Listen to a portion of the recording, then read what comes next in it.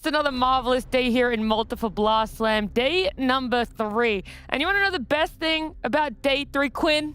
What's that? It's that it's the last day of our best of ones. Oh, the rubber meeting the road. Yeah, it is going to start looking that way because teams, no one's looked in, right? No one has yet decided whether they're going to be skipping that play-in phase, going straight to playoffs. No one's looked in the last chance survival best of 3 either. So there is still a lot of movement to go on, but more best of ones on the horizon. That's the real fun here. It is the fun, and I think, much to my chagrin, Tundra appears to just be, it's absurd. They just can't lose. They cannot lose at this tournament, and they're in pole position for the first, but it's not guaranteed. There's still matches to be played, and my hopes are on an upset because them continuing to get first is just a little disappointing to me. True. They technically have lost. They did lose one game. One game. On Beastmaster, the toilet can hero of the tournament. Well, look, we can talk about that in a little bit because I want to refresh everyone's minds on just what happened for our day number 2 best of ones. He got the raw onto Kez. Kez in trouble. Jikoy managing to turn around Perry, and Raptors dance. He lives, and he'll slice down Crystallis. He's gonna get surrounded, but FBZ doesn't want him. He knows that the Beastmaster can be dealt with. Gonna go for the jump on Zayas. And blow him up, but can they get out? There's the Dream calling onto the 3 of them.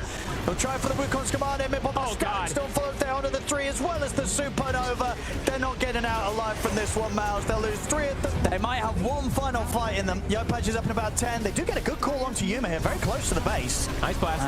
Oh, that's a big arena and blaster in onto the 3 of them. My goodness, Whisper blows them up. Arme's going to try and stand his ground with the BKB. Chase Skeeter out of the fight. Jump forward for nothing to say, but Maori's got the BKB ready to pop as well. There's the jump onto the Penguins. Amar catches both Xnova and Arme in the epi, and Maori's ready to come in with the right clicks to... Things just didn't go well now. This is the greatest Ravage steering chains into a 5-hero Ravage. This is the best possible chance Vic is gonna get to take these heroes down. But Chrysalis is too damn strong. Kill for the Space Slug. On this kill, and the Sapphire does manage to get it. Stun goes out. Another arena. Beautiful spear, knocking down the 2 of them. Dragonite and Timbersaw both stunned, chained into the splitter. Look at all just pathetic, man. They go in, they go after the Mars here. Instant pulverize on the Dragonite. Oh my god, he died fast, man. He died instantly. Ame is doing way too much damage. Second round of pulverize on a collapse. Ame is getting him 3 hits on everybody. I mean, this fight was over from the moment. Now McKay's got the buyback available. He'll use it. Wants to get back over towards the fight. And he'll TP over here to help out Nisha and Ace. He's in on top of Amar. Ace will get his arena down to control the 2 of them. Amar caught by the stun from Nisha. They'll bring Amar down. Crit to fall. The buyback coming in there from Liquid as the tier 4s fall. Liquid get the catch onto Crit. It's going to be GG. It's over. It's called. Liquid will take the game.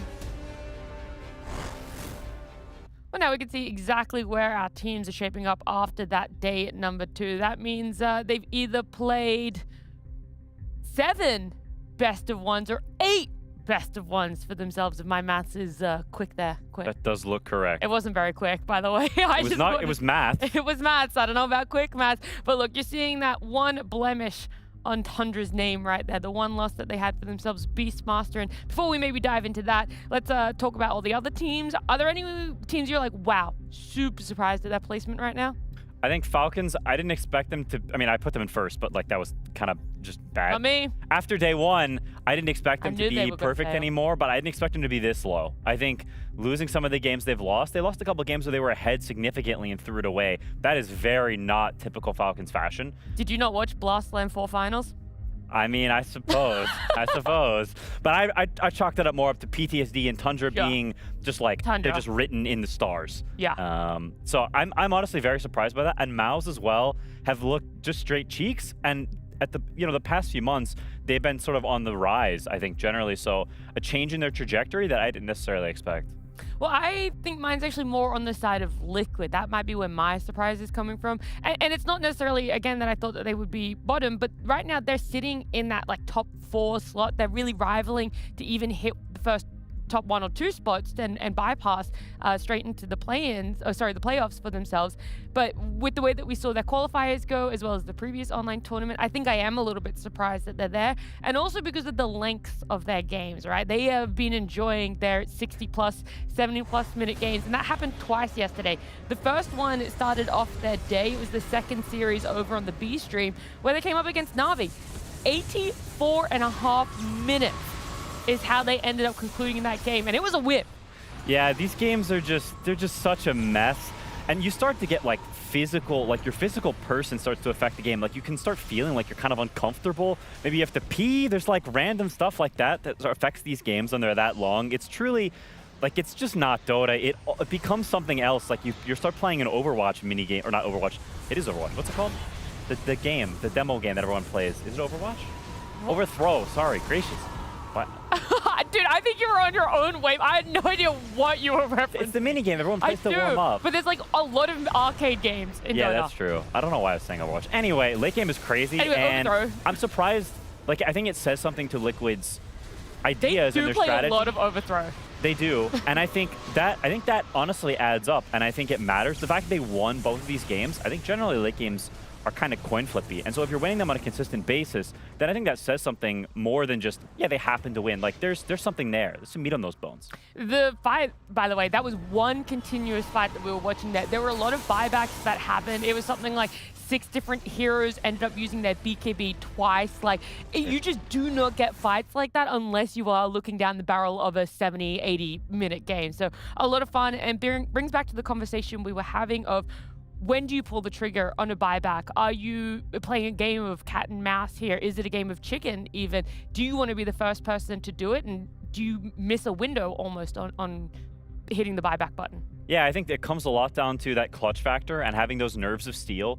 I think a lot of fear comes into play in the later games. You don't want to be the one who's at fault. You want to look silly or bad as your team dies and you're sitting there with your buyback ready to go. And so I think it's important that does feel bad. Oh my goodness. Yes, it does. You don't want to be the dude. People do like toxic tips too. They like tip the guy who's not at the fight, you know, right. to like that has like the buyback you. still. Yeah, exactly. So I think a lot of that comes down to how confident you are in yourself and your ideas, and going down that stretch, just believing in yourself. And I think some teams and players will be better than that at others. Yeah, and Liquid doing it against Na'Vi, I think great use of not only buybacks, but obviously a draft for themselves there.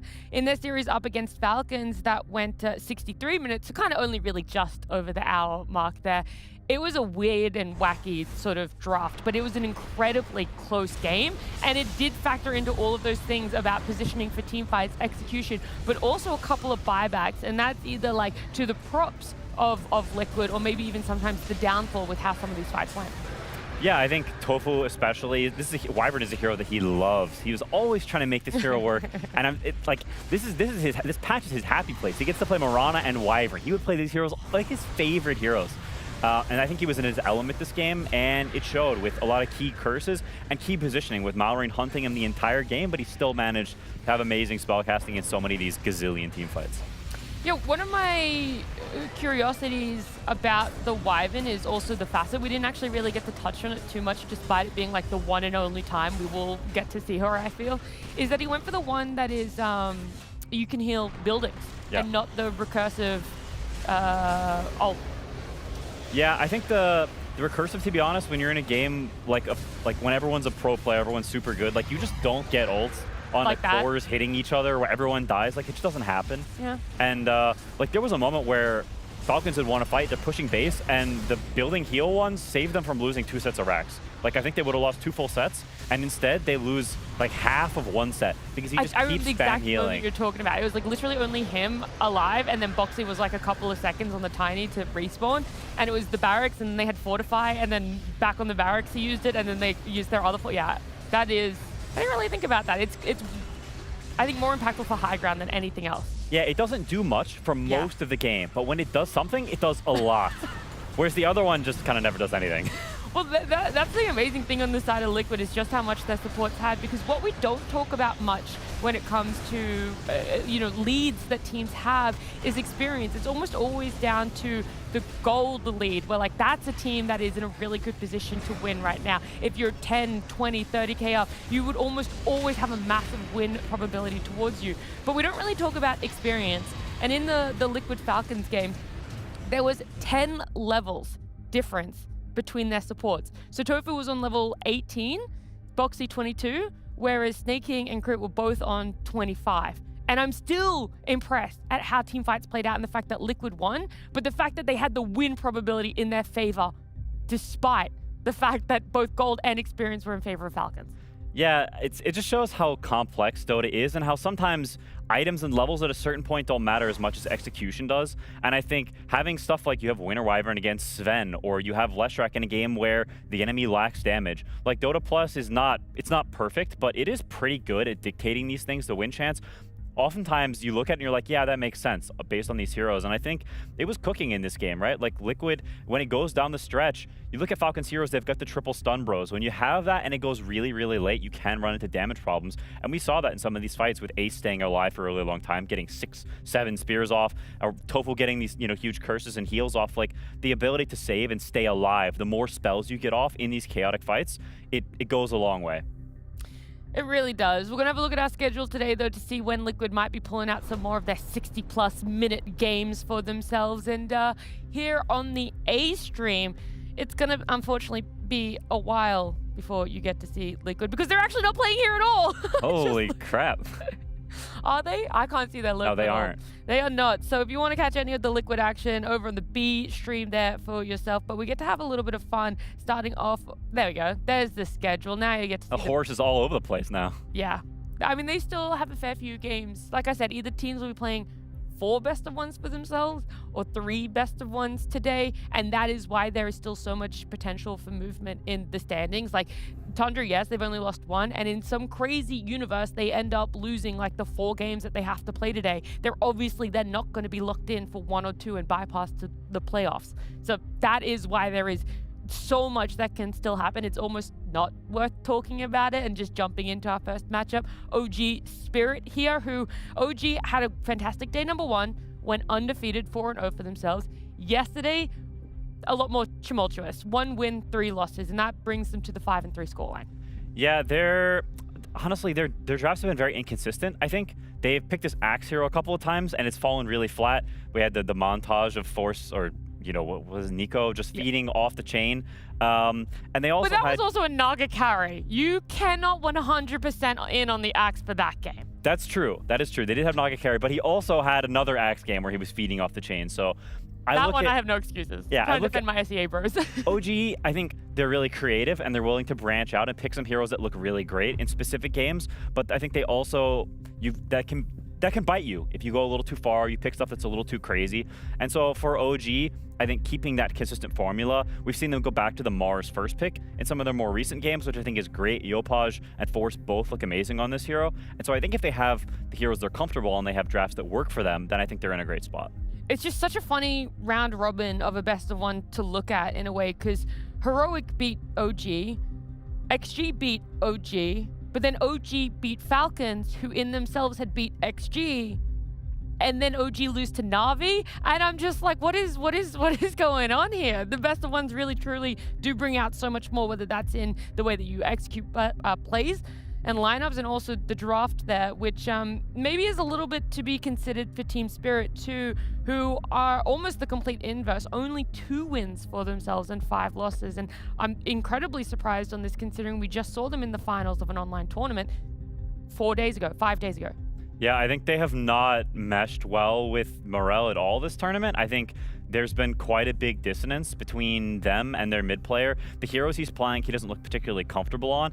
And they've also, similar to OG, I think in some of these games been drafting in a very uncharacteristic way for themselves. When I think about Spirit, I think about team fights, I think about scaling, and I think about draft cohesion between their own heroes. I think some teams like counterpicking the enemy, and some teams like picking for themselves. And I think Spirit is the poster child for, we're going to pick for ourselves, we're going to pick heroes that work well together. And this is their most recent game. They lost to Xtreme. You look at their heroes, they've got Razor, Dragonite, Ursa cores. It's all triple right-clicking guys that get heavily countered by Shivas, they get heavily countered by being able to kite and by team fight. And you look at Xtreme, they've got really easy execution. They've got great team fight and great scaling. This game was relatively even. It was kind of back and forth for a while. And at some point, it hits 40 minutes. And Spirit just can't win anymore. And when I think of Spirit, that's the complete opposite of the way they normally draft and play. And strikes me as like, there's clearly some identity crises or something really weird going on because this is very uncharacteristic. I got the answer. You want it? Yes. They picked Largo. That frog has not been doing well. He's been licking, but he's not been winning. Do you know, because I know that you were looking at some numbers earlier, do you actually know his win rate? I don't know the number. I mean, it's like it's not a whole number, or it is a whole number, but it's not like whatever the heck. It's no 0 at the end. I imagine he's like 3-10 or something. He is 5-10, so only 3%. Okay, it's better than I expected. Yeah, but like there's that caveat that we've always spoken about is, did Largo win the game or was he just in a game that won? Yeah, there's definitely some instances of that. It's also hard to gauge because he's a hero that so much of his impact is you don't really notice it. Like the Croak of Genius is a spell you never will notice. The ult is kind of like casually healing people and giving them armor. You don't really notice that. Even the stun that's dropping on the ground, it's kind of faint and like hard to actually see it.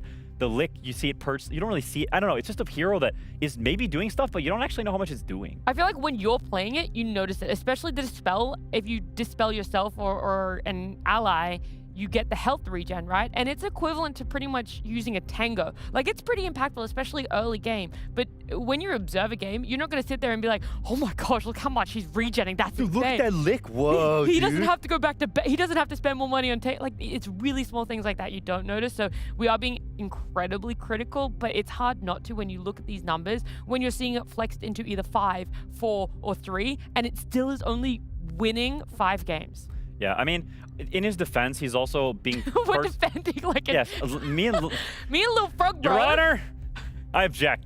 No, I think Largo is a bit sus, but he's also a first-pick hero in a lot of these games. And first-pick heroes, while they'll have lower win rates than heroes that are picked later, there's a reason for that, right? They're being picked first, they're being countered more. If we saw last-pick Largo in every game, I think this hero would have a very different win rate. And so I think you have to give heroes that are first pick consistently slightly more leniency in terms of the win rate. It's a hero that is a flex, like you said. And so first pick and a flex, there's some value there outside of we're not just picking him because he's a great game for him. Yeah, the people that I have been noticing play this off-lane Largo, of course, a lot of people have been trying it, but Collapse is one of them, right? He was actually the first that we got to see at Blast Lane playing it for off-lane Largo.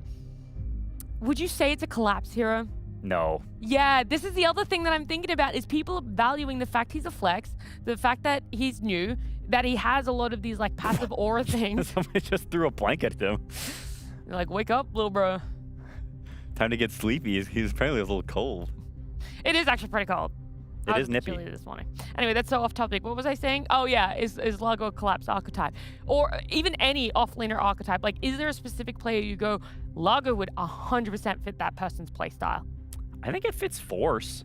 Ooh. I think he's a player who likes buying auras. I think he likes being tanky. He likes getting in there, and he also plays sort of unorthodox heroes. I think one of his best heroes is Darkseer, right? It's the aura buying, run in, blob sort of chaos. You don't really fully see the impact hero. I think Largo is a similar theme, and I could see Largo be a lot better for OG than it is for Spirit. Okay, well, we'll see just how contested, if at all, Largo is going to be, because our first best of one for day number 3 is ready.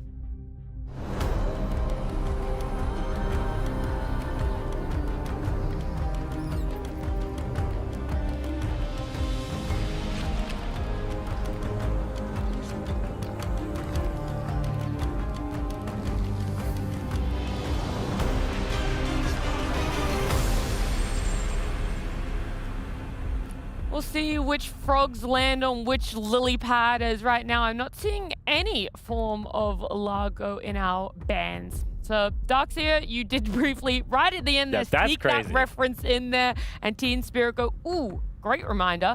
Gonna ban that one out. Brewmaster, I almost called him Brew Spirit.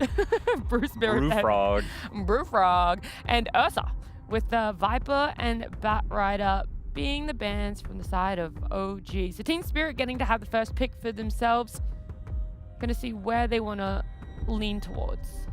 Yeah, the Darkseer ban is interesting. I mean, the Brew ban as well. We've seen this hero losing quite a bit recently. It is an okay win rate, but I think these are very much heroes that they just don't want to pick that much, and they have the luxury of being on first pick that they're just going to say we're going to ban heroes that you play, not so much that are even super broken right now or that everyone prioritizes, but we think they're good for you, and we're not interested in picking them, so we'll just ban them now so we don't have to worry about them later. The Ursa's some weird Spirit PTSD hero, though. No. Other people are doing it too. The first phase Ursa ban? Yeah. No one here is consistently a Spirit, but other teams are. Interesting. I don't necessarily understand or agree with it, but same. Fair enough. Same. I'm in the same camp as you.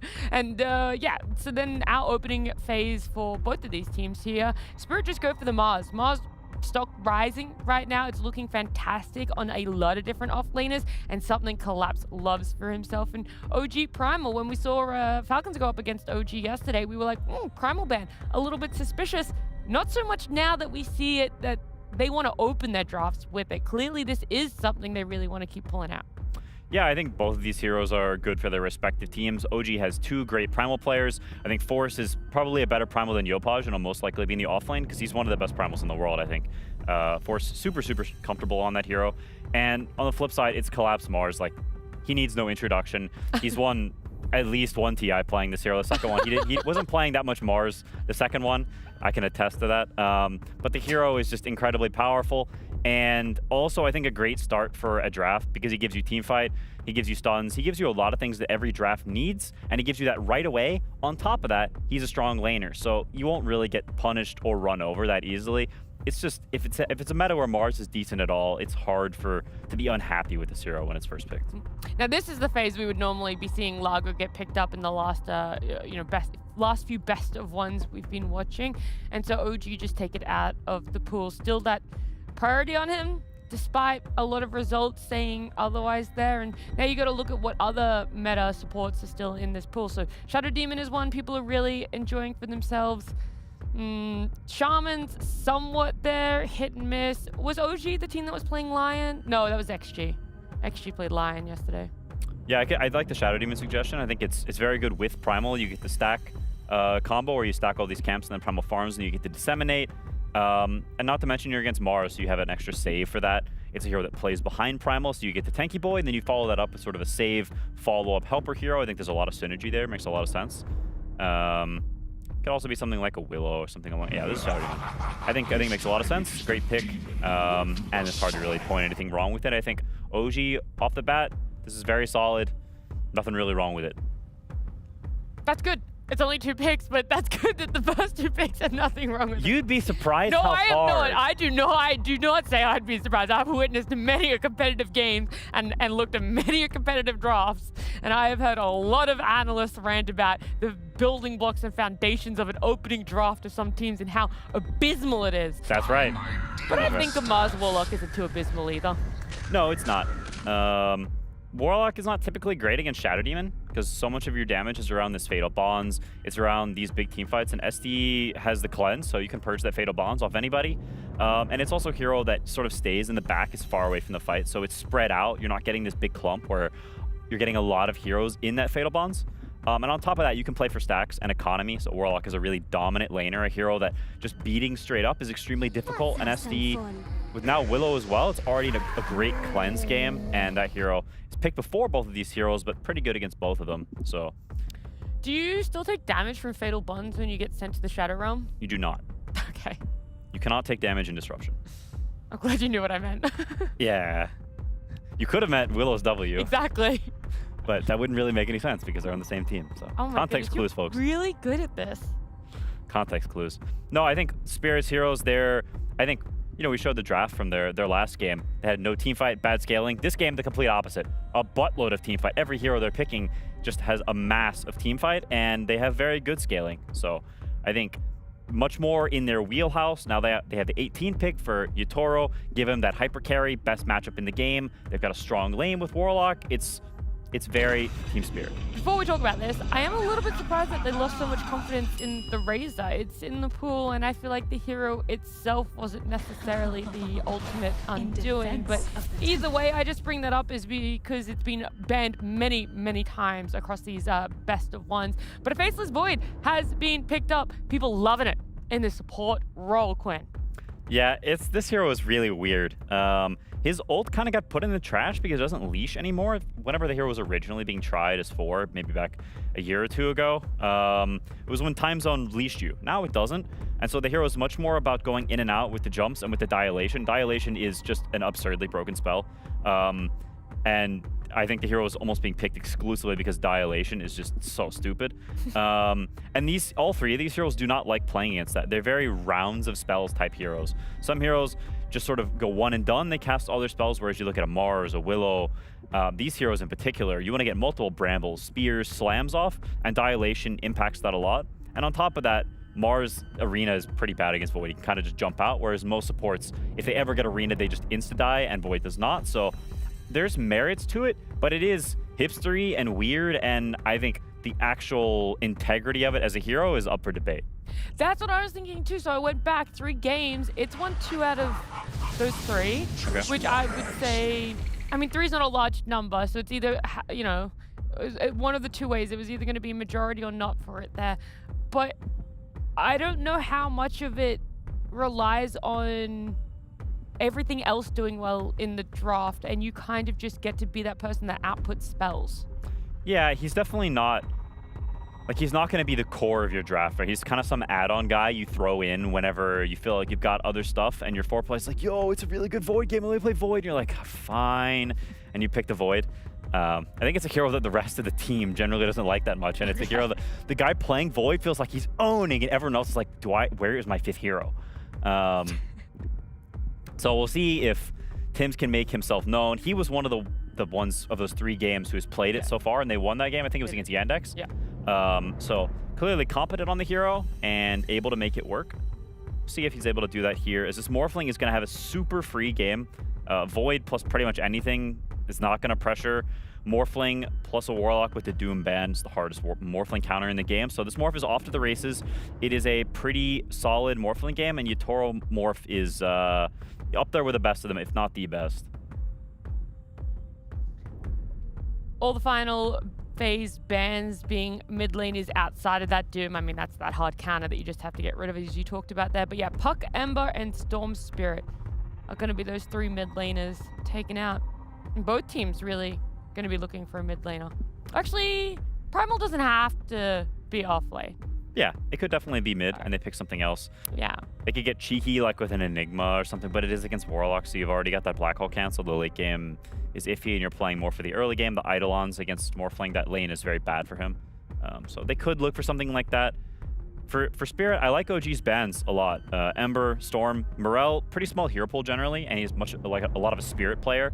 So starting, well, I mean, literally and figuratively. So banning these 2 heroes, I think, is a great path. I think they both would have been good options for them. And I'm curious to see what Spirit goes for, because I think Morel will probably look best on the Coddle. Quap is another, it's a sort of a classic of him, but it is very bad against Void. Very, very bad against Void. Dilation is like, it ends this hero, and you cannot kill Void. He doesn't care about the dagger spam because he can just jump away in these fights. So it's not a hero that interacts with him particularly well. Not to mention Shadow Demon, you've got the Demonic Cleanse. TA is also pretty good against Queen generally, so it's a lot of it is shutting down this Primal, right? They have 2 lanes that are very happy against the Primal, so OG has to pick their poison. Where do they want to send the Sacrificial Lamb, and what hero do they want to prioritize here as having a better game? They have plenty of time to think about it. OG kind of just ran through their draft. They knew exactly what they wanted to do prior to this. And if you were in this position, Quinn, and it's your call, do you play the Primal up against the Queen of Pain, or do you go, I'm sorry, but this offlaner needs to sack it, and I need to be able to pick something that really is 100% going to win the Queen of Pain match? Well, I'm horrible at Primal Beast, so I'd probably say my offlaner should play it. Well, I was trying to factor that out of it, but... Oh my god, you are playing! Oh, That's crazy! it's me! Oh my god! Guys, I'm bad at Primal. Pick me Void Spirit. Quinn Callahan verbatim in 2026. I mean, okay, Void Spirit versus Quap is a really skill-based matchup because it becomes the stupid dagger dodging minigame. Because the animation on Dissimulate is is pretty long. And Dagger, so what ends up being is Quap is standing there pump faking Dagger the whole lane, and you're pump faking Dissimulate the whole lane. And if you don't dodge them, then you get owned. But if you do dodge them, then you're pretty good against Quap. As you know, dodging daggers is such a large part. I can't speak today. Such a large part of Queen of Pain's toolkit. they can run into damage problems. You've got Void Spirit, Faceless Void, and Primal Beast. These heroes can be kited, and magic resistance and survivability are very good against these heroes. So if OG falls behind a little bit, they can most certainly run into damage problems. I think the ultimate question that we really need to be asking is Natsumi TA or Yatoro Morph? I think if we're going off this tournament, I'm putting my money on Natsumi TA. I think this guy has been cooking. It's a very good TA game. He will not die in this game unless he messes up in some horrible way. Like it's very free.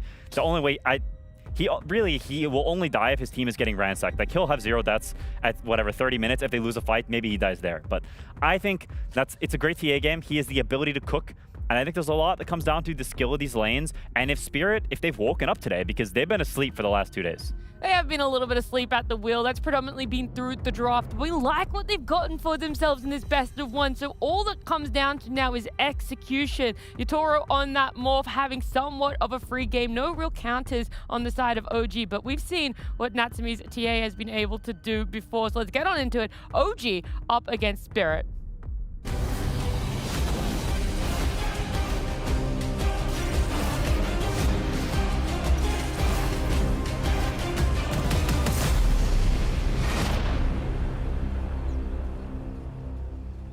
Hello, ladies and gentlemen. It's time to get in the action here between Team Spirit and OG.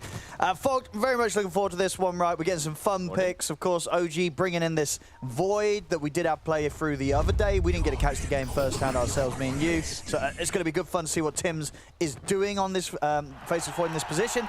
And then on Spirit's side of things, you know, you were saying it to me during the draft. You know, they've got Yatoro and Morph. Overall, it looks like a pretty good Morph game. You know, I guess on the same side for OG, they've got Natsumi on a TA. It looks like a pretty good TA game. So it's one of those games where these carries, they're going to go hard. Yeah, I was thinking, I'm looking, man, it's a really good morph game. Then I'm looking more at the TA, I'm like, man, it's also still a really good TA game. So, like Quinn said, based off of the history, at least from this tournament, and maybe across all of, like, history, you could say the morphling, right? Yatoro's looks incredible because you get to morph into TA, you have versus limited stuns, blah, blah, blah. But from what we've seen this tournament, at least, this TA is an insane hero. I actually was looking at the stats. This hero has 46 KDA. 46. Like, yeah, that's pretty crazy. It's like yet to die. At 2 games, Natsumi, a fair contributor to that, right? We have one of his games was like 20-something and 1. He had a crazy TA game. Yeah, so, I mean, it was 27-1, I believe it was, and then the next game was like 9-0 by Got the Juice. So the hero has died like once across 2 games, has 30-something kills, so it's definitely absurd. And the thing about TA is, too, it's just a more like oppressive hero. Morph, he needs his timings of items, and those sometimes can get stalled and just never happen, right? You want your BKB, usually it's like Vlad's, Manta, Butterfly, or Vlad's, Manta, BKB, Butterfly, or something along this type of origin. While TA always gets her items, it feels like. It's almost impossible to shut this hero down. So yeah, we're gonna have to see how the lanes end up going, because I do think that Spirit, overall, with the way that they set up their lanes this game, they wanted to at least have a lot more team fight. Because some of the games, they did have a bit lackluster team fight. This one, it's a ton of team fight and a ton of counter initiation. Yeah, I guess one thing, you know, looking at the safe lane of Spirit, right? It's you know, it's pretty much the dream safe lane in the sense that, you know, Yatoro on his morph is backed up by a Warlock that's going to be constantly able to keep him safe, keep him healed up. But it is a lane that I imagine is not necessarily going to shut down Nico, right? Which is one of the methods we did see teams use against OG to defeat them, right? They were completely crushed Nico in the early game. But this time around, while Spirit can have a super nice safe lane for the morph, they're not really going to shut down Nico, are they? No, absolutely not. That's, I mean, every time you pick Warlock, you're pretty much accepting we're going to trade farm, right? You can either pull versus it, you can usually just lane versus it as well, too. So Tim's going toe-to-toe with Pantho. Not really winning the trade because Shadow Word, and he just takes the continuous damage, and the Time Walk barely removes any, but at least trying to contest and not let him contest the pull in between the waves. And mid, I don't know. I'm not sure how this matchup is going to go. Like Quinn was saying, it's a pretty skill-based matchup. And both players aren't having the best time overall, I would say. They're both struggling a bit in terms of like laning, a bit in terms of mid-game too, so. Yeah, we'll see. I would think Yopaj should be able to come out on top. Like, you know, the animation's that little bit nicer on the Void Spirit. As Quinn was saying, obviously you do have the potential down the line to go for the Dissimulate if necessary. At the moment, Morel's just got the 1 point in dagger, so maybe it'll depend on sort of how many dagger points he goes. You know, to how much Yopaj wants to focus on, you know, having the Dissimulate ready to dodge the daggers.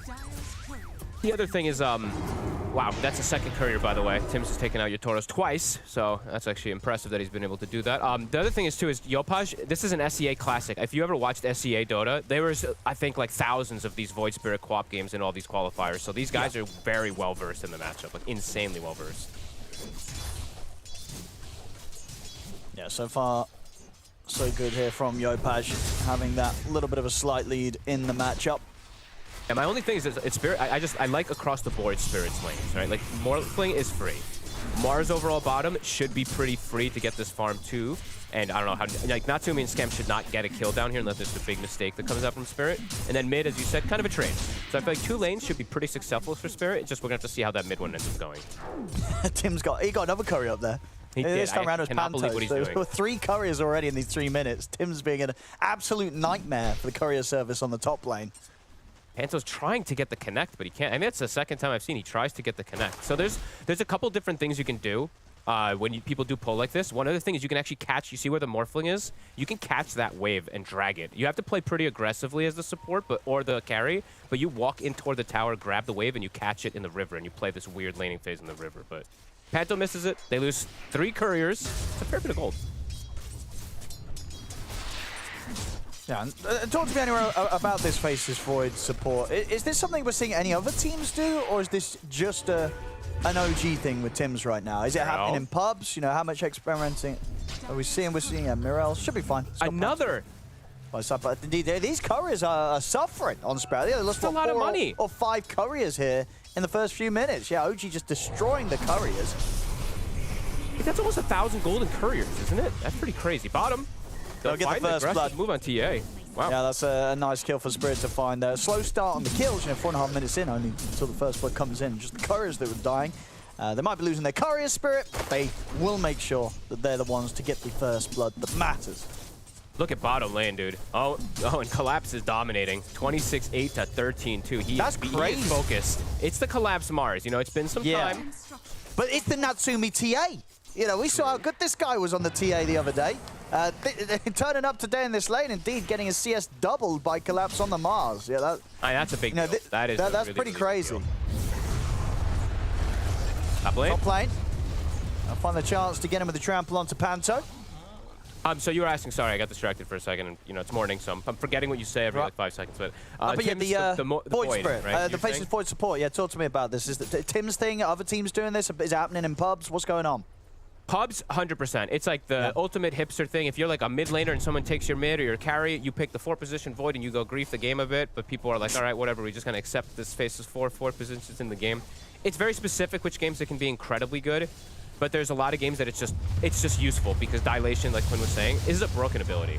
Just conceptually, what it can do. Bottom lane, Scam is going down. Another kill to be found here that Collapse is getting involved in. Honestly, I feel this sort of early to mid game is really going to be stepping into looking at both of the off lanes, right? Collapse is having a good time on the other side of the map. Nico's also having a good time, and we know how much Nico can do when he doesn't get shut down in the early game, which of course has not been the case here. They've not shut down this Primal Beast at all. Both of these off laners have the potential to really set the tempo for each of their teams. Absolutely. I would just say that for Collapse, like it's a bit difficult sometimes when you're playing like Shadow Demon to save people inside the Mars Arena when he's playing with Bloodsport. Same thing with Void to contribute. While on the other side, I feel like they have a lot of answers for Primal Beast. It was his first pick. They have the Warlock. You know, they're going to have the Golem to stop the grab, even through BKB in most situations. Spear, Fear. I feel like they did counter-pick this Primal pretty hard in terms of counter-initiation. While the Mars, it looks a bit freer.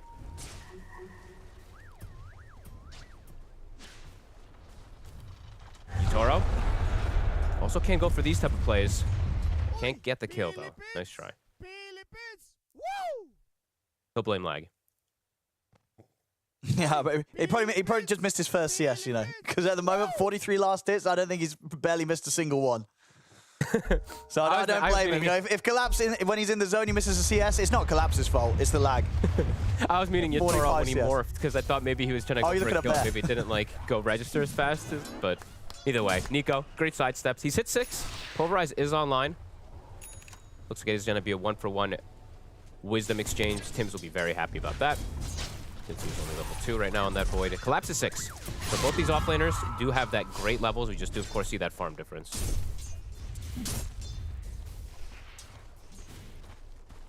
Man, I'm really looking forward to, you know, they call me Bond, Fatal Bond in this game, because I'm looking at a lot of AoE. If he gets a big connection in this game with Sonic Wave, with like, could be pretty tremendous if they can get these angles from Panto. Go.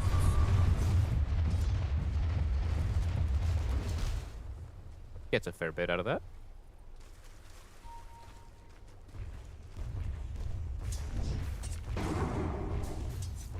Punch. Gonna get a little bit aggressive. He wants another courier. Yeah, they see these couriers, OG. They go straight for him. What is going on? I think that's why they have the top lead. Oh, they get the setup. They get the catch. Nico does it very nicely there from across the tree line. Catches Yatoro completely by surprise. He was not ready for that one bit. Patience. He was literally waiting there for I don't know how long, how many seconds, and he did get pretty much. He actually got both neutral items that you dream for as a primal beast. If you're looking to be aggressive, he got Kobold Cup with Quicken, so that movement speed. It's pretty insane how much it gives you with Trample. We'll be doing an insane amount of damage, and now look at that net worth on Nico. We have said, you mentioned it even, like a lot of teams approach shutting down Nico because this guy, he's a menace. On him. Team Spirit want to go aggressive. TPs will be coming in. Collapse going straight for Scam. Disruption's going to buy some safety here, though, for Scam. He's still going to get taken down as the disruption comes to an end. Now, can Team Spirit get out of it? Yopaj jumps in with the step over towards Rue. They'll take both supports in return for just losing the one of their own there. OG will take that all day. That's an arena. It's just a Shadow Demon that dies, and they get great trade kills. I have to keep watching top too. Like Yatoro has to be quicker to get that shift off versus this primal beast. Nico is just waiting in the tree lines for an opportunity. I mean, they're bringing him back up to maybe try and make a play, but I don't know if can they kill him? It's pretty beefy. I mean, Rude doesn't have the point in the stun. And well, they missed the bramble, so Nico, he'll just be able to stomp away. Willow can be pretty good versus Primal, especially nowadays. We mentioned the other day how the 15 talent got moved, but yeah, we'll have to see if Rue's able to land these spells, because that one, pretty big whiff. Now we're seeing, I mean, Morel now struggling quite a bit. Look at that net worth difference just from the rotation. Yopaj goes bottom, gets a double kill, and now the Quap in an awkward spot. And I just feel with Quap, this could happen with this hero. You know, if you do start a fall behind early, it can be very hard to get back into the game. Especially versus faces Void Owen. Yep, you're going to have a lot of issues. Panto, he's going to be dead. Yopaj picks up the kill. And it's just, you know, you can sort of see going forward how much Yopaj is going to be able to achieve moving up and down the map. Whereas on the side of Spirit from Morel, it's just going to be so much more difficult to match the impact of the Void Spirit at this stage. Now you're this far behind. And the Void Spirit, if he does have a good time, right, he's going to be very tanky in this game too. So in terms of going in and out in the early game, some limited lockdown. If he gets speared, arena'd full comboed with like a Golem or a Willow spells, yeah, sure. But they might have to commit quite a lot, and he could just get saved. So this is a big problem, I would say. Yopaj having the Spirit Vessel, their versus Morphling, he can set tempo very fast.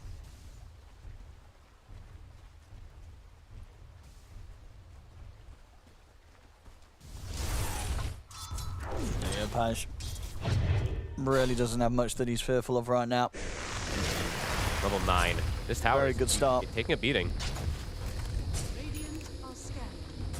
Looks like Morel is just more content with hitting jungle creeps for now, rather than even like showing up to mid, stalling the wave. He wants to give his support levels, which I don't blame him, because Rue was only level 4. He is now 6. But OG's getting a ton out of this map. 2K lead, sure, some of its couriers, but the presence they're having. Even Nico just still occupying top lane. He almost has his blink on this primal beast.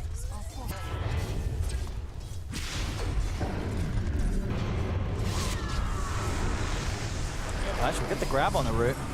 He's thinking about going back in to finish off the job, but collapses here. So yeah, he'll step back. Doesn't want to go in and doesn't even need to. Scams is able to pop through anyway with the damage coming in from the Shadow Demon. Did you see Yopaj got stuck in that tree? Did you see that? They were pinging him. They're like, wait a minute, and he's stuck. But he gets himself out. Scam all in the meantime, by the way, too. They've just been stacking like crazy. So OG, in terms of aggression, amazing. He's got he's got this stack as well. Moves. And look at these stacks. They're juicy. Oh, find out next time. He's got it. He hit it at the right time. And it's not a gigantic ancient stack, so it should make it. Let's have a look. Indeed. Oh yeah, there we go. Yeah. So who's getting these? The TA? Or the Primal? Oh yeah, give it to Tierra. Primal's I think Primal's got his items. Yeah, he's got if he his was blink. struggling, you give it to him. He's not, though. Here goes Nico, ready with the blink man, reveal. They'll go straight for it. Get the jump on the Warlock. Panto not a chance. And they get, oh, another courier. Timsy just killed Yatoro's courier again. And Yatoro, wait My for goodness. I would hate to be a courier on Spirit right now. See if they can catch Yatoro. Drag back. He's able to turn into the void and time walk away himself. They'll look towards Yopaj, but he say Yopaj is beefy. He's just going to go for the TP out, but the spear is there. Collapse. Let's just stop to the TP. Yopaj, he's out of options. Nowhere else to run, nowhere else to jump. Everything on cooldown. They'll finally be able to take that Void Spirit down. Saving Private Yatoro. Everyone TPs. He's like, help! 3 people immediately rally to the top lane to protect the boy. We'll be able to survive. A big kill. Slowing down Yopaj's momentum, honestly, is pretty big this game. Getting Morel online as well, too. He is going that build me and you were talking about that we like to at least see from the Queen of Pains. The Kaya Sans Treads is what it's looking like. A bit of a quiet start, though, for him. 1-0, just hitting the creeps. Not looking to rotate with Sonic Waves. And yeah, Natsumi, as we said, it's very hard to not let a TA get her items. So this is pretty much the Deso going to be done. Yeah, this is crazy. These Harrison and Networth over that morph. Yeah, and we know what Natsumi does. We've seen it. Yeah. On his TA. And we should mention, too, right? This could be a game where he can go Blink Shard and be very aggressive. It's a phenomenal Shard game for his Quad Morphling. I'm gonna try with the setup here with the Yules. I'll drop the Golem. It's just enough. Yeah, God's Rebuke comes in. They get the kill, but at the same time, Nico, he's able to kill off Yadoro. And that was completely solo. I mean, that's a problem, man. Yeah, that's a concern. If you know, Spirit have Yatoro dying like that. Oh my God. Whilst on the other side, you know, you look at Natsumi, he's getting all these ancient stacks fed to him. There's going to be quite the difference in farming these two. We're seeing it already, about nearly 2k difference between Natsumi and Yatoro. Yatoro, he can't afford to get caught like that. Which team was it the other day, that yesterday, that we were casting that just it was Heroic, right? Yeah, it was Heroic that did it for. Okay, OG's draft also was pretty unplayable that game, but that was the Nagas. To be fair, yeah, shutting down Nico, it definitely seems big. Like, this guy does so much, even with so little. This is sure he has a decent amount this game, but my goodness, that top first play that he got in the morph is massive, and now he's snowballing. Yeah, doing it again. Yep, he's looking for another. They got the scan connection. They're in the area, and there's no golem, so there's no way to stop it. Yatoro. I mean, this is a bit close for tier 2. Yeah, immediate TPs. They can't go for that kill. Yatoro will be fine this time.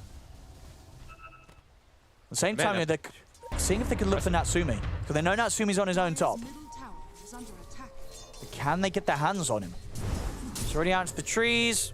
Goes away with the TP. They will not catch him either. That was an perhaps opportunity, but yeah, heads up play. He was able to distance himself. They have good vision around the area top. Playing with TA is always just nice, right? You're playing with ward vision, but then there's always these traps that give you a lot of information. And they can just go Roche. They sure because, can. I mean, that's always up. It's got to be a consideration, right, for OG. It depends how scared they are of, like, a team fight coming at them. But Golem's still on cooldown anyway for Spirit. And especially if they can take Collapse out, that's going to heavily limit the chance of Team Spirit interrupting any objectives that OG want to look for. So they'll look to chase Collapse. Get the spear, push back, goes for the TP. He is out. Play. Buying time. Spirit's draft is honestly going to be a lot about. I feel like we've said this so many times whenever Yatoro plays Morphling, right? Buy time. Wait till he gets these 2 items and hope he can do his Yatoro thing. It's usually that Manta Butterfly. I mean, Nico's sort of got his sights set for him again. You know, constantly sort of knows the area of the map that Yatoro's going to be wanting to play in. This time he's going to bump into a couple of them. And they will start chasing straight back towards Nico. Can they punish? You've got 4 heroes of Spirit heading down here. They want to try and push for the fight around OG's tier 1. See if OG turn up for the defense. Collapse. You get the Yule setup, Scam. Be able to momentarily hold him back here with a disruption. Gives Nico the chance to charge away, but the arena is up. Nico will try and hold his ground with the ult, grabbing Collapse in position. But the Golem's down, the spear connects. Nico, he's dead. If they can get anything in return, OG Natsumi trying to push forward, but he gets caught by the fear. Excellent fear coming in there to control Natsumi. And now with the jump forward, looking over towards Tim's, this fight, it's Spirits. And they get the double kill for Morel. Very nicely done. Rue coming in clutch there with a huge fear to ensure that Natsumi couldn't get anything done in that fight. Collapse coming in really close. Just the aggression. They saw Nico, they poke him, they try to stop that blink dagger, and I think they do the fatal bonds as well for a second that they clipped on him, and then, yeah, collapse. Great play, great connection. The golem used a little late, but ends up working out anyway, since Natsumi did walk right into it. He did go for the blink. They're caught back up. That Morphling now in a happy spot. Still behind the TA, but now they've slowed down the TA, and that Morph is going to be pretty much having the Manta done. So at least does have a initial protection tool versus the limited stuns. Oh, Yopaj back in action. He'll take that. Finds Panto out alone. Oh, and Morel, okay. So a little bit of a pivot, just the Kaya. No Kaya Sanj, Kaya and then Aghanim's. He did get quite a bit in that last fight, right? Does have these 3 kills now, so maybe because he got boosted so far toward it. Did accelerate it. Yeah, I like it. I like it. Ags is always crazy good, especially when you have the fatal bonds, right? If you get kind of fatal bonds and the mass daggers just going out, it could get pretty nasty. Yeah, as long as they can, I mean, they can cause quite a bit of chaos inside of their fights, and chaos is exactly what you want when you're a Morphling, right? If they can just make mess happen around you, you're gonna be able to clean fights up. Natsumi finds an amp damage. Likely just will get this Roach for free. Ults are about to be ready, though. No Golem, though. OG's being a little careful about this. Understandably so, as you say, with the fact that the ults would be there for Spirit, but as it seems, Spirit, they're not making any quick moves over towards the Roshan pit, so Natsumi shouldn't have too many difficulties finishing this one off. I think they're content with farming on 3 cores. You know, it's like you accept the fact that you're going to lose the Roach and you get net with it. And they're going to look for Tims. They get him in the combo. Tims is gone. Nico in return, though, gets the grab on towards Morale. They lose the co-op for that one. Not a trade there that Spirit's going to be too happy with, yet that, you know, committing to kill this support, face this void, but losing their mid. Right after he was getting some momentum. That hurts. Hurts quite a lot. Although he gets the kill, that Aghanim is now going to be delayed a little bit more. Collapse Gong Pipe. So it looks like he wants to reduce the damage rather than being that blink initiator. I guess he just wants to... They're a team of counter initiation for the most part in Spirit, so looking to kind of continue that theme.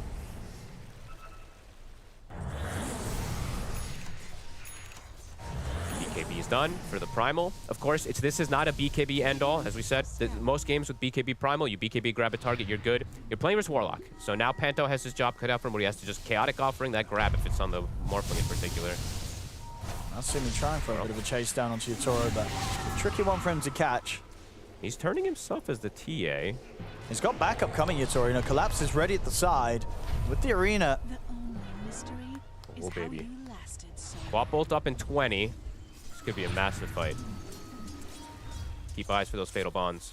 Yeah, OG smoke up. They know that the Spirit's going to be around here. They're trying to sort of surround OG. That's the Morph wearing off.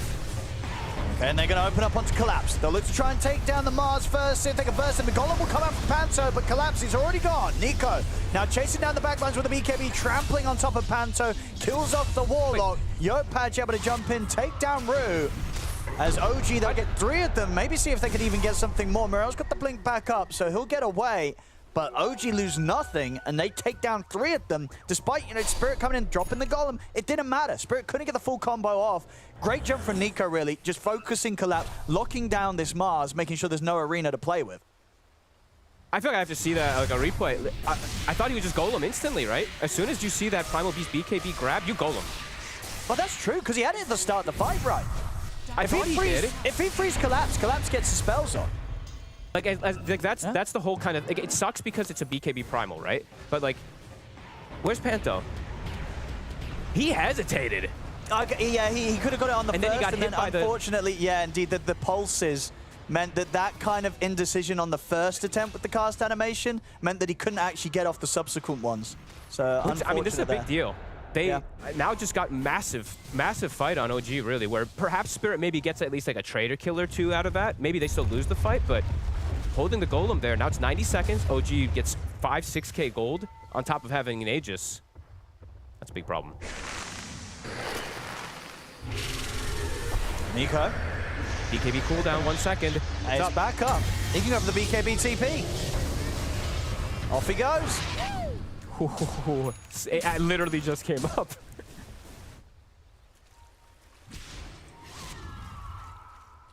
7K lead now for OG.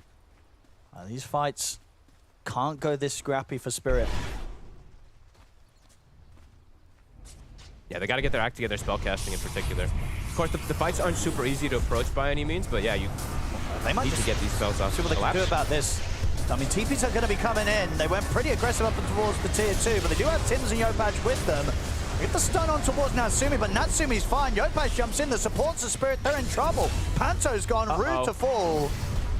These moves from Spirit, they're not clean enough, and OG's punishing them every time. They nearly find Morel. In fact, they will. He jump up to the high ground. Yopaj is able to kill him off as well. Collapse in trouble, surrounded. As the Yules comes to an end, OG here, the full 5-man lineup just diving the tier 3, killing off Collapse. Spirit, they might have made a few too many mistakes. You can't afford to make mistakes against OG. They will make you suffer. They really will. And on top of all this, you see, like they're like, oh, we got Natsumi under the tier 2, but Scam is massive. Scam just pops Demonic Cleanse. It's a, you know, we didn't really mention it earlier, but it's a godly Demonic Cleanse game versus the double supports. And then he's got Greaves, so extra healing, and then the whole team connects, so... Uh-oh, Spirit. Now it really, truly is. Okay, Yatoro. It's all on you, baby. It really is. I mean, they with their approach, right, I think, you know, that sort of straight-up strategy of, hey, let's focus more on keeping our carry safe in the safe lane, rather than shutting down the off lane.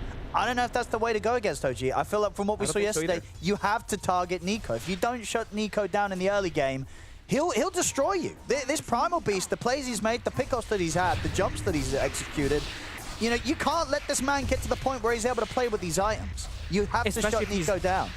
Especially, Owen, we have to say it too, if he's going to be laning with a 4 Faceless Void, which is like, you're going to lose the lane, you can't let him do this kind of stuff. So, very impressive from the side of OG and Spirit. I mean, it's a 10K lead. Started to get pretty limited movements that they could do on the map. The co-op is going to be overtaken by the Shadow Demon in a second. Map is shrinking very quickly for Yatoro. And the items, you know, they're starting to get these other counters as well too. You know, we mentioned the Vessel from very early on. Natsumi, I don't know if he actually did buy the shard. He skipped it, which is pretty cool. It's a very good shard game, but doesn't want to buy it. And then the Shivas for the Primal is going to come out soon. So not doing BKB Refresher Rush. Shivas is so good versus Morphling and the rest, so. And Yopaj is doing I love this build. I've been seeing this one more and more throughout the high pubs.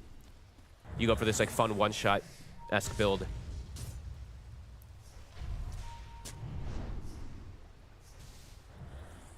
All right, Butterfly done. So Yatoro, this is their timing. Yeah, I mean, it has to be right. If this fight doesn't go well for Spirit, might be the beginning of the end. Okay, I feel like Panto should consume this Black Grimoire too. It's sitting at 7 stacks and he's level 11, so at least get the level 2 Golem online, but he is holding it still. So they can catch Yopaj. Yopaj? He has used the Manta, sent the illusions out to push the lane. He's out. Even though that vulnerability is there, yeah, still able to make sure he's out with the Astral Steps, so they can't punish that. Yeah, and he reveals, so he knows that they're very likely multi-hero smoked right there, so we'll be able to back himself away.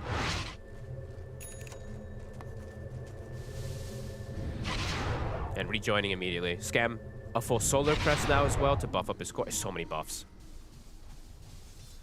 Yeah, he's massive. High level as well, level 14. Yeah. Not always that you see this. I love Shadow Demon. I think I've said this to you so many times. Like Shadow Demon plus these saving heroes just feel still to be incredibly strong in the right hands. Scam, so far, very, very good execution on the Shadow Demon with all his stacks too. I actually don't even know how many he has this game, but I want to say over 10. Bottom. The wraparound. They get eyes on the 2 supports of Team Spirit. We can see Yopaj jump straight away towards Panto. Panto is likely to go down. He's not really going to get to do anything here in this fight. They've just got to try and get the rest of them out of his Spirit.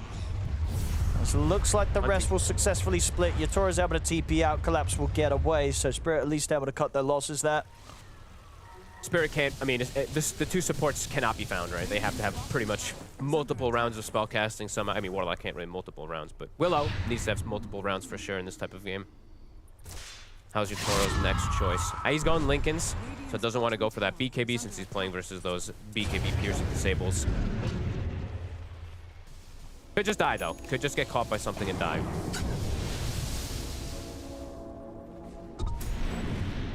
As to be. I mean, honestly, Yatoro has to play this pretty much flawless in order to bring this one back, it feels like.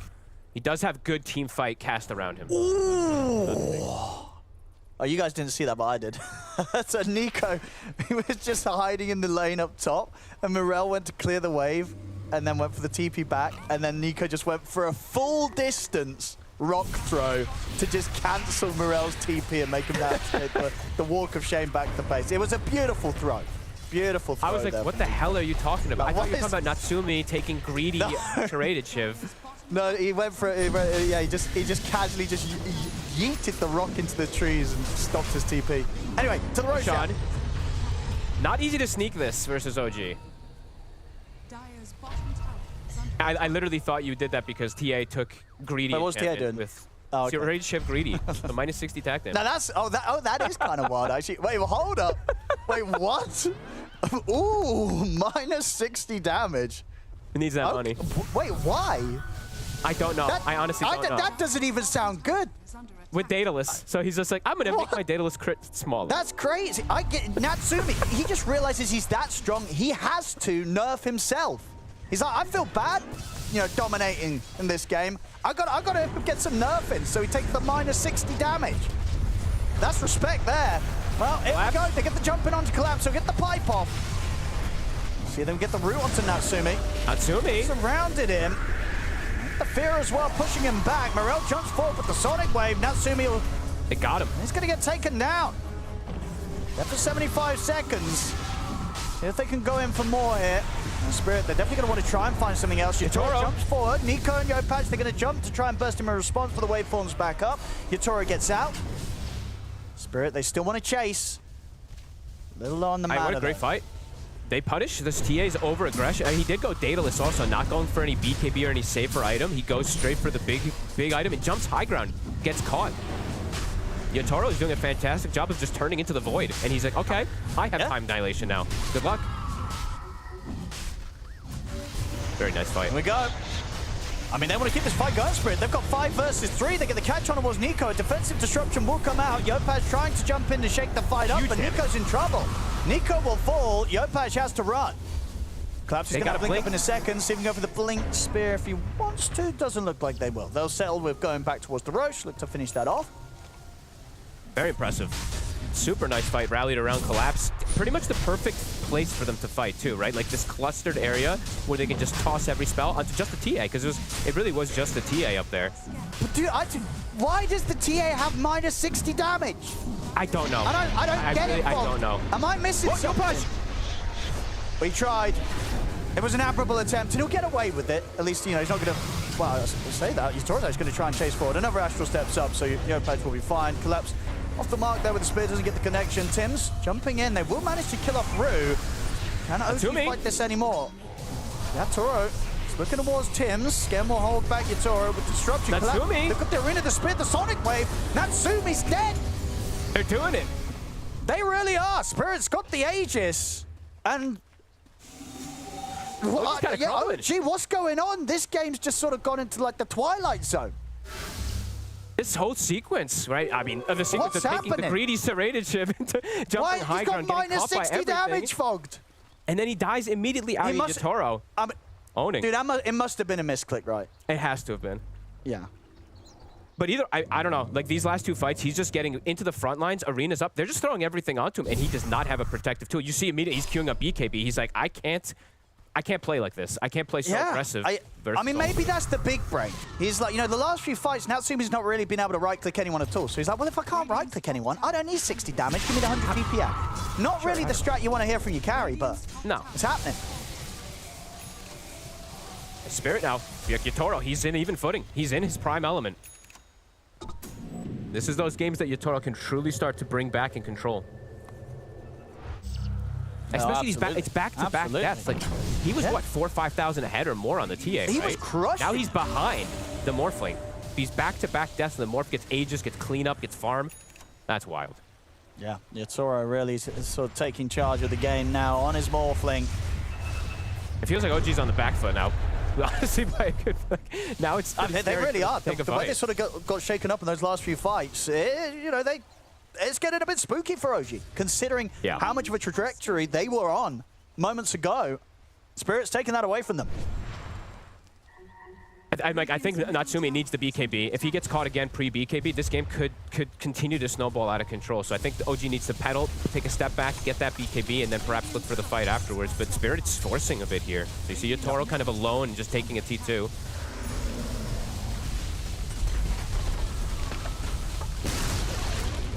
Impressive stuff. And Collapse now has a Lotus as well. So they have extra ways to protect. They have ways to remove dilations. They're getting what they need, the tools they need to be able to counter.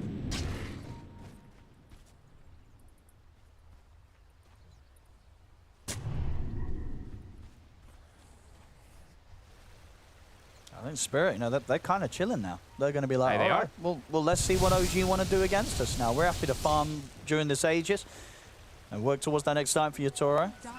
Go for a tier 2 here and there, but I think, you know, Yotaro, he's chilling right now. He's like, you know what, we don't need to do anything crazy. You know, this game's in my hands now.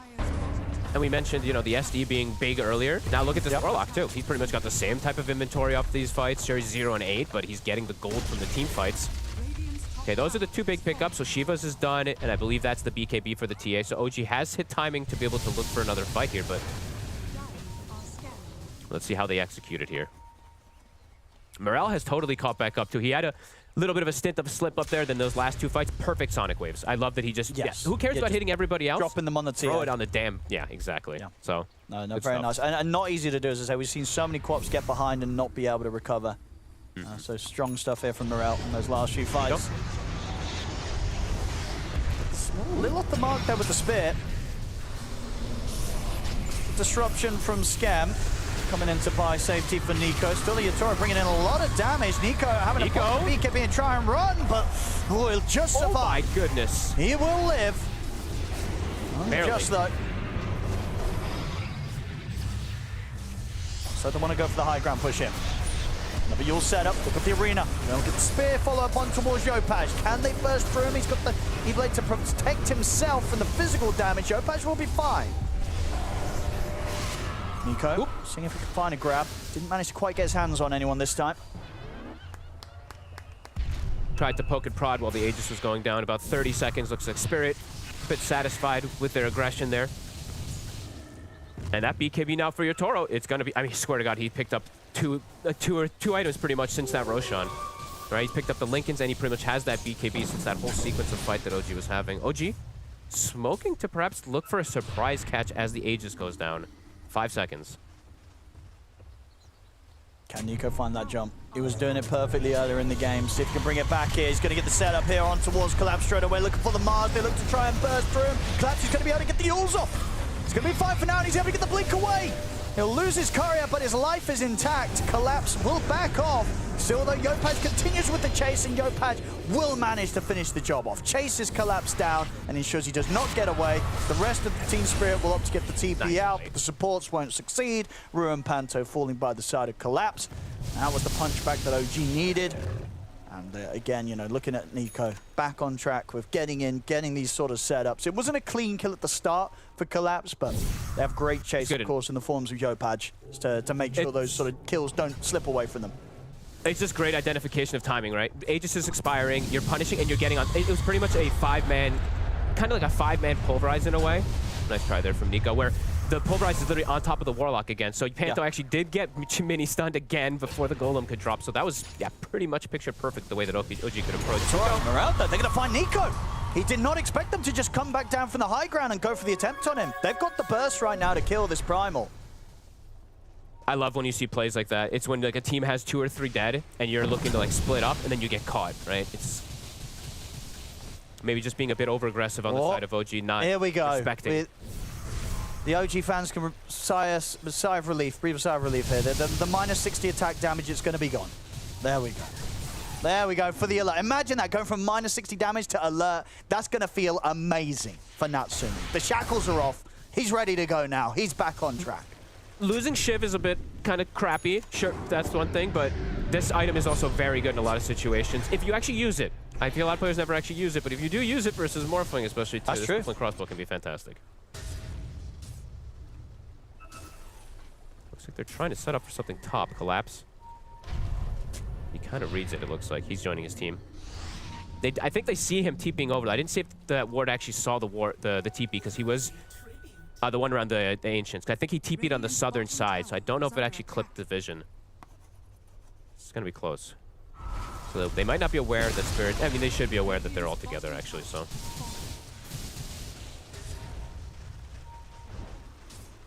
This game, even footing.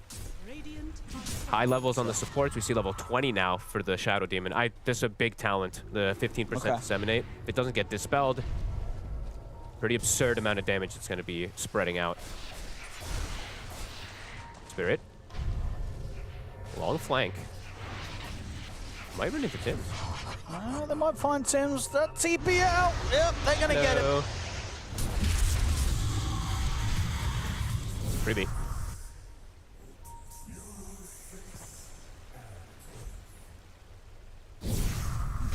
What did Yatoro get? Yatoro also, by the way, we didn't talk about his neutral item, which we really should have, because he dormant Kurio'd the tier 4. Oh, that's always a big win. How much longer does this last? I actually don't even know how much idle Skriok usually lasts, but either way, now it lasts 6.5 seconds because it's unleashed, so 30% of... So it's 5 seconds usually, right? It's 5, yeah. Yeah, 5 to 6.5, yeah. Honestly, it's pretty strong, and he did get the crude one too, so I mean, this is definitely things to be watching for. The evasion, slow resistance, etc. Definitely could be a factor versus the TA. Radiant are scanning. Also having one on the Mars, as we see there. This is, I mean, this is a really good item. If you actually can remember to use it. Actually, most people kind of forget to use it, but... It happens. There's a lot going on.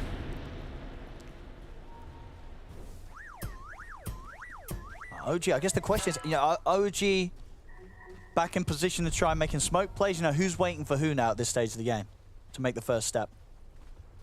It's difficult to really say because of the counter initiation factor from Spirit. If OG can get information of backline, then they can go for a fight, but it's just hard because this Warlock always has the potential to get the stop. Same thing for the Willow. And playing into Morphing with Linken's is not just easy to, right, just jump a target by any means. I think it's hard to say, because OG, like, if they do want to initiate, for sure, but it's just so much counter-initiation on Spirit.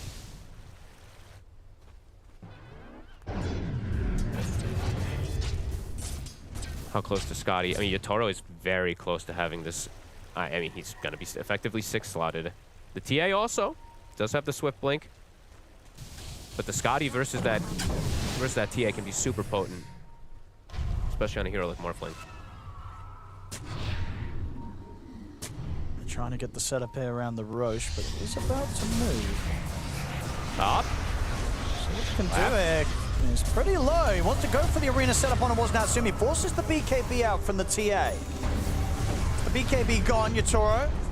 Trying to jump in at the side of the fight. Pushing OG back, Morel. With the blink looking for Yopaj, but Astral Steps are still at the ready. There's an amplified damage rune outside the Roche, and obviously they know in Natsumi, his BKB's on cooldown. Little awkward. No BKB, but also no arena on collapse. It's true. Let's see how they look to approach this. The amp damage, they definitely, I would say, they want to be able to rally around Yatoro, but it can get dispelled. Sure. But he could just take down this Roche pretty quickly, right, with the amp damage morph. Oh, it's Scam in the front line. So they want to go for the fight first. They get the silence on Yopaj. Quickly able to take it off with the Manta. Jump out. That's Morel's BKB coming out pretty early. See, over to the side. They'll try for the grab here, but the spear comes through straight away to Nico. Nico's just getting destroyed by Yatoro. That's Nico gone. Scam will be able to glimmer and run away.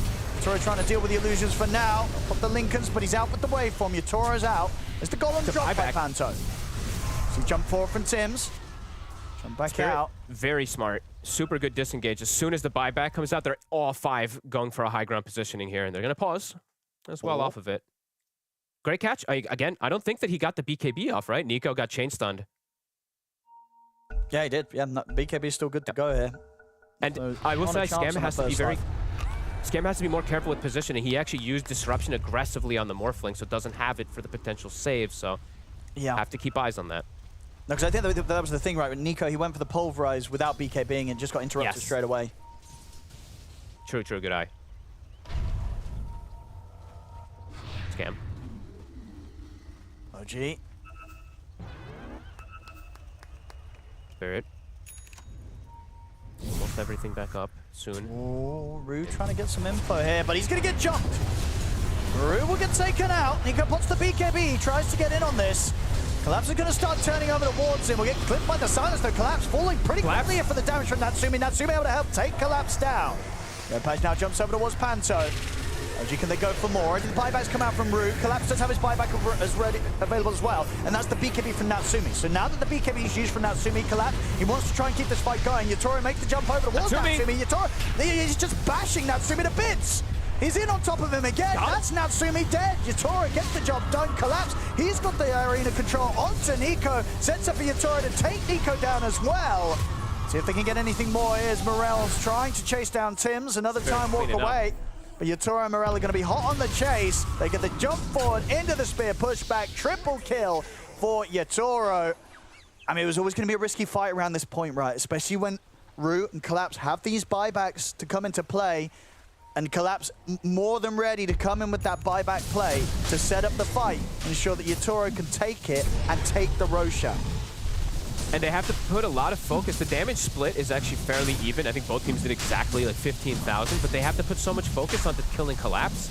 They use a lot of spells onto him, and the Morph is just free reigning. Yatoro is literally doing whatever the hell he damn pleases. He just stuck on Natsumi. You said it, right? Turned into him, bashed him 4 times, just chased him into the river.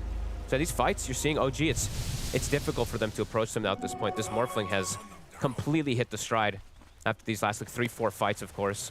Also bought the shard right before the fight, if I'm not mistaken, too, so just in case of things. I mean, they could go for the base push here, see what they get out. I think so. Of OG, because obviously OG don't want to use the buybacks. They don't have the luxury of buyback, of course, when Nico's still on, still dead for 40 seconds. And Natsumi with 20 seconds to go, he's not going to want to use his buyback either. So damage to be done into the base of OG. Yatoro. Look at him go. His Morphling.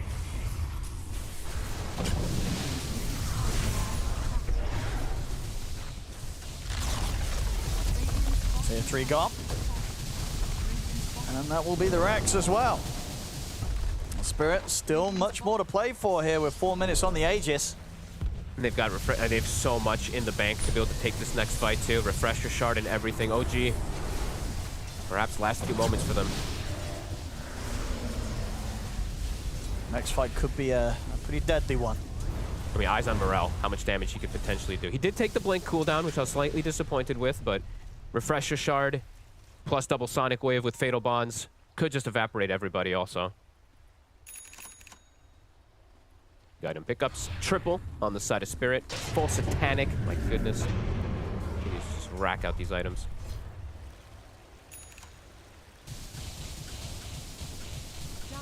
I've got the Lincolns on Tim, so maybe some extra sort of way that he can save Nico or Natsumi in these team fights.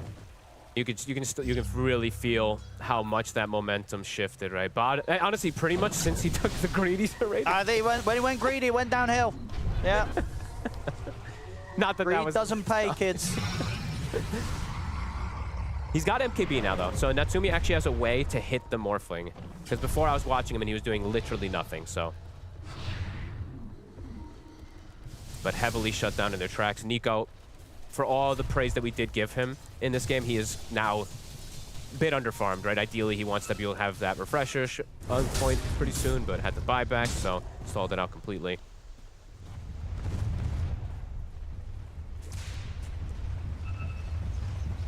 Ready to come down the mid lane here, Team Spirit. Toro, 2 minutes left on the Aegis.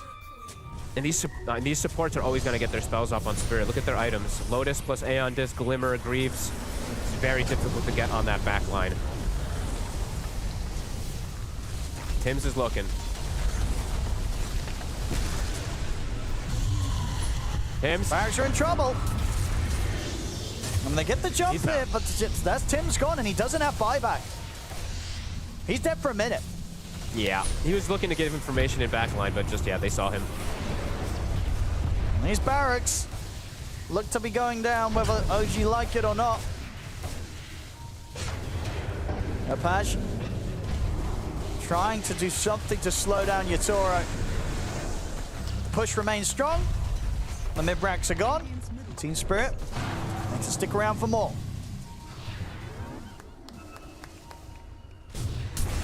Oh, it's a good spear push back collapse. He gets the setup. That's Natsumi dead and gone for 100 seconds. Nico has to bail back to the fountain. But immediate jump there from Collapse. That might just be the game, and indeed it will. They don't have to buybacks. The game is over. GG is called. Team Spirit will take this game against OG. Yep, Tip Yotaro, right?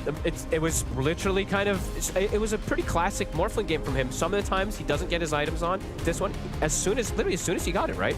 Butterfly comes online, they destroy 3-4 fights in a row. After OG was having a very good sequence of things, Spirit. They were. I think, you know, if anything, that's going to make this one pretty painful for OG, right? I think they'll look back and say there's definitely moments where this game could have, and maybe should have been theirs fault. Yeah, well, tough one there for OG, but Spirit smiles all around. They take the victory. Spirit will take the game. It was a much-needed victory for Spirit, not just when it comes to the scoreboards, but I think a little bit of morale as well. And to be able to bounce back in a game like that, ooh, you're gonna be feeling good, Quinn. Winning games where you're behind always feels the best. You've snatching victory from the jaws of defeat I could not get my words. Snatching victory from the jaws of defeat just feels extra special.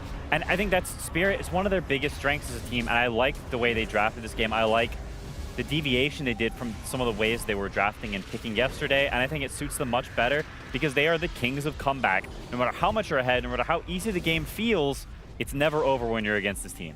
That's the spark that we thought they might have lost, right? That is so reminiscent for Spirit years gone by. And, you know, there's been 2 changes for themselves right now. In Blast Slam, of course, LOL, just taking a little bit of a leave of absence right now and having just a replacement, by no means leaving the team permanently. But you do have two big change-ups for themselves in the last few months. And so you wonder, is that spark still there? Well, they proved us wrong in this game for sure. And OG kicking themselves, everything was going so well for themselves. And as much as maybe Owen and Fogt were joking about that misclick for the greedy enchantment for the side of Natsumi, obviously that wasn't the main thing that undid it, but it was very coincidental how the fights then played out afterwards. Yeah, I mean, I think it definitely was a misclick, and I think it also had a pretty substantial impact. Like, I think it genuinely can't be understated. Suddenly you're minus 60 damage, and on top of that, you're minus another enchantment you could have had. So you could, it's maybe you're minus 60 damage and 30 attack speed. Like, that adds up quite a bit. That's a big item. Especially when you playing the way Natsumi was, there were a lot of times we saw him blinking into these engagements. And when you're in this mindset of you do have that extra 60, you know just how much damage you can dish out. So when you blink in, you're not doing that damage. All of a sudden, you're not blowing up a support. You're not blowing up one of the heroes and you have the numbers advantage. It's, oh, they still have all of their spells that they can use on me. No, that's a great point. I think it definitely messes with your feel, and he's played who knows how many TA games, hundreds, too many, if not over 1,000 TA games. And all of that feel is completely shot because you're right, you look at your items, you've played so many games, your muscle memory is that this guy's gonna die. And you see it in those fights, he blinks in a little too deep, he feeds 2 kills that are really, really bad, and the game snowballs off of that. And maybe, like you said, if he has that extra damage, it makes the difference there. And I think not just that greedy item decision, but item decisions in general across this game, both for OG and for Spirit, mattered quite a bit. So this was it. What minute mark was this? This was 27 minutes. Yeah. So that was and like you're stuck with like leaning over the desk. You can't get rid of it. No, like, you can't. It's just you're just locked. For that time, minus 60 damage. You better just enjoy farming, I guess, or doing something. Anything that isn't running into Team Spirit, which is what they eventually did. But you talked about it when you have a certain feel, it's muscle memory, right? Any small thing, whether it's patch or whether it's enchantment, changes a hero. It skews a lot of things off. But there's one hero you love to the absolute nines that you have played so many games of, Void Spirit. You love this hero so much. I love him. And Yopaj did not know what he was doing this game on him. I'll be completely honest. I don't think this item build is very good. From the eyes of a Void Spirit connoisseur. That's right. I have the most Void Spirit games professionally. And I would believe that. So I know my stuff. And he's going for Manta, and he's also skipped the Shard, and on top of that, he's gone for the 2-4-4 skill build. I think Void Spirit, since the universal damage nerfs, buying stat items and actually trying to right-click is not super feasible. And so, in my opinion, you don't want to go for the Shard. You want to have your Q What is max. the Shard? Sorry? The Shard is the Q, like, doesn't proc on camps. It just sits there and lasers them. So you can actually just put it on camps and farm with them. He did amazing in the lane. He beat the co-op pretty hard. And I think for the duration of that early game was having considerably higher impact. But I think you could see the fall off at some point, going for this Manta, going for this E-Blade, compared to, I think, an alternate build of something like the Shard with Octarine into Shivas and playing off of that tanking, being the anti-morphling and allowing you to get more of these Qs off with the reduced cooldown. And being that disruptive force in fights, I think is a way that this hero much prefers to play. And during this time period as well, where you're talking about Void is having a lot of impact, that's where we're questioning the Queen of Pain a little bit. Why was this Spirit's last pick? What did they see we didn't? And on top of that, the item build, again, is what you kind of have to mention there. Yeah, I think it was a little peculiar in for both of them in the item builds. I think the Ags rush this game on Queen of Pain doesn't make a ton of sense against Void. Again, you might want to reminder what the Ags does. Yeah, the Ags is the AoE dagger. It's the spam dagger build. Generally, you would do it in games against melee heroes or sort of heroes that don't have a great way to dispel the daggers. You can keep spam AoE daggering them and dealing them massive damage. I think that's the best build you can do in games that it's good. But in this game, he's playing against Void Spirit, can dodge it. TA can dodge it. And not on top of that, it's multiple dispels. So a bit of a surprising choice. I think it pays off considerably later in the game, which Spirit eventually gets to. But you could see the weight, I think, that was tied to in the early game. Do you think it could have been more to do with maybe the supports, like seeing elements of having that AoE daggers against the supports, or the fact that the Primal, considering how good Nico was doing for himself in that early game? This Primal Beast was a lot to be reckoned with. Yeah, Nico was definitely, he was cooking earlier stages in the game. As he's got some clips where he's kind of just running around killing everyone. And I think OGs, their early pressure was amazing, but I think part of it, the calculations may have been the Fatal Bonds. You've got this Queen of Pain Fatal Bonds combo. It's a lot of AoE damage. And also when you think about like what else he could buy, it's one of those games where because of the Faceless Void, it's not that easy to really buy anything because buying Dispels on Queen is just sad. And so maybe he's just committing to the bit saying, I'm going to buy this Ags, and it's going to scale later, even though right now it's going to feel a little awkward. Yeah, look at this. The fact that OG just had no reservations in being near a tier 3 like that during the game, to see them walk away with a loss, it just almost feels like the maths is not mathing by any means. Like, it's just, Primal did a lot. Yopaj obviously had a great start shutting down the Queen of Pain too, and then you have that one misclick, whether it was the end or be, there were a lot of different factors, but heartbreak for OG and big props for Spirit. Like we said, not only in scores did they need this win for themselves, they were only on 2 wins before this one, but morale as well. I think it's just like the team needed it. No, I totally agree. And I think it goes to show this Faceless Void hero why not a lot of teams are going for it. I think when you itemize well against it, and they also picked this Morphling in response to it. When you see those two heroes, you don't really think too much of it. But Yatoro, every single fight, is stealing the Void, and he's just playing Faceless Void, which is a broken 6-slotted hero, and he gets to play it for free with the farming and the laning abilities that Morphling has. That goes a really long way. And on top of that, you know, you see Collapse, he goes for Yules into Pipe this game. That's not a typical Mars build, but they're adjusting to the fact they're playing against time dilation. Every single one of the heroes buys a Dispel at some point, and then you end up at this 35, 40 minute mark and onwards, you're -1 hero. This Void doesn't do anything, literally nothing, genuinely. He doesn't exist. Not only as a hero, but it's like his items, he's building boots and then he's kind of just rushing Lincolns for himself. And that is the last thing you want your support to be rushing, because now you're down things like a Glimmer or a Force Staff or a Yules yourself when you think about how expensive a Lincoln's is. And it's like, there's so many other supporting items that Faceless Void could have had for himself. So it is one of those things that the draft really came together for Spirit, but on top of that, they played beautifully. Over on the B stream, they had a little bit of fun too, and we don't normally touch too much on the B stream, but this was something I could not let go untalked about at all. Yeah, of course, it is MOUZ up against Falcons. It's probably going to be a Husker in there no matter what, banned or picked up, and MOUZ opened the draft with that Husker there, and what you aren't really seeing right now is who ends up playing it. It's Celery. They move it to a position 5 Husker after an Ancient Apparition is picked up by the side of Falcons.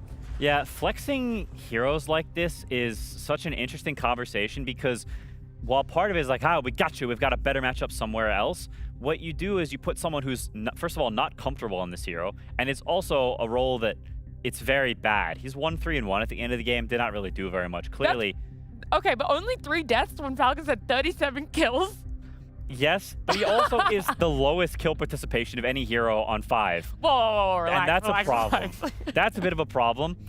funnily enough, there was a period in time where Seller was practicing 5 Huskar to just play it normally whenever I was playing with him. So it was a different time. He was hoping there would be some potential flex between you and him if you guys opened with a Huskar. No, I think he just wanted to play Huskar.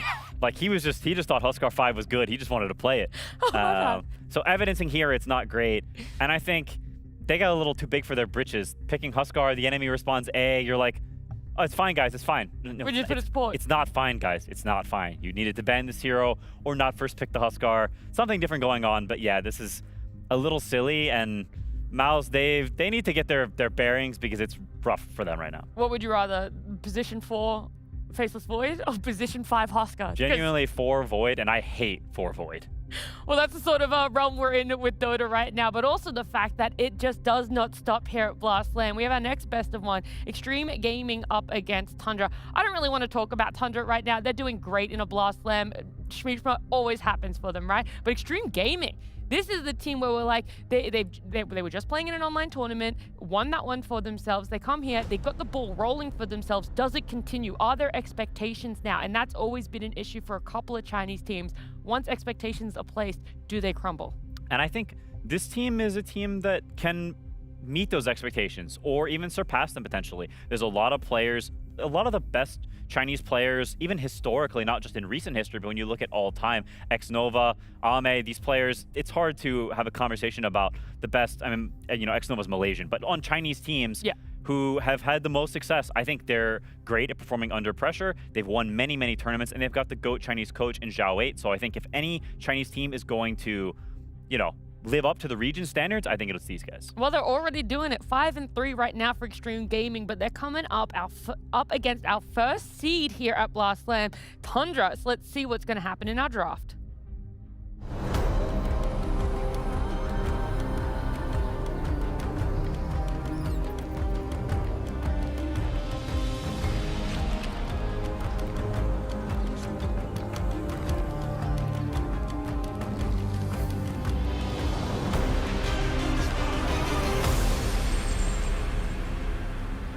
Well, if I can give free advice to anyone, and trust me, I like to do it a lot. This one, though, I think has resonated with a lot of people. Take out the Invoker. Let's go! And they do it. They actually did it before I even said it. And I have to say, what is up with teams just letting Tundra get it?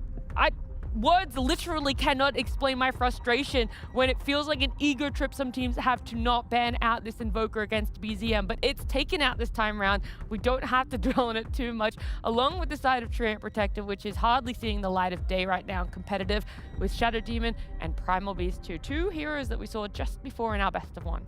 Yeah, and those are heroes that Xtreme plays very, very well, so super logical bans. I think everything makes sense across the board. The MOUZ as well. It's not a hero we see first phase banned a ton, but it's a hero that 33 will never ever play, and X6S is one of the best MOUZs in the world, so makes a lot of sense. On the flip side, XG now with Bat and Shaman bans, I think both teams very much going down the line of we're banning stuff that you really like and we're not big fans of, which is, I think, generally a pretty good school of thought on bans. MOUZ is really popping off this event, I would say. It was one of those ones that people kind of looked at it for day one. They're like, oh, maybe toe in the line, but it's extremely popular and doing really well for itself too. A similar sort of hero is Shadow Fiend. Pure has already played 2 games on this Shadow Fiend, actually 3 now, I believe it is. And he does that, what is it, the mix of magic and physical damage? Yeah, Kayasha blink into like Silver Edge Daedalus. It's so crazy. Yeah, it's weird, but it's cool. I like it. It fits his style, and we mentioned it the other day, but I think it fits playing with 33. Every team that this guy's on will always be all about him, and when you're playing with him, whether you're playing carry, mid, or any other role, you got to make space because this guy's farming. So I think playing this sort of almost mid style from the safe lane and getting more involved in those fights, I think it makes a lot of sense. And it also fits Pure's, you know, sort of pseudo hipster playstyle.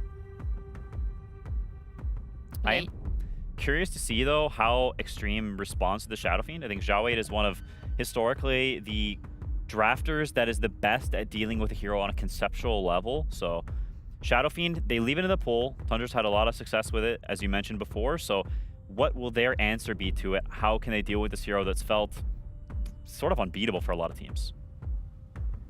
Would you like to know just how Shadow Fiend is faring as a whole, not just on Tundra? Because Tundra has a 100% win rate for themselves with it, but there's a lot of other people that have been able to get their sneaky hands on it too. Maybe around 50-50? A little bit more than that. So 9 wins and 4 losses. So about way more. 69. Okay, nice. Nice. It's a nice win rate. For a nice hero, that is better than I expected. I mean, it is a very strong hero, and Xtreme responds with Brewmaster, which has good qualities against Shadow Fiend. You have all this evasion, you have all this armor, you have these pandas, and Shadow Fiend doesn't have AoE damage necessarily to kill the pandas. But at the same time, I think SF will have a very good lane, and a lot of the anti-panda gameplay in fights is when he presses ult, you just hit the pandas. Especially the wind one, if you kill it first, that removes his ability to tornado the guy who's good at killing the pandas. In a lot of fights, historically, people think about panda, they think about you tornado the Tidehunter, you tornado the team fight hero, and you keep him in the air and you fight everyone else. I think over time, that's changed the way that you play against Brewmaster. I think a lot of the time, people have gotten better at killing the pandas. And so when you split, you either need to tornado the DPS guy right away, or he's going to kill your wind panda, and they will slowly just mow them all down. Assuming you're not strong enough, you can just keep running over them. So there's some back and forth here, I think, in the Shadow Fiend versus Panda matchup, but there are good things for it too. I don't know if I really even want to talk on the Largo right now. What's wrong with Lilypad boy? I love the Froggy Bro, but at least we're not going to be seeing him in position 3. That's right. He's a support. I'll take my consolation prize. And I don't think FY is going to be playing him either. Okay. And I don't know if we've seen a single 5 Largo on the A stream. We've seen some 4s. Ooh, I like how you put that extra caveat in it. We, as in the two of us. You and me. Yes, the two of us combined with our eyesight on the A stream specifically, you would be correct. Thank you. Thank you. Because I was about to call you out for that one too. Ooh, what we have not seen, you and I on the main stream with our eyes, with our own personal eyes since day one, is a Marcy.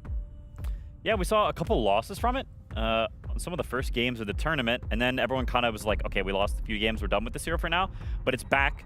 A hero that synergizes well with Shadow Fiend because you can jump him out. It's a hero that positioning matters greatly because once he's out of position, getting swarmed by the pandas, by the frogs, then it can be a problem for this hero. So being able to jump him out against Xtreme's first 2 heroes that don't have much lockdown, I can see the rationale there.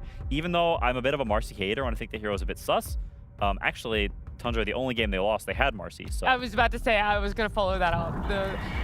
It's a hard one to really say, though, that it was the Marcy, because she did a lot in the early game to get her cores out of really tough positions, saving the Batrider that was in that game, saving the Slark as well that would overextend a little bit when pushing lane. So she did a lot. Ari played her really well to ensure that her cores were not dying unnecessarily, but it was with the Beastmaster too, and Beast right now does not have that good win rate, so it's really hard to look at the formula and just say Marcy isn't very good, because when she was played by Ari, it did look great and impactful at the beginning.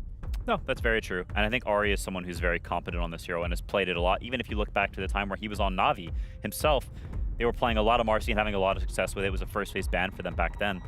But this Phoenix hero I want to touch on a little bit. I think going back to... a lot of it? How are you touching on it a lot? Okay, well, actually, I'm now going to say what I was going to say. It was a little too... Save that for after hours. I think Phoenix fits very well this sort of new age counter to Brewmaster, which is you deal with the pandas when he splits. He presses the split, and you fire spirit all the pandas, which means that they don't do any DPS. And you also... Brewmaster's a hero that's over time damage. He's slow, he's long fights, where you get these vessels off and you do little bits and pieces of damage. Phoenix Sunrays, he eggs, and he can counter that panda split. Not to mention you can't hit the egg when you press the split. So there's a lot of elements to this matchup that are very good. And I think Whitemon is the best Phoenix 5 player. He is so good at the early game. We used to have scrims against these guys where they would pick Phoenix and we would get giga stomped in lane and they would just run us over. And so when I see Whitemon playing Phoenix, I have 100 times more faith in it than I do on any other player playing the Phoenix. Well, Phoenix has been played twice. Of course, that one time by Whitemon already up against Yandex. They got the win there. But Na'Vi also played it for themselves. And if anyone didn't get that game of Na'Vi and MOUZ, it literally got the juice on Windranger, just getting to like 1v8 with his Phoenix Sunray healing him up. And that was it. That is like the whole recipe that they needed right there. So Phoenix looking pretty good right now. It was played in the off lane though for the side of Na'Vi, whereas we can pretty much chalk it up to being a Whitemon and a support here for Tundra. Yeah, most certainly. 33 did play it one time, I think, at last Blast Slam, or the one before. It was some Blast Slam he That's played. ages ago. That's history. It is Ancient ancient at this history. point. Yeah. This DK is interesting because when you see Phoenix, a lot of times you think, DK is not very good against that. It's a percent-based damage. It's a lot of burn and magic damage, which is good against DK, and I would agree generally. But I do think it has good things for this Xtreme draft. When you look at these first two heroes and also the Mirana, they want a hero that has a stun because they're a lot of slow damage, a lot of poke and random odds and ends. So you need something a little oomph that allows you to actually lock hero down and kill them. So I think it suits that quite well. It's also a hero that's super high armor against the Shadow Fiend, and it's what they've decided to be the best carry matchup they want against the Shadow Fiend, right? They went into this prep knowing that we're giving Shadow Fiend, and when you do that, you have some ideas for second phase of what you potentially want to respond, and the director has decided that hero is going to be Dragon Knight. I also would love every pro player and coach out there to at me right now and tell me why is Whitemon the only one picking the leaps and bounds facet on Mirana? We've been seeing her so much more. She is the absolute flavor of the group stage, and it's this starstruck facet everyone wants to keep going back to, despite the fact that leaps and bounds might actually be a good facet for once, because it was dog water when it first came out. I could definitely see X-Nova take it this game. Don't get my hopes up, Glenn, please. All right, all right. You know how I deal he's with not going to take it. disappointment. He's going to take Starstruck. What it's called. He won't take it, ever. Ever. Even when it becomes the only facet, he will not take it. Nope, I'm taking no facet. I think this. I mean, it's a very, very good Tide game. He's super tanky against all these heroes, and this hero, whenever he's uncountered, is incredibly broken. So Xtreme, I think at this point they're considering, okay, classic Tide counters is what they're looking at. Whether that be carries or mids, they have the option of still flexing the Dragon Knight, but they definitely need a counter for this hero because their heroes right now, to be frank, are not good enough against Tidehunter. It will be, sorry, yeah, Nat, excuse me, wrong name. To be Nat, they're just not good enough against Tidehunter, and so you need something that counters him, regardless of what the lane is. You've come into one of these last phase situations where you're not picking for the lineup, theirs or yours, you're picking to counter Tidehunter in a large way because their lineup is pretty well rounded, but they need something that deals with this guy. All right, well, let's see what gets left in the pools then to potentially deal with it. The Ursa won't be there. The Weaver is taken out by Xtreme Gaming themselves. There's still a Razor in the pool. Oh, yeah. If you want to get crazy, there's something like a Huskar. Oh, my goodness. Is that the craziest we can get? Let me think. Can we get crazier? I think we can. What's even crazier? Give me crazier than Huskar, because Huskar doesn't feel that crazy, you know? We get Necrophos carry. Okay, that's really crazy. You might need to reel that back in there, buddy. All right, sorry, not that crazy. Yeah, 2 steps backwards. Necrophos carry is very good against Tide, but unfortunately he's an awful hero that they nerfed because he's good in pump, so it's very sad. For all us Necrophos lovers out there, all 4 of us. You're a big old Necro lover, huh? I'm not going to respond to that, these allegations. As we come to our last phase, Xtreme does have the overall last pick, so they get to maintain this Dragon Knight flex, which is very good for them. So they can get that end-all be-all counter pick. And Tundra, they're probably picking a mid-hero. We've seen only Shadow Fiend carry from them so far, so it surprises me a little bit that Xtreme bans the Weaver, even though it is the best carry hero against the Panda, so it was a possible pick. It leaves Tundra with Ember and Storm as their potential options, BZM. Oh, yeah. We knows what he's looking for. They ban the Storm.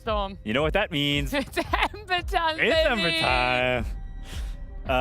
Let's give him the benefit of the doubt. He's thinking about it. He wants to use his time, okay? It's a pretty decent Ember game.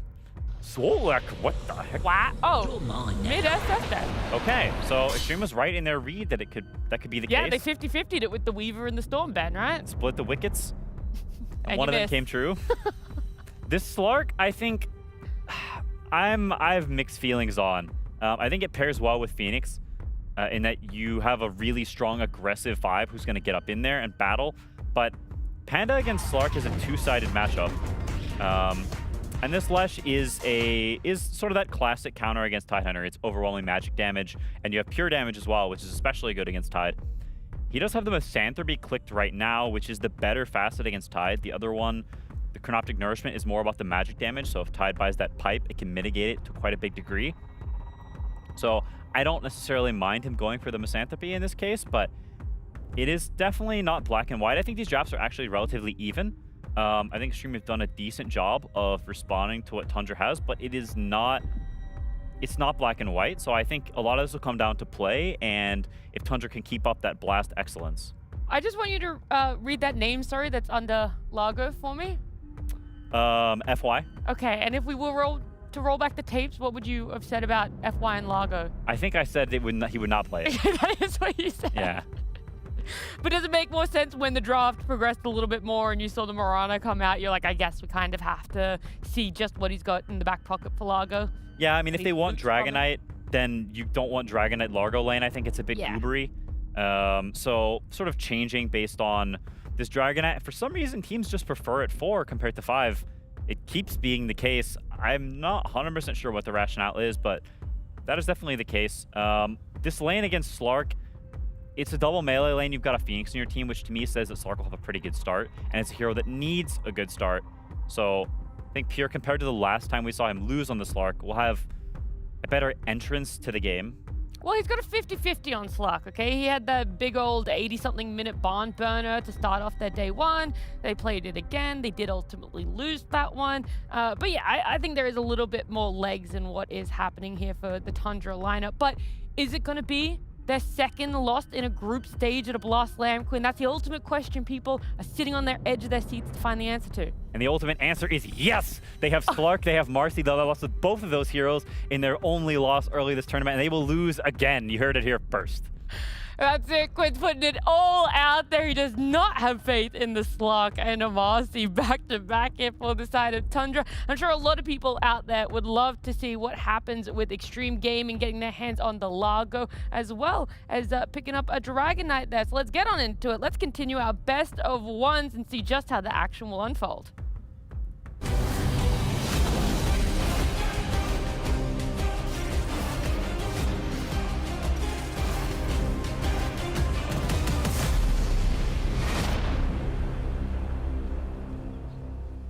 It's time to get into the action here between Tundra and Xtreme. Fog, we've got 2 great lineups here today coming in. A lot to talk about, right? Looking forward to what XG is going to be doing with some FY on the Largo this game. It's going to be a lot of fun. And then over on the side of Tundra, I'm always excited to see some Slark, especially when it's in the hands of Pure, because recently, you know, Pure, he's come in with some quite crazy plays. You never know what to expect with him. Yeah. Definitely. Some hipster stuff, too. The other day, I actually had faith in the Slark. I got to be honest with you. I thought it would do pretty good. They went triple Orchid, though, versus a Puck. And like their mid-game timing, they didn't find kills or anything. Things got a little weird.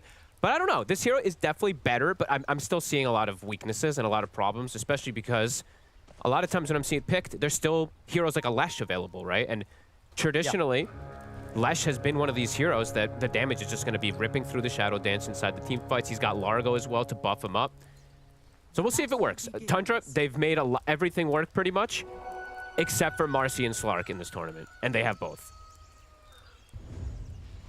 Let's see if they can make it work here. Ari and Pure, eyes are going to be on them. Yeah, and it's interesting to see how BZM's going to do, right? It's old school matchup, SF versus Lesh. Haven't seen it in a long, long time. Used to be that, you know, if Lesh tries to ever walk up and play, the SF can get the raises, but times have changed, so let's see what is going to go down in the matchup. If he has gone for the Chronoptic Nourishment rather than going for the Misanthropy that Quinn was talking about. Yeah, I mean, because surely the Lesh gets a bit of an edge, or not necessarily? Versus the SF? Yeah. I would say skill-based. Maybe slightly, but I don't know. I've seen a lot of these SFs just as you can do pretty well if you do get these like raised connections early on and get the stacks up. But if he does get hit by 2 stuns, oh my god. My goodness, BZM, watch out there, sir. That was close. First few levels does have to be bit careful, I guess. If he does get stunned by the stun, that usually doesn't happen. FY. He's going down. Whitemon on the Phoenix. You know, we had Quinn talk about it on the panel, you know. Whitemon Phoenix, quite something to be fearful of. Yeah, and who actually ends up getting the first? Is it Whitemon? So let's see what he brings out on the Courier. He could go Boots, and then you like pretty much prevent the Largo from pulling. Because right now, you know, we didn't even talk about the lane, but it's a Slark versus double melee, and usually these double melees just avoid the lane, right? They just start doing some weird pull mechanics. They have completely avoided, but yeah, Whitemon's gonna have Boots after that to chase. So they might just have to play the lane heads up.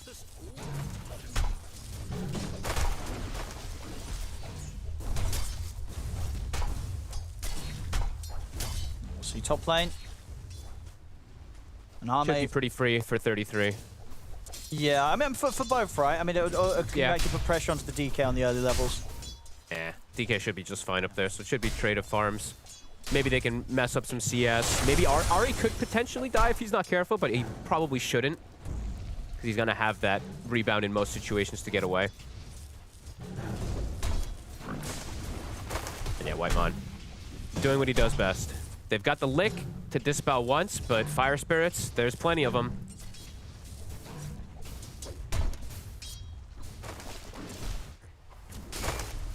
Mid-CS continues to be pretty even. A little bit of a lead here for nothing to say. Yeah, just that slight for now. Another stun connects. Should be just fine. Gets an extra deny because of it. I mean, what's sort of the freedom looking like when it comes to the supports on both sides? Like, which team's going to be more... have the resources to sort of move over towards that mid and kind of help in these kind of rune situations that these two are going to be fighting over? They're both very likely to move over, honestly. I think both teams have pretty good availability to just make that swing over and can potentially just net themselves a kill. Maybe FY, honestly, probably the best candidate just because this lane bottom is just, I don't know. He might have to just like go check a rune and then try to pull away from a strange place, but the fact that Whitemon got this kill is actually such a big deal. His boots first. Pure is actually getting contested pretty heavily in terms of individual last hits, though. One thing I do like about Largo sometimes is like even though you go boots, you have like 80 base damage. Pure? Ooh! He's going to take quite a few hits here, as that pounce was very nicely blocked off. See the Whitemon dive forward. He wants to get the kill against FY. He's going to be able to get it. Whitemon, again, finding these opportunities to get in there, knows that he can go for these aggressive dives and they won't be able to punish him. Another kill for Whitemon. He's ready to carry the early game here for Tundra. Truly. Oh, and he's got Tranquil Boots already. So he's going to have Sustain always to be able to put out the pressure. I mean, Pure has to be a little careful with how much damage he is soaking, though. And he is just taking a beating. I mean, he's got to be careful. If FY gets a lick on him. Yeah, it looks like they could potentially kill. I keep having to look down there because they could just get they're low. Any moment, so.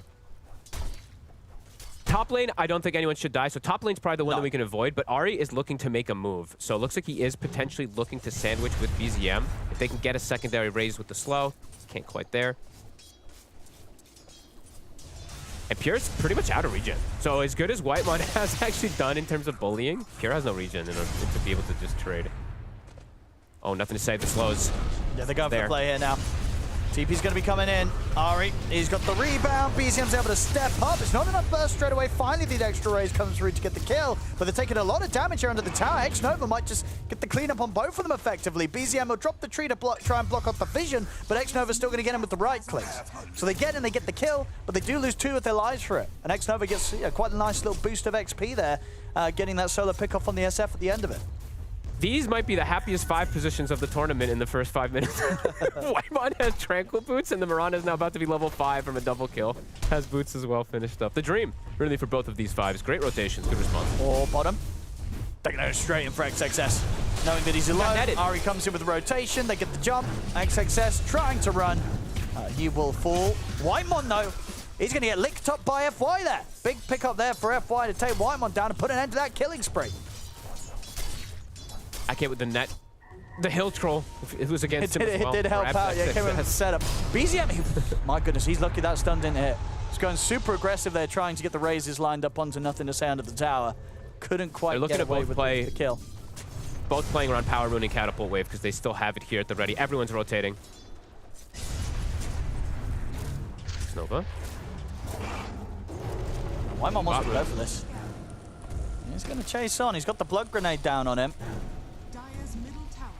He's still got a couple of spirits left. He might just be able to do this. If this next spirit hits, which it should, Whitemon's going to have the kill. Another one for Whitemon.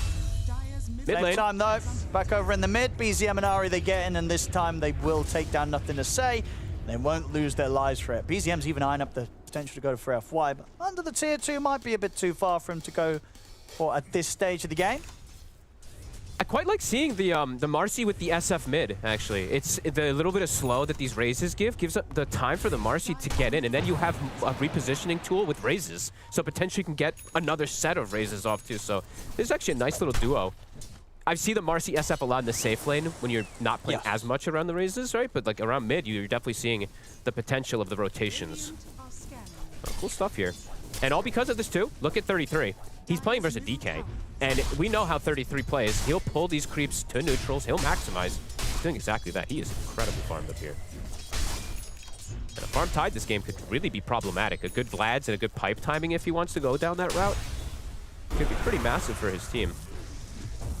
No, for sure. You're getting these auras online could be that difference that allows Pure to kind of get stuck into the fights without having to be too scared of the left track. Because I'm looking and I'm like, they have a brew. Brews don't go auras. These brews build the Aghanim. So there's going to be an aura versus no aura lineup with the Slark. So interesting. The setup on BZM. Ari, can he do anything to help out? He can. Jumps in with the rebound, takes him out to the side. BZM's going to be fine. Honestly, even just for pick-me-up, right? Like, I know we always talk about pick-me-up with SF because positioning is so important, but man, it's definitely very strong in the mid lane in particular. Power Rune again. Who's going to get it? That's going to be a nice shield in there for nothing to say. Pure has it 6. XXS is still level 5. He needs 1 creep. He gets it. Might actually be able to threaten Pure. Pure, my goodness, he might just be dead. He's got to run into the tree. Shadow Dance is still on cooldown. Oh my God. Away. That was close. He nearly died there, Fogged. And yeah, he lived because of a fairy fire. Yep. Might not be as lucky. Gets caught in the stun. And he will pay the price, but yeah, at least for Tundra, Pure survives.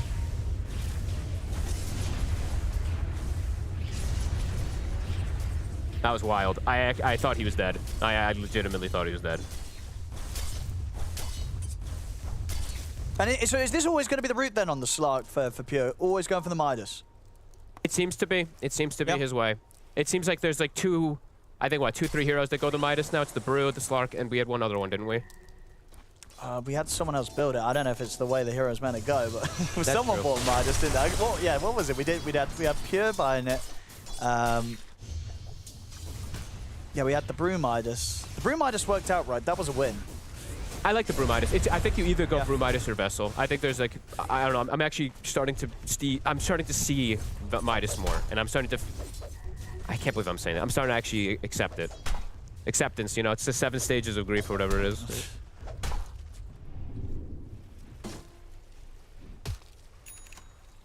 Top lane, they've got 3 of them up here. I mean, they do have Supernova. They're going to try and go for Arme. Got the setup. Whitemon's ready to come through with the dive. Dispel. Doesn't want to use the egg quite yet, and TPs are coming in, so... Oh. Well, they have the full 5-man here of Tundra. Everybody's up here. And 33, okay, so is he just going Shivas, right? I mean, we talked about how Shivas seems to be one of the items of the tournament, kind of. Is he just going to rush a Shivas? I thought he was just going to go the normal, but he bought Veil. I don't mind it, bro. Against a Largo, against a carry DK, kind of feels good.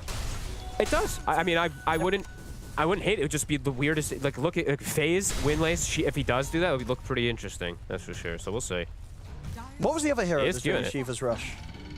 We were seeing the Storms doing like Kaya-san Shivas, but... We saw someone else that goes Shiva's first time, though, right? Was it a Phoenix? Oh, it was a Phoenix, maybe. Yeah, maybe you're right. It was the offlane Phoenix, right? Yeah, so offlane Phoenix as well. Here? Oh. He's chilling. He almost got arrowed. Nice. He likes to live on the edge. I said that's why it's always entertaining to watch. But in the mid, though, they're going to go for the dive. Arme's here to back up FY, and BCM, he's dead for that one. They just turn and kill SF underneath the tower. That was actually pretty sick from Ame. He was counter ganking for his Largo. It's like he read the play coming in, and now they can get a counter push going themselves. Phoenix Egg is up. Just this game in particular, no, we did mention, and I should have actually mentioned this a little bit earlier, but looking at the way that the Egg can play, because the other game when White One was playing this Phoenix, it was 4 melee that couldn't hit the Egg. This one not going to be the case. This Egg can absolutely die. There's a leap that can kill it almost solo from the Mirana support. There's a Dispel, there's DK range for him, so this is not one of those free Egg games. There is ways to cover it, though. They've got Requiem, Ravage, so he can get them off still, but definitely not the freest. Silva. He wants to try and finish off the tower here, but the fortification comes out and got 4 heroes around, so Tundra will have to come back for that one later. Oh, the Midas is ready. Midas #1 is done, so Do see the Brew having that one. Pure still a bit a ways from it because he did get slowed down, even though Whitemon did a great job bottom. And they're going to look to go with the Moonlight to see if they can try and go for the Tide kill. Arme is going to be in position for the setup. There's the opening. They close in on towards him. And 33, he'll use the Ravage to run. Can they kill him afterwards? He's got phase boots. He is speedy in that river. Wandering He's very Whirl. speedy. He's going for the TP out with the arrows there, so they will manage to get him, bring down that Tide. Gets punished over aggressive positioning. Pure. Midas is coming out. XXS is down bottom. SF is near the area, but can't really punish him. Limited move making that I would say for Tundra. A lot of their aggression has to come around Ahri if they want to look to set up, besides just like attacking heroes and hoping for the best. Pure, he's going aggressive here. He's going to try and force the split out. Out it will come. He's going to go for the TP and Shadow Dance. He got what he wanted, just wanted to try and aggressively force the split out, and he gets it out of him. It's heads up. Ravage was used on the flip side on the other side in defensive position, but yeah, now they could maybe look for a fight with no Brew split. Or maybe can just contest. Or, okay, he just walks up and kills him. All right, well, yeah, Pure's going to be very happy with that one. He says, good job, BZM. I'll get the split out of him, and then you get the kill. All right. Just stayed with 100 HP under the wave. He was so low. Almost one race killed him, even. And they're stealing stacks because of that. They have this deep vision that they placed down, so double stack Ancients. Nice move.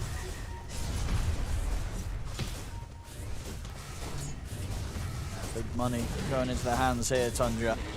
Taking that away. Sure, Arme's still in the top spot, but the 3 cores of Tundra right behind him. The Shivas is, I mean, it's 1,400 away. He has committed for it. Doesn't mean there's not going to be a pipe that we were mentioning as early, but nothing to say. Ooh, Ahri gets the grab. He's in with the jump. They caught nothing to say. Got pulled, got disposed during the lick, I believe, so gets yanked back out of position from it. Cool interaction.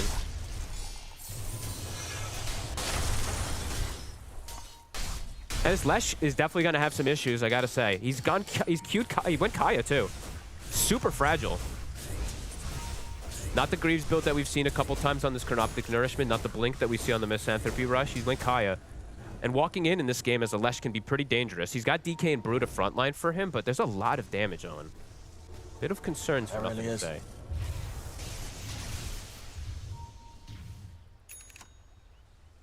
And in terms of builds as well, is this what you expected from F1 and Largo, or did you think you'd take some of the Croaker Genius earlier this game?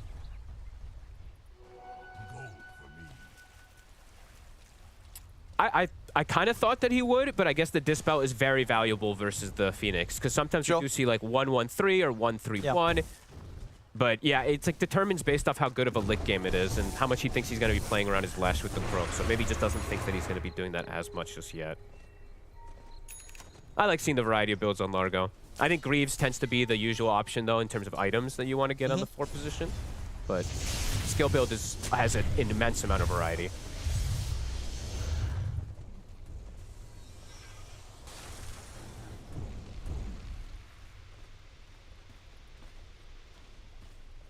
These moments, Tundra just overall getting a little bit more out of the map. See, you know, build-wise from Pure, after the Midas, going straight for the Orchid this game, rather than some sort of diffusal build, you know, wants to have that silence. I love it. I think we mentioned this a lot, but playing versus Largo, silences are incredibly valuable. Yeah, just one of them at least. That plus the Brewmaster, of course, right? The Brew probably more than anything, but yeah, the Orchid can have its merits. Nothing to say. Get in the mid. They're going to get the jump on him. I mean, Ahri almost nearly sort of single-handedly takes him out there with the ult. You know, nothing to say. He's getting caught a few too many times now, Fogged. That was honestly, this is the death spot. I think everyone knows, right? The river. Yeah, you go in there to farm. Good luck. Ooh, it's like Shiva's now done. This is very early, and they do have quite a lot of magic damage in their draft with the Phoenix and the Shadow Fiend too, so. Let's see how XG rallies things back together after nothing to say, dying back-to-back. And uh-oh, Ame. Oh. 33 is going to start getting on top of the Dragon Knight.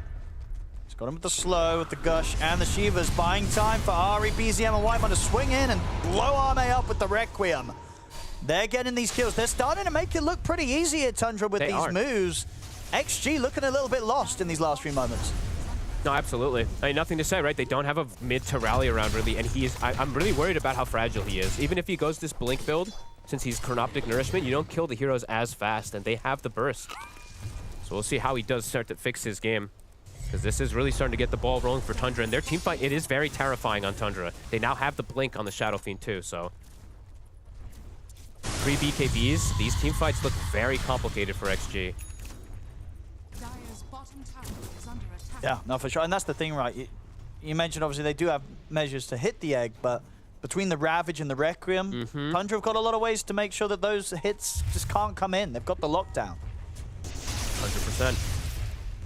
And yeah, Blink BZM, Blink plus the Kayayasha, he will have the follow-up with the Requiem every single time. He will have the coverage. His next few moments, he'll keep that XG has to be pretty careful. Well, FY. He's not going to be careful enough. They'll find him.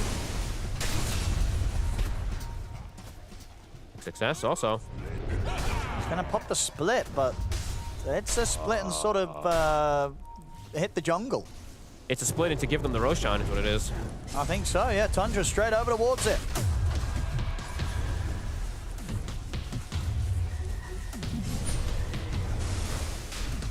Very impressive gameplay that Tundra's put on just in a couple minutes, and a lot of it really revolving around the supports, right? Ahri and Whitemon just putting on a display of aggression to promote the cores to be able to get these kills. Ahri's rotations on mid, honestly, what, 3-4 times now have almost all landed in success.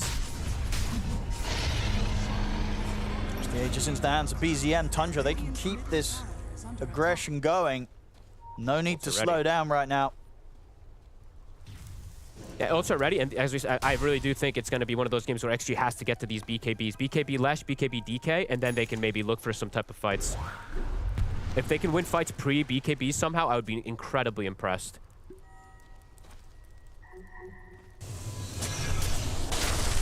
Radiant's bottom tower is under attack. Why? Too scared to walk up and even throw the frogs.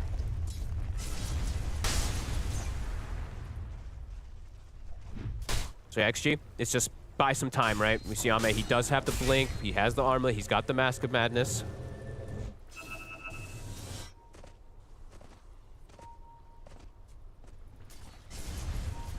I'm just having to avoid completely right now. XG.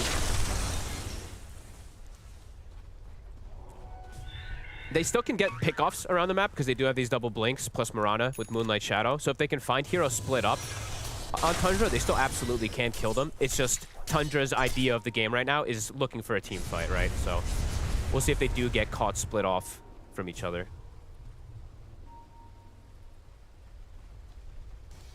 And speaking of team fight, Tormentor, very soon. No chance of XG contesting that one. Shard for Ahri. Really nice one in terms of individual plays. Jumping off of enemies is very nice as well. And he has Blink, so a lot of aggression, Owen. A lot of ways to close that gap. Triple Blinks up at the ready, plus a Phoenix who can dive. So essentially all 5 heroes can jump a target, because Slark has the pounces as well, of course. I want to try and swing over towards the mid lane with these smokes. How's Ame's BKB? Okay, he's got the second component. Once he's got it, then perhaps they do look for a fight.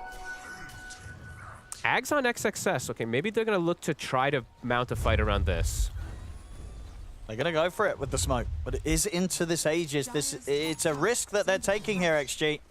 It is. Whitemon is showing again alone. With the opening stun, Aaron to connect as well. They'll take Whitemon down, but they'll get him on a 4-man Ravage into the Requiem, pushing them all back, bursting through FY. FY's gone. Xnova to fall. XXS will get the primal split off, but Pure's ready to keep himself safe with the Shadow Dance. And off to the side, Ahri. He's standing his ground against nothing to say. He will die, Ahri, but he sets up for 33 to come in and clean nothing to say up.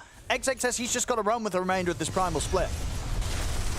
They're chasing it, though. Pure attempting to go for the chase. Can't quite. The mini stuns, honestly, the frog stomped mini stun gets Whitemon killed there, right? He's trying to get the Ravage off. The little mini stun stops the Ravage, ends up getting that kill, but they do lose a lot, as we're saying. You know, the team fight from Tundra, overwhelming still, even without the Phoenix. Is under attack. This was 33 in the mid. Coming in with the TPs. I mean, 33's pretty beefy.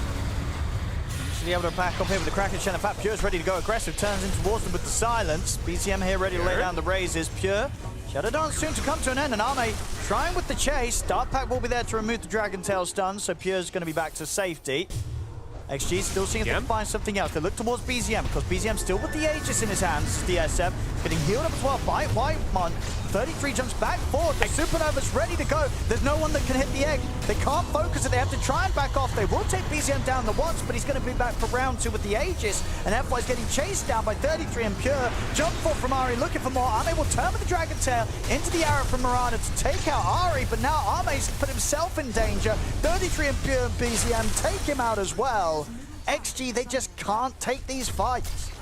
No, they honestly, I'm surprised they've really tried that hard to go for the fights pre-BKB on Ame in particular. He trades his life for a kill on that Marcy.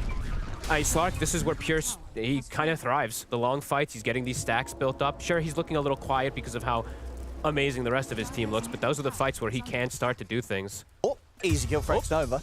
Catches Whitemon trying to channel here at the outpost. So, well, he'll take that one, Xnova. That's a bit of a freebie there.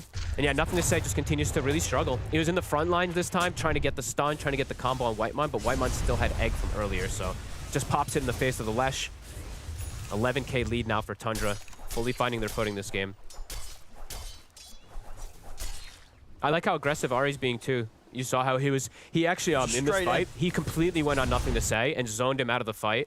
So he couldn't actually get in to help with anything either. Sure, he gives his life, but they got the kill, and he almost soloed him.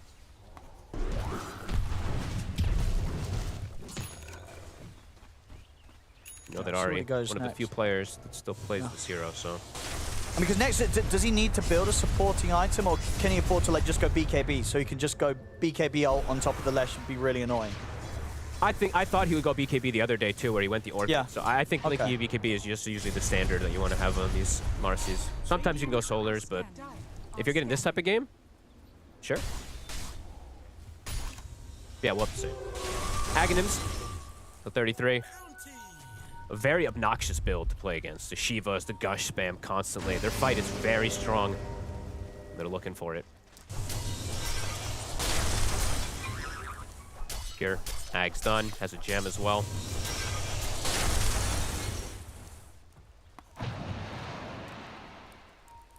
So the name of the game is still the same for XJ. Try to get the BKBs at least.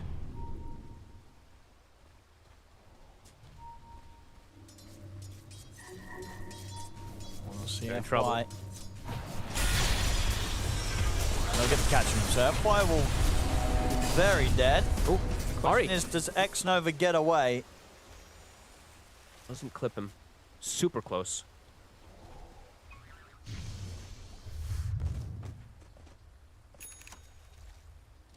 Okay, there's one. Yeah, for Armor, but still a bit of a while away from the one from Nothing to Say. Trying his best to find it here before he's forced into another fight. We do have to say too, that's not going to be a BKB that just makes him invulnerable, because he still can have some problems in terms of how squishy he is versus this high physical now with the AoE Gush, the Slark, if he's actually able to get in and out of the fights.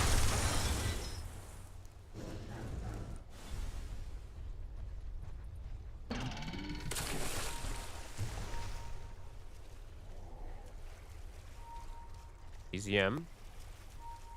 There's a ward right on top of him, so shouldn't be able to find a kill here. Nothing to Say, we'll be able to step out. They are smoking. Okay. Looking to play around that vision. It's without Nothing to Say. No, at least Nothing to Say is going to take a bit of time to rejoin them. So just with the 4 of them, looking for a pick-off around Arme with the BKB, with the level 18. They absolutely can find pickoffs if they do find the right targets. Maybe not 33, but with the stun and arrow combo, they can absolutely look for some of these heroes.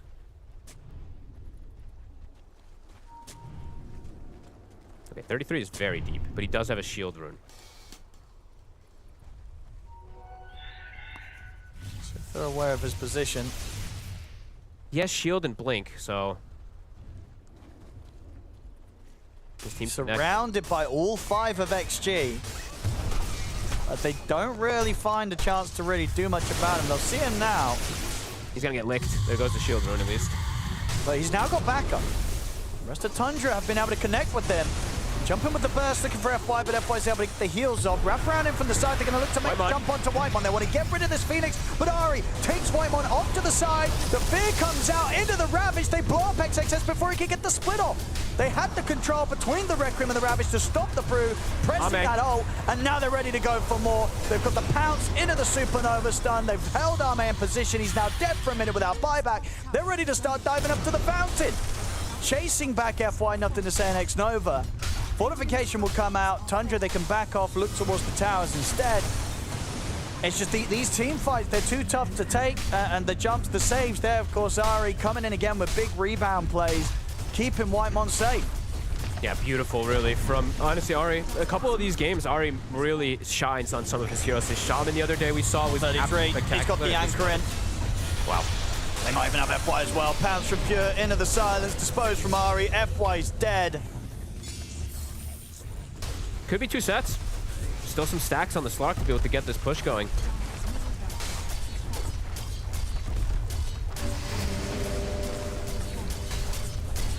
What can XG do? Even when they're back up. I think they've lost too many fights in sequence. They haven't gotten these items on. The BKBs got stalled way too long. They just got the Lesh BKB too.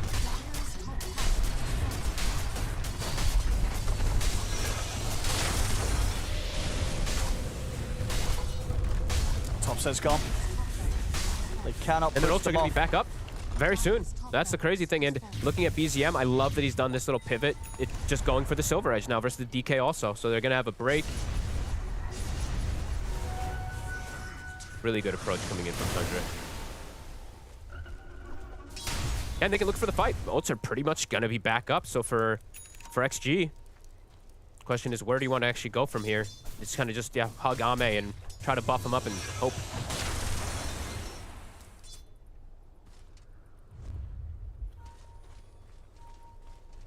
Coming towards the Roche here, Tundra. And XG smoked up. Can they actually make it over to the pit in time? And can they... Now, how on earth do they go about getting a successful fight? You know, does someone have to jump Ari? But how? If you jump Ari, it's guaranteed egg. You just have to go for Whitemon. One just hope that you can take him out before Ari can save him. Bail him out. Somehow, yeah.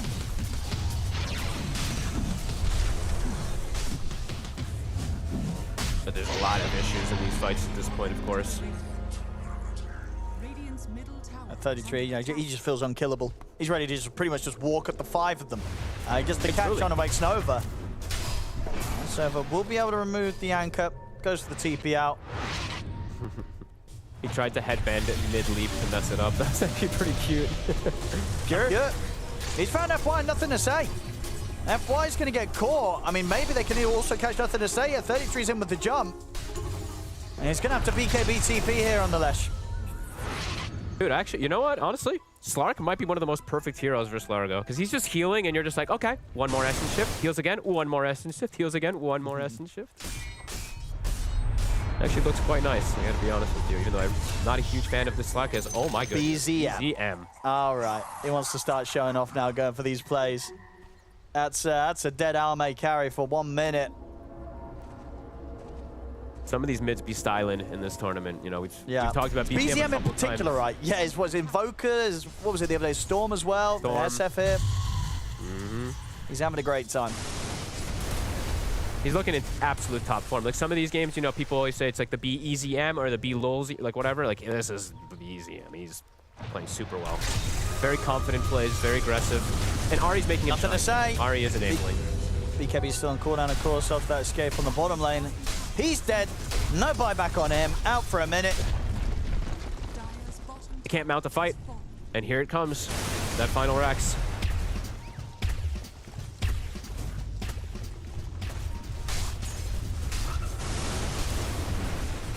See FY in the trees here. 33 BZM goes straight for him. And we pick up another kill. As they look to shut down this game, Tundra kind of crushing XG here today. And yeah, XG call it. It's over. GG's called Tundra to take the game.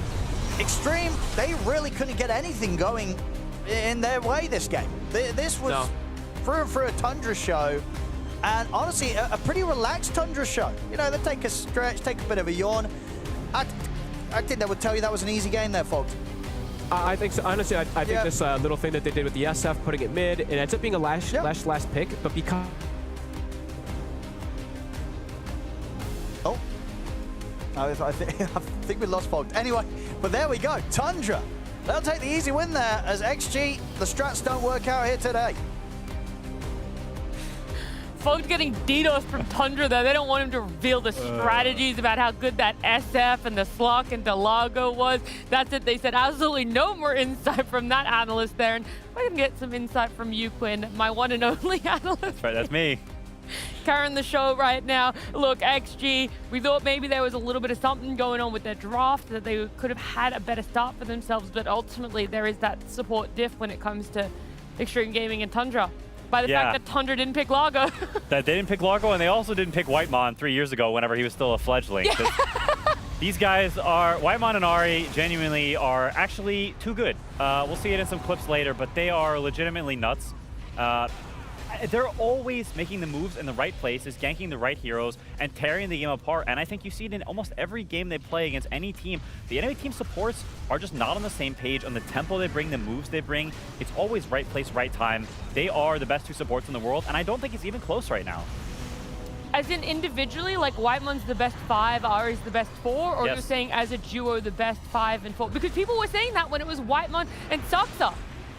So maybe it's just Whitemon, huh? You think about that? It might just be a him thing. I mean, hater? I'm definitely not a Whitemon hater. That's or fair. an OG hater. Yeah, I know you did say you liked OJ. Thank you. Sorry, I'll take a step back. I'm No, just saying Whitemon, I think. People give him flowers, but I don't think it's enough, ever. It is hard for it to be enough. Like, we interviewed him at Chengdu after they won one of their series, and he said, we asked him something about the early game, and his response was, we kind of just go to the places where we can pressure. And I think that shows in the way they play. They are very, very good, the best at identifying who can we kill, who can we pressure, and they spend their time so incredibly effectively. There's no dead time where they're spent wasting pulling or stacking camps when they shouldn't be. If they can be aggressive, they are. And if they can't, then sure, they'll stack and they'll play the economy game. We all know Tundra is fully capable of that. But to be honest, I think the 3 core players could have been AI this game, and they would have still won this game in a similar time frame, because the early game was just opened up so freely. All the towers are dead. It's just a masterclass, genuinely.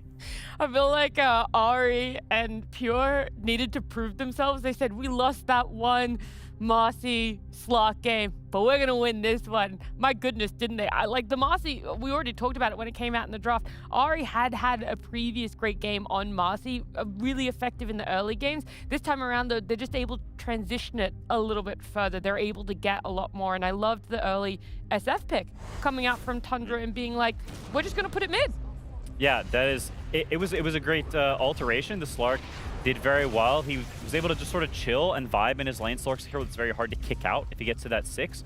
So letting him get to that point and then just be there while the rest of his team fights and builds that gold lead worked out very, very well for them. I like how I praised the mid just as production plays a clip of him dying. But I don't even think dirty. it's that bad. They forced these reactions, and they're getting active, and they're making kills happen. Like, you can see all of these moments. There's some reactions and there's some turnaround, but I think they're always getting something. They're forcing reactions, and in all of these, what's not showing is the fact that 33 is farming in the meantime, or that other core is farming in the meantime, right? There's stuff happening, and I think it's just Tundra, they really showed that they were clearly the better team here. It was not that close. I was coping a little bit in the draft, like, Xtreme could do it. They've got this and they've got that. You can't say that in hindsight. I mean, that feels bad, man. What feels bad? To be like, well, I was just kind of lying out my ass there, okay, and but it's like they had no chance. It's manifesting, right? You have to will it into existence. I was trying with all of my 3 brain cells, rubbing them together. They'll make Largo win. XG, if anyone could do it, Largo can make. Largo is not the worst hero. He's okay. He can win a game on Frogs any role good. ever. Frogs are cool. Please, I love him. Roll. I love frogs. Buff him more, please. Valve will give Largo more buffs. I'm like crossing my fingers, like as if it's actually gonna happen. So that's like you're lying. You can't. You jinxed it. No, don't you do that when you when you want something to happen? Fingers crossed. Oh sure, but also like there's the thing as a kid where like somehow if you like lie but you cross your fingers behind your back, it's okay. Okay, but that's me being like, I think Tundra are gonna win Blast Slam, and then you have your fingers crossed behind your back. That's different. But this is me being like, please. Okay, I believe that. Okay, cool. Anyway, what were we talking about? We were talking about Tundra's Oh, you dominance. lying through your teeth, right, about Xtreme Gaming having a good draft. I think one of the things, speaking about the draft, I think one of the things that Tundra does better than anyone, and they sort of developed a meta of this of their own, is the 5 pick on 16-17, so that specific slot in the draft, they build a certain hero or a couple heroes in every meta that is really, really dominant and a great counter pick on that phase. In the past, it was the Chen and the Enchantress.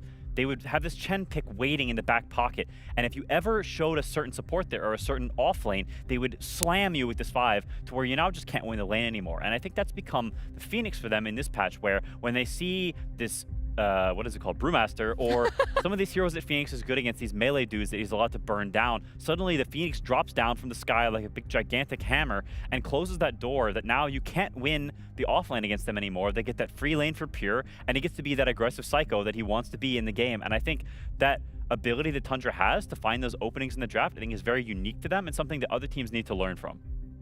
Yeah. I don't really have anything more to add on to that. I also got really distracted by the fact that out of every analogy you could have used about Phoenix coming out of the sky, you used a hammer. I like hammers. What? That just doesn't even make any sense. Let's talk about our next matchup instead, because I really don't want to, harsh any vibes for XG out there. It was just one best of 3 out of 11 that they have and or will continue to play here, because there is still so much more movement that can happen. For Tundra, the movement isn't really looking like it can be too drastic for themselves. They're doing really well now with, how many wins? 6 wins, I believe it is up there for them now. Let me double check. 1 loss, I know that. 7 wins now. And 1 loss for themselves. Another team that is pretty close to that, I would say, because, well, numbers don't really lie, is Na'Vi. They've got 5 wins for themselves and 3 losses. So, a couple extra losses for themselves, but still really looking good. And they're coming up against GamerLegion, who you haven't had a chance to talk about since day 1 when they beat Falcons. That's right. NA boys. Let's go! Hoorah! I gotta rep SEA. I gotta get hype over them, so I can't do it for NA too. So. No, that's fair. I think GamerLegion they are not the best team here, but they're also not the worst team here. And I think that shows. You're doing very good at hyping up NA, bro. I think okay, we've been bad for so long. You gotta be realistic and you gotta just accept reality, really. They are a team that I think has potential. We've mentioned that earlier. Yep. They've got players who, in their own right, have some credence to them. I think Speed is a player that's improved a lot over the years. He's on cam right now, and I think he has become a pretty solid 5 player. He's got a pretty decent rank playing on EU pubs on ping. He looks pretty good in a lot of their games, and I think has improved a lot over the past years. And I think a lot of their players have improved on an individual basis. I think the problem is you're going up against some players who are also sort of on that improvement, young gun trajectory arc as well. But I think Na'Vi has just done it a little bit better. I think their players are a little bit better on an individual basis. And I also think that their strategies they're a little crazy, but I think there's more of a method to the madness sometimes, even though it's a little hipster and a little zany. Whereas I look at GamerLegion, and I feel like they don't have an identity so much. Like Na'Vi has an identity to them, whereas GamerLegion, they kind of just pick things, and it's like a hodgepodge soup, and it doesn't really look that powerful. I would also say Na'Vi has a lot more material to work with when it comes to creating an identity, because they like to have outside the box. They also love to do very standard traditional things, and that's where we found that inconsistency is where they do stick a little bit more towards the meta. It looks really good. When they change one factor, it still looks really good. When they get to the 2 or 3 kind of hipster picks, that's where it doesn't. But yeah, for them, it is almost this plethora of material to be able to find an identity. And for GamerLegion, I haven't really seen that as much. Of course, they have something that works for themselves. They wouldn't be 3 and 4 if there wasn't something that works for them. But it just doesn't feel like there is as many rabbits to pull out of the hat.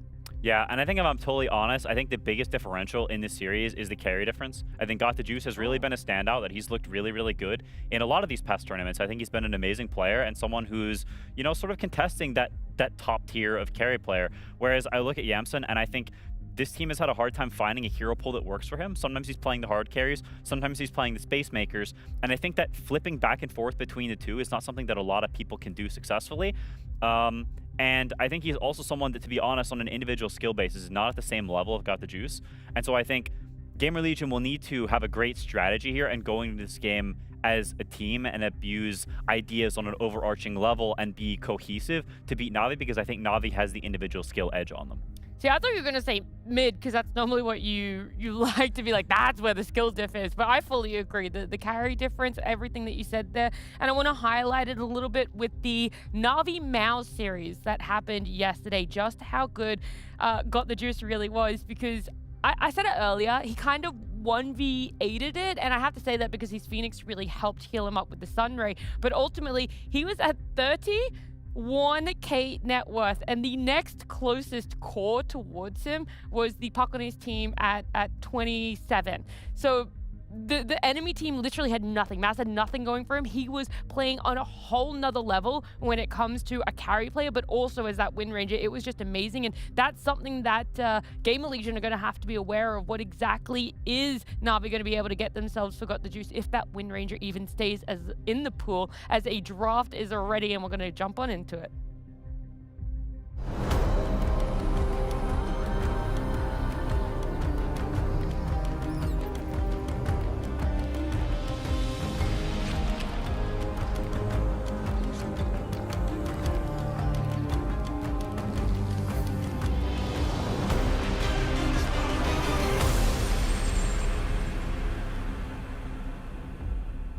We've got some big question marks around both of these teams. Na'Vi 5-3. Is it down to the fact that they've had quote-unquote easier opponents for them?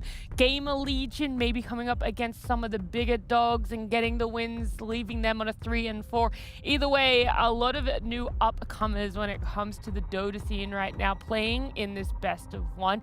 And so we do wonder what is going to be banned out, if there's going to be some niche picks, but looking at it, not really. Chen, Storm Spirit, Viper, Treant, SF, Razor, and Batrider. That feels nothing that is team specific at all, and purely what has been dominating either scrims or pubs. I would agree with all that outside of the Storm. I think after that day one performance by RCY, I think almost everyone has been first phase banning Storm since then. And I think that's a drafting thing that you need enough heroes, right? GamerLegion showed their Storm is dominant. They can beat the best of teams with the Storm, but do they have more heroes like that? And that's why you need a deeper roster of around 4 heroes that are that level of, if we have this hero, we're gonna win. And it doesn't feel like they necessarily have that. Now, Centaur, it's a good hero against Shadow Demon, and I think Fade also in that game that first day against Falcons showed, hey, I'm up at the top level on this hero. Did some amazing wave shenanigans, and just played a very solid game. You've got the Stampede against the Purge, so one of the few spells that actually helps you stay alive against that insanely obnoxious spell. But is it at the same level of the Storm Spirit? We'll have to see. We will, as we're seeing a couple more bans as well there. Abaddon now taken out. The Storm Spirit had 2 good successes, right? It wasn't just against Falcons that RCY really popped off. He also, decimated Heroic with his Storm Spirit too. So it's enough of a hero pool. But I always laugh, to some degree, in an ironic way, right? When you see BZM and Voka get let through so often, and then it's this new youngster RCY, and it's no, we have to target him. We have to take that out of the pool. It's okay, all right, first. I think it's both respect, and it's also sort of calling his bluff that are you a one trick? Right, because you are so new. Yeah, exactly. And I think that happens in a lot of these tournaments. You'll see a player who's just absolutely tearing it up on this hero, and people realize, what is his second and third string? And you think about RCY, his second and third string are Ember and Void Spirit. He's very much a spirit player. But those heroes, I think, are more prone to being counterpicked. And also, they function a little bit differently. Storm is more of that direct catch, whereas those heroes are more sort of skirmish, in and out. And for whatever reason, it appears they function better in the way GamerLegion drafts compared to the way those sort of second string heroes do. Yeah, no Storm for him this game. They're taking a lot longer on these second phase bans. It's a bit interesting that they rattle off the first phase ones so quickly and then using a lot longer on the second phase ones. Time management is something that isn't talked about that much, but different teams allocate different amounts of time to different sort of phases of the draft, and it's not something that's set in stone a lot. But I know, for instance, on us, on the old team, we would burn a ton of our time on the bans and the early picks, and it was a consistent problem we had. And so I wonder, for these teams, or even some of the Tundras or the best teams, what types of things do they burn their time on? But for Na'Vi, it appears to be those second phase bans. Yeah, it was a little bit of thinking, especially to ultimately come out with Aber and Warlock as their bans. GamerLegion definitely nowhere near as much time used to take out the Ursa for themselves, and so maybe it's now going to be more time spent on how they want to open their second phase with, if it's not already clear-cut. Yeah, I think while these Abaddon and Warlock bans may seem a bit generic, I think they're actually pretty directed towards GamerLegion. Oh, I think they're very directed. Yeah, I definitely agree. I think this Warlock for speed has been another hero they rely on quite a bit, right? And I think that comes down to, you know, once again, Na'Vi having pretty good targeted bans, I'd say, focusing what GamerLegion really likes, the things they've had success with throughout this tournament. It's hard to overstate how valuable that is, just looking at people's past few games and saying, what have they been winning with? And then oftentimes just banning those heroes ends up being the best strategy in a lot of cases. As simple as sort of almost as rudimentary as that sounds, you kind of, what do they win with? Just ban those heroes. Well, that's, yeah, literally what Na'Vi have done, right? Because they won twice with the Storm Spirit. They've won a game with the Viper as well. So it's one of the few teams that has been able to win with Largo, although I don't really see it necessarily fitting into GamerLegion's draft right now. Yeah, I would be a bit surprised if they were to take Largo here. It would not make very much sense. I also don't think it's too much of a Bignum hero, but who knows? Every time I say Largo's not going to be played 4, it gets picked 4 immediately afterwards, so here comes the frog. Well, I will say Bignum has played the Jakiro in the time that they've picked it up in the past. Okay. He does like Dark Willow too. That's not to say Speed obviously can't play Jakiro. Every position 5, I feel, in the universe can play Jakiro, but Yeah. it could as well just, could just as easily be Bignum's hero too. Oh, with a Grimstroke! Oh my Yeah, goodness! this is cool. This is fantastic. This is super cool. It's not something we see very often, and it's also a bit interesting they pick it here specifically because I wouldn't say it's necessarily amazing versus either one of these heroes. Now, he is great with Dragonite. You've got the stun into stun combo. The bug is hard to get off whenever you're stunned, obviously, so you can get re-silenced. And it is a hero that CUI in particular really, really loves. He used to play mid Grimstroke all the time, was always pushing and advocating for this hero to be picked. So when I see this hero picked by Na'Vi, I'm like, yeah, I think that's a little bit of the CUI influence trying to push this hero. I know they've been scrimming a lot and practicing a lot, so potentially something they've tried a decent amount. But the Dragonite is a hero that we haven't seen as much recently, but is and we did see it last game. I feel like good. From the middle of yesterday to today, we've seen a lot of it. It's picked up a little bit for Yeah. sure. Because at the beginning of the tournament, yeah, it was not. What? Why did you laugh at that? I misheard what you said. Sorry. Okay. Hey, y'all. Okay. Anyway, Dragonite, good against Centaur. You hit him, you reduce his armor. Centaur's low armor. You take the poison one. Whack, whack, whack. I want to go back to the Grimstroke actually. Yeah, go back. We're gonna shelf the Dragonite for a little bit. It has been played once already by Na'Vi, and they got to win with it. So Okay. it's really backing up what you're saying. CUI loves it. Clearly, they've been working with it in scrims, and it's been working competitively for themselves as well. Now, that was against REKONIX, so what weight you want to put on it, that's up to you. I won't put words in anyone's mouths. Yeah, no, definitely not leading the witness here at all. No, just giving all the information I possibly can. Yeah, of course. Now, REKONIX may have played it, and they lost in 4 minutes, but, you know, don't. But who am I to say? Yeah. Who am I to say if it's good or bad? I'm not an expert. Leave that to me. I'm just simply giving the data, not analyzing it. Yeah, that's right. There's no judgment being made here. No. Well, look, Clinks is not seeing anywhere near as much competitive play since the change. How long ago was it now? 12 days, 13 days? I'm just going to say 2 weeks. Let's just round up to 2 weeks. I like that. So we're going to round up to 2 weeks. It had a bit of a change 2 weeks ago, so it's not seeing as much competitive play as prior to that, where it felt like first phase banned, first phase picked. It felt just literally unbeatable to some degree. This time around now, it's struggling a lot more in the earlier parts of the game, still getting a few wins for himself. Yeah, it's definitely a hero that has a lot of potential, and this is a very powerful lane. Jakiro Clinks is one of those spamming, non-stop hitting lanes. I think it's actually really interesting. They pick the Ember Spirit here. They're not going to see the mid until, you know, the end of the draft, so they aren't going to be able to counterpick that lane, but they do see the Clinks, and they've decided that, hey, we have enough options here that we're going to save our offlane for last pick. Even though they're going to ban 2 heroes, we still have a third option. And that's something you always have to consider going into that last phase of the draft, is how many options do you have for each hero? That magical 3 number is what you want, unless you've got some sneaky hero that you know isn't going to be banned. In this case, PMA, clearly he's got those 3 options because they picked the Ember first. They feel like it's more important. They don't have good replacements for that compared to the offlane they have options for. I think that's somewhat interesting, and it is a pretty good Ember game and a hero that pairs very well with Grimstroke and Shadow Demon. With these two heroes, you need multiple melee heroes on your draft, or these guys will be too backline, they'll be too scared, and especially against a Clinks, you need someone who's going to protect your supports against this nightmare pick-off hero.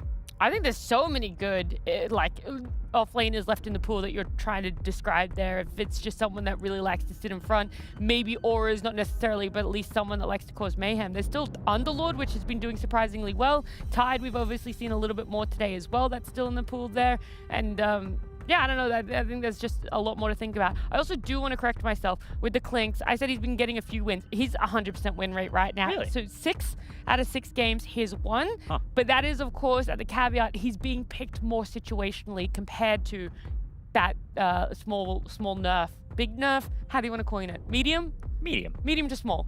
Medium. Just medium. Yeah. My bad. Sorry for trying to describe it any other way. No. I'll forgive and forget, you know, that's what friends do. Yeah. I'll submit the formal apology later, handwritten. Look, Underlord taken out. Yeah, you mentioned it before, and I think it's a great ban. It's a hero that is, I think, is he lossless right now? 8-0 or something like that? You want me to look? Yeah. I'm looking. Look it up. Still looking. But I think the hero is very, very powerful, and a hero that Navi utilized yesterday.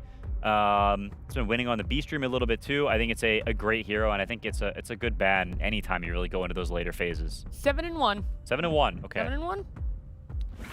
Still a very, very good score. They'll go for the Slardar. That is pretty bad against Jakiro, but it is very good against Clinks. It's a hero that hates buying Manta. He's very much about sneaking around and just bursting people, whereas Slardar, it's a hero that Clinks cannot burst. You can run away and you have very high armor. And on top of that, Slardar is just good against any hero that doesn't buy dispels naturally. Clinks obviously is going to hate Manta because he's not the kind of hero that's going to stand there and right-click in that way. He needs to buy more damage items. He doesn't have enough innate damage to buy more of those stat items. And so Slaughter is going to work really, really well against him in pretty much all phases of the game, even the early game, that HP regen and armor coming into play to survive that lane. GamerLegion's last pick going towards RCY, and we already talked about it. People kind of trying to call that bluff of a newer player. How much is left in the tank when we take out what you've succeeded with? The Viper, the Stolen Spirit taken out, the Ember picked up for himself as well there, and then Husk and Beast, which feel maybe a little bit more cheesy when it comes to lanes, gone, which Monkey King is now the option for himself that he feels most comfortable with.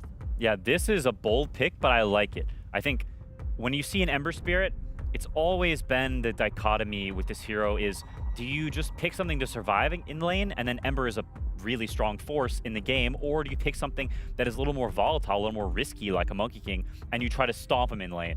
And I think for this game, it makes sense to try to run him over in the lane. They've got two supports who, if the map starts falling apart, if their cores aren't strong, they don't have anyone to help, and they can't actually get those fights going.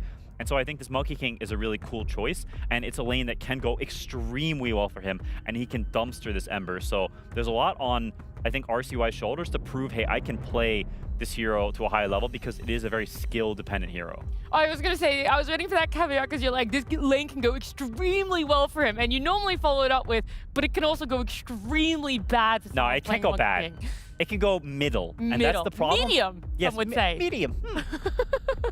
Personally, I'm a medium rare sort of man, but medium is okay too. I think the Monkey King, the real problem is middle of the road is not good enough for Monkey King. It's a hero that needs to snowball. He needs to be ahead. He needs those kills, and I think any game that hero is in, he's going to be the focal point for the game. Does he win this lane against Ember? Are the support rotations good? Can they enable him to keep getting those kills, that keep getting the snowball running? Because they've got Monkey King and Clinks. It's two fighters, right? And I think that tempo is very, very important for GamerLegion. Well, something else you mentioned before this draft went underway is you were interested in how the difference in skill and obviously play style is going to be for their carry players. Now, got the juices on a Dragon Knight, something that has been garnering a little bit more of the eyes that everyone has been picking up for themselves. Clinks, obviously, we talked about the nerfs there, but where do you think it lays on a carry-to-carry core-to-core matchup? I think Dragon Knight's in a really good spot. It's a very good Dragon Knight game across the board. And so I think if Got the Juices is locked in, if he gets that good start, which I think he will, he's got a very free lane for himself, then GamerLegion needs that tempo, because I think DK will be the boss of the game if it gets to that 35-minute mark and GamerLegion doesn't have that tempo advantage. Well, that's the only things I need to hear. I don't need any more information to know that Na'Vi, they've got this in the bag. In fact, I'm not even sure if we need to play this one out, but for the sake of the viewers, we will. Let's get on into the best of one. It's Na'Vi up against GamerLegion.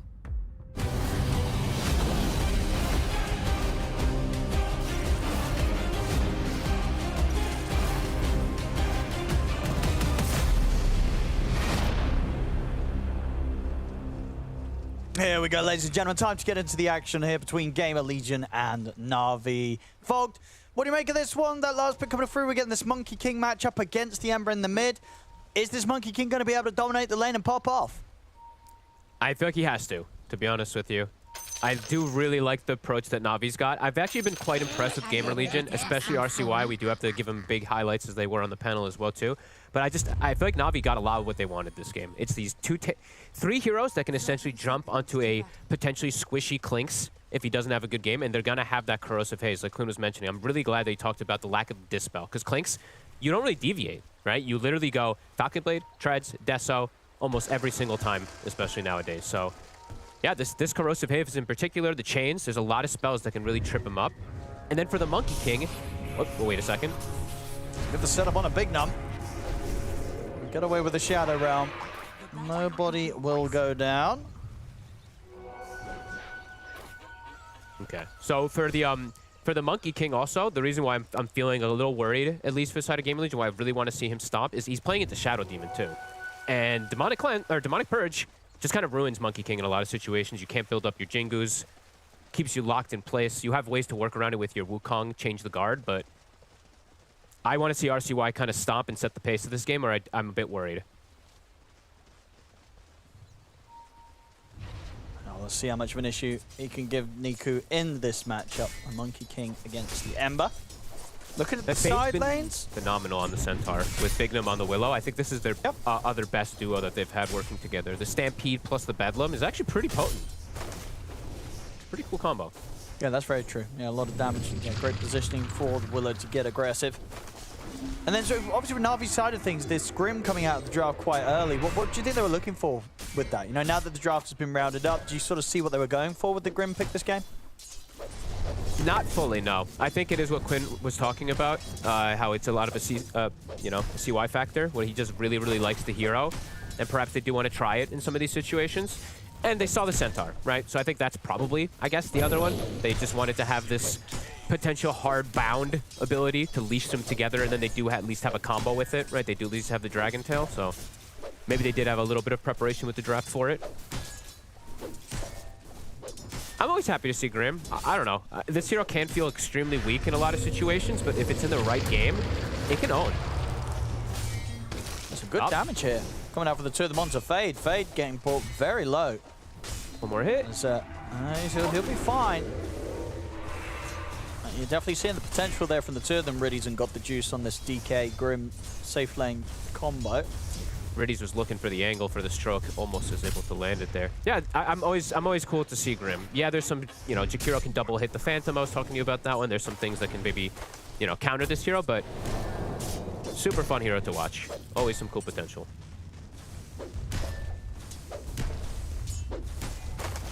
Mid lane so far. Of course, getting that little bit of an edge here for the Monkey King back up top. Have the connection on towards Big Num. Shadow Realm comes to an end, but again, not quite having that extra little bit needed to take the kill. So Big Num will survive. In the mid lane matchup, short pressures there onto Niku. RCY's got the lead, but Niku's still able to find something from this lane so far. Yeah, he's gotten something. Boots are up though now on the Monkey King and Niku. He didn't go for the boots build. I've seen some of the Ember Spirits go for boots rather than the bottle when you're playing this matchup and you pull waves. I think that's like the Malrine approach, but Niku's playing the lane. He's going for the Flame Guard build since there's no way to break it. So let's see if this approach works for him. So right now RCY, he's doing as Monkey Kings would like to do versus the Ember Spirits. They should do. He might be able to threaten Niku here. In fact, he might just have the kill. One more hit. Niku? He's got him. First blood goes the way of RCY. Niku doesn't respect the power of the Monkey King there, and he'll pay for it. That was a Niku. That was a kind of a Niku death, I'll be honest with you. He does this sometimes where he overplays his hand and does have a little bit of a random one. And that hurts a lot. I mean, RCY now is truly set up for success. Gonna have Treads pretty much done super early here. And Niku gonna continue to get zoned because he did not go for the boots. He went for the bottle. And can they bring like sort of a +1 in towards the mid to help him out? I don't know, their lanes aren't doing good. No? I don't know if they really want to. Bottom is tough. It's double spam. Jakiro plus Clinks. It's a dirty lane of constant aggression. Top lane, it's tough to always bully out a Centaur, even though they had that good attempt at the start. So Yeah, all 3 lanes. GamerLegion. Yeah, what's going on, obviously, with this team still picking things? So when you look at kind of the previous patches, is it the case, was this hero just not nerfed enough, do you think? Or do you think the hero's in an okay spot right now? I think the hero's in a good spot. I think it was absolutely broken, completely busted in every possible way, but now it's Now good. it's a fair balance carry, yeah. Yep. He's just a lot tankier than you ever expect. It's like a squishy Clinks, but it's never a squishy Clinks because he's got this death pact, he's got all these other things, he's got tools to move in and out of fights, and then there's just crap on the floor. Any heroes that make, you know, things on the floor are just obnoxious, especially when it scales. Yeah, and that's kind of rough, I guess, this game, right? Because you look at Navi's lineup, it's not like they have some like high attack speed core or support. You know, nothing that's going to be able to clear up the skeletons when they're out. No, not quite. It's more about their style is about them jumping first and protecting their backline. The DK and Verslard are finding some of these like squishier, more fragile heroes and just popping them. It could happen, but yeah, right now with this late start, this is as good as you could ask for. 34-15, 32-11, 23-4. Everyone's doing it fantastic. And now they can start rotating. Since that Centaur is free to just sit up there, can look to move around with Bignum. Yeah, Niku's playing it safe. I think he senses that you know, something could be happening here. His tower could be in trouble, and swinging the 2 supports. You know, these supports really do thrive on how well the cores are doing. And if Niku's not able to be that body, it could be problematic as bottom. Riddies. He's caught in the corner here. As GamerLegion will be able to get the kill. Should be able to hold position with Lotus. Actually, we're going to see the TP over some speed towards the mid here around the 6-minute power rune. Will end up being top. Niku. They're going to go straight for Niku. They've got both supports here to help out. Brambles are going to be off the mark, but it shouldn't matter. They've got enough damage just coming in from the right clicks of RCY to bring Niku down again. Big problems here. Niku struggling. Zayat's looking for a potential kill here. Can't go for it. No backup. This early game can really snowball. RCY looking for more with the Arcane Rune. Can't find the SD, but could look to contest for that Wisdom, the old school rotation that we used to see from the Monkey Kings. You get that level 6 online early, get the advantage, and just deny away that shrine from these supports who are already struggling. See if RCY wants to do that. And this is going to be just some slow jungling from Niku. Has, of course, at least got the 3 points in the flame guard, but just trying to scramble his way towards that level 6. And still a fair way to go until he has it. And he's got Wukongs and the Jingu already built up. And he's going to go for it. Sure will. We'll go for the setup, and PMA has to run. Can't stick around. It's going to be both Shrine of Wisdom's going to GamerLegion. It's a pretty perfect 7 minutes right now from the side of GamerLegion. DK's farming, but it's to be expected, and he's still lingering in the area. Now he is. He might find a chance for a killer, RCY. I'll go for Zayats. Jingu builds up. It's going to be Zayats going down. Another kill for RCY. Love how he's playing. Love this little casual Orb of Frost too after the treads, going for the defusal, continue to look for that aggression, and top fade's too tanky. Yeah, they try to go for him, but RCY is ready to sort of just threaten with the TP. So they won't push on for the kill. They won't be able to get any sort of action up on that top lane. You know, we're coming up to 8 minutes in. They're already 3K gold behind Na'Vi. And I imagine the XP is probably a similar situation with the way the Shrine of Wisdoms have gone. 3K gold lead, shut down the cores, shut down 2 of the melee cores that ideally want to be able to, they want to look to play around. Oh, Niku. He's got a remnant out, so he'll be all right. Okay. But no rune. Speed? He's actually got a haste, so he can just sort of chase Niku down for a little bit. Disruption will hold RCY back, but Niku can't do anything to help out Zayats. It's going to be another kill for RCY. They're owning. This game's starting to get out of control very early on here. We did see them do this yesterday. They won a game in 15 minutes. I mean, that game was over actually at like the 5-minute mark, to be completely honest with you. Last night they killed the safe lane like, I don't even know, 5 times on the Kez. This is, I mean, right now reminiscent. The DK's doing well, but the mid tower's about to fall. Bottom tower's dead. Gotta be some limited moves, because as you know, Quinn was saying and we were talking about, the supports in this game for Na'Vi, they're really about how good the core is doing, because they're all about enabling either the Grimstroke or the SD. They don't really provide that damage. It's all about the cores. Really heads up stuff right now. Love how aggressive they're playing. And stacking. Bignum's got those stacks ready for the Centaur too. Let's see if they can do something mid. Got the silence. It's the chains. TP's coming in. Back up there from Speed. Stampede not going to be enough to save RCY. They've got the lockdown from Na'Vi. They'll be able to get their first kill on the board. Honestly, that's what you have to do. You bring forward, even the Slardar, screw it. With the way that this game is going at the moment, you got to get something on the board for yourself to enable Niku. So bring in the 2 supports to rally around the Ember. Maybe what they just have to do. Just stack a little bit with the SD and the Grim, because that's what they're very good at, and then just stay near that Ember to try to salvage a little bit of this early game.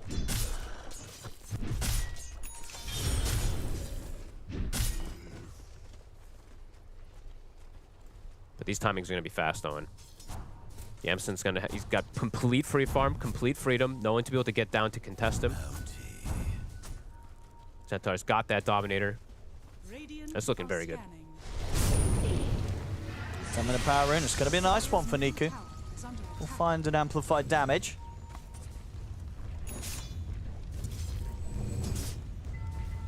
Support's not quite 6.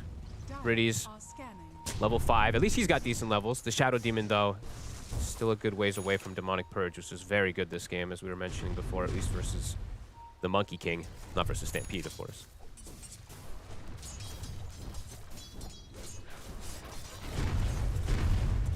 A bit more difficult to go for the setup onto Niku this time round, because Niku's got backup, and Niku's actually going to be the first to strike. He makes the jump straight in onto Speed under the tower. Nicely done. Yeah, just sitting around him mid. Just keep these 2 supports, getting that jungling going for the Slardar and DK. Sure, it's not the most efficient for the Slardar in particular, but it's better than dying. He's got that level 6 now finished up too. And the Mask of Madness, the farming item for Juice. Gonna be a bit of farming for Na'Vi to catch up, at least on these side laners. But we'll see what Niku can do now that he's gotten opened up a little bit here. Tier 1 on the top will fall. Yamson swinging across to bring in the pressure. Speed will return to the mid. He's now got the level 6 online. Pretty much all 3 T1s.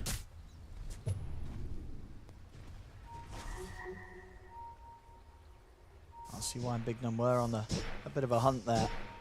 We'll just be able to just deny the ward from Na'Vi. A little economy game there. Holding on to the mid longer than I thought this mid tower was going to die 3 minutes ago. Got to be honest with you in mid. So Niku and the 2 supports at least hanging on to that one there, getting that space.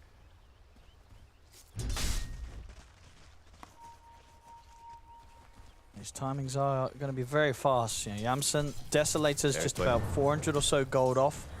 The Diffusal for RCY, also just a few hundred gold away. So once the 2 cores have that, really going to be a test for Na'Vi to see if they can deal with this pretty explosive damage output from the mid and the carry of GamerLegion very early on this game. These supports had better be ready with those sentries in very good positions, because this Clinks can literally just walk to the back line potentially and kill them in seconds. So they have to be really on top of their game because of this deficit that they have. And yeah, the Deso, he's got it. And they're even going to pick him up with that Deso off this timing. Or at least it looked like they were. I guess not. I thought they would actually bring him into the smoke and maybe look for Got the Juice, but not the case right now, at least. Maybe because the wave is showing. He doesn't want to give it away. Radiant are scanning. Juice. The 2 supports do a lot of damage. They have Macro Pyre, they have Bedlam. Yeah, do they do enough? Ooh! They don't have any way to stop it. Brambles was already used. They don't have point in Ice Path yet, so he'll get out. At the same time, over in the mid, another strike from Niku and the 2 supports to take down RCY. Sometimes the problem with this build, I was actually going to point out that he did go 2-0-3 on that Jakiro too, and they did go for the 3-2 on the Willow. Not that you can cast Curse Crown when the TP starts anyway, but that's pretty big. They show both supports. They're continuing to play around Niku in the mid lane. They've recovered his game. He is they really have the same net worth as the Monkey King now, and he has the Vessel, so... Definitely a bit of a worry for GamerLegion. You know, they had that pretty solid start. They were like a 3k gold lead very early on. They don't, you know, they end up losing their tier 1 mid first. Na'Vi making some good measures to really just get back into this game and take away that entire lead that GamerLegion had early on. Yeah, honestly, a bit surprising that they didn't look to play more around the Monkey King or around these strong cores on the side of GamerLegion in these last few moments. You kind of gave Niku the opportunity to get completely back. I cannot believe that he took the tier 1 before the Monkey King mid. That is outrageous, the way that they've actually been able to enable him. The gold lead's gone.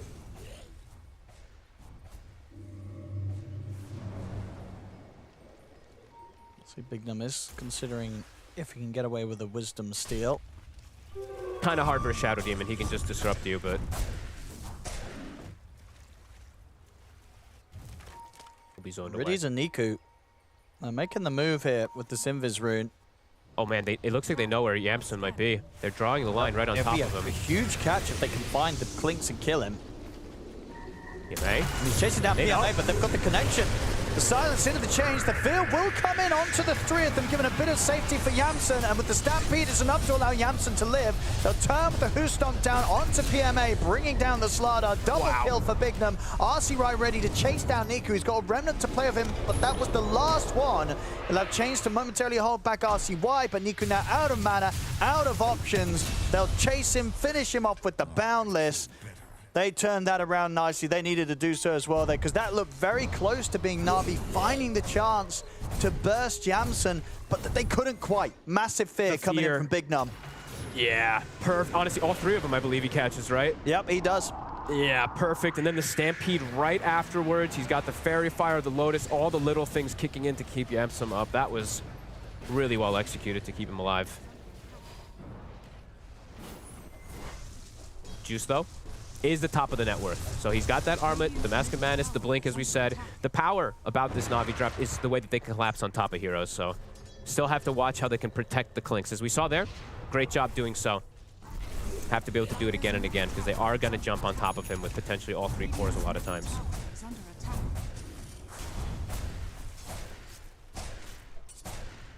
That Blink done. So Blink done for PMA, I think. Blink's about to be done for Juice. They do have some of these core items finished up to be able to still look to fight back. On the side of GamerLegion, I mean, they can absolutely look to get these fights going with this Diffusal on the Monkey King. Maybe they wait for the Crimson, though, because this Crimson could block, honestly, a majority of the damage from Na'Vi. If Fade gets this before the fight, Dire's structures are Na'Vi is limited on that magical. There we go. Smoke time for Na'Vi. Radiant's middle tower. They're going to try again here. Radiant's middle tower. They have got their eyes on Bignum. And up the Shadow Realm. And just the Stampede trying to help get him out of this one. He's going to make them work for it. But no further way to escape. Can't get the fear off in time as the crush comes in. Also off to the side, Niku having his eyes on Fade, but on his own, Niku will not be able to threaten the Centaur. Dire are I'm scanning. kind of surprised they used the Stampede there to try to save the... I thought they, like, Stampede is, like, only to save Clinks or the Monkey King, one of the cores in particular, right? So there's going to be a window now with no Stampede. I wonder if Na'Vi looks to punish that, because it's 70 seconds if they do want to look for one of these core potential kills. Radiant are scanning.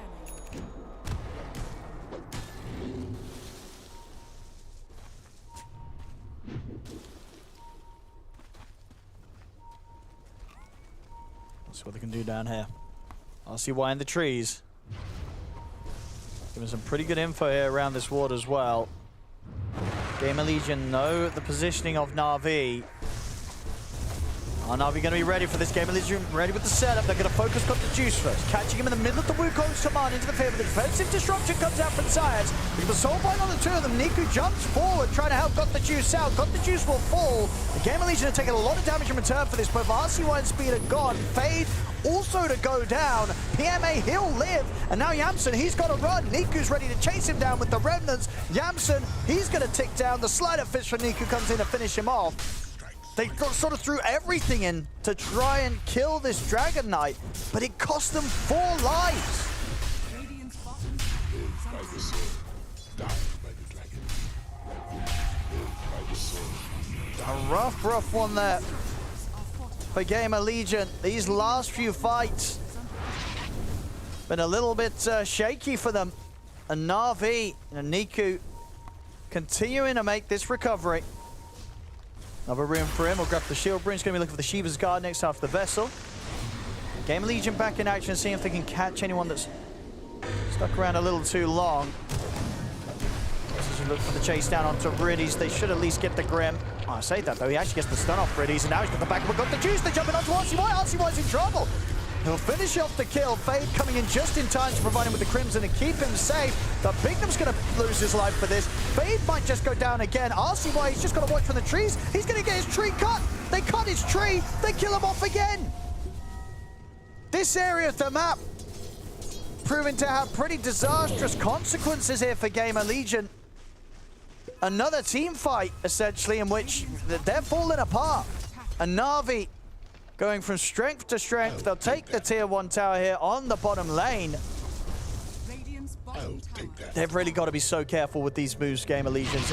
At the moment, sure, the gold difference isn't massive, but the swing, it's happening. Happening in favor of Na'Vi.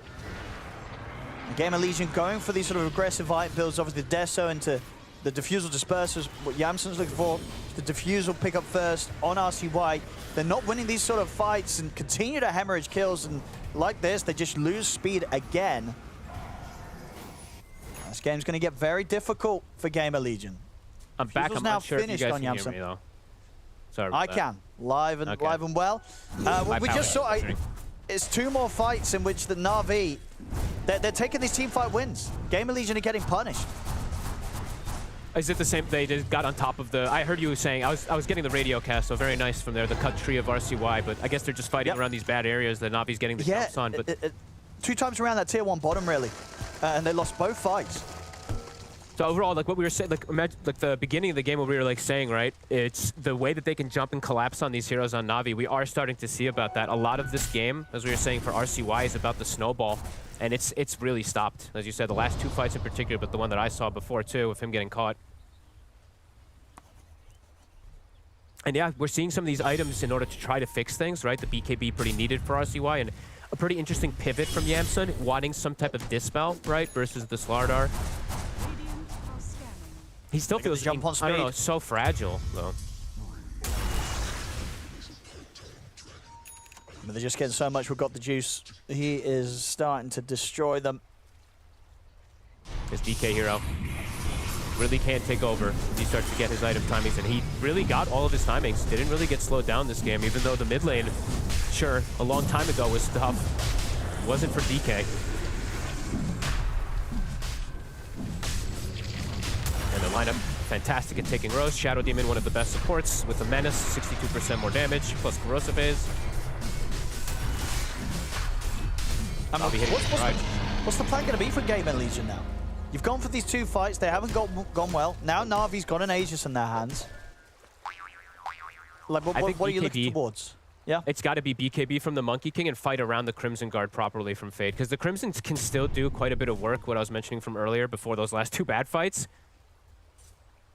But they still have to be able to approach these properly, and it's not easy versus triple backline jumping cores.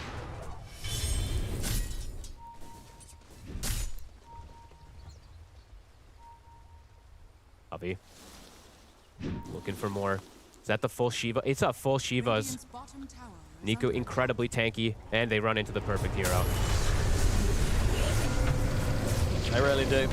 Yamson caught and killed off. And down bottom. Really getting control.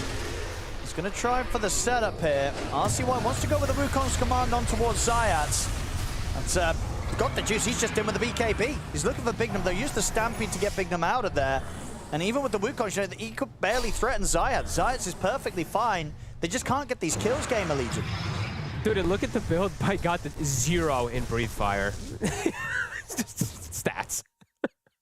That's pretty wild. And not even the 1 value point for damage reduction. Yeah. You don't see that. You usually see at least 1, because it's a 30% damage reduction with 11 seconds, but 0. He's not even wanting to cast it. He's all about straight up right clicks.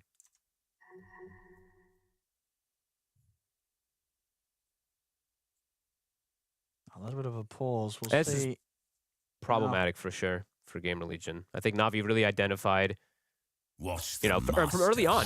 I'm just going to keep going back to when they just somehow get in the mid tower before the Monkey King, just not really playing around their strength. It felt like for GamerLegion at that moment, and Na'Vi has completely come back in this. It's beautiful. Full control now with the Shivas. And this Shiva is really, as we said, this feels like it might just be one of the items of the tournament. When you get it really early, it just feels like it takes over the game. Not just without heal negation or anything like that. It's attack speed slows, just hitting these backliners, giving vision. Super obnoxious item to play against if it's gotten early.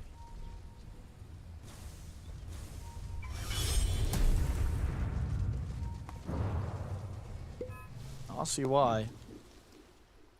What's the plan here? I don't know. Was he looking for a solo kill earlier with the Wukongs? Because it's on cooldown for 50. I actually missed that one. I mean, can he solo kill PMA? No. With the Wukongs, maybe. Yeah. Earlier, but... Sure.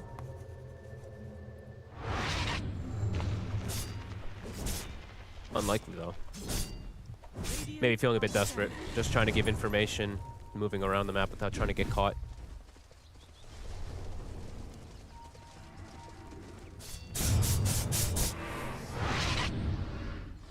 Niku. Gonna have his eyes on Fade. And with the two of them, Oh, they're that's gonna have cute. the damage to bring him down. That's Fade dead. That's actually insanely cute. The Soulbind versus the Dominator. Since the Centaur is gonna buy Dom, he kept it. That's actually pretty fun. Na'Vi, you know, at the same time, they're gonna look for more kills. They get the jump onto There's Victim no here. volley. We've got the juice. And already PMN's eyes, they're looking for speed on the sideline. So they get the kill mid, and then on the top lane and outside in the jungle there, they're just making moves on all fronts, Na'Vi. GamerLegion, they're not able to deal with it. No, the GamerLegion game plan is broken completely for the last like 10 minutes or so. It feels like they really needed to get this Monkey King snowball going and not stopping. You can't have this type of stagnation happen on a hero like Monkey King when it's picked versus Ember. You have to just completely stop. Little to no mistakes. You know, Quinn, the master himself, will definitely talk about that Monkey King, I'm sure, ad nauseum afterwards. So. But yeah, I mean, I don't know how much I can blame RCY because the supports needed to play with him too and just really push the envelope. While Na'Vi, they did the right thing, right? They were like, okay, we have a level 3 and a level 4 support. Our mid's having a tough time, but if we play around him, we can actually get these kills versus this over-leveled Monkey King, and they did that. Now the lead just continues to grow. Full control. Limited moves for GamerLegion.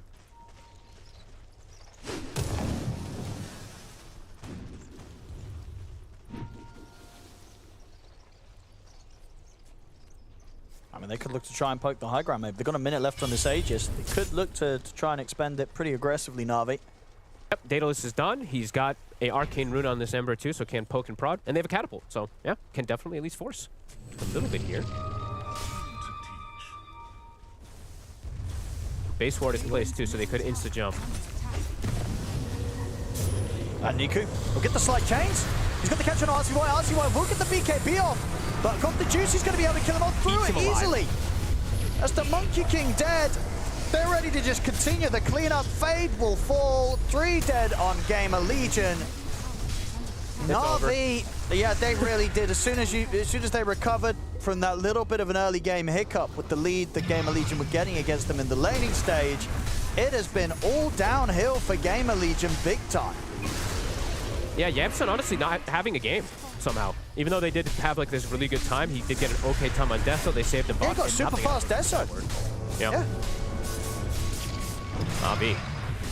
Looking, I mean, they've had some of these games where they do look pretty, like, even though they're in a deficit sometimes, these little plays that they can make, catch themselves back up, and yeah, now Juice, you can say he has nothing he's afraid of. He can just stand and right-click in a Wukong's versus a Monkey King at this point.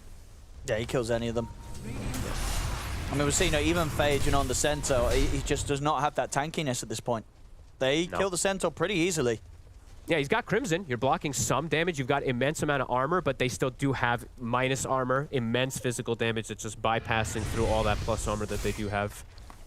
Radiant's top tower is under attack. Yeah, I mean, Yamsum too, it's like this Disperser, it's cute in terms of being able to dispel these chains, these things, but I don't really see what it does on the Clinks, I gotta be honest with you. Here we go. Smoke time for GamerLegion. They need this to work. A bad like smoke here might be GG. Yeah, like if this is a Disperser as like a 4th item, I'm perfectly fine with it. It as a 2nd item, this looks so odd. We'll see where they go with this, because they're going to know that Na'Vi's pretty much entirely here on this bottom lane looking for the push. They'll probably they'll go for this sort of twin gate wraparound. I don't know, will they actually make it in time though with the duration of the smoke? I think not going to come to an end. The racks during that time. Yeah, okay, they do have a second smoke to re-smoke up, but yeah, they got to get it quickly. It's going to take him a bit of time to walk over. They have backline vision. They do see both supports, but both supports do have blinks. Let's have a look. Can GamerLegion make the magic happen here? And there are the blinks. And it's going to be Niku kind of finding them first. This is him with the Remnant and the Shiva's Guard. RCY up in the trees. They'll focus towards Niku, but Niku's able to jump out of the Wukong spot with the Remnant. Will still get caught by the stun, but he's okay. Holds them back with the chains. It's going to be PMA if it does get picked off first. So GamerLegion, they get something. They need more, though. Can they catch Niku? They're trying to close in on him. He'll get the chains to hold back Fade. They need this Ember Spirit dead, but he's still at the Remnant at the ready. Jumps over, but the Boundless is there to stop the TP. RCY might pay with his life, though. Slight chains as well as the Vessel. He'll stop the TP out, but it costs him his life, and they still won't even get Niku despite cancelling the TP. Niku's fine. And he runs into melee range because he has shards, so he replenishes another Remnant. He might keep going. He's thinking about it. He's got 5 seconds until Shiva's Guard's back. Okay. Well, all things considered, at least they get something, right? The DK form ended. You could see you got the juice. Was like, wait a minute, let me just TP the hell out of here. So, you know what? At least they got a little bit of something on the side of GamerLegion. But, yeah, still a mountain to climb in this game as Niku continues. He's going to get another hit. Bignum caught out. And we'll see. Got the juice. He's kind of... Is he 1v2 in them here? Yamson's got to run. And Fade... I mean... I don't think he has the option to run. The stun comes in, and we'll get the Who Stomp up, but Blink's going to be there in a second. Okay, I'll go for the TP out now that the Dragon Tail's used, so will manage to escape. They'll get away from this big, scary dragon. The big, scary dragon, indeed. Level 21. He's got Vast. Look at that attack range. It's beautiful. With Shiv. Not greedy Shiv. Sorry, no. No. Thomas is up. Na'Vi can look to take that, and then can look to bring it down the top lane. That final tier 2 standing on GamerLegion's side of the map. I really have loved how the 2 supports have played in this game from Na'Vi, I gotta say. They have some mid. Almost has the Aghanims now finished up. At least we'll be able to deploy a good chunk of damage at the start of everything here, but they are very tanky on the side of Na'Vi now at this point. They're probably going to go look for that Rosh. I think they can... I mean, they could probably just walk into the Rosh and just do it, to be fair. But might look for the fight first. There we go. Na'Vi. Radiant are scanning. Are GamerLegion prepared for this one? Could be the final fight.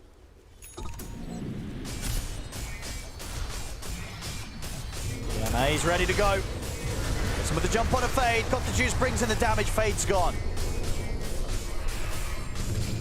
It's the 3,000 HP, 30 armor Centaur, by the way. Dead in a second. 40 seconds.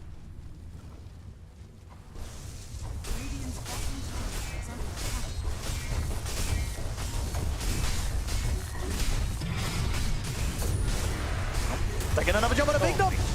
Buybacks are coming out. They'll use both for the buybacks straight away. They look towards Got the Juice, but the BKB comes out. Same to be said for PMA. I'll put the BKB and run. Got the Juice goes for the BKB TP. So does PMA. They both escape. As soon as those buybacks are out, they're getting out of there. Riddies also goes for Ghost Step to TP. Niku will sort of be left behind, but he's got Remnants at the ready. We saw what happened last time they tried to chase him. It didn't work out too well, so he should just be able to walk away for free. They play it safe there, Na'Vi. They get the 2 buybacks immediately. They're all out of there. Yeah, super smart plays. As soon as they're packed, they know that there's no BKB piercing disable, so they just save those to BKB TP out, and now they can go back to that Rosh. Actually, a really cool play there, because they could have just done the safe play, right? Just kill the Rosh and then go for this play, but instead they force some type of move. Now they can go back for that Rosh. GamerLegion. Do they even want to make their way out there? It's dangerous. You don't know the ward coverage that's over there. You could just give a free initiation.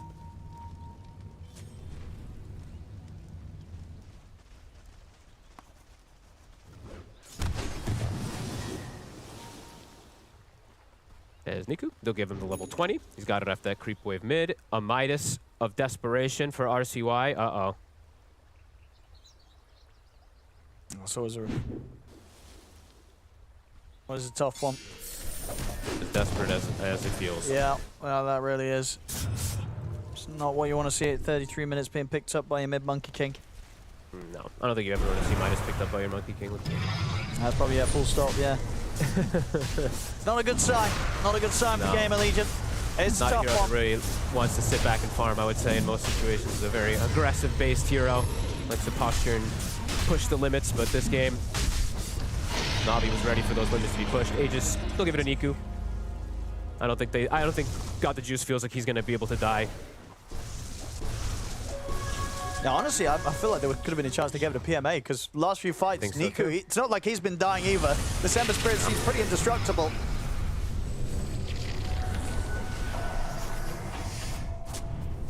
He's got the streak, right? Niku's godlike, so that's also another case too. Doesn't get the slide off, won't get the chain connection. Oh, the rest of the team, though, still going to catch on to RCY. He is dead without buyback. He's gone. I'll look for some sort of setup onto Niku, but they still don't want to throw everything onto him because they know it won't kill him, and even if he does, he's going to be back for round 2 with the Aegis. 30 seconds on Dragon form.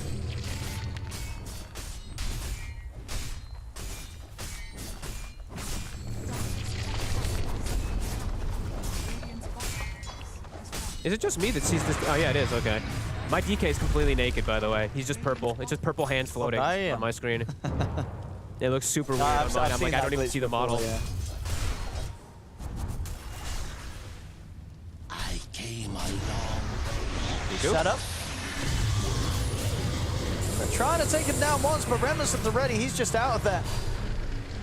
The top lane's going to start get brought in by Got the Juice. Radius has the shard from the Grim, so even if one of these stuns connects onto him, he just pops it onto him, gets that little dispel. Lets Niku just keep going. Niku's courier's dead, so he can't pick up his full ags, but still looking for the place. Yeah, he's in. Gets the catch on his speed. Kira's in trouble. They use the Stampede to try and help reset, get in position. Fade gets the Who Stomp only onto Zayat. PMA on top of Fade. They'll lay down the Macropire, but speed will fall. Fade surrounded, crushed again here by PMA as Got the Juice gets the double. And they might just get Yamsen as well. Niku charges straight back over towards the Clink, sets up for the triple for Got the Juice. They're ready to bring in this top lane and ready to close this game down. PMA looking for the next target. It's the buyback. No set Time round. Yeah, Na'Vi, they don't care about backing off. They're ready to keep going despite the buybacks. They are not scared of anything that GamerLegion have to throw at them. Oh, they tickle. They truly do. This Clink Steven does not do any damage at this point. As the slight change onto Bignum. Bignum's gone. PMA gets the jump crush onto Yamsen. Yamsen's out. This game's over. GG is called. Na'Vi take the game in very impressive style, very nicely solving the problems of that early game, that early lead, that advantage that GamerLegion were getting against them in the lanes. And then from that point onwards, it was completely downhill for GamerLegion. They had no plan B. They had no plan of recovery. Yeah, no plan B, and I will say, I like Navi's draft, it's really, really good, honestly. Unless this Monkey King completely snowballs out of control, I do feel like they have the answers for this Clinks as we saw in multiple situations. The itemization is definitely awkward, so props to Navi. Absolutely. Solid stuff there. Na'Vi, take the win. What a great win I'm sure that one feels, considering it was going pretty rough for them in that early game. Their mid lane with the Ember Spirit on Niku. Ooh, bit of a Yakas, I'd say, Quinn. Yeah, it's a classic Niku getting solo killed. That's happened, I think, you know, some players, you look at them and like, they're such a dominant player. Every win that's happened. Yeah, look how often they get solo kills for Niku. It's look how often he gets solo killed. Yeah, he's a beast. But after that beginning of the game, I think he played very well. Navi as a whole played very well. And I was worried about this when I look at this game. It's a difficult game to execute for GamerLegion, and they kind of just got skill diffed. I think a slightly better team could have won this game with this draft after that start, after the solo kill, both side lanes winning or at the minimum drawing. But a couple mistakes here and there, we talked about it. Monkey King, that hero does not do well with mistakes.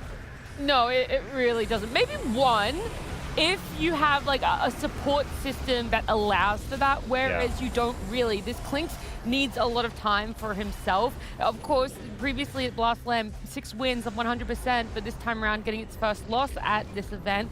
It just really does need a little bit more time though. And then Centaur as well, there's only so much he can do once he throws out the spells of him, the ultimate to disengage, and then poor Dark Willow and Jakiro, what else more are you really supposed to do when anyone on the side of Na'Vi gets something going for them? Yeah, I think so much of it comes down to that like post Wisdom Rune, I think. Up until that Wisdom Rune, they had done amazing. They got kills all over the place. They killed the mid hero 2 times. They stole both Wisdom Runes. Normally, you're in pole position. I think they might have been up 3k gold at that point. And then from there, I think they're just not fast enough at combining their heroes in different parts of the map. You can see there's a point where they're kind of all just standing mid, looking at each other, wasting time, where Na'Vi's standing there waiting for them to dive, and GameLegion's also standing there looking for an opportunity, but there are no opportunities, and they're just burning time, burning the midnight oil, and you can't do that whenever you have Monkey King, specifically against Ember, because this vessel is coming, and you need to be farmed enough that your defusal is fast enough that like you gain all this map control so you can get to BKB. Because if you get BKB at a good timing, like quickly after his vessel, then you're chilling. You need to really push the tempo, because if it's sort of stagnant like this, then you can't actually fight him, even if you're 2k gold up him. If he has vessel and you have defusal, you aren't doing anything to him. He's going to chains you, press vessel, that's it. Well, still, again, praise to what was GamerLegion's earlier part of the game here, but even more so for the side of Na'Vi, making something that no one else is playing for themselves. Grimstroke, I actually want to talk about him a little bit more. You coined it, you said CY loves this hero. CY's coaching Na'Vi, of course, is going to have some amount of influence, but to see it come to fruition now, 2 games for them at Blast Slam, it's like, this is good. This is now a Na'Vi hero. Do teams look at it as, we could be picking up this hero for ourselves, or do we just have to resign that is going to be their hero that you will have to subconsciously always think about? Yeah, they definitely have to consider it, and I think they draft around it really well, right? They've got the triple stunner boys or the triple initiation boys with the backline supports. You need that, right? They pick those 2 super scared coward supports and then immediately follow up with the chads, and you need that mix there. And I think understanding that, not getting baited into, oh, it's a really good game for sniper this game. No. When you have Grimstroke, your mid is melee. There's no question here. There's no conversation. And I think they stuck to the rules of Grimstroke, and they won the game for it. Let's talk about Monkey King a little bit more, if you're okay with that. Okay with that. Okay, I don't know if you will be... I'll oblige. Okay. You didn't even let me finish my sentence, but that's cool.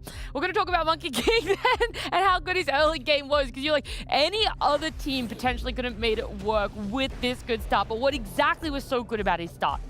Well, I think he played the lane really well. He went for this Wraithband rush at the start of the lane, which is very good against Ember, so you can trade back and forth against him. Gets a really, really nice solo kill based off that early laning. They have a great gank here, and they've got the snowball running. Now your engine is going. So where do you need to look to next? Well, after these kills, he goes to the Wisdom Rune, and there's a sequence there where he gets a couple of kills. He takes that Wisdom Shrine away, which is amazing. It's a great high-value play. The problem really comes after that, in that I think he needs to either start attacking this Dragon Knight in the safe lane, or he needs to get more heroes to combine. Really, the big problem with Monkey King, and the mistake RCY makes, is he doesn't combine enough of his heroes, and he's fighting in even numbers or getting outnumbered. There's a point where he dives that mid tower a little bit, and he feeds it away, or you can see stuff like this when the game has progressed more. Monkey King, he wants numbers advantages, because he's only right clicks, right? That's his entire toolkit, is he just hits you. And so if he has spells being cast on him, he gets disrupted. He gets Grimstroke spells cast on him. He gets de-pushed off of the fight in a way. Now he can't actually do anything more. He's a hero that does damage at point-blank range. So if he doesn't have the numbers advantage, it's a real problem for him. And in this game, he makes that mistake of getting outnumbered by not communicating properly with his team. Maybe they don't understand it properly, and it's just such an all-in hero. And that's 2 things that really tested, I think, the communication and the cohesion of GamerLegion, is also when you come up against a Grimstroke and you get leashed like that in a fight, you need to be on the same page, or you need to have extremely effective communication to figure out what you're going to do together. Are you both going to continue pushing it? Do you realize this is a lost cause? We actually both need to back out right now, or are you even able to? No, absolutely. And Fog mentioned a lot during the game, and I think it's very true that Na'Vi's draft, they have a lot of cohesion together. They scale really well, and their heroes make sense together. And I think for GamerLegion, they should take a page out of that school of thinking. If I'm being honest, their execution is not good enough to play really fast lineups like this. And I think they should give themselves a little more grace in the draft. We've also been talking about Shivas quite a bit, and you look at GamerLegion, it's 2 physical damage heroes and Centaur, who does almost no damage. You know what item is really good against that? Shivas. I think split damage when that item is really good is super important. You need some magic and some physical, because if you're super, you know, dumped into one category, then they just itemize against it with either the pipe or the Shivas, and you end up in big hot water. Yeah, that feels bad when it's like, okay, his one item, we undo everything you've just spent like the last 15 minutes drafting towards, and you're like, oh, cool. GG, I guess. Yeah, thanks for yeah. Go next. And we will go next. We'll go next and talk about our next matchup, Falcons and Spirit. So earlier today, Falcons played up against MOUZ, where they got 5 huskered, ended up winning. Spirit for themselves came up against OG. They did get that win, but it didn't necessarily feel like your issues were resolved. And your issues with Spirit were the fact that they weren't drafting like an old Spirit did, you know? And I don't even necessarily mean that far back. We could go 6 to 8 months ago, and it felt like there was way more oomph in Spirit's drafts. This time around, having to, you know, fill in what is a substitute in their mid lane there for Lyle. Yeah, it's definitely been impacting them, I think, for the negative. I do think they've maybe started to right the ship a little bit. That last game, they had the scaling, they had the team fight, which is what we want from a Spirit draft. They're not a team that's going to play very quickly, even though they have the individual skill. It's just not their play style. They don't like to do things that way. So I think as long as they can draft themselves into that more typical Spirit comfort, have the late game, have the scaling, it's very good for them. As I think this is an interesting matchup because it's two teams that are titans at different points, but are both floundering to some extent. And so I think it's really important for both teams they have ease of execution, because I don't think either team is fully capable of like trampling a game right now. We haven't seen it from either one of them, and so I think having stuff to fall back on, having either the carry matchup or having the team fight advantage, these will be things that will be really big advantages for either team.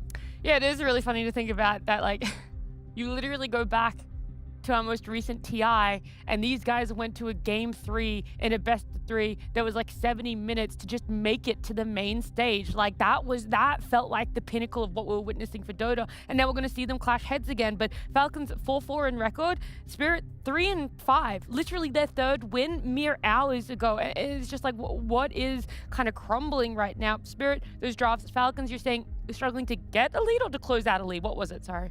I think it's a combination of both. I think Falcons is all over. That's not good. I think they're all over the place, and it's weird because I think where Falcons typically their issues reside, and I think it's a bit of the problem right now, is I think they have problems when they don't have these consistent heroes they can go back to. The classic Falcons heroes, the first pick Dragon Knight, Beastmaster, Mars, these dudes that Pango. they just pick. Yeah, Pango, exactly, a dead hero now. These heroes they first pick, and they have the same draft every game, and they force you to beat this draft. I don't think they have that right now. I think they're picking different things. They're trying a lot of different openers, and they don't have that typical Falcon structure. It was a problem we saw throughout last year until they got to the very end. People forget they had a very shaky year up until that TI. I don't think they forgot. They didn't forget, but the outside public, you win TI, oh, the ghost, Lisa Nagai. But no, they had a very messy year up until then. Yeah. And so I think you can see remnants of that now. They're not really sure what to pick. They don't have the typical bird sauce. So I think they need to find that. Can you take it with a grain of salt that it is a newer patch and maybe trying new things is good? I think. Or you're like, no, they're so regimented that they have to have that stable opener. I think there's definitely some validity to trying some other stuff. I think it can broaden your horizons. But I think my question marks come in that they tried that last year and it didn't work. And they just eventually went back to basics. They tried to play other stuff in a meta that wasn't super adapted towards them. And so I think for Falcons, you got to jam what you're good at, because what you're not good at, you're really not good at. It really ain't working for them. We'll see if they found out what is good for them here. Same with Spirit. Both of them getting wins to start off their day. But right now, only one of them is going to be able to get that, and all starts with a draft.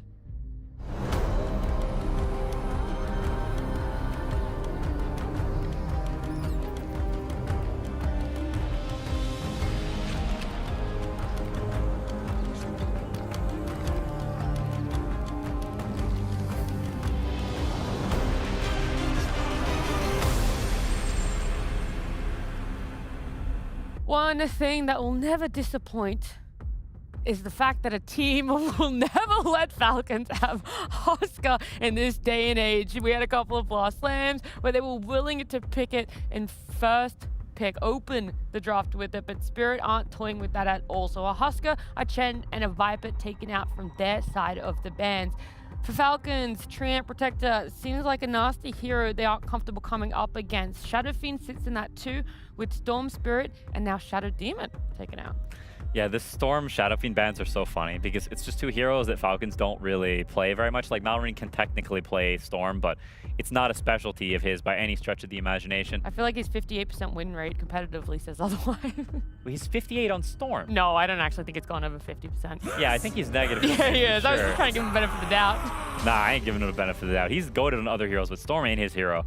And Shadow Fiend is a hero that neither Skitter or Malrine play at all. So they just, anytime these heroes are in the meta, it's kind of a problem for them, and you see them first ban them quite a bit. We said it here, but they get given their signature Razor. A bit surprising that Spirit choose to give that over the Chen. I mean, it is a Falcons Chen, but not a hero that we see most teams pick these days. So it's interesting they still give it so much respect. I mean, it is snaking, so it makes sense, I guess. I want to see the snaking Marana. I mean, he's not going to take that facet, though. He's going to take whatever the heck, Blinding Dude, Stars. I don't want to see it then. I take it back. I don't care what he plays. He definitely won't be playing CM, though. That's kind of what brought to mind the other heroes that he is so notorious for, right? You've already said it. It is a Falcons. It is a snaking Chen, so they deem it worthy to first phase ban it. Second phase is the Crystal Maiden, and I don't know if this is a player that you want to test the depth of hero pool on. I feel like maybe you could do it for Malrine, maybe you could do it for Amar, but I feel like Snade really truly does have so much more than this, and it feels weird to almost target him with now a Jakira ban too. I agree. It is weird. And I don't remember the last time I've seen a Crystal Maiden banned. Like, really? That's the best you could come up with? And I think there's like some theory into when you have these double second phase bans, what you do with them. Because in a lot of cases, you want to ban heroes that stand out, that are specific, in that no other hero can do what they do. You look at CM and Jakiro, they can probably come up with another ranged hero that's pretty strong in lane and has magic damage, right? Like, those heroes are not special necessarily in that what they do. And so when you do those things, they just pick the third one if you wasted your bans, compared to something like banning a specific core hero, thinking ahead a little bit. What core might we want against Razor? Okay, let's ban something for that, right? There's a lot of forward thinking in these second phase bans. And so being maybe a little short-sighted and coping a little bit that snaking won't have a third hero, I agree. It's a bit strange. Yeah, I don't know. It also comes back to the conversation we're having in the last draft, where teams will allocate times in different places, their reserve time in different places. For Spirit, it felt like they didn't actually want to allocate any extra reserve time to that second phase ban, and they were just like, yep, CM, yep, Jakiro. Now we've got Falcons who are the complete inverse. That was a really long time, whilst they do get that pick straight out of the ban phase, but it was a long time to eventually ban a Clockwork and pick up a Tiny. Yeah, I think I'm not 100% sure what that goes to show. I do think this banning Clock into picking Tiny makes some amount of sense. The Clockwork is pretty good against wave dragging fours generally. But Tiny historically is decent against Clock because you can just toss him out of cogs if he puts you in them. With the big cogs, maybe that's changed a little bit, is now you can kind of get bounced around and you can't actually get out even if you toss the Clock out. So there's method to the madness there, and it looks like it's going to be the Amar Razor. You've already picked that melee ranged lane. So it's an Amar classic, and Crit is also, I think, a Grandmaster Tiny, a lane they're very well versed in, but it is much more about that classic Falcons win lanes, become tanky and unfightable through each individual hero, sort of building for himself, compared to Spirit, where, once again, you started with the Mars. It's the team fight, it's the cohesion. That's the base they've built for themselves. What is Tiny bringing to the table? Plenty of other melee position forwards might not be, if this does end up being a position for Tiny. Because there's the Tusk too, which I think is really good against the Mars Arena. You can blink in, you can snowball save.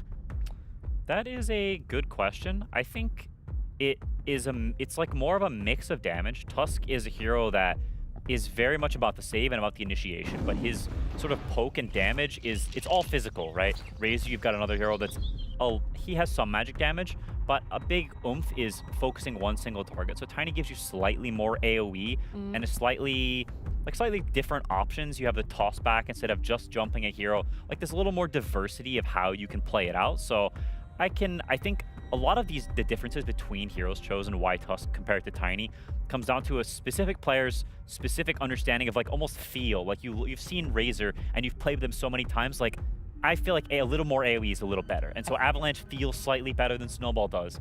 so much of it is these imperceptible things that you get from playing way too many games. Yeah, I was going to say, I am sure not only have they run that combination, either the Tusk or the Tiny multiple times with each other, but in pubs too. And so I like that sort of reasoning as to why you might just see one hero, even by 2%, be the chosen one. Kez and Warlock are two more chosen heroes though. Marana for Team Spirit, we didn't really touch on that one too much, and we can circle back because I think a Kez coming out for Falcons seems far more interesting.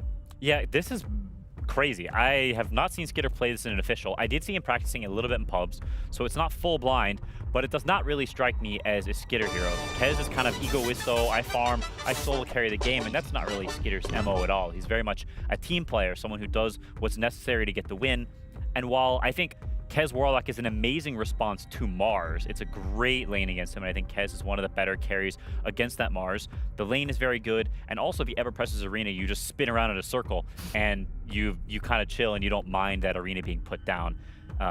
Warlock, great team fight response to the MOUZ, so I think there's a lot of logic in these picks. I think they make a ton of sense, but both Warlock and Kez, they're not really Falcons heroes, and so this is an interesting thing to me where we had this conversation before the draft of some of the heroes that are really popular right now, they're not typical Falcons heroes, and so they've dipped a little bit outside the comfort zone to something that is conceptually good this game, but is it good for Falcons? You don't think Warlock's a Snake hero? Not that much. Okay. Like, I think he can play it, absolutely. Snaking is an Sure, I mean, that's a incredibly different talented question. player. Being able to play a hero or not isn't ever the question when it Yeah. comes to pro players.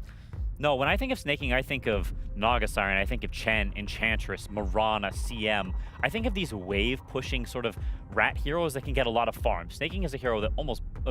Snaking is a player that almost borderlines on core. My hero snaking! That's right. My NA Prime! Hit my goat! Carry me! Carry the region, please! Help! Last hope.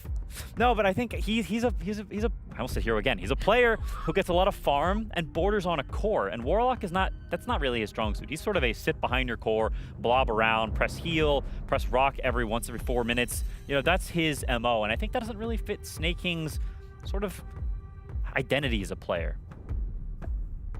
Look, I'll believe you this time around, but I'm gonna have to wait to actually see it. I'm trying to look at his competitive match history to see if Warlock even sits anywhere up there. It doesn't. Okay. 6 months ago. Yeah. 18 games. Wait, when was that? Was that at Raleigh? Sub 50%. Oh my goodness. I don't know. You're really testing my knowledge right now. Because I just remember at Raleigh, I think we may have played this hero 1 or 2 times when I was standing in for them, and it just like I don't think we won those games, and it did feel like didn't really this win is much not when a you were hero. standing in with them. We did okay in the group stage, and then we bombed out. The group stage was decent though. But yeah, it's not a hero that Falcons typically likes, or one that's very comfortable for them. So we'll see. Sometimes changing just these little things about what general things a player's hero will do, that can have really big impacts that alter how other people play, and it's small and it's tiny, but it has big ramifications because Dota is so much of a game of snowball. Yeah, he's only played it 7 times since joining Falcons as an organization, and none of them were at Raleigh. So. Okay, well, You but tried. maybe it was a scrim. Maybe. Leaks. The leaking year-old scrim. How could you, Quinn? Crazy. The betrayal of your fellow countrymen. We'll focus back on the bans, though, and Underlord, yeah, really rising in popularity, and rightfully so. We've already talked about just how good its win rate is, but the fact that we've been seeing it in carry, offlane is obviously where it is predominantly put, and that is what Falcons are looking for, which is why a Beastmaster is joined them in the ranks of the ban there. Still potential flex for the Razor to either go mid on Malorine, offlane on Amar, and for Falcons, it's a Morph and Weaver ban to try and limit what Yatoro might want to pick out for himself.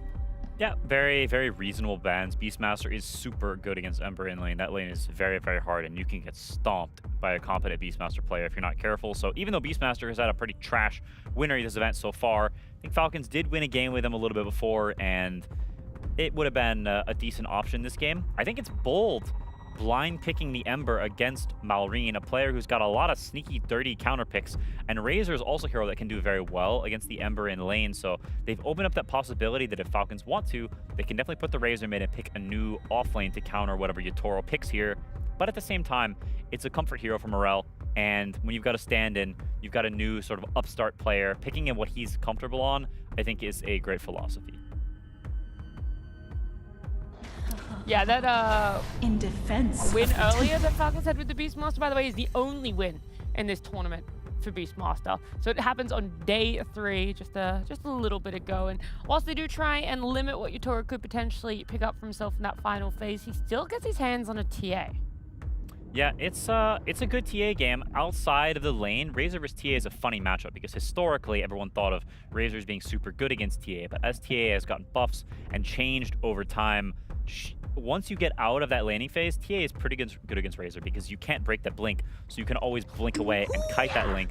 But now, Malrine, he saw last game, he saw RCY, and said, you know, I'll show you how it's done, brother. He must have closed the tab after 8 minutes and said, yeah, Monkey King's a really good hero. Yo, that was inspiring, man. Give me that hero.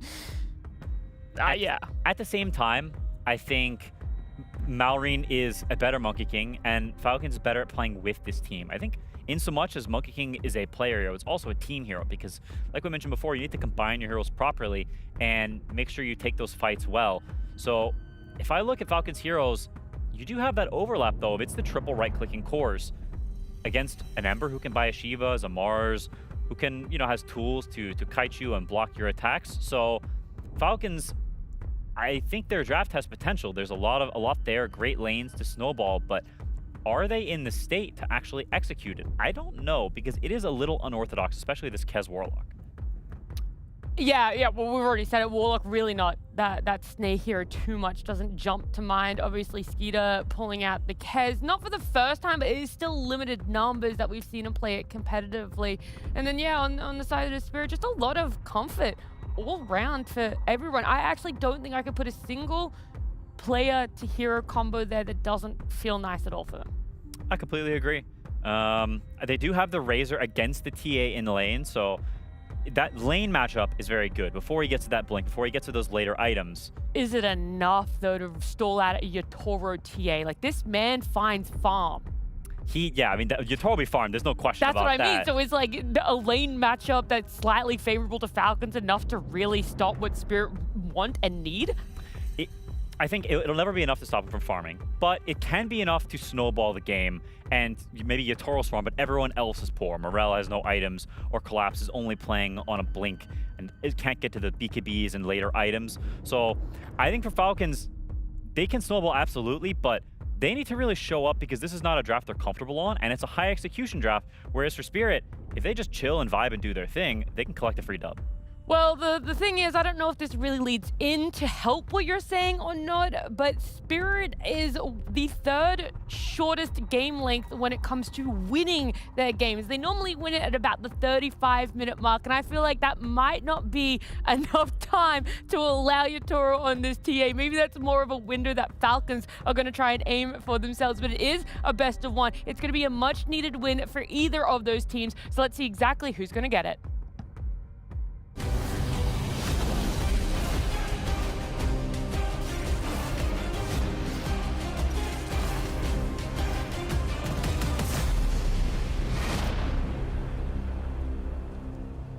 Here we go, ladies and gentlemen. Time for Team Spirit to go up against Team Falcons. I'm ODPixel here with Fogged. Fogged, we're going to get to see some Skeeter bringing in the Kez. Looking forward to see what he can do with that one. On the other side of things, Spirit, they had the things to consider. They end up going with the Yatoro TA to finish it off. It's a solid one, but not one that's, you know, there's definitely stuff that could trip up a TA this game. Yeah, I would say, at least my read for this one is I look at Falcons and I think they drafted to kind of win 3 lanes in a way, right? These 3 lanes that they have are incredibly potent. They can be a little volatile. You know, this Monkey King versus Ember, as we saw, you need to keep the ball rolling, but Malrine is very comfortable on this one. These lanes look good, right? Kez Warlock versus Mars plus Hoodwink, it looks pretty good for the Kez. Mid, Monkey King versus Ember for the Monkey. And bottom, Tiny Razor versus a Mirana and a TA. They should be able to have good lanes, but I think they need to really have these good lanes go that good and kind of snowball like Quinn was talking about. Because if you look at Spirit's draft, if they just get to play their game, they get to kind of chill out, it's a very strong draft in terms of like everything else. Yes. It's got team fight, it's got good catch, it's got great scaling. Falcons is just a little bit, it's just different. This Warlock and Kez especially is very, very different. Razor we've seen is very strong, but there's some volatility in these heroes.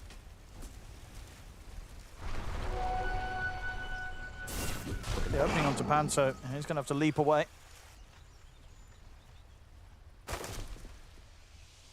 So Falcons, I do think that they can, like this game, they could particularly like snowball pretty out of control in this game. But there's definitely those possibilities where if they don't snowball, yeah, Spirit's draft, it just will naturally hit these timings and be incredibly strong as the game progresses. So let's see how these lanes do go.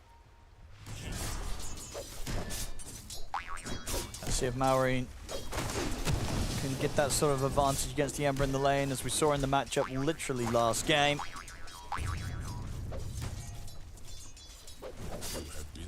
How much of an issue he can cause for morale.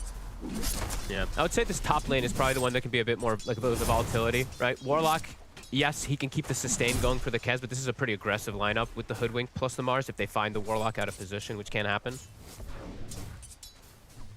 Bottom, let's just see how much links are pretty much coming out, because if Amar is able to just play like this, which he should be able to, he can slow down the farm of Yatoro pretty effectively.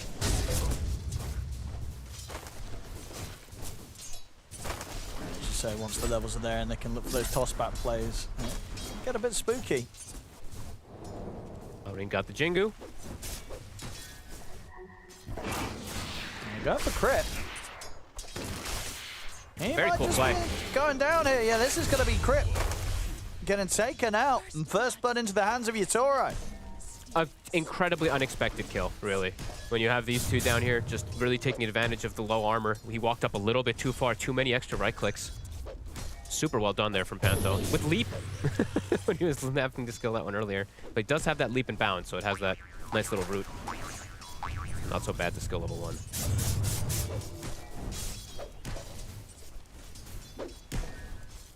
Mid CS. So far, once again, Mirel's keeping up as the Ember Spirit, but very much kind of from this level 3 onwards, where we really start to see the Ember get bullied.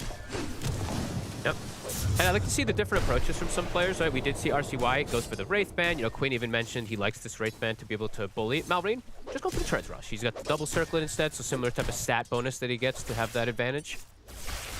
Either way, he's going to have that great lane. It's a trap.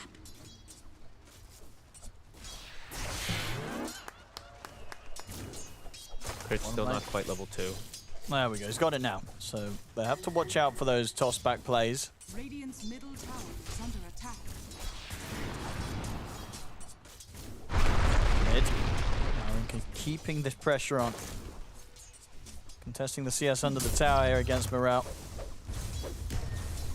Toro really trying to get these ranged CS, but he can't. They're even trying to use arrows to get it. You actually saw it there on the camera. That crit bodied it. They were pinging to arrow that range creep. They weren't able to actually quite get it there. So Toro is definitely struggling in terms of CS, but they do get the Lotus, and they do have Mirana on their team, so getting these Lotuses always feels really good when you have Mirana.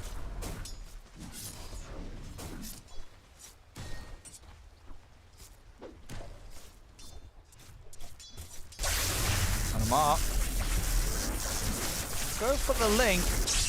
He's kind of low himself, Amar, so obviously just relying on the fact that he does have the stick charges. Level 2 link. Online. When you're playing versus the TA, absolutely a reason to go for that second point. They continue to apply that pressure, but he's not getting that many last hits. It's 12-8 to 9-8. No. So they are preventing CS, but he's also not really getting the most. But I think you'll be okay with that as a Razor. It's just this kill that really makes the difference. The fact that you're able to get a kill is crazy. Collapse. He's going to be all right. That fail bombs of Shadow Word does bring him down pretty low, though. He's got Salva the ready to heal up. Yeah, he should be fine. So we are seeing, what we were mentioning. It's not 3 lanes, I guess, win because of that kill bottom, but 2 lanes that are going incredibly well at the moment for the side of Falcons. Yeah, mid is getting very, very dirty. 27-11 against the 11-1.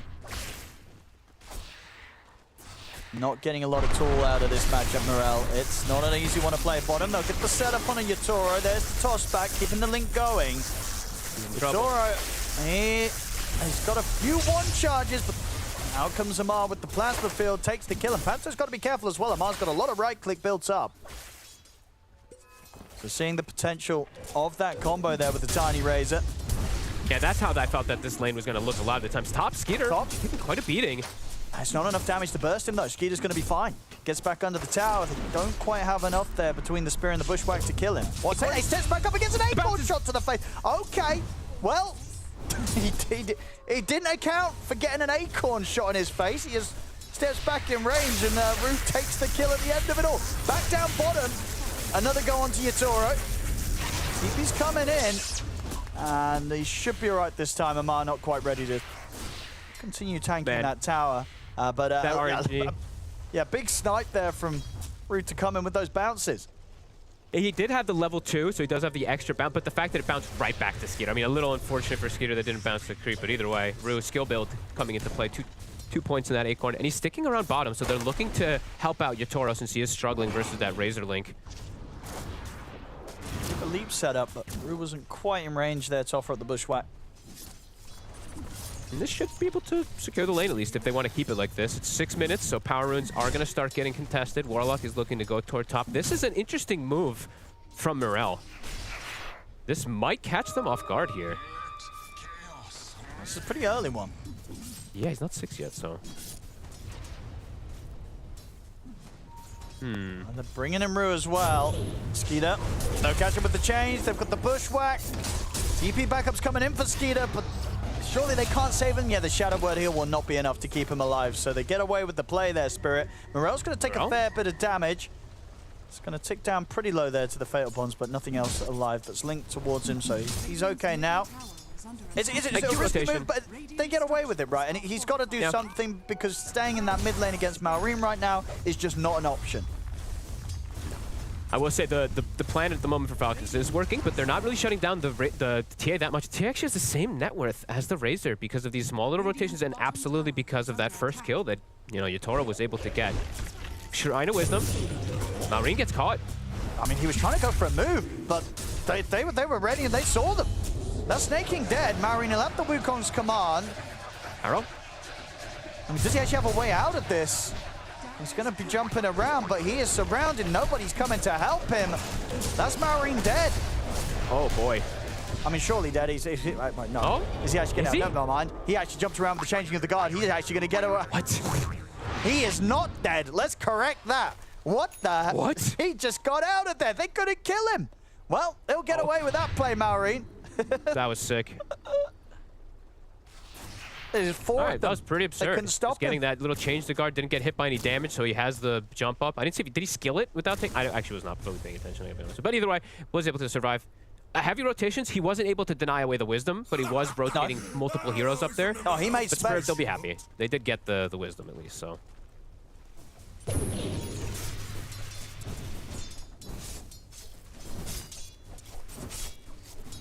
And looking at the two supports can play around Morel, similar to how Na'Vi did in that last game. They are strong. It's just Malrine.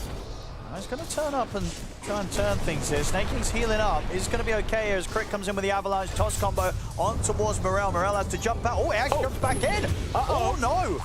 That's the Remnant gone wrong. Uh-oh. That's not good. They even brought the rotations around him, but Malrine standing his ground. That was a big slip up there from Morel. He's already struggling. Continues to be at that bottom here. And he has gone for the fighting build. So it is that 3-3-2. I believe we did see Niku put a couple more points in that Flame Guard in the last game at least to get that farm recovery in case. He did. He hit the jungle level 5, had 3 points in Flame Guard last game. Exactly. So, you know, we'll see if that has any extra result too, as that really hurts him. No Wern charges. The rotation from the supports don't help either. Yatoro's getting space. So it's Collapse, but it's Monkey King and Razor top the board.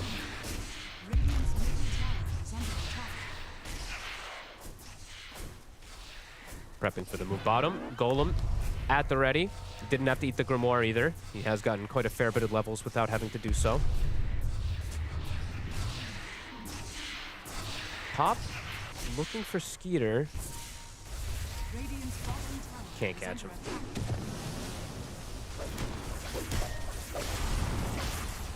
You get the arrow. Doesn't matter though. They can't put together a defense right now. No. Tier 1 fall. Falcons might kind of move, not like as a full unit, but they might move together from lane to lane in order to try to get these 3-2-1s, because their lineup wants to be able to get at least a bit of an advantage in the early game. So we'll see how they want to sandwich and make these moves around, as we do see Morel. He's cutting waves.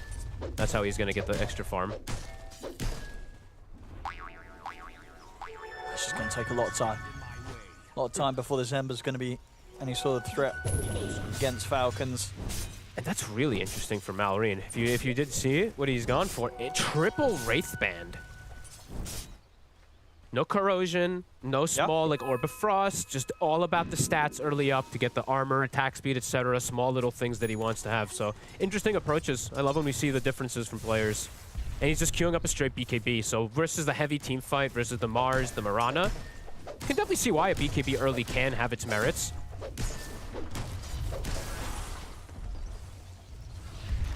Radiant's middle tower under attack. I'm looking at the mid-tier one now. Snaking's ready with 6, if any sort of defense comes in from Team Spirit. Keep the catapult alive as well. So yeah, they're moving from tower to tower. Let's see if Spirit wants to actually mount that defense. I do see Morel and Ruse smoked up. Not quite 6 on the Hoodwink. They're going to try and make a move for Amar. Have they got the burst to deal with this Razor? No, not at all. Nowhere close. Radiant's middle tower is falling. Very hard to get these kills right now on Spirit. Yeah, quite lackluster in damage on their lineup when the Embers still continue to struggle. It's 11 minutes in. He has not had that recovery outlet just yet. We did see, earlier Na'Vi, that like 7 to 11 minutes was where they just completely made Niku just pop off. That's when the Ember not able to get that help.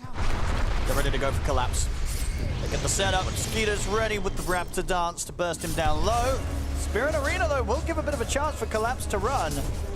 And that might just save him. He's out of there. And in fact, with the Bushwhack and the Sharpshooter, they end up bursting Skeeter down very low himself. So collapse, he'll live there. Snape just drops the Golem. Looks like he just wants the tower. So yeah, they actually just want to take all 3 T1s. So wanting to get that advantage that we were mentioning, try to constrict the farm of the TA. But TA's there to go for that Golem. They'll be able to get the defense going. And I mean, this TA is top net worth, Owen.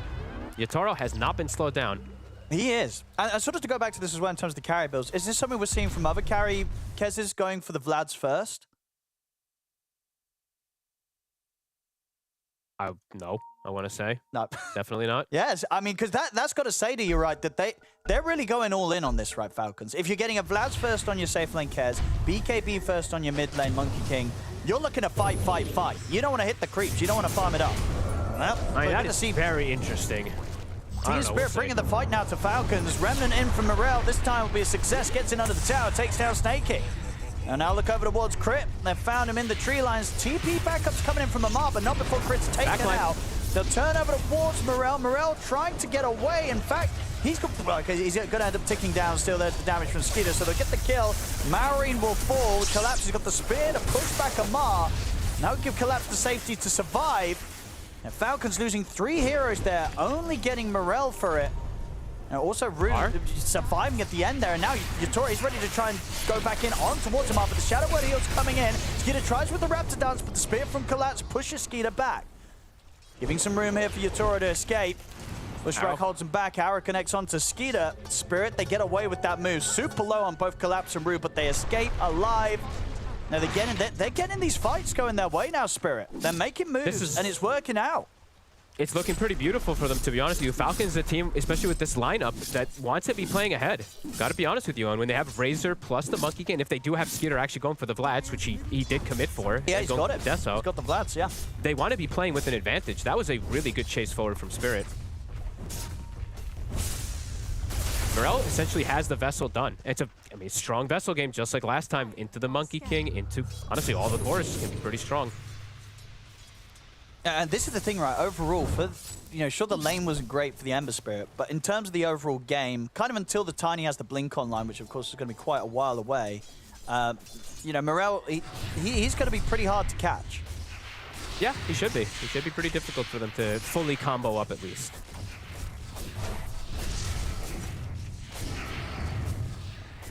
I feel like Falcons draft, if they go back and they have to sit back and kind of hit creeps like this, I wouldn't imagine it feels that good. That's why this draft, it's really interesting to me, because most of the times for Falcons when I'm watching them, it's like if they want to go back and hit creeps, they're content with that usually. This type of draft just doesn't feel as content just sitting back and hitting the creeps.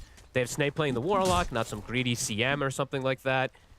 They have Monkey King, more of a, tempo-based hero, sitting back and farming too. So we'll have to see what's going to happen out of all this. with TA able to just sit back and hit the creeps at a much faster fashion than the Kez. Radiant are scanning. Smokes on here from Team Spirit. Morel and Rue. Looking down towards the bottom lane. Catching Maureen will feel pretty good right now. He's up in the trees. Using Collapse as the bait. Maureen, he's going to fall for the bait, essentially. He's going to go for the attempt to jump in on towards Collapse. But here comes the backup. They'll drop the Golem down. The damage comes in. The arena trap snaking. That snaking gone. Maureen's going to tick down pretty low here to the Vessel, so he'll have to back away. They were actually expecting TP backup. That's why they didn't commit fully for the Monkey, but there was actually 0 TPs coming in. And Yatoro, he's getting solo kills. Finds crit in the mid lane. I mean, this TA is going to be a problem. You know, at the moment, especially with the item builds as well, you just got to look at Yatoro on the TA and just the nature of the hero. He's going to scale that much harder and that much faster than Skeeter on this you know, Kez going for this Vlad's into Deso build. No, agreed. I mean, this bottom lane needed to put, honestly, it was designed to be able to put more pressure on the TA, but the First Blood messed up everything, honestly. Like, he was just ahead. He was tied up with the Razor the entire time because of it. Getting those extra last hits as well afterwards. Deso stack picked up immediately after he has it. He's level 13. Kaz only level 10 right now. Yeah. Maureen looking for Panto. That was the last leap from Panto. But Maureen Blood grenade. Move speed to chase him down, yeah. Panto's going to be able to run and just ends up wasting the time of Maureen. One of my favorite things versus Monkey Kings is either having Urn or Blood Grenade on these supports, because you just throw it onto him and he can't jump up onto that tree dance after getting a lot of these chases. It's really obnoxious to play against. Maureen, I mean, they're going to have to be pretty explosive with this BKB timing, I feel. Since he is fully committing for it, that's like we get BKB and we need to win fights, or Yeah. Yeah, because otherwise this could end up being, you know, a game in the same sort of vein as what we saw last time out with the Monkey and the Ember. You know, the Monkey, sure, it causes issues for the Ember in the lane, but overall the Ember actually able to recover and have bigger impact as the game goes on. Yeah, and the TA is just honestly, like, the Yatoro is going to double up the Kez very quickly soon here. Just the nature of the hero. Level 14 TA, 10,000 net worth. Kez only 6k without a damage item. Yeah, so something crazy has to go sort of Falcons' way when they have the BKB on Maureen and the Deso timing on Skeeter. Like, they have to go for some sort of team fight. They have to win that team fight. If they don't, yeah, the sort of lead that Yatoro is going to have against them all is going to get very, very difficult to keep up with. Absolutely agree. Morel's going to go the Kaya. I actually was hoping that he was going to do the Shiva's route also on this Ember Spirit, but I've just been loving this item. I think we're going to, as we were mentioning, and Panel was saying, I think we're going to see it a lot more. At least early on. Collapse Blink is done. It's just easier for Spirit to take team fights too. With the way that they've hit these timings of items after the laning phase went that type of way. It's just easier for them to execute and get these catches. Yeah. The only team fight really for the side of Falcons is it's Golem and Wukong. And it's, you know, there's ways to reset out of that. On top, Collapse. He's going to find Crypt. More than happy to drop the arena down and get the quick kill. They know how important it is for Falcons to get the Blink Dagger on the Tiny. So if they can slow that down, their game continues to look easier and easier on Spirit. They're ruining it. They really are ruining it for him. Like, it's 18 minutes. This is one of the slower Blink Daggers I think you'll see from a Tiny. He opted to go for Arcane Boots early too for some extra mana, so it's delaying it even more. Usually you see it like, I don't know, 15-ish, maybe even earlier. Look at the Skeeter in the mid. Root coming in from the side. He gets the setup. Maureen will be able to block the sharpshooter, but it doesn't matter. Skeeter still falls. Falcons are getting just, yeah, they're kind of getting outplayed all over the place. They really are. They had sort of their highlight in the first few minutes in the lanes with sort of the matchup in the mid, but outside of that, Team Spirit are outplaying them. And it's kind of getting difficult to see where Falcons can find their footing with this lineup playing from behind. It's got to just be a big team fight around Wukong plus Fatal Bonds, right? They do have that BKB done, so this is their timing. They have to. It feels like they have to get some type of success. They have the Manta also for the Razor. Maureen got the Boundless, but again, that's it. You know, not a huge amount of lockdown on Falcons to deal with the Ember now that, you know, Morel's starting to get his game online quite nicely as well. Yeah, and let's see how Spirit identifies. They might know that this move is happening too, and they see a BKB on the Monkey King. They're probably expecting something. And Yatoro, he already has the anti-razor item. He's got the Pike now. After the Blink and the Deso, he has ways to reset out of Link. Falcons, they're looking for a fight, but they're going to get found first. The chains into the arrow and the sharpshooter. That's crit dead again. The Blink continues to get put on hold. Collapse. He makes the jump and gets the arena down and spear on towards Amar. Golem will be thrown down by Snaking, but Team Spirit, they can kite it out, and Amar, he's getting first very low here by the side blades of Yatoro. Yatoro will blink forward, looking to finish off the job, but the Hurricane Pike hits coming in. Amar, he'll survive with the Shadow Word healed from Snaking. Yatoro going a little too crazy there, was tempted to get in and go for that Hurricane Pike play, but the sustain was enough to keep Amar safe. It was looking pretty good, and then exactly that, just too aggressive, jumps in onto high ground. Thought he could finish the Razor, but the heals really does kick in. It was a beautiful read from them too. They read the move from Falcons. They get this type of catch, but great positioning. Maureen actually pretty clutch with his timing there with that Wukong's. Yeah, getting a good solid position from the high ground. I mean, this was the risk right from Spirit, trying to chase up towards the high ground here. That blink forward from Yatoro, he knew that Amar was low, but at this point, just didn't have the damage to take him out with the saves, with the heals that Falcons were pumping Amar up with. And he jukes the spear right at the end of things too. So, I mean, Falcons, that was the fight they kind of needed, right? With the BKB timing with the Wukongs. They've reestablished things, get themselves into a gold lead, get the Tormentor. But Spirit, probably still pretty keen to fight. Still probably feeling pretty good with Yatoro having this type of farm. It was just a big oops blink. Very over-aggressive one.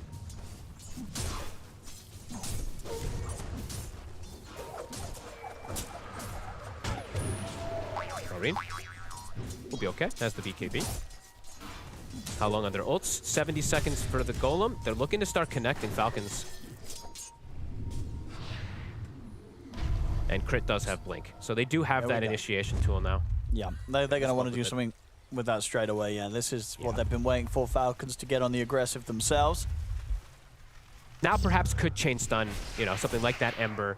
Could maybe get the kill onto him. With the Monkey King as well too. They should be able to chain stun him. Let's see. The opening. Avalanche toss into the Boundless. They got him. Didn't have a Remnant out. A bit surprised. I thought actually maybe for a second he got out, but also on intreads doesn't help that little less HP that he had when they get the jump. And to Roche they go. That's with the Deso picked up.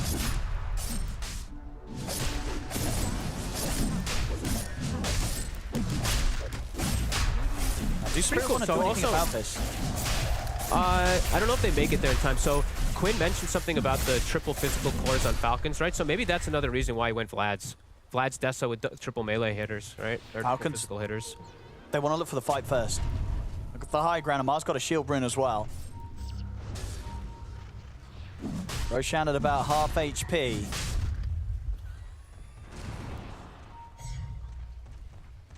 On the high ground. Dire's middle tower is under attack. It's the Moonlight. Spirit ready to step forward. Monkey King. They see him. They're going to find him. They get the spear connection. They're going to try and burst him. And they're able to blow him up before he can do anything. That's Maureen gone. Collapse. He'll die in return, but he got the arena off. Panto, he leaps in, ends up dying as he jumps into the front of the fight. So they might have got Maureen, but they'll lose two heroes very quickly. To this just output of damage, especially, you know, Mar in particular, that he's pumping out. He's having a great game himself. 3-0-5. They've been yet to kill him. Now they can go back into the pit, and without Collapse, they're probably not going to be able to look for a steal. The physical damage is pretty immense. We're seeing that Deso Vlad with three physical cores definitely come into play. Roche. Now they'll get him. Skeeter with the Aegis. Falcons regaining control of the game off the back of those last few fights. Did lose Maureen though. Has yet to be able to use that BKB. They'd get picked off almost immediately from the chain stun. But yeah, the physical damage, it is something insane. I'm seeing why the Vlad's Deso, these three cores hitting, if they're actually able to attack with Eye of the Storm running too, these heroes take a ton of damage.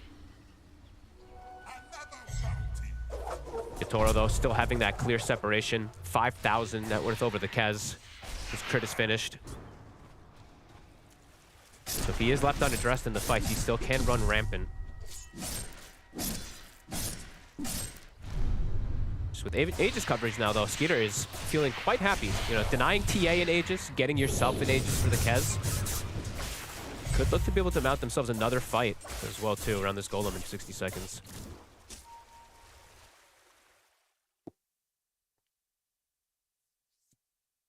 Lost Collapse. Yeah, looks like Collapse and Panto were going to see if they could try and set something up with the two of them, but Crit, he's already going to be out of hit, heading through the Twin Gate.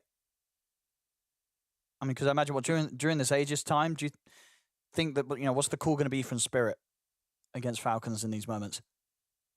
Still can look for pickoffs, to be honest with you. They have good information on the map because of the traps, and they have good ways to catch these heroes on the outside. So still can look for something. But into the multiple BKBs, I think when Amar has BKB, they might have to just wait for this Aegis to expire. And yeah, Morel. So interesting. I really do want to keep touching on this because he is going Kaya and he's queuing up Shard. And I'm just going to keep reiterating, it's these three physical cores. So the armor, I feel like, is super value this game if they do want some of these cheaper armor items. But is opting away from it, so we won't be getting that Shivas at least early on him. And not really buying any sort of armor across all fronts, right? You know, sometimes what we see, like the Lotus picked up on the MOUZ, but Collapse, he wants to go full aggressive and he wants to look straight for the Hex next. Yeah, it's pretty interesting because not even I'm looking at the supports too. I was like maybe a Solar or a Pavis or something. I'm seeing the Lotus now queued up by Rue, but they have Mac. Of course, the Greaves are going to be nice, but yeah, interesting to see. Radiant's top tower is under attack. Falcons. Radiant structures are Got to keep the pressure up. You know, their strength very much in their 5-man. You know, with their sort of build up on items. When it comes to sort of potential to carry the late game, this TA is still going to be a huge threat. 17k net worth on your Toro. Gonna have the Daedalus on its way out as well now. Staking is honestly getting a lot of farm and levels, even though he's playing Warlock. Like, he's catching up to the Ember Spirit in terms of farm, and he's level 13 with 9 Grimoire. This can have a pretty big result. The Fatal Bonds is pretty devastating in terms of these fights. If they're all clustered and they get hit from a multi-Fatal Bond in combo, heroes are going to get deleted. Top tower is under attack.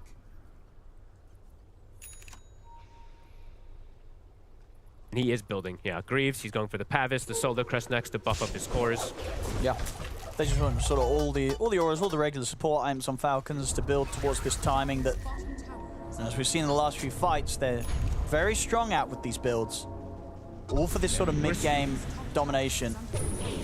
And now we do see Mirel. Mirel is now queuing up the Shiva, so he is going to go back for that Veil, but I feel like I would have liked it more than the Kaya. I don't know. Maybe it's just me, but maybe it's this obsession with Shivas just because of how good I've seen it in a lot of these games, but...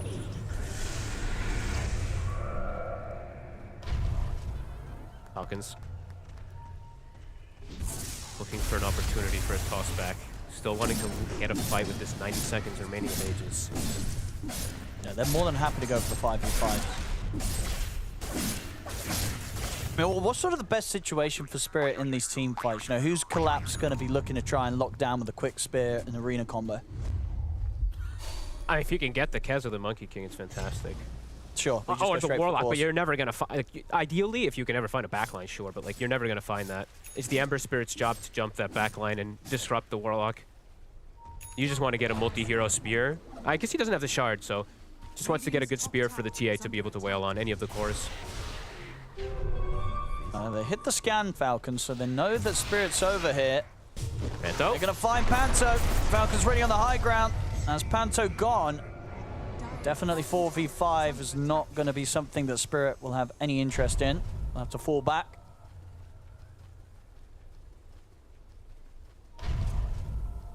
Spirit very hesitant to step up. 30 seconds.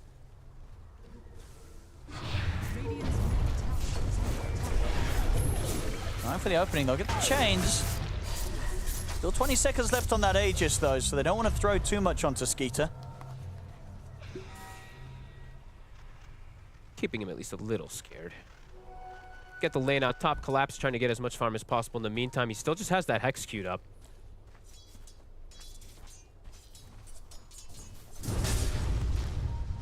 All right, Aegis reclaimed. Morel has 0 vessel charges too, which I mean, it's hard to find any vessel charges in this game since there hasn't been any kills in some time, but ideally, of course, wall one.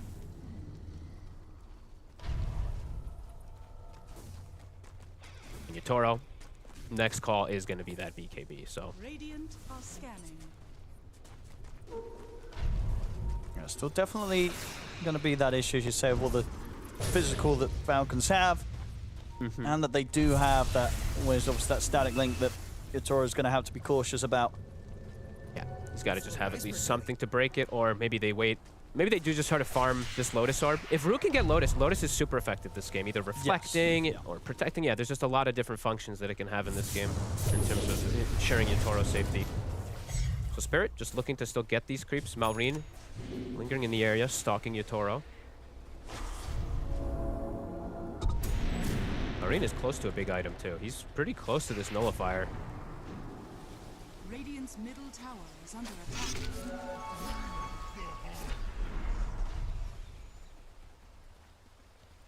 Quite a bit of a slowdown here. Last kill was what, just Panto?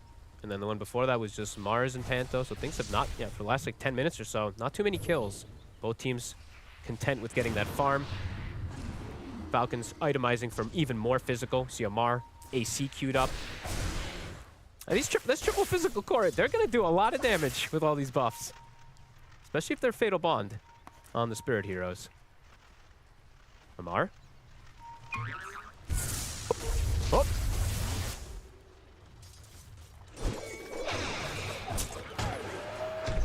Either side going to get the jump on either there.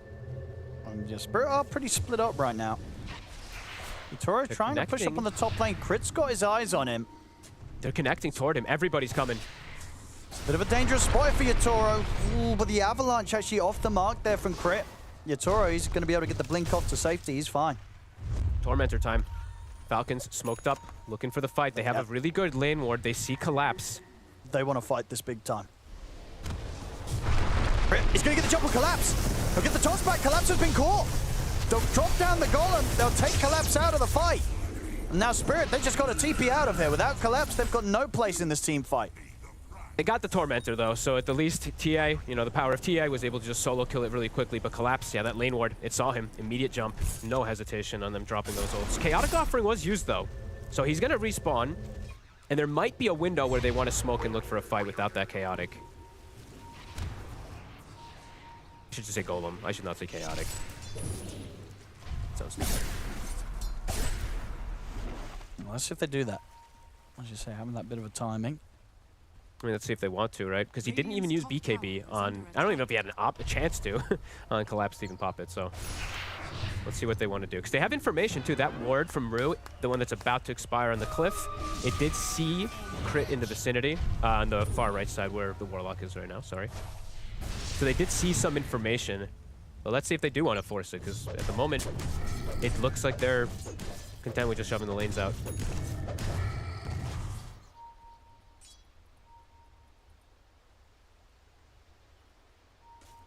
Not the best position for them to force a fight either. Hard for them to get all the way over there. And Collapse maybe making the call. Guys, let's just wait for my Hex. Yeah, I think... About to really have... And because and then from Yatoro's perspective, is he happy to turn up to the fights, or do you think he's also saying, hey, you know what, let me just continue to farm, get this butterfly? You know, what sort of, how aggressive do you think he wants to be? I think he can. I think he wants to turn up. It's also, but the butterfly right now is, where's he going to put it, right? He has to replace an item. That's true. So, I do feel like he's at a pretty good power peak right now. It's just the way that Falcons is kind of playing around the map. It's making it's causing some difficulties. And Amar, he's even adapting with his build. He hasn't fully finished up the AC, buys the plate mount, and now he's pivoting toward a Linken's. So maybe expecting a big purchase since he's. I think they've been watching Collapse and seeing that he hasn't bought anything in a while. So maybe anticipating something like this Hex. Let's see what they can do with the Hex revealing, and if indeed, Falcons are ready with the counterplay. Because like we've seen Amar do this a lot on his Mars, where he saves and buys a full Hex. So there's honestly the possibilities of him reading that type of play if he does go for this Linken's, which he most definitely is. He's got it. It's coming out. Yep. Oh, he has it. Yeah. Yeah. It's all. Okay. It's all done. Okay, yeah, that could be, I mean, honestly, pretty huge. You might completely catch them off guard, too.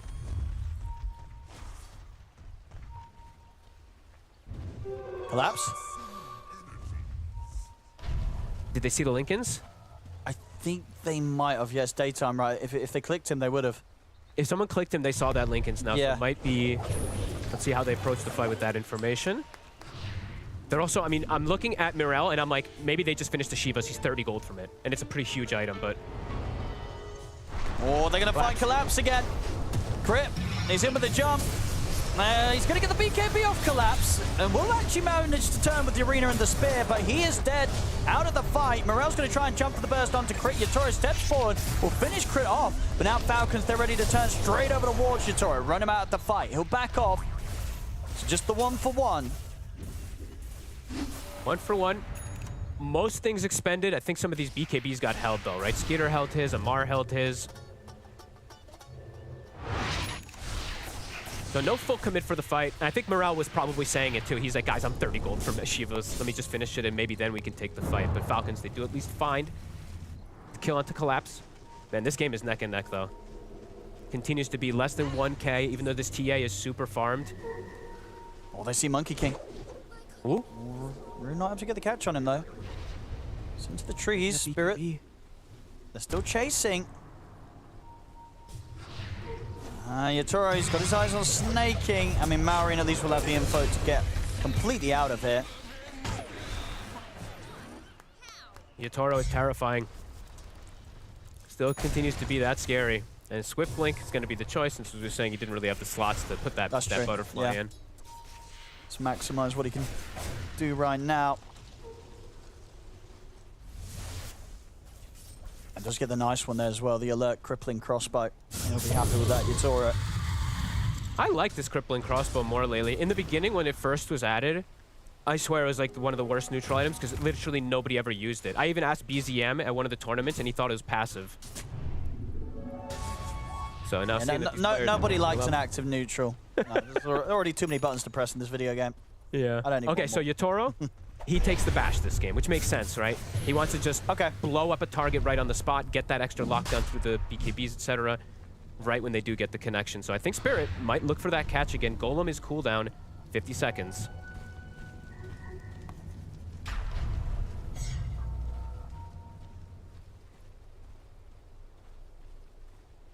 Falcons. See how much of a wraparound they go for here with this smoke. And Crit's been doing a very good job of finding Collapse each and every time. He's always going to try and start off the road, but Crit, he's in with the toss back. They get the setup, the link's going to be there. They will have the arena, but MOUZ ready to put the BKB and continue to just chase Yatoro out of the fight. He's just running the TA completely out of the team fight. The BKB now comes to an end on Yatoro. He'll hide for now with the meld. Skeeter kills off Collapse. Maureen's ready to jump across. They're ready to finish off the kill to take Yatoro out. I mean, these sort of moves, again, you know, Crit, he might have died this time, but the plays that he's making, the ways that he's starting these fights, earlier with the picks off onto Collapse, and this time, just getting the big catch, getting Yatoro, getting him over by Amar's side, and at that point, the fight's just over. You know, Yatoro's got nothing to do whilst he's being completely static linked and drained of his damage. It's pretty crazy how small little things can do stuff like this, right? But it's the fact that Amar pops the illusion, right? The Manta sends it in. Yatoro goes into pick, gets spotted by the illusion, and then just gets tossed and can't break the distance of the link. He literally gets full drained. I mean, honestly, when you look at a fight like that, are you sort of saying, hey, maybe one of the supports also needs to pick up a force staff? You know, just sort of have that extra kind of distance creator between them. You know, an extra force in there probably would be a bit of a solution, right? It's either you get a force staff or you have to pre-Lotus him. You have to get the Lotus off before the static link for him to stand his ground. And they do have that Lotus on Rue, so I mean, Rue maybe has to be a little bit more heads up on the next one, but he is queuing up the force next, so is at least they trying need to get that. I'm sure Yatoro's calling for that. He's like, guys, get a force. I think he tried to do a cute little headband play, if I saw correctly from Rue. He like ran next to him and then headbanded him to try to push, but yeah, it's not nearly enough.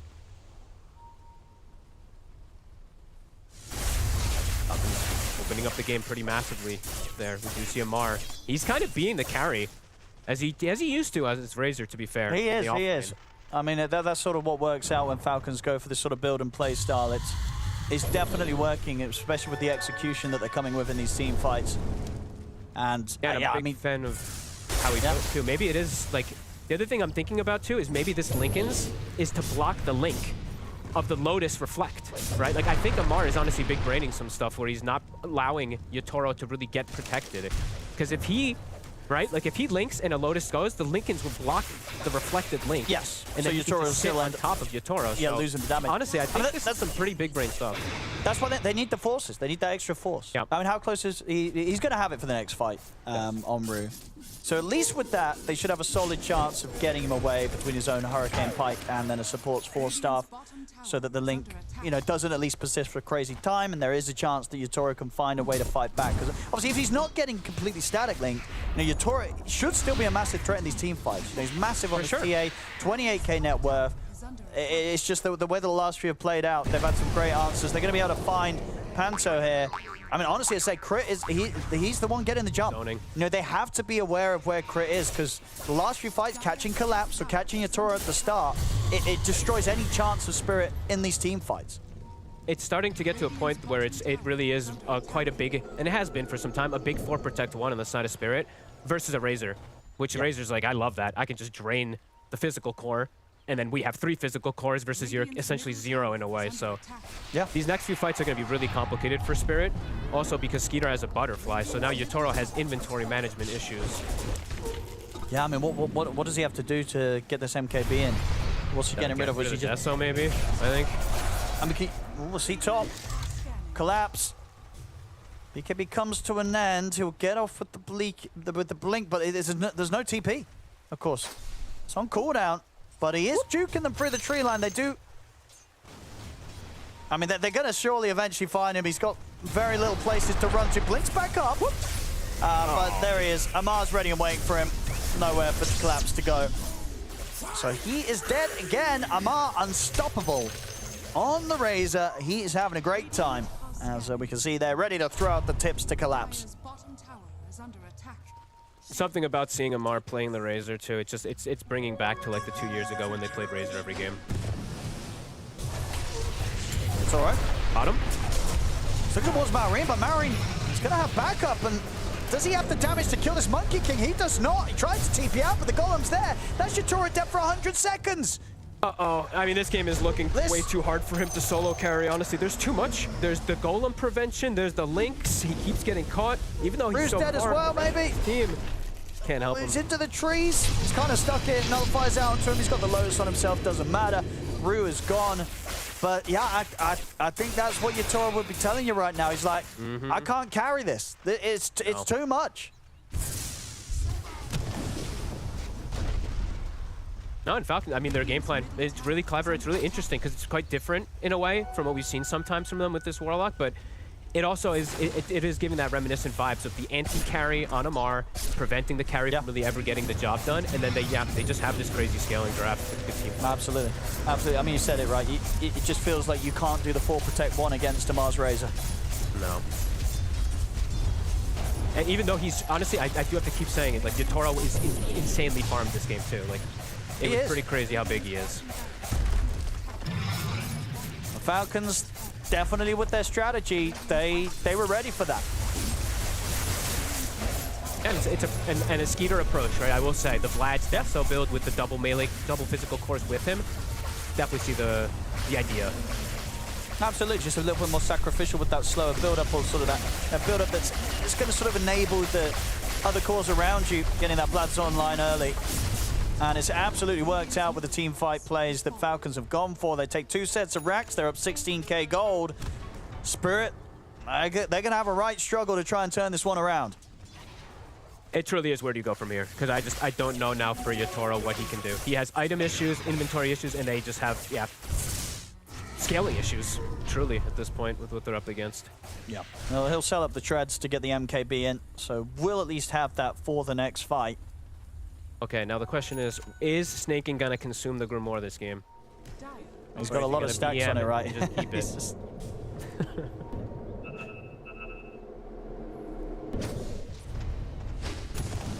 Because right now it'll give him what? 2 levels?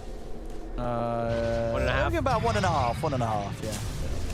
So maybe just wait till 24 and pops it for the 25 if they do get to that point. closing in on the Aghanims as well, snaking. 3k gold towards it. Amar gets another aura online. The AC's done. Level 25 on the Razor. Still, of course, yet to die. Flawless game from Amar, 6-0-7.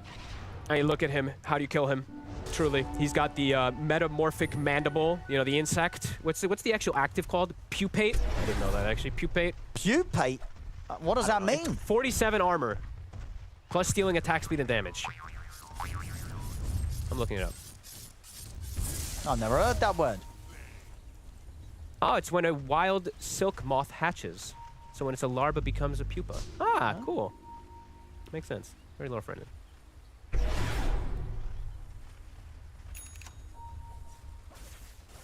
All right, refresher. Panto's going to lose. Collapse has to land. I don't know. 2-man double spear. And Yatoro needs to just delete 2 targets. See if they can execute it. Yeah, if he gets that spear and they can line up the side blades, then maybe. Maybe. Just maybe. But if we see Amar get his hands on Yatoro, it's going to be game over. And if they don't kill the targets that is inside that spear immediately, they're going to BKB Satanic and turn and kill everybody, especially Kez, so. Here we go, Spirit, trying to mount themselves their final potential defense. Bar on the high ground. Morel says hello, and then quickly says goodbye.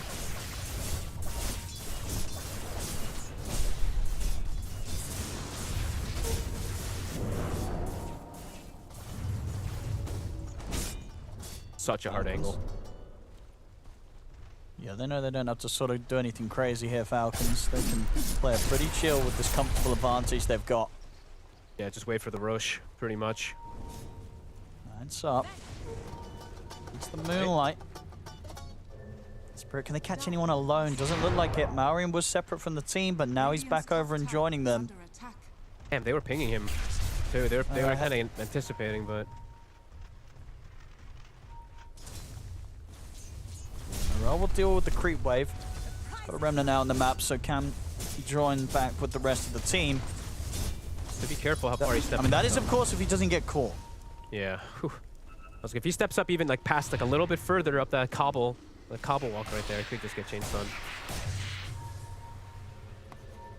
Falcons on the way over. Spirit starting to back out of this position. And TPing out. They don't want to get caught by any sort of swing across the map from Falcons. Nice. Spirit needs... Yeah, it just needs to be literally perfect team fight, and even then they might not have damage to bring down most of these. They might just get counter-initiated from a golem if they do land the perfect jump. Falcons not giving that opportunity.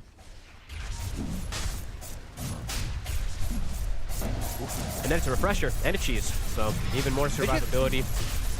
The Snake can get to have the refresher or not? I wouldn't hate it, but he probably doesn't need it. Okay. Yeah, Maureen's going to hold it. He has a Monkey King with 25, so they can just double Wukongs and go for pushes. Ooh, careful with these remnants! Oh my god, my this goodness. is like 4 remnants! Yeah, that was full panic mode there from Morel. Jesus.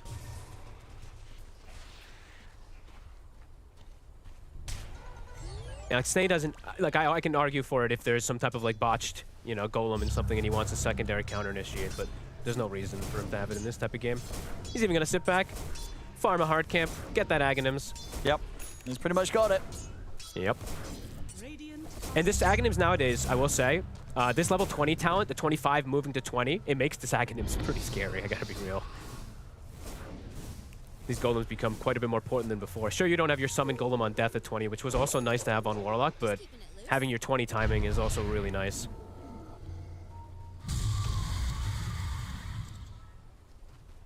Did they have a block of cheese too? I think they might. And they're okay, they're giving it to him. They're giving it to him because he has the Aghanims. Hell yeah. My boy.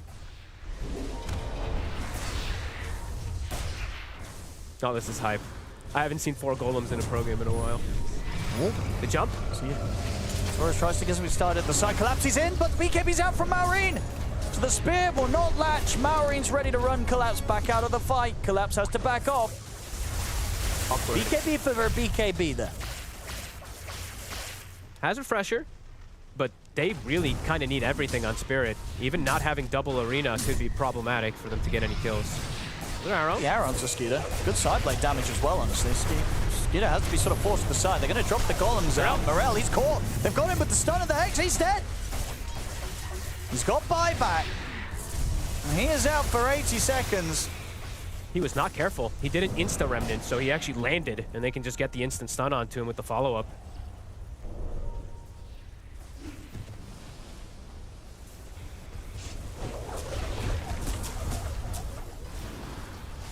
See them try and force up the buyback. Snaking with his golems. Just trying to keep them alive. Kind of random into Yatoro. We'll be able to keep the waves pushed in with them.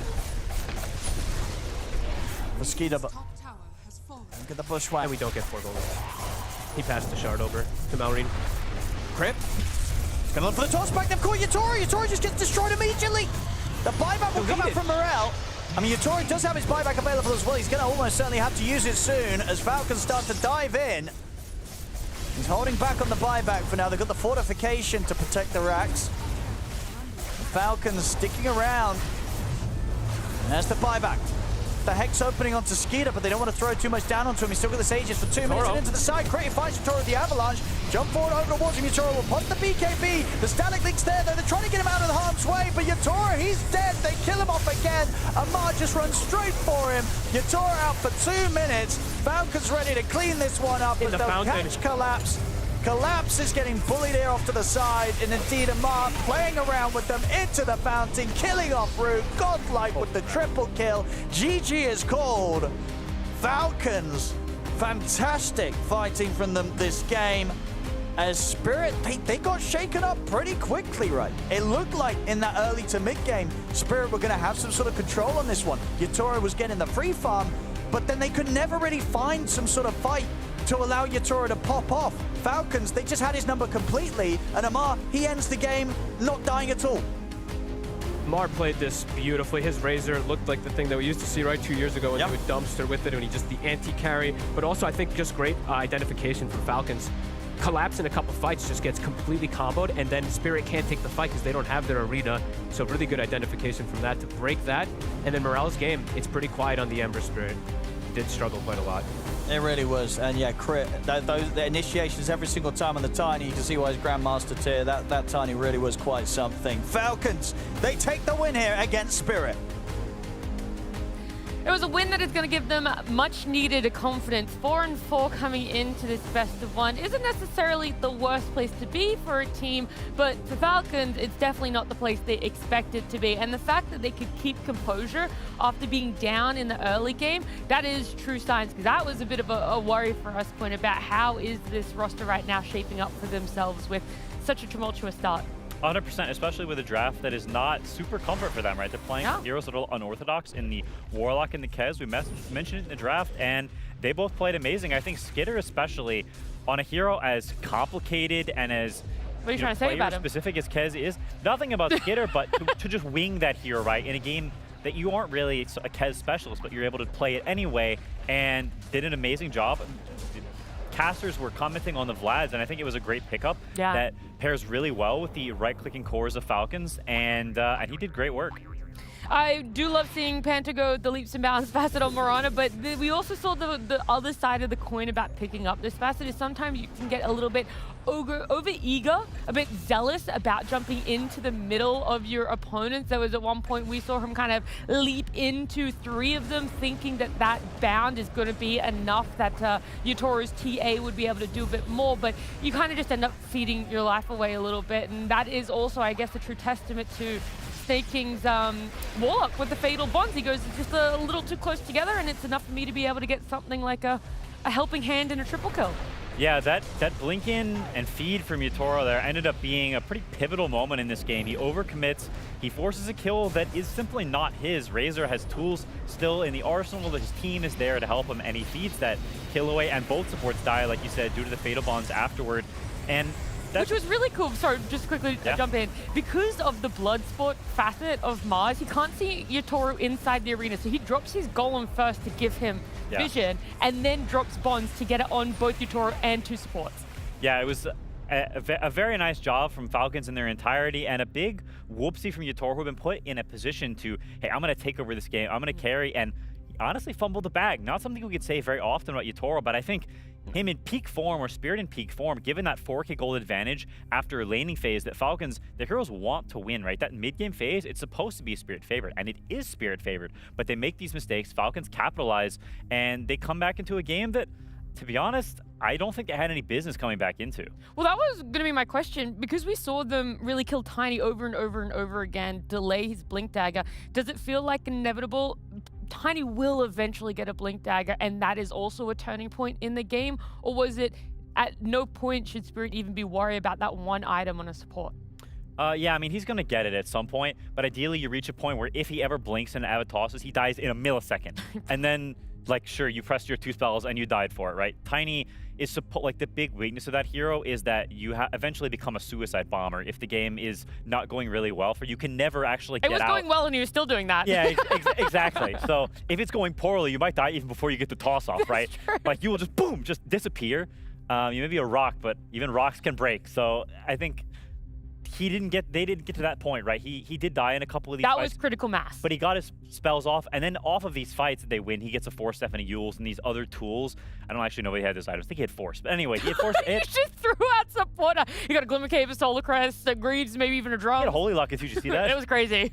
Boy's a beast. Anyway, he got to kite and move out and survive and get the second rounds of spells off, and that's where Tiny becomes insanely broken when you get to play these long fights with repeated tossbacks, and they were on point. Like, I think Crit carried the heft and pretty much the entirety of all the jumps this game, and it's something that he's especially good at. It's a specialty of his playstyle for years, even going back to EG times. So he really that's shines. ancient history. That's prehistoric history at this point. Something different about cheesy.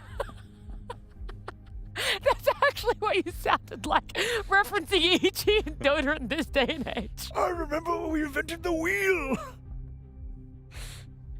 Before these facets came in. Well, I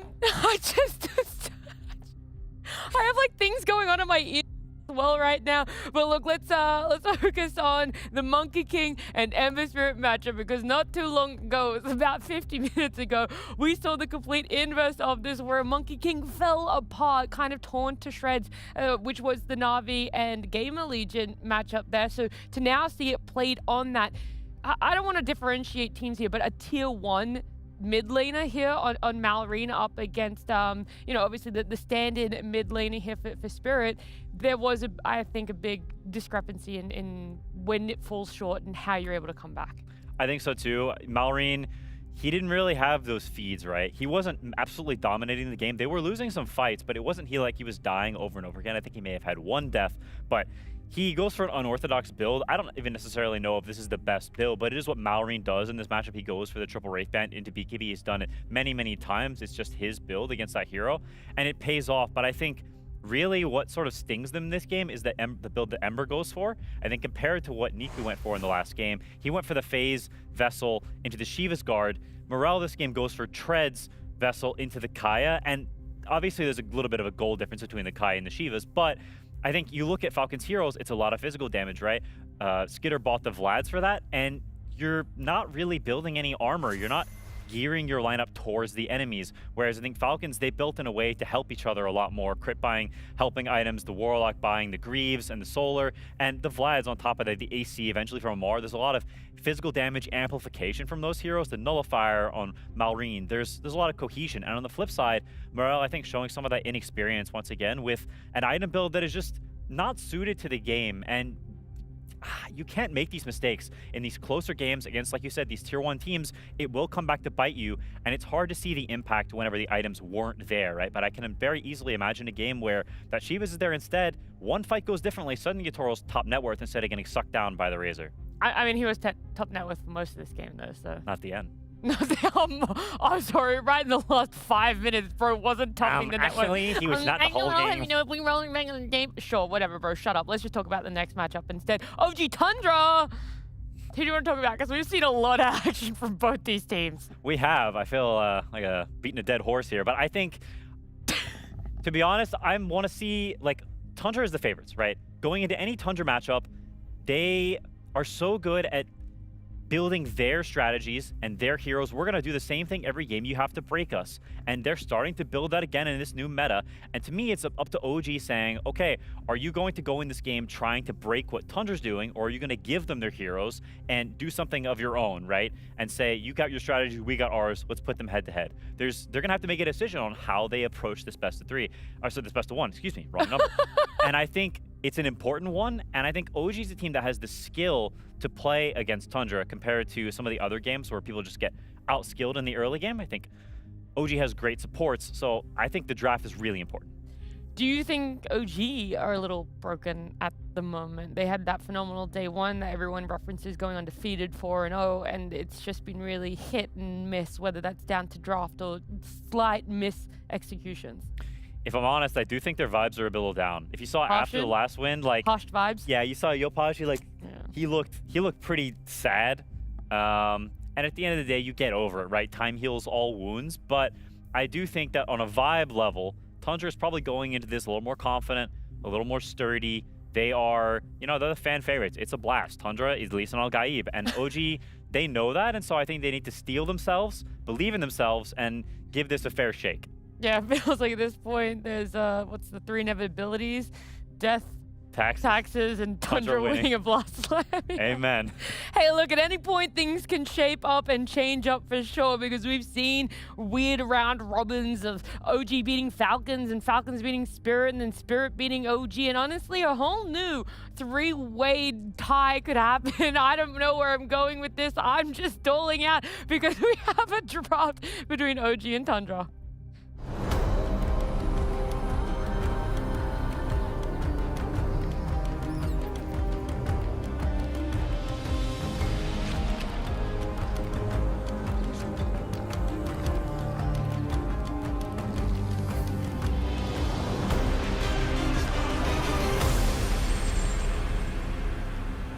A lot of recipes for success on the side of OG. Whilst not everything has converted to a win for themselves, it felt like they almost had it earlier today up against Spirit when they were able to get Natsumi back on that scaling form of a carry. Of course, it's just a small misclick with an enchantment, whether that was the real maker or breaker there. It's a whole new best of one for themselves. So reset. You had a couple of hours. It is up against a new opponent as well, who are going to have some great target bans against you. That's something Tundra is phenomenal with, and they take out the Chen. The MOUZ, a fantastic ban here, just with how much flex it has on the side of OG. Yopaj loves to run it mid and to great success. And then a Weaver as well being taken out, whilst OG, more of the stock, I was going to say stock standard, but not really. Treant is maybe the only stock standard one there. Invoker, of course, a target ban towards Tundra. Batrider, 33 has played it before to some success, and then Viper being their 4th and final first phase ban. Yeah, I think this Weaver ban to me is the most interesting of all the bans, because for me, this is a pre-ban for the potential Brewmaster, right? You look at that last little chunk there. There are 3 heroes that Tundra wants to first pick. They want to first pick Bat, they want to first pick Brew, or Shadow Fiend. And when you ban the Weaver, it means that if you choose to ban Batrider plus the Shadow Fiend, then they get a Brew for free. It's also really good against the Batrider. So banning a hero that's good against the other 2, which then makes them opt to leave the Shadow Fiend, which is a hero Tundra has shown to be extremely comfortable on. So protecting 2 of the heroes that need protection, and Shadow Fiend, a hero that they believe doesn't really have any counters, sort of putting OG between a rock and a hard place. Just a very cool, I think, pre-ban with the idea of protecting those 2 potential heroes they want. There's that flex. Piers had a couple of SF games for himself, wins there. BZM played it earlier. It was a win there. Very quickly, both doing the same build, right? That magical into physical damage, which is quite a lot of fun to get to see. But now Ataxia is going to be what OG wants as their building block and foundation for a draft. Yeah, I mean, it's a very classical counter to right-click Shadow Fiend. You steal his aura, and that's a pretty big deal. It's like 6 minus armor and a big AoE. That's very, very powerful. Not to mention, Darkseer buys a lot of damage mitigation. And Shadow Fiend is sort of a hero that his damage is like set in stone. Like, he is going to do a certain amount of damage, and if you can get through that, he's got his ult, he's got his raises, and then he's got some right clicks. And so if you can get through that like initial wave of Shadow Fiend damage, then you can kind of just get run down. Darkseer is one of the kings of long fights, and with that and stealing the minus aura, it's a classic counter But against the Magic Shadow Fiend, it's not quite as powerful. You play the fight in a little bit of a different way. You're not as easy to wall, and you will get that Requiem off very, very quickly, so not as easy to interrupt with the vacuum. So I wonder if it will still be as good as, you know, we've seen it in the past, or maybe some of this historical matchup would like you to believe. We'll have to see. I do vibe that OG see it as a hero they continuously want to play against SF, that it has that remnants of an old matchup winner, because they played it earlier against MOUZ, and of course you have to factor in a lot of things, but they were very comfortable picking it in response to MOUZ having an SF. Yeah, it's also a hero I think that OG... And they won with it. Yeah, they're very comfortable on. Should have had that. Force or Nico is very, very good at the hero. And I think it's also nice because, first of all, it gives you wave push, which is something you really want against Tundra, as they're sneaking around, they're pushing at these waves and they're farming if the early game does not go well for them. And it gives you teamfight, and most importantly, it gives you scaling. Darkseer's a hero that scales very, very well, and it enables Natsumi to play, like you mentioned, that sort of Giga hyper carry, that you get a good matchup against the Shadow Fiend, you've got a Darkseer buffing you up, and you can actually go toe-to-toe with Tundra as more time passes, instead of ending up in these situations we see so frequently where the enemy team just cannot fight Tundra. Cringe. What about what I said was cringe, Nat? Elaborate. No, I was picturing how Tundra always win games, and that led me to say cringe. Oh, no, I agree. That is cringe. You gotta lose a little. Make yourself feel a little human, you know? You can't be perfect. They always say the fastest way to get hated is to be first. That's not really how they word it, but that's how I'm gonna say it. They hate us because they ain't us. Now they got the Jakiro with the Darkseer, so it's a classic Wombo combo, the vacuum into Ice Path Macropire. Also another combo of old, very historical draft here we got. But it's also, you know, in modern Dota, just a very strong laner, very powerful skirmishing fighting hero. And it's hard to go wrong with it, really. There's not much that just outright counters Jakiro. There's some later stuff like the pipes and the lotuses, but you're not too worried about that when you're picking a 5. You care about the hero synergy. You care about that strong early game and good lanes. Besides that, that ain't my job. That ain't my job. I'm clocking out for the day. That's not it. I'm not dealing with it. You clean up the mess. Peace. I did my 8 hours. I did my 8 hours. I'm on my lunch break. Well, look at Brewmaster. He's a man that likes to be off the clock at all times there, and something unusual about Tundra opening up with 2 cores, but then a Marcy coming in. Ari, there is no question about it. This man has played a beautiful Marcy early game, whether it's ended in a win or a loss. You cannot fault what he's been able to do with the Marcy.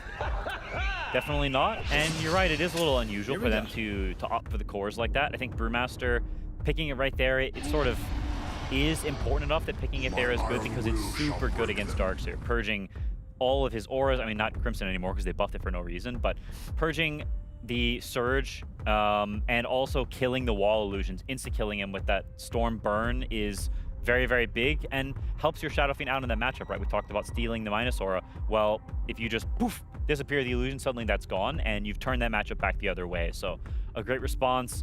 And a you hero know a lot about Minus Aura. That's right. Riz. Skibbity Riz, all facts, no printer. Anyways, Kez and a Spirit Breaker. They've got triple melee dudes with the Darkseer, so they've got a lot of heroes to shell up, to surge up. That's what you want in a Darkseer lineup. Of course. Darkseer is very much an amplifier of fellow melee bros. You sort of commit to the bit of, we're gonna run at you, a la almost MVP Phoenix style. You don't know what MVP Phoenix is? It's not just the way that you said it, I do, but I wasn't expecting. I was caught off guard. By the Allah, the little sauce? Yeah. That was just. Je ne sais quoi. Wait, I feel like this is even more surprising from Tundra. I thought this would have been, of course, you like to close out your second phase, have that pick to be a core that you get to protect with bans, but the fact that they're not leaving that flex of the Shadow Fiend open, they're just telegraphing it, before we left it open till last pick. We flexed it towards mid lane, picked up a carry for ourselves. This time around, we're really showing that we've already got all 3 of our cores, and it's now on what Whitemon wants.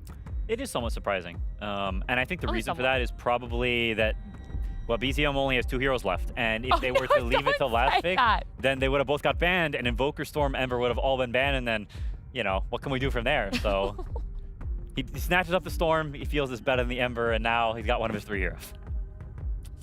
That's it. That's actually the whole equation for Tundra winning. Yeah, sometimes it's just A plus B is C. You're really good at this. At math? Yeah, thank you. You're welcome. And that's that's what leads to a shaman, a clockwork band. What else does Whitemon really like? I mean, there's a lot that he likes. Mirana. Likes the Mirana. I would say probably not a Phoenix this game. Mirana. Possible. What about Mirano? Yeah, Salamander. What about Tusk? Close, close. Walruses and cats in the same animal family. Now, what does Yopaj want? He's playing in Storm. Ember is banned. We saw his Void Spirit earlier today. Looked really good, and then didn't. But is a hero that people have picked against Storm somewhat. Viper is banned. Yopaj, not a big Huskar guy, but that's the type of hero that you could be looking at. Other classic Storm Punishers. There's a Queen of Pain that is certainly not bad this game. Fits into that fighting style. You want something that I think fits into that brawling theme. There's not any hero you need to counter in a specific way, and so I think something slippery, something that fights well with your Spirit Breaker and your Jakiro, so you can get that skirmishing going and stick it to Tundra. Is this your long way of saying you want Void Spirit? I mentioned it. They go for the swap. Okay. Nah, I think it's a little bit better. Yeah, it's a better lane against the Storm. Storm, a hero that's famously difficult to pressure because his mana for damage on the static remnant is just incredibly valuable. So you can spam that out, keep getting CS with the Overload giving you a free CS as well. So difficult to punish, but Queen, a hero that can do it because you spam him so much with the dagger. And you get stick charges that you can prevent him from getting to that point where he can keep spamming out the lane. And Tundra supports, they don't do too much to it. We've, glazed them like crazy, their ability to play through the right lanes, and now mid lane is just not an option for them to gank or play through, so they'll need to focus more on those side lanes compared to helping BZM. Sorry, I'm laughing at a really dumb joke in my head. I was going to ask you, what do you think is more glazed? The Tundra supports or a Krispy Kreme donut? Tundra supports, for sure. Bro, you could have 3 dozen Krispy Kremes. It wouldn't even be close to Whitemon. The amount of glaze. That man is the glaze king. Well, let's see, if the Tusk is going to be able to get as much glaze and praise for himself. Don't laugh at that. I'm trying to do a throw into the game and you're just laughing at me. You're just funny. What can I say, I got to support my coworkers. That's what I was saying, considering there's literally only 2 of us. How's the Natus Mikez? That's the last question I'll ask before we do get to the best one, though. Very good. And all cope aside, I think OG has done a good job in the draft here, and I genuinely think they have very good chances. All right, very good chances for OG. Maybe not enough to convince the OG doubters out there. Hopefully enough to give the OG fans a little bit to hang on to here as they're coming up against our top seed, our #1 team, Tundra. So let's get into the best of one and see just how much glazing is going to come out the other end.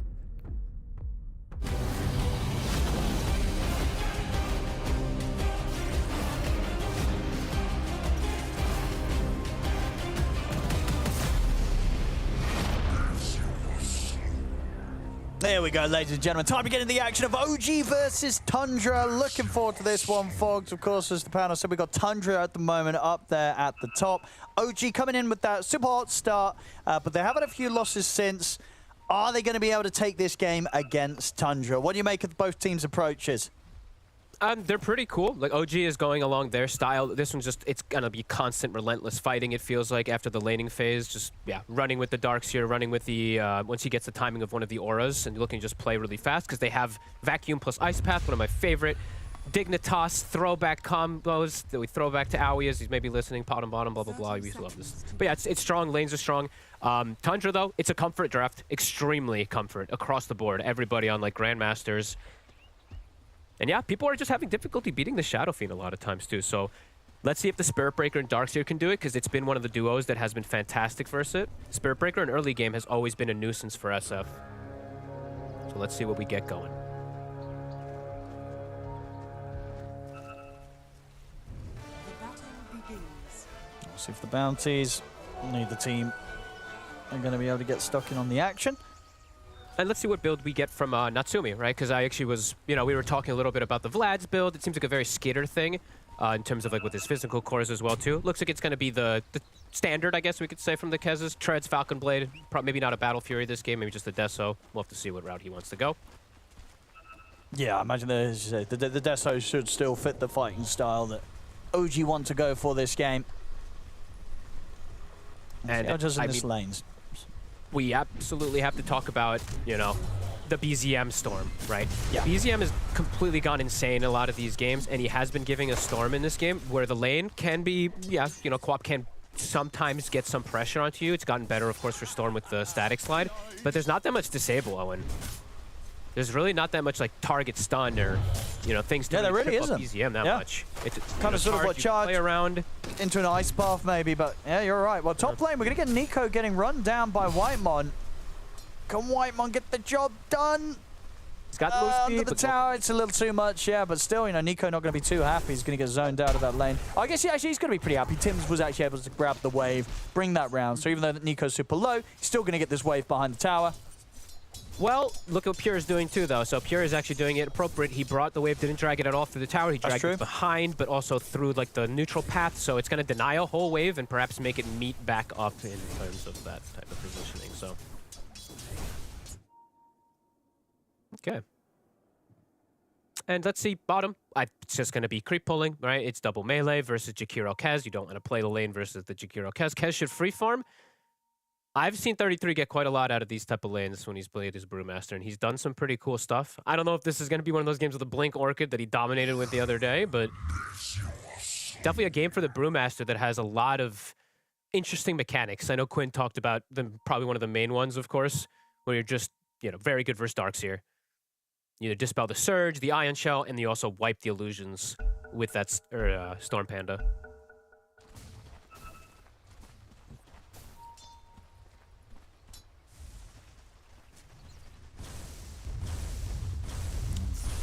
Well, we'll see if Natsumi sort of changed his mind, because obviously, as you said earlier, he did have the Falcon Blade Treads queued up, but he's kind of, you know, he's taking that out of the quick buy, so might still be considering his options on what he wants to rush as that first item.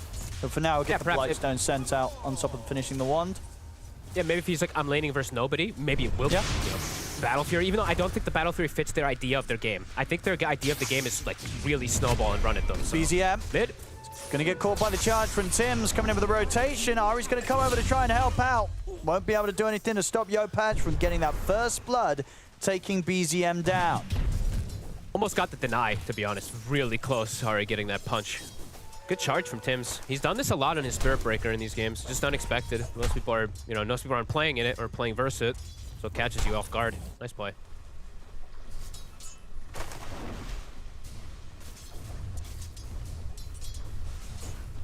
Yeah, head back up to top, and obviously, yeah, one of the luxuries of playing with this Darkseer. Nico should be able to hold his own with the shell spam.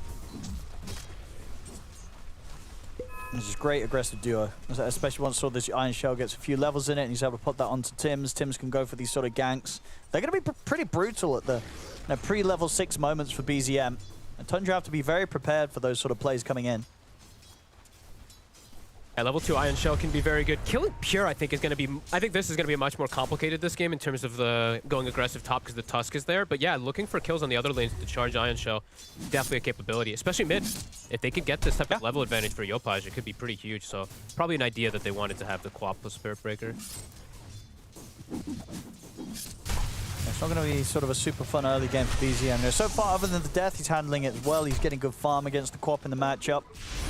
But yeah, dealing with the dagger spam, dealing with the constant threat of a Spirit Breaker heading your way. Now, BZM's got his work cut out in this laning stage. And yeah, we should actually, I'm sorry, I should have really mentioned this, but the reason Tims is doing this is because he double D-warded, right? So both those ops wards that BZM had to try to protect him were taken out because Tims found them. So it gives him that option to go for these type of aggressive plays because there's no vision. So, because I was literally thinking, I'm like, usually people ward like this. So I'm like looking at the sentries and I'm like, oh yeah, wow, he actually just found both of the ops wards. Bottom lane. Natsumi and Skem going for the kill. Ooh, they're going to get it. Ari taken out. Top Pure, the damage is starting to add up. The charge is coming in. They're ready to go in under the tower. Nico surges forward, closes in on Pure, and there's no one ready with the TP to come and help out. That's Pure gone, and at the same time, Natsumi and Skem, they push beyond the tower. They take down 33. Ari's turned up. I don't know if he can fight against these two. Natsumi and Skem, they might just kill him as well. They will. They'll get themselves another. OG getting kills across all fronts. I mean, they might even get Whitemon. Tundra, they're losing hero after hero after hero after hero after hero potentially. He'll get the shards off, but Nico is still looking for him. Whitemon, he looks like well, no, Nico might still find him. Ooh, okay, Whitemon's going to get the chance to live, but it's getting a bit hairy in this early game. They will finally manage to get themselves... Oh, no, it's just actually Skem dying to the tower there. Yeah, he can. That doesn't even count as a kill. But, yeah, and now in the mid, Yopaj jumps in aggressively. He might just have BZM solo. He does. Yopaj gets the kill. OG, they're ready to get the show started. I mean, we said this lineup is all about run at you, right? With the Darkseer, the Spirit Breaker, but my goodness, I can't believe they get this opportunity top also. 33? He might be dead again. Oh my God, it's just OG, they've put the fast forward on. Speeding it up. And all this is like these little things, right? Tim's running over, getting double D-warded, forcing a movement, because Whitemon actually left the top lane to go check to see what was going on, sentry, etc. And in that time, that's when Pure, the Ion Shell started to build up. This is super heads-up moves, and a lot of it is because of Tim's. These little moves that he's making. Look at this as well. They want to go for BZM again. He's not 6 yet. Nico, Tim's coming in. The TP's there from Yopaj. He's ready to offer the burst. It's going to be BZM dead. Wow. 3 deaths now on BZM. I mean, Tundra, they've got to find some sort of way to slow this down. OG's done this a lot with their Darkseer, where they just steamroll in the early game. And Darkseer overall as a hero, he's not really about that steamrolling early game. It's usually you build up toward those auras and then you get the ball runs. But if you have this type of early game, you're going to get They might go for 33 again. They've got the ice path. They have the lockdown. And not quite the damage, but still it's going to have to be 33 holding back for now. Mid though. And yep, they get him here with the amplified damage rune on Yopaj. Taking down Ari. He can get some good damage done onto the tier 1. Now, we're 6 minutes in. OG's already taken the tier 1 away from the safe lane. They're ready to start taking away the tier 1 away from the mid lane. Like, this pressure, it's not stopping. BZM's still 5. And it's not even like he's 5 about to be 6. He's 5 in a good full creep wave from 6. And they're also... Look at Tim's. Look at 33. He's everywhere. He's got to be careful how he shows. They will dive the tier 2 tower for him if they want. I mean, obviously, 7-minute Wisdom's coming up, so they'll be happy to settle for that one instead. We'll see BZM and Ari finally able to punish Yopaj. They needed that big time. That's a big kill to get there, killing Yopaj off. In terms of the Shrine of Wisdoms, of course, OG, they will manage to take both of those for themselves. Whitemon, he'll be okay. I mean, and the damage is done. A lot of the damage is done at this point in this early game. This is an absurd farm that they have on the Quap and the Kez. The Kez, if the Storm is having a hard game, who's going to gank the Kez? There's not really much availability, so it's going to give a lot of freedom to Natsumi to kind of go as he pleases in these next few moments as this guy's. Impressive stuff from OG in this early game. Tundra, have to just, you have to jungle for BZM, get some catch-up. Unfortunately, it's also jungle for the Brewmaster to catch up, and I mean, Pure, they may actually have to all have to jungle pretty early on. He doesn't want to, of course, on the SF. He wants to still have at least some laning pressure, but could just get gone on. He has good ward coverage, but yeah, has to be careful. It's very difficult to show on lanes against OG right now. 33? Yopaj is going to go for the chase onto Ari. Charge from Tim's, heading the way of Pure top. And Ari, he will fall as Skem's going to be there to shut off his escape. Wow. And now, with this haste, Yopaj, he's ready to turn this straight into a play up top. He's coming in with the haste rune. He's got Sonic Wave at the ready. Pure has to run. See Yopaj, he's going to look for Whitemon. Pure was toying with the idea of going for a Requiem.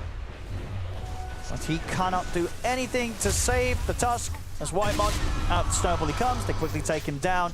BZM's watching from the side, but there's just no way really for him to get involved in this. I mean, they're bringing TPs in. This is a hard fight for Tundra to take. Maybe they feel like they have to take the risk. They're going to try with the burst on towards Yopaj. They can't quite get him. He hit the blink off. We get the Sonic Wave to push them back, but BZM was able to get the Vortex off in time. Tough calls to make from Tundra, but this one works out. They know they have to try for these risky sort of responses. They get another big kill. They take Yopaj down. At this deficit, I don't blame them for bringing, honestly, the squad, right? Bring 4 or 5, protect Pure. At least he's having some decent farm on the SF, so protect him so that he can still continue this. So I actually quite like BZM. It sounds weird, but I quite like BZM doing that sacrifice play. He didn't die, jumps in, gets a kill, and gets out, uses his whole mana for it. Now he might die, though. See ya. Daggers connects, wasn't able to dodge it. And indeed, as soon as he made the good play up top, he's got enough to get under the tier 2. But the charge connects. No more mana to get away from Tims. It's going to be BZM dead once more. Tims now having the level 6, so these aggressive charge plays into the Nether Strikes are going to be super difficult for Tundra to deal with. And now he can chain lockdown one of these heroes before they can actually protect themselves. Either Yasef with the Requiem or the Storm with getting the Zip. He might be able to just lock them down. So BZM has to get the Zip through the charge to protect himself. That's a phenomenal start here, really, for OG. And as we said, this is before Darkseer, before the usual moment where Darkseers really start to become that super scary hero to play against. He's queuing up that pipe. Ari's looking to be in a bit of danger here, unless he retreats all the way. Looks like, yeah, he will. He'll sort of stay around the safety of the tier 2, and they're not quite at a point where they're ready to freely dive the tier 2's OG. And Tundra just has to play like this, actually. It is just that they have to all hit jungle creeps. It doesn't feel great ever to have to do this, but I think showing in lanes is kind of suicide unless you can bring the entire squad. So yeah, their Storm's going to hit the right side, SF's going to hit the safe jungle, and then the Brew will do the little bit of a riskier farm as he's queuing up that Midas. Tundra, they need time. They need time. And of quite a course bit. they're very good at making that time a reality. True. We've seen it many of the times. Sometimes teams will get this fast start against them. But Tundra are very good at slowing down the pace, getting the chance to farm. Especially at Blast. Something about Blast. So Tundra. See how oppressive OG wants to play, because we do see the stack starting to be made from Tundra. So let's see if OG wants to keep that ball rolling, since they do still have, you know, Tim's level 6, like you were mentioning. Sonic Wave is up. Timings are good.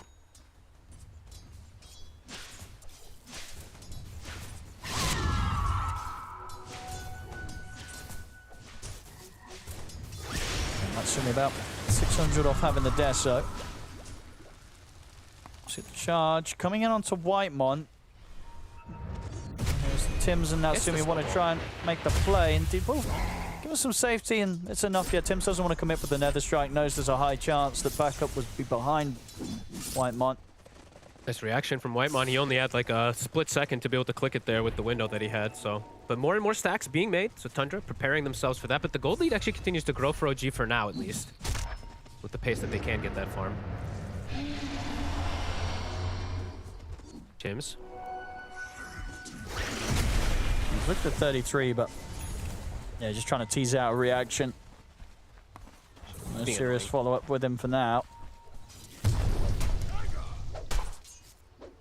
So OG, okay, I guess, yeah, wait for the timing of the pipe, and then maybe that's when you just full force it, because there is still quite a fair bit of team fight on the side of Tundra if they are able to just Requiem plus Brew Split, etc., right? Just the natural spells can come into play. If there's a pipe, that Requiem and the Storm are also pretty answered, so they might just wait for that because they have this fantastic opening to the game.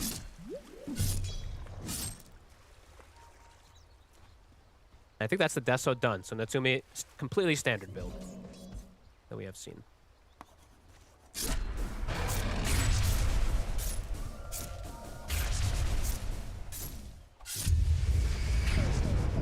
With the 3 of them down here.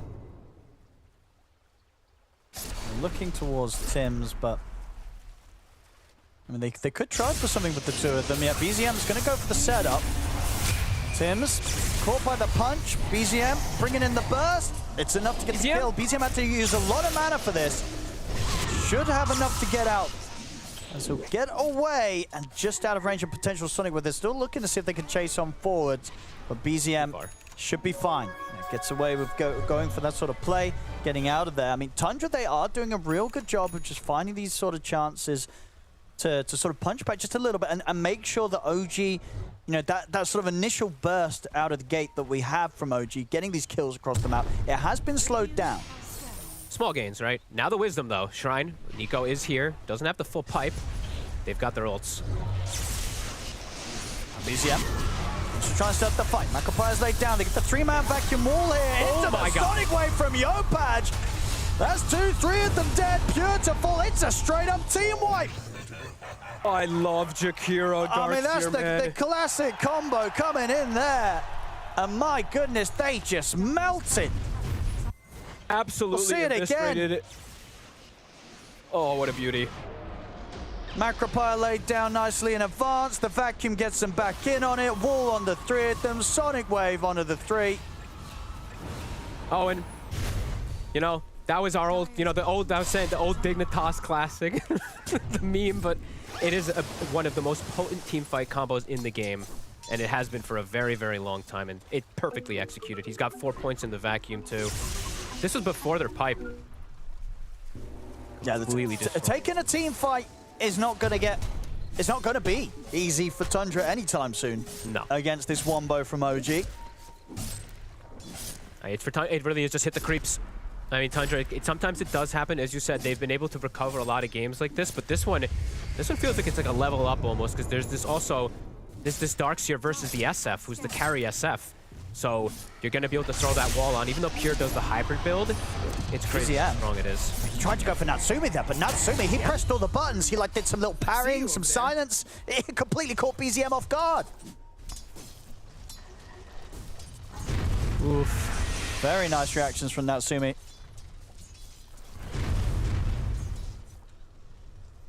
BZM is at 0 galvanize. That's a tough one. And especially, you know, for BZM, he's had some incredible performances here. But this game, I mean, OG, they came in with a game plan. They're like, right, how can we make this mid's life a misery? Let's run some storms, some Spirit Breaker, and have that just constant threat from Tims across the map, which really did cause a lot of problems for him at the start of this game. BZM, and he's going to have a long road to recovery. Patch in with the Sonic Wave. Ari is going to get burnt down by the Macropire. Yeah, this was, I mean, this seems like it's the OG, like we've seen a lot of different drafts from OG, like a crazy amount of different heroes, but this seems like their bread and butter with the Darkseer. BZM. They seem so comfortable with dodge. It. Gives Tims full freedom. And honestly, Tims getting that double D ward at the start of things, being able to get these constant charges, like these things really matter in the game. Yeah, Spirit Breaker's crushing it. It's looking very, very good in the hands of Tims. Is he the only one playing it, actually? I think they're the only ones playing Darkseer, so I think it's probably, yeah, so they have 3 wins, Darkseer, and then Spirit Breaker. I clicked on an ad, what have I done? Spirit Breaker, okay, 2. It's lost once, won once. But it looks really strong, honestly. It has its moments, especially into Shadow Fiend. Can always have those moments in the early game. 8K lead. And the other thing too about their heroes is like with this type of lead playing versus Brewmaster, the Brew split will die. Oh, they can kill it, yeah. In a heartbeat. So, you know, all for the team fight prowess of a Brewmaster. Oh, they're ready to go for Pure. He's trying with the Requiem, but Tims is in with the charge to the Nether Strike. Natsumi brings in the damage. Pure's gone. Ari will be able to TP out. Vacuum not quite there in time. Nico did try. Same time, they're looking for the play on Yopaj. Maybe they can punish the Quap. Let's have a look. And he's going to get the Sonic Wave and the Blink off. Can these 3 actually kill him? I mean, Ari's just dead. They'll use the split, but Blink's back up. They'll have to punch for a little bit of control, but backup's coming in from Scam. He's got the Ice Path and the Macropire ready to lay down. Yopaj is perfectly fine, and Whitemon, he'll die as well. And even 33. Yeah, Tims is ready to cut him off as the Primal Split comes to an end. They've found the Brew. Tundra, they just can't make anything happen on the map right now. Even in this sort of 3v1 initial situations, OG's just completely crushing them. You know, we've seen Tundra work their magic in recovering games, but this, I mean, it really is truly feeling pretty impossible. It's like Mount Everest to climb, because Yopaj, as you said, 3v1, but he's got 2,000 HP and the damage is couldn't kill him. Extremely limited.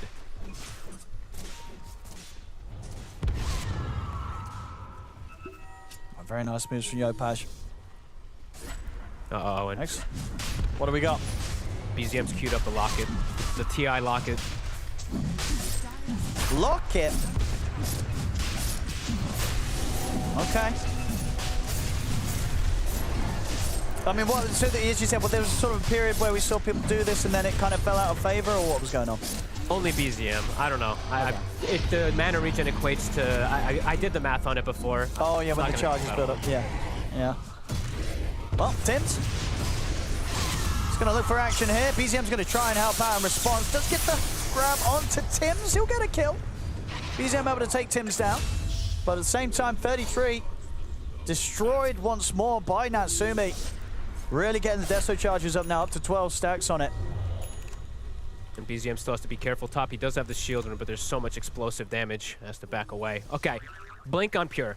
I mean, this, if anything, this has to be their, you know, chance to be able to do something here. If they can get some type of stun combo with the Requiem, maybe that'll be the burst damage. But again, not only into Aegis, but they're playing into Pipe and a 2,200 HP Quab with Bondage. Yeah, they're tanky. And they've just got so much damage as well, OG. You know, from this sort of advantage, OG can very easily take these team fights. And they're just in their element as well. You know, when they're sort of playing this fast, this sort of chaotic, it's just hard for any of the teams to match. Even, you know, Tundra, top of the groups right now, they're struggling to match this. They absolutely are. I mean, we even see Yopa, he buys an early shard too, which I really like this game, the little silences versus the storm. So as I said, Tundra, they're smoked. They have their timing around the blink on Pure. Let's see if they can get them at least a big kill on a core. Yeah, so what are they looking for? Some sort of vortex into the Requiem? Vortex, set up. Throw in with Ari, and yeah, just throw that Requiem. At least just get it point blank onto a core. Yep. Radiant's middle tower is under attack. Can they find that opportunity? Then they're not going in the direction of anyone right now. It's also like, I don't think they can really do it in terms of a team fight. I was more thinking like a small little pick-off. Yeah. Team fight, it could get cancelled very easily. Now BZM is going to get caught under the tier 2 tower. He was not expecting them to come in from that angle. He just gets 100 to 0. Now they can look for more here. Tundra, they've got to escape. Here? Yeah. They up the TP before they catch wind of it. Okay, and Ari too, and they will steal the Shrine. So they do get at least a double Shrine of Wisdoms there with that play. But yeah, losing BZM again, still 2 Galvanize. Just not having a game whatsoever. Another charge, Whitemon. Won't continue it. Radiant's bottom tower is under attack.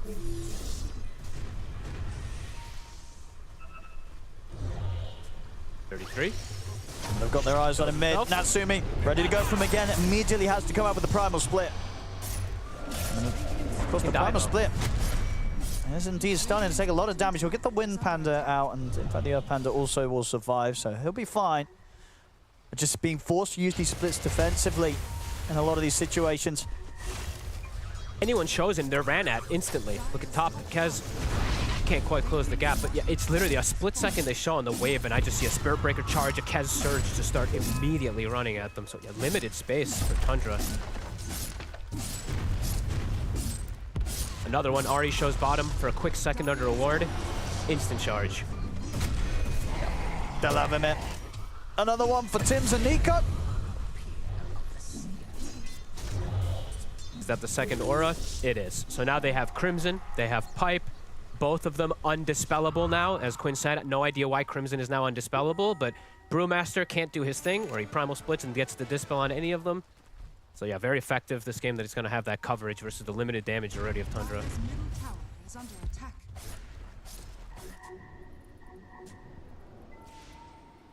And tier 2 in the mid is going to get taken out.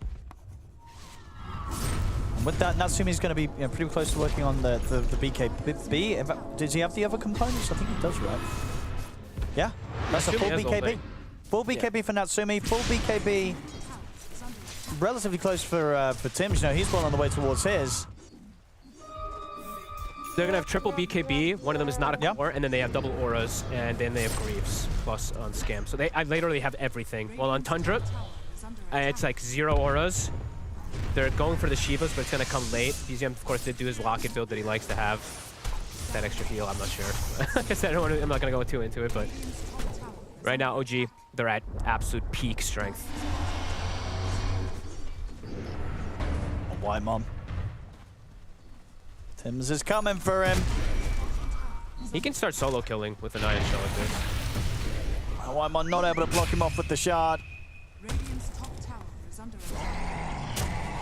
That's the Nether Strikes there.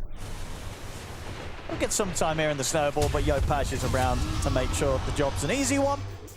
Instant charge onto BZM. Literally immediately when the target dies, he's like, all right, next target. Radiant's top tower is under attack. Won't get the connection, but map, yeah, continues to feel very small.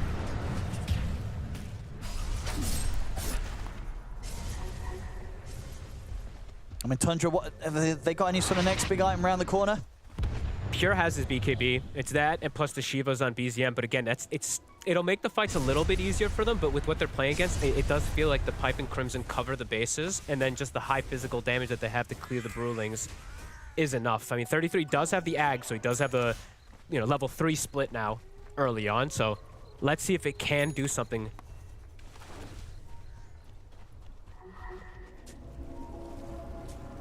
Can they somehow break this OG strength that's been here for the first 25 minutes? Got the smoke at the ready if they want for the play. Oh, that's a cute pickup for Natsumi too. I like it. The blink. Something you don't see too often on Kez, but when it's all about the combo play, just blink in and follow up with a vacuum pretty easily. Here we go. Charge in. I mean, they're going to find the two supports straight away. That's going to be Whitemon dead. Ari's in trouble. Tim's, he's got his hands on Pure. He's just going to be able to sort of force the SF out of the fight. Yopash and Nico hot in the chase. Look at the vacuum wall down Pure. Pop the BKB and the Requiem, but Natsumi's got his own BKB out. He's just able to just take down Pure through it all. And now BZM, he gets caught by the bash into the silence. Natsumi closes in on him, gets the jump. Follow-up from Tim's. BZM dead once more. Tundra, they just can't do anything. They can't do. LG's just too prepared. The whole game, the ward vision, the coverage, Tim's D wards, just no one can move. Look at this, 33 shows for a second again. He's trying to be sneaky. Yeah, they're going to get him as well. He's going to try for the TP, but vacuum into the charges there. OG just continuing to rack up the kills, and Tundra, just nothing that they can achieve right now. Natsumi, he's in with the blink. He's going to find Whitemon godlike now on the Kez. I think this approach that they have is just really clever. I think they've definitely found out like an archetype that works versus Shadow Fiend, at least for them. Maybe not for everybody, but this Darkseer Spirit Breaker, I mean, Spirit Breaker in the past has always ruined Shadow Fiend. This one, I mean, you're seeing similar things. Great stuff coming out of them. I love this quap pick to round things out too with the Spirit Breaker. This is a rack. BZM gonna try and get them off the barracks. He's got to be cautious. Now, if Natsumi gets sort of this blink, a bash of silence onto the storm, he will fall. They get the full set of racks bottom. And running to connect top. Pure's already charged. He showed. He could be back up in a few seconds, but as we've seen, even if that's there, they kill him so quickly. They'll try and blink back, but Yopash and Tim's, they get the jump on him. They have the Nether Strike control, vacuum onto the two of them. That's Pure out for a minute. 33's caught by the silence. Natsumi's chasing him down. 33 will manage to get the split off. Can they actually do anything with this? He's looking towards Scan, but the auras are out for Nico. Keeping the support safe. BZM tries for a grab on Natsumi, but the BKB reaction's immediately there. Turns with the bash of the silence. Whitemon will be able to pick him up in the snowball to buy some safety for him. Requiem on towards Nico. They're trying to get the Darkseer. They will kill Nico. So all things considered, it's something here for Tundra, but they had to use the Pure buyback. They get a couple of kills, which is, more than they've been able to find pretty much for the last 20 minutes or so, but it does cost them the Pure carry buyback. It kills any of his growth completely. And OG's still ready to go. On him. Yeah, they don't even care. They can do this with 3 heroes. They don't need the full team up right now with the lead they have. So Pure's got to be very careful about showing. Oop. Yopash nearly getting vision of him there. BZM's going to try for the zip forward. They want to try and punish Yopash. They do have the vortex on towards him. They'll kill him. That's a big one here for Tundra. They might just get Tim's as well. They will. All right, well, with that all said and done, with those 2 kills on top of it, they will not feel too bad about that hold at all, Tundra. They were at the moment where... Roche. Yeah, a lost fight up in that top lane could have meant the game was over, but Tundra, they keep the game going. They're holding on. That was a pretty clever play. I mean, Yopash pushing the limits a little too hard there, jumping forward. He kind of knew they were there too, but did not respect the damage they can deal. Pure did have, I think, one of the lasting presence stacks. Roche, it did not instant spawn. It would have been phenomenal. That would have been huge for Tundra. Yeah, but indeed, with the timing, it's going to be up at the same time that OG will have everybody back on the map. Tundra, they want to try and go for another play before OG have the 5-man up. BZM Gonna look for the catch onto Scam. Pure and Ari bringing in the control and the damage. Now Sumi's ready to go there and try and turn it, but already that's going to be a dead Jakiro. Ari, he'll survive, gets away from the illusions. Now Sumi tries to chase, but look to BZM. Now turns his attention over towards Whitemon. Goes for the easier kill first. He's giving BZM, Ari, and Pure, though, the chance to run. Tim's gonna go for the chase. BZM, he did use all his mana there on that first zip. So unless his team can bail him out, he's in trouble. The team's coming in with the backup. They will kill Tim's off, and BZM, he'll get enough mana to jump away from Natsumi. BZM will live. Pure comes in with the Requiem. They got the stun out from the Primal Split on towards Natsumi. They'll back off for now here. Under the cover of the veil, looks towards Ari, but Ari with the Yule's control is able to hold Natsumi back. Jump forward for Nico, though. Nico will still finish the job and chase Ari down. Nico got the gem back too. They tried to keep that one on their side, on the side of Tundra, but do end up getting chased out. BZM also ends up getting finished off. Small little mechanics, small little plays that they're actually stopping. The vacuum, stopping a couple of these rebound plays from Ari. Also the Sonic Wave. I think that's like 3 times in a row that I've seen them prevent a chain stun with one of these repositionings. And now amp damage, they'll be able to go for that. Roche. Yeah, they gotta let it go. Without the storm, not really any sort of chance of going for a steal. I don't think that was pretty crazy. Tundra able to do things like that at this deficit. Yeah, no, some signs of life. Not a lot of signs, little signs of life. You know, overall, the show still continues in OG's favor. They've got the Roshan, they've got the Aegis. They're ready to run it down a lane and go for round 2. But yeah, despite everything else going on, you know, Tundra's still showing they've still got a little bit of fight left in them. The only big, I mean, not the only, one of the big issues is that they don't really have a carry, right? Pure, he's going Refresher. So he's like all in on this spellcasting team fighter. So their right-clicking core transition is, it'll have to come later, maybe. They're going to have to YOLO on those big team fights and Requiems, I guess. So this Kaz will kill him in literally 1 second. We've got a Daedalus now, so.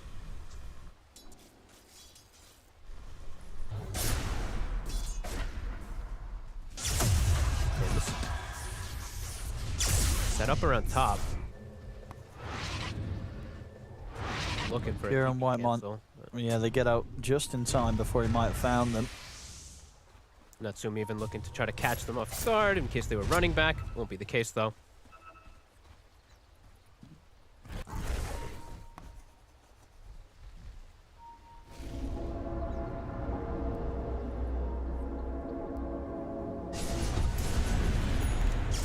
Tundra. Gotta stick his 5. Gotta play very careful. Be ready for these charges. Is that a full Hex for Yopaj? It is. Okay. This Brewmaster has to be very careful with the split. Has to get it off pretty early. It does have Refresher, but has committed the gold. So if he doesn't get that split off, it'll be disastrous. He is level 18, so level 4 split is online. Dire's top tower is under attack. See if they can find the angle with these double Refreshers. Dire are scanning. Scan comes out.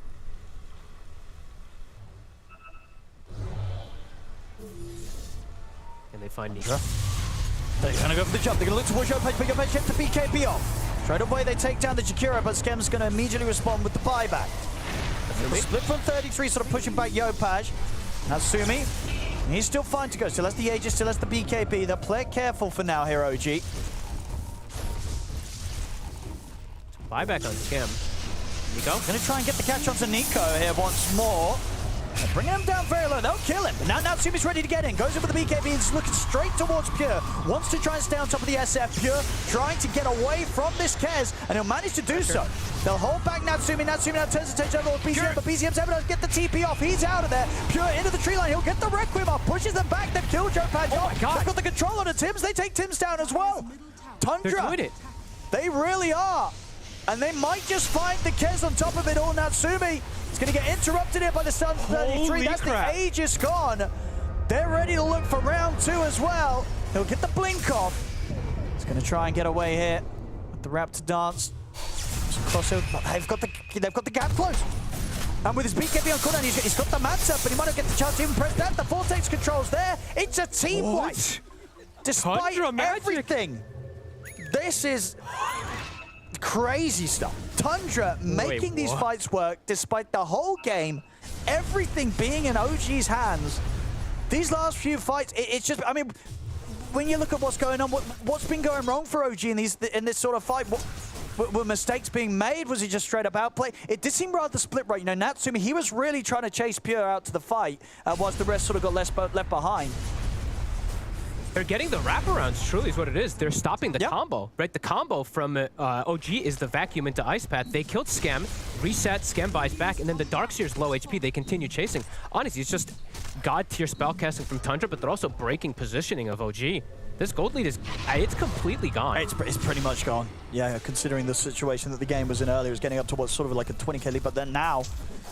Wow. And, you know, it is Tundra. When they start to swing the game back their way, they normally end up winning it. You know, this is what they're the best at. You know, just the amount of kills, the amount of control that OG's had all game, and Tundra, maybe they were never really even breaking a sweat. They knew that all it came down to was these careful executions in the team fights at this point. And now the game, it's absolutely in their hands just as much as it is OG's. Yeah, I mean, these refresher purchases, right? The fact that they're able to get to 33s also, having a double split, a double Requiem, a double BKB, right? You could see the Kez was like, I'm chasing with this Aegis, I've got Pure, and then he refreshed BKB's resets, and now he actually has the damage item too. Now he's a right-clicker on top of things. Wow, if this is a full combat, this is unbelievable, really. And it's really looking like it. I mean, OG, they've got to go back to trying to find this massive teamfight wombo combo. But as you say, Tundra proved to be so good at not letting them find that. They need to get the jump first themselves. They have to be like prepared with the smoke, camping around a ward, get the charge like they were before. Sorry.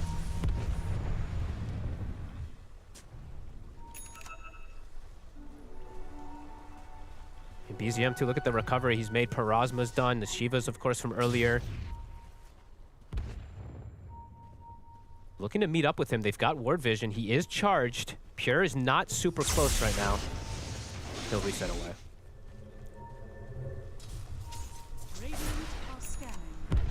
This is truly incredible. And refreshers, yeah, they're going to have double ults every single time. Yeah. So OG, they need to get, it does feel like now they do need to get that Blink Wombo combo pretty effectively too. Like the levels, let's take a look at them, right? So we haven't glanced at those in some time. It's 25 on Pure, 22 on the Storm, 21 on the Brew. They're golden XP even.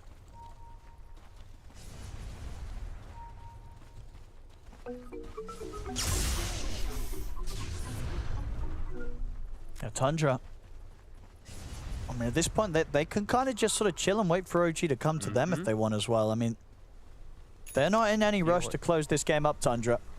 You can feel the posture completely of OG be like, oh god, like, like dynamic of this game what's the next move? Completely changed. Yep, refresher's done for Natsumi and he has hit 25, so maybe they're still gonna just go for it. They need that wombo combo. They need to find it. But Tundra's smoked up also, and 25 as you said on Pure, and he does have the data list, so the damage has gone up drastically for him. Camped around the same ward as before.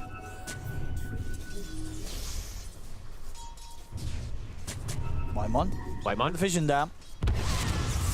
No patch, he's going to go for the jump on them. BZM's going to look for the backlines. He looks to try and poke at Natsumi. Now he'll fall back to join the rest of the team. The Sonic Wave's going to get dropped down. Snowball there providing safety for Waimon. And Pure. He's ready to sort of just walking on the front of the fight here. Get the blink off before the Ice Path connects. It's BKB, I mean, Sonic Wave super low cooldown, so it doesn't matter, but BKB used for Yopaj. Tundra did not really react to it whatsoever. Roche, next big point of the game. About 30 seconds until we do find out. Dire's middle tower is under attack. I mean, I imagine what OG, they'll probably make the call to wait for that Roche. Because obviously trying to take a fight around that more confined area could work to their benefit if they do catch Tundra. They just have to get the initial, go, really. The initiation just has to be from them. That's another BKB having to be popped in. Tundra. Tim's having a run. Big BZM. Well, okay, he's completely out of mana for that, though.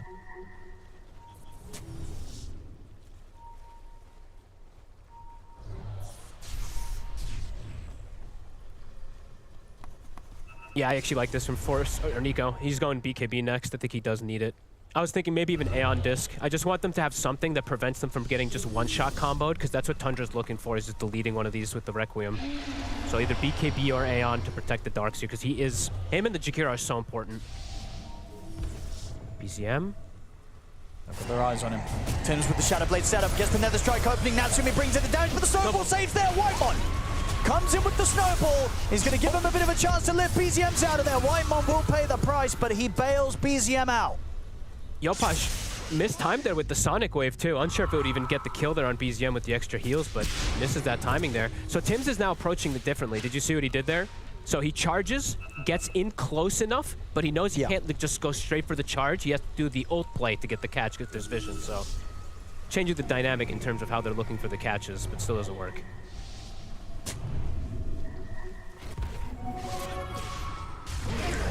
Ready. 1 second. I mean, you'd imagine, for OG, it's not a terrible time to try and force the fight again, because Whitemon's not alive. And his Snowball saves have been quite a nuisance for the way that OG wants to try and jump Tundra. Very true. They might have to be a little more hesitant on the ice path. Sure, want to try and have it on the way out of the Snowball, yeah. Yeah, it's not easy to do by any means, and it's hard to hold ice path, but maybe it's something that they will try for the next go. If they can get a charge or a Spirit Breaker ult into a Hex, and then they do the afterwards follow-up with the ice path. Hard to sequence, but... Charge coming in for BZM. He's ready. He's got the backup behind him. They want to look to try and force the Roshan now, OG. Should do it pretty quickly with Natsumi. Looks like they're too scared to fully commit, though. They know that this sort of play is going to be coming in from Tundra. They do not want to get caught in the pit. They want to be in that favorable position on the high ground. That's the BKB for Nico. They're going to look to get the jump on Tims. He's been caught, but the backup comes in. He'll get the BKB off. They'll turn towards BZM. BZM gets away. Pure trying to get him, but he's getting caught by the bashes. They've got the damage to take Pure down. Pure will fall. They've got the Hex on towards BZM. BZM has to zip away. He'll go for the TP out. He'll get out of the fight. OG 33. Back to finding the kills that mattered. Indeed, the Primal Split coming to an end here. He'll try and run. The Sonic Wave clips on towards Ari. Ari in trouble. 33 is going to get run down by Natsumi. He'll put the Refresher, but the silence into the Hex. Got him. He's not able to get the second split off. He's dead. OG, they make the fight happen once again. This time round, they get that big gap. They're able to get on top of Pure. They might even get more here with Tims charging BZM down. BZM has got just enough mana to get out. But killing Pure, everything was just thrown down onto him. And of course, they have the damage. They do have the ways to kill him out through that BKB. They got the initiation. They got a pretty perfect start to that fight, to be honest. It was BZM almost no mana, zipping around. He was completely Ari had to pull Reset out of position. And when Ari pulled Reset them out of position is when Pure jumped. So missed synergy coming out from Tundra. And OG just literally, it's like 5 heroes hitting the SF. That's the first buyback here. Pure is going to drop it. Long zip. They'll respect that buyback. They do not want to push around anymore. They'll back off. They're more than happy getting that one big buyback out of Pure. OG reclaiming that footing. Level 25 now on the Quap. Full refreshers we saw from before.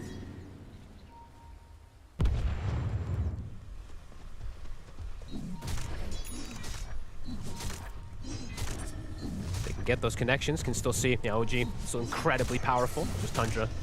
If they can also get the connections, can see how they can wombo combo and save and perhaps turn these fights. Brew of Lads now picked up. Pure has to just, have more protection. That was just, he just missed synergy and just jumped in by himself. Yeah, of course, with the buyback done, he's trying to spend up to get that Swift Blink, but it's just still about 200 and a bit gold away. They see the armor. But BZM's gonna go for the creep wave! He went for the creep wave, they were ready with the jump, that's BZM gone!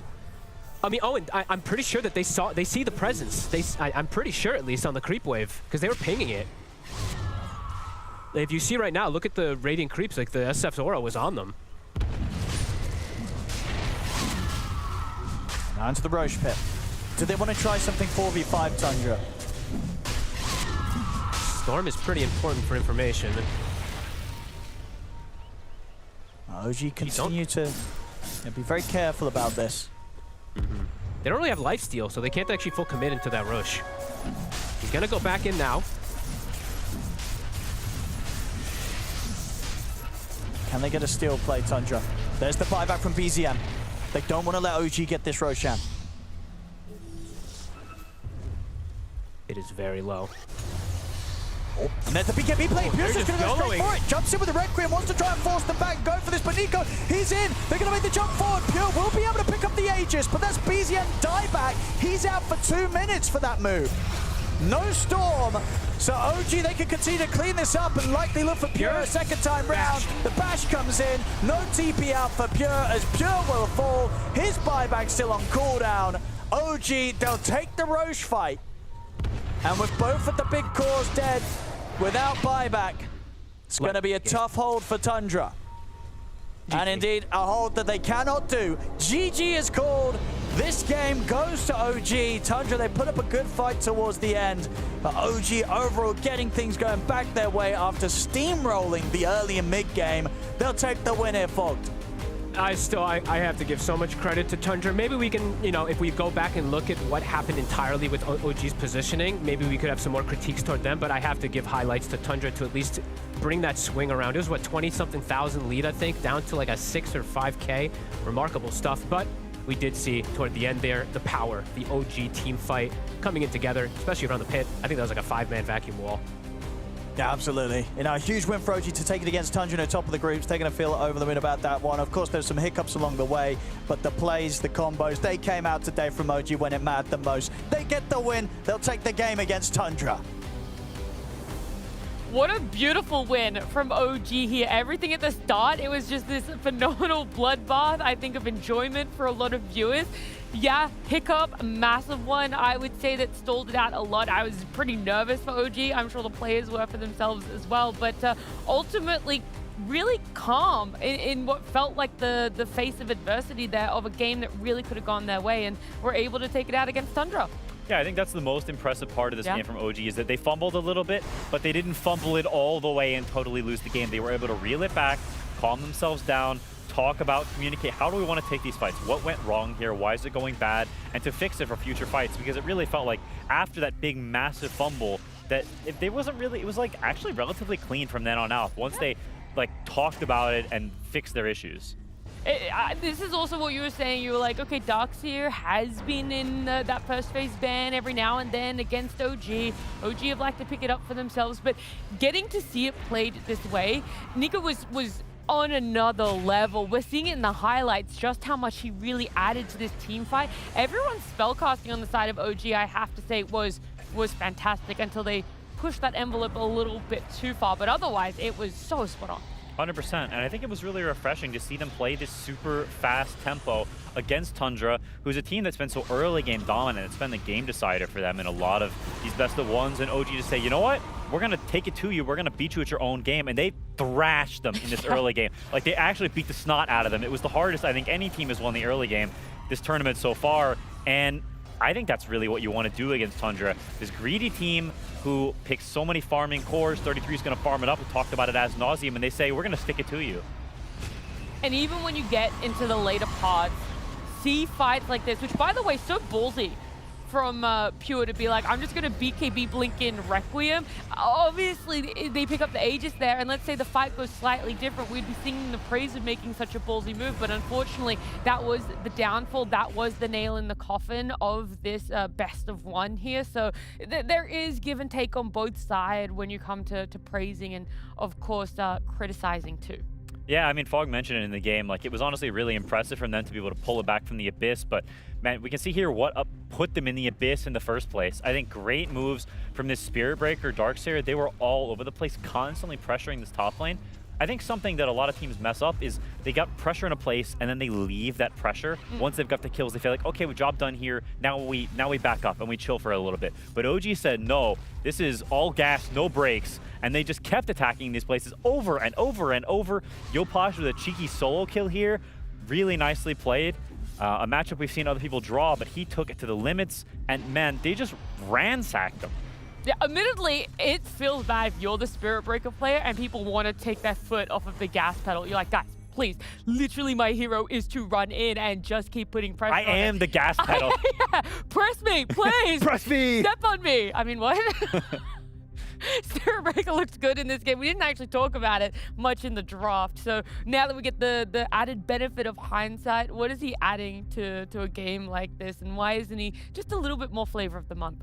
I think really you need heroes to enable him. He's always going to do his thing, and I think Darkseer specifically enables that hero so much because he lacks that damage in these kills. And when you get that Darkseer, it enables the wave dragging play, so you get through that early period of the game because he is a terrible laner. You get to that nighttime period and enables you to get these kills. If you think about it, they have perfect synergy for it, right? They've got a really aggressive safe lane in Kez Jakiro. They've got Queen of Pain, who wants to be a part of kills nonstop, and they got that Darkseer. Like, it's all 3 lanes that he can kill. You don't want to get stuck in these dry periods where you can't actually fight anyone. He's been enabled by his draft, and they picked that Spirit Breaker with the Darkseer. They knew exactly what they wanted, and it's a strategy they've run before this tournament, and it looked amazing. Yeah, at the 14 minutes, they had their eyes set on one thing as well, and that was that Wisdom Shrine. I feel like this was where we really knew the Bloodbath had paid off, and this is the moment where the spell cast... Dude, like, look at that! Happy feet, wobble combo!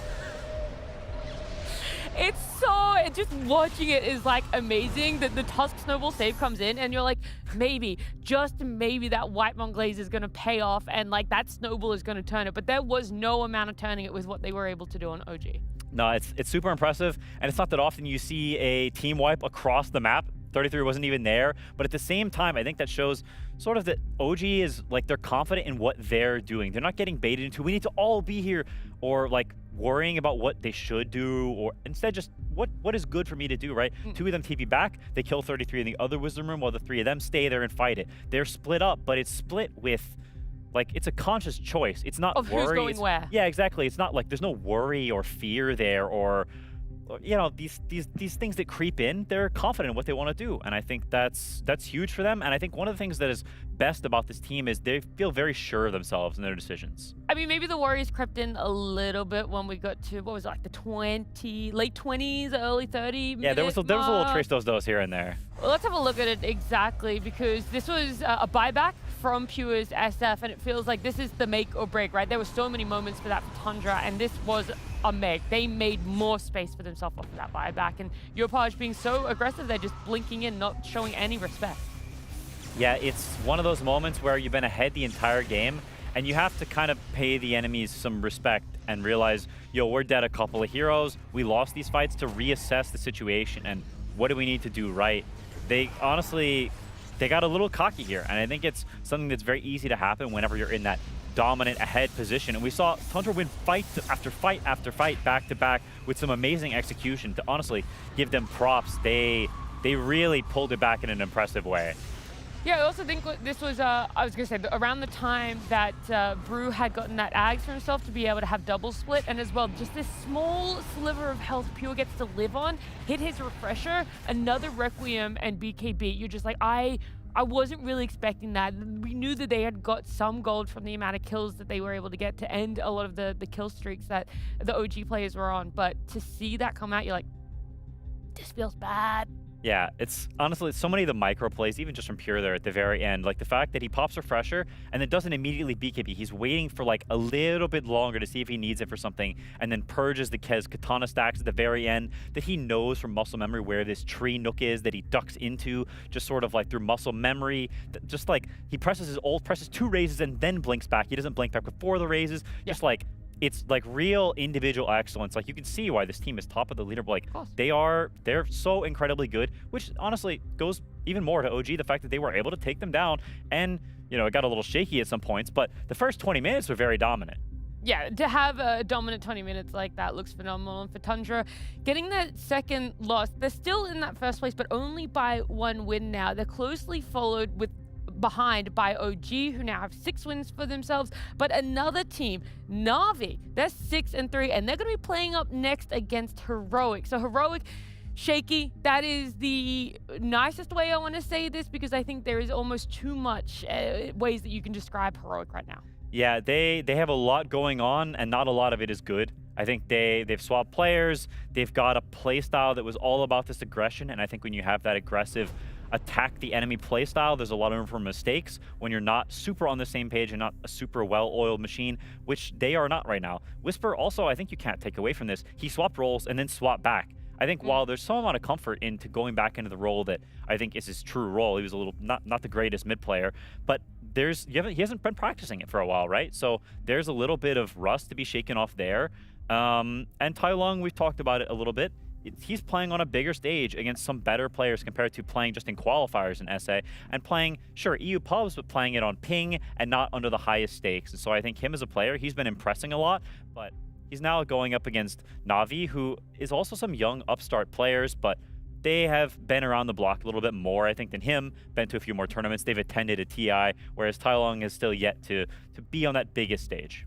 And maybe talking about it, I just spat over the desk. I'm so sorry. Talking about Heroic. I was like, what are you rubbing? Sorry.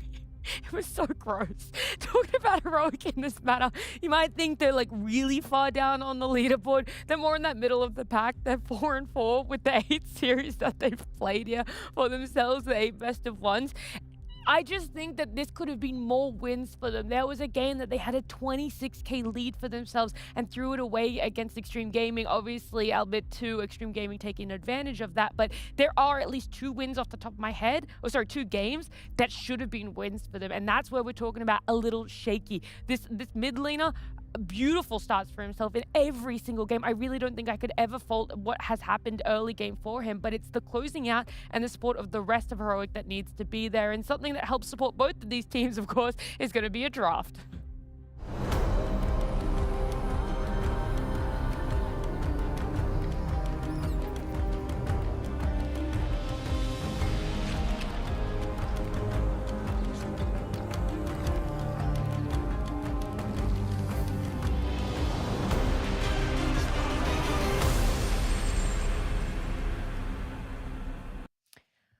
Heroic and Navi, not too far away from each other on that group standings there, but then again, that's the joy of best of ones. Anything really truly can happen. Our drafts feel more stable than the results and predictions of best of ones at this point in Blast Slam 6, but something that we can rely on, bans right now coming out. Viper, Husker, Batrider on the side of Navi. Not really sure, I haven't said these heroes in the last 6 best of ones. Heroic taking out SF, Treant, Razor, and Grimstroke. That respect ban, you talked about it before. We sure did. And they decide, you know what, this hero is actually too powerful. We want to deal with it, which is, it's honestly really surprising to me that they feel like it's worthy of a first phase ban, but maybe they didn't have anything else on the table that they thought was, you know, super good. They'd rather just do this instead. And we didn't super mention it before, but I'm honestly really impressed with Navi that they've been able to be up at the top of the scoreboard for the tournament so far, that they've sort of been finding something that works for them a little bit better instead of being that middle of the pack or even leaning downwards type of team.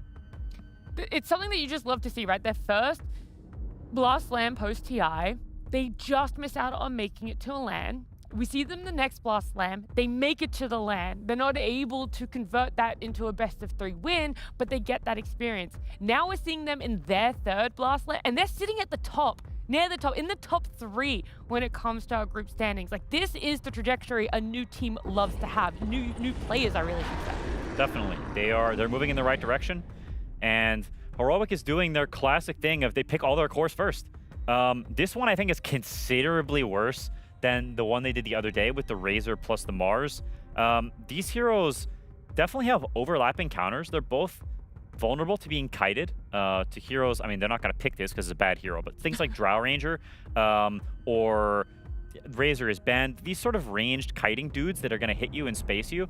Not to mention, Shadow Demon is already good against both of these heroes. You can get the Ags and purge the Kraken, purge the Ursa passive, and Shadow Demon is just good against Ursa in general. You can save against the hero he's jumping to try to burst, and also you'll purge his Fury swipes and just kite his ulti, his BKB with that SD ult. So a peculiar pick, especially blind. I'm sure there are offlaners that Navi are considering they could pick against it. Heroes that take advantage of some of those melee heroes, even maybe the Phoenix a little later on that we've seen from PMA, even though the mid game, your egg can die. Okay, no, they're going for the slaughter.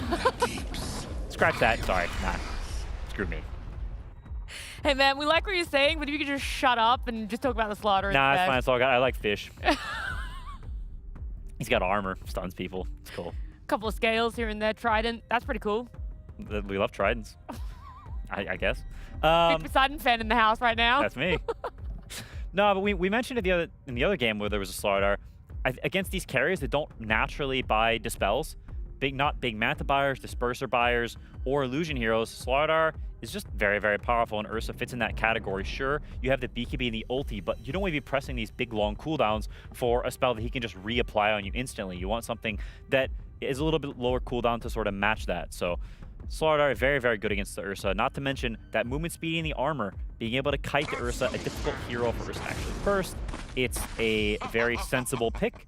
And you want that melee hero with the Shadow Demon that we've seen before. Na'Vi, they like their 2 range supports and their more melee cores. That's something that they gravitate towards typically, so fitting into more of their typical style, and I like that they're forming sort of a drafting structure for themselves.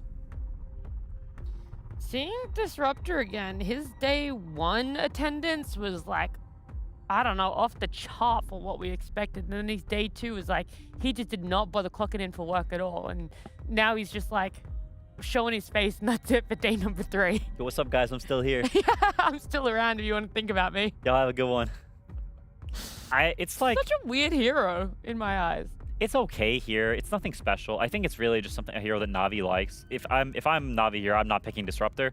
But some teams just like it. Some players like that hero. It fits with their style. I think it's a little bit too low damage. It's not quite enough spells with Slaughter. I think you want a little more oomph. But it does have good game matchups against Tidehunter and Ursa. Like, there's a reason they pick it. It's not particularly good with Navi's heroes, but it is good against Heroic. So I respect that element. That is a hero I do not respect in any capacity. Holy crap, that hero sucks. Oh my gosh. At least, like, give it a chance, bro. Dude, we've given it chances. It keeps losing, man. Relax. He's so bad. Relax. Does he keep losing? He's not on a 0% win. I'm pretty check him sure Whitemon won with it, didn't he? Check him PC. That doesn't count. Whitemon wins with any of that. Well, no, that does count. Nope. Okay, he has 1 win, and I'm gonna say it was Whitemon and 3 losses. Okay. Well, we'll see if it's a 4th. It's like you have some synergy with Ursa. It's like strong lane. You have the poison to run people down. There are elements to it that are good. You've got armor buff up against Slardar, even though I think that's a bit of a fake counter, as Slardar doesn't care about your poison at all. I think Slaughter should be pretty good in lane against Dazzle, even though in the game Dazzle may have some elements to it. And now a 4 Jakiro just sort of blind without seeing a core. I guess it could be 4 Dazzle, but I think that would be very strange. So I want to correct myself and give credit where credit is due. It was not Whitemon that got that Dazzle win. Oh, You really? want to take a stab at what support it was? King Jungles? Wrong. Tofu. Oh, Eric Engels. Yeah, I don't think you actually ever would have guessed that. Yeah, no, that was for real a shot in the dark. Spun me around and left me out in the wilderness. But yeah, not a big fan of this heroic support duo. I don't think it makes a whole lot of sense, to be totally honest. With his Clinks, I think does make sense. It's that ranged turret dude against the Tide and the Ursa, which I think is the type of hero you want. You want that spacing, that now invis to sneak around. You have the minus armor synergy between the Slaughter and the Clinks, which is very cool. And these 2 supports are very vulnerable to getting bursted by Clinks. Generally, the supports that are good against Clinks are the ones that have a lot of kill threat early, ones that can get on top of him and burst him, because he's not a hero with a great deal of escape once you're on top of him. But these 2 heroes don't have it, and he's got a lot of kill threat on his team. If you look at the Na'Vi heroes, it's a ton of pick off, it's a ton of kill threat, and there's a lot of synergy there. So I think this pick is very cool, and I think Got the Juice has really been on fire, so I look forward to see what he can do on this Clinks. I've been so impressed with Got the Juice. It feels like he really is finding farm out of nowhere for himself. Like, he is in all the right places on the map, and just, I don't know, just something else. Like, I don't even know how to put it into words. It's just when you see it, it feels like he is in flow state. 100%. Good item builds, good gameplay, right place, right time. Someone's got to take this man's juice away if you want to beat him. I don't know what kind it is, but he's got too much of it. Got to stop him. We got to stop this guy. It's not even funny. I don't even want to, like, honor it with a giggle, you know? I can hear it. I can hear it. It's been honored. Sure. Now, Na'Vi, coming out of that last pick. What are they both looking for? Mid laners? Yeah, most likely a mid, I would imagine. They picked the Slaughter into the Ursa, so I think probably wanting to lane it against it, unless they have some, I don't know, Enigma is not that good here. So yeah, probably not picking another offlaner. I got the perfect mid pick for Na'Vi. What's that? Io. Is that why is that the perfect pick, Nat? It's not. It's just a Na'Vi pick, and I want to see it again. I want to see it work. It is fun to see. I don't Like, think this if is the game for it. No, I don't think so either. But I want to see Na'Vi pick it again and make it work. Like, get that win with it. I know that they can. It's possible. Broken Clock is right twice a day, but I don't think. I've already been right twice today, so it's not happening again. Case in point. No, I could see them pick the Ember again. It's a hero that has been. It's a very solid sort of blind pick. Oh, Well, not banned. now. Not anymore. Pick again. What has Niku been playing? Would you like me to tell you? Yeah, tell me. Hit me. He has been playing Puck, Ember, Io, Bristle, Queen of Pain, and Storm. They banned the Puck themselves. Yep. So the Queen is still there. Yep. It's not bad. It is a hero that can be vulnerable to being counterpicked at times, but two of his hardest counterpicks are already banned in the Huskar and Viper. So there's something like a Sniper that you could counterpick that Queen of Pain with if they did go for it, but it's definitely not a bad option here. It fits that sort of skirmishing, aggressive, killing playstyle that Na'Vi have drafted for themselves, so I don't mind it. It's not great against Tide, as he has that natural way of purging off the dagger, but the rest of the heroes, they lock lockdown, and Queen of Pain, very good against Ursa generally. The dagger is quite a nuisance for him, especially once you get to that Ags and get to those armor items like the Shivas eventually. Well, they're running down the clock. Do you want to know what else he's been playing and like the qualifiers and stuff while we have limited time left, or do you want to look in your answer, Eddie? I think it's Queen. I think Okay. they want some magic damage to mix up with these two physical cores and the Clinks and the Slardar. Give you the chance to change, and you didn't. Interesting.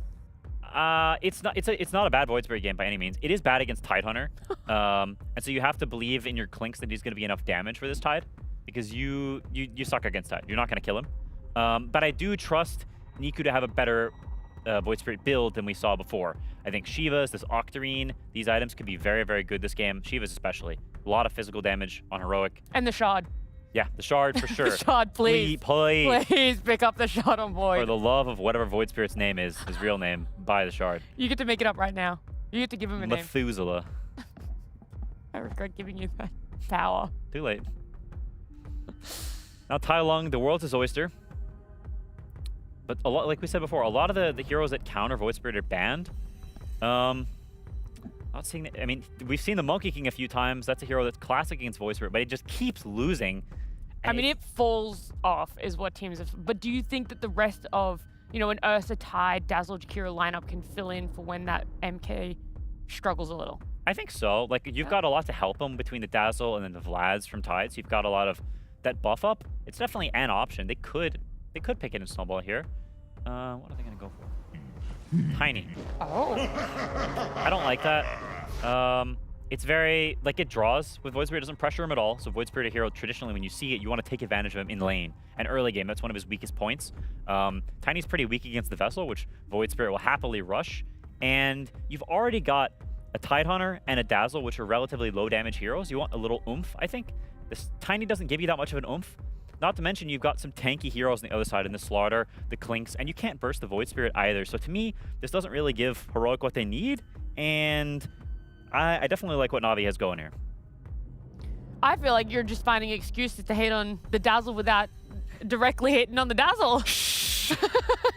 Okay, but also my boy Void Spirit is on the other side. Yeah, I know you can never not pick a Void Spirit. I gotta pull for him. And I think it's a pretty solid game for him. He can go in and out and play these kiting fights. And I think once again, it fits their style. I think they've drafted along a similar vein, and I think it is one that works with what the enemy has, right? Sometimes you see teams commit too hard on one identity, and they get punished by certain itemization. But I think this game, it's not as easy for Heroic to actually punish what Na'Vi has built together here. And I think, once again, it's that structure that works very well for them. They've got a couple melee cores, they've got the range supports, and it's been working well. They've got a flow going, and I want to see them keep improving and keep that structure building, because I think they're an exciting team to watch. Yeah, look, Na'Vi have definitely found what has worked for themselves. Is it necessarily here in this game and in this draft? I mean, they're 6-3 for a reason. They found answers for themselves. Heroic, though, 4-4, so they would love to get a win here. Try and avoid being in one of those last 4 spots, but we're not really too sure if that mid-tiny is going to be it. So let's see exactly if it plays out exactly how Quinn has predicted.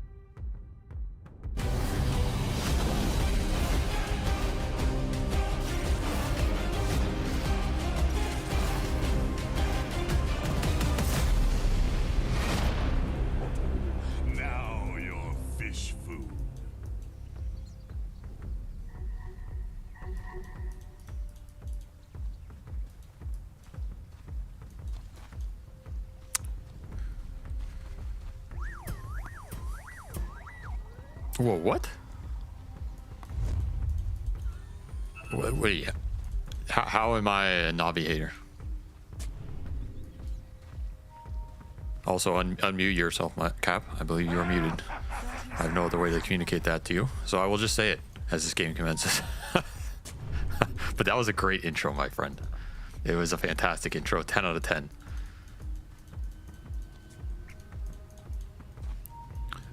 He basically called me a Navi hater, which I think is, I don't think that's true at all. I don't think I've been a Navi hater. I think I was a huge fan of this team early on in the bandwagon before people jumped on. But then they failed to live up to my expectations. Maybe I set the expectations too high. Maybe that bar was just unreachable. Because I believed in the Navi dream, you know? And I don't want to see these guys fail. I want to see them become a true tier 1 contender. But that takes a lot of grit. That takes a lot of practice, stability, consistency. And I don't think we've seen that from them in the last 6 months. So hopefully this is the beginning of their rise to stardom. I'll put it that way.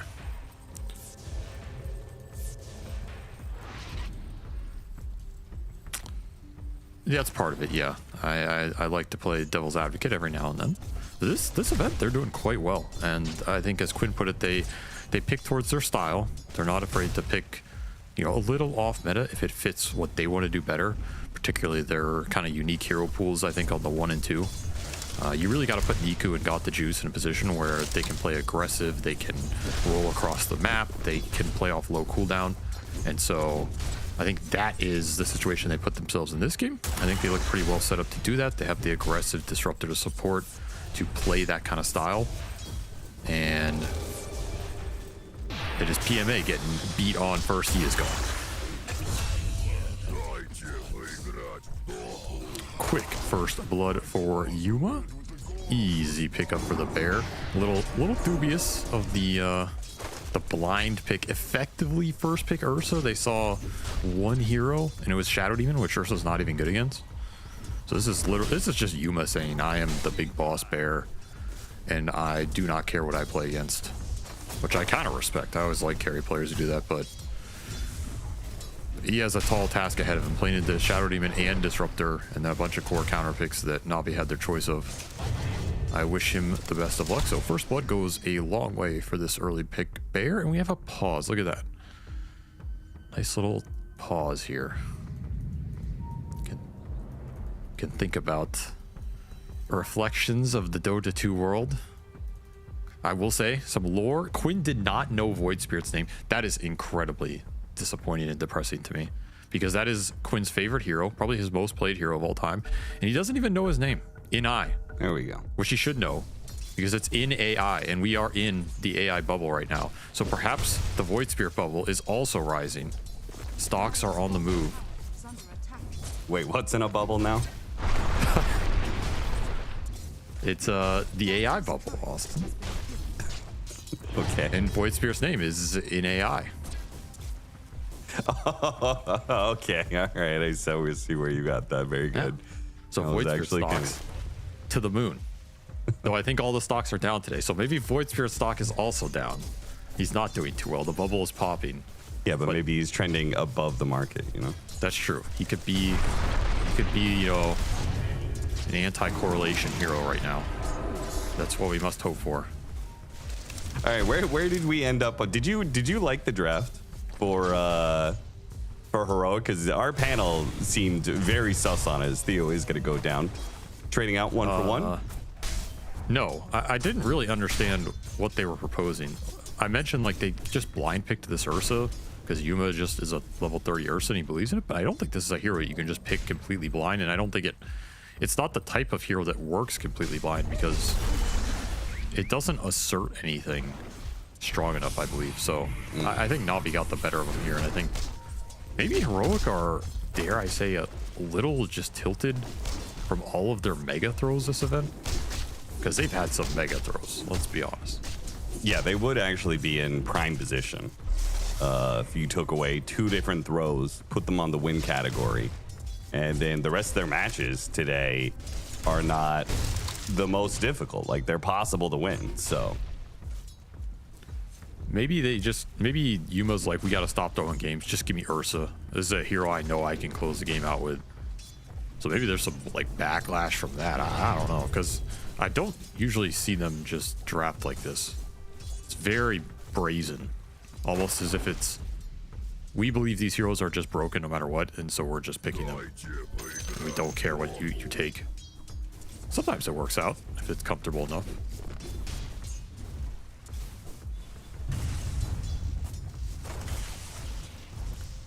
Whisper not having a great time playing Tidehunter against Klings. He could deal with some of the damage, but being left alone against a Disruptor means he's going to be taking some number of shots. This is like a mega value Disruptor game on paper. And if I'm saying that as a certified hater of this hero, then you know it must be true. But man, he has good matchups. I mean, the Static Storm versus all three of these cores is amazing. The glimpses against these cores is really good to pull them out of position with two backline supports that need a stable formation in the team fight. The AoE silence, even against this Dazzle, could come into play. Like sometimes you could throw it behind the hero and kind of zone him out a little bit until he has later levels. So yeah, I really like Ridda's position this game, and if they can get him some extra XP, which these kills on lane are boosting him up pretty fast. He's already level 4. I could see Disruptor just run this game over. Look at him go. Level 4, 5 minutes. That's such a good position for this hero. An early rotation into mid. Not time for the power rune, which will probably catch Tai Lung unaware. Got him with the blood grenades, and all Tai Lung can really do is fight his way out. Hope he could kill Nico first. Not the case. And Riddy's another successful early game move for him. That did not look like a gank that was going to work with no resources on the Void Spear, but he did have 2 points in the Thunder Strike. Gives you a little extra damage here. So the skill build paying off for Riddas, and now he gets to take mid lane. He's going to be level 5. Somehow neither mid laner is going to be mid when the first power rune spawns. It's a pretty decent one too, but yeah. Nonetheless, Na'Vi very happy with this early game. I mean, yeah, Slaughter's not getting much. It's not as if they're dominating the lanes, but just the momentum that's being built right now off some of these little kills, I think is going to add up here in the next few minutes. Potential to contest that Wisdom Shrine too.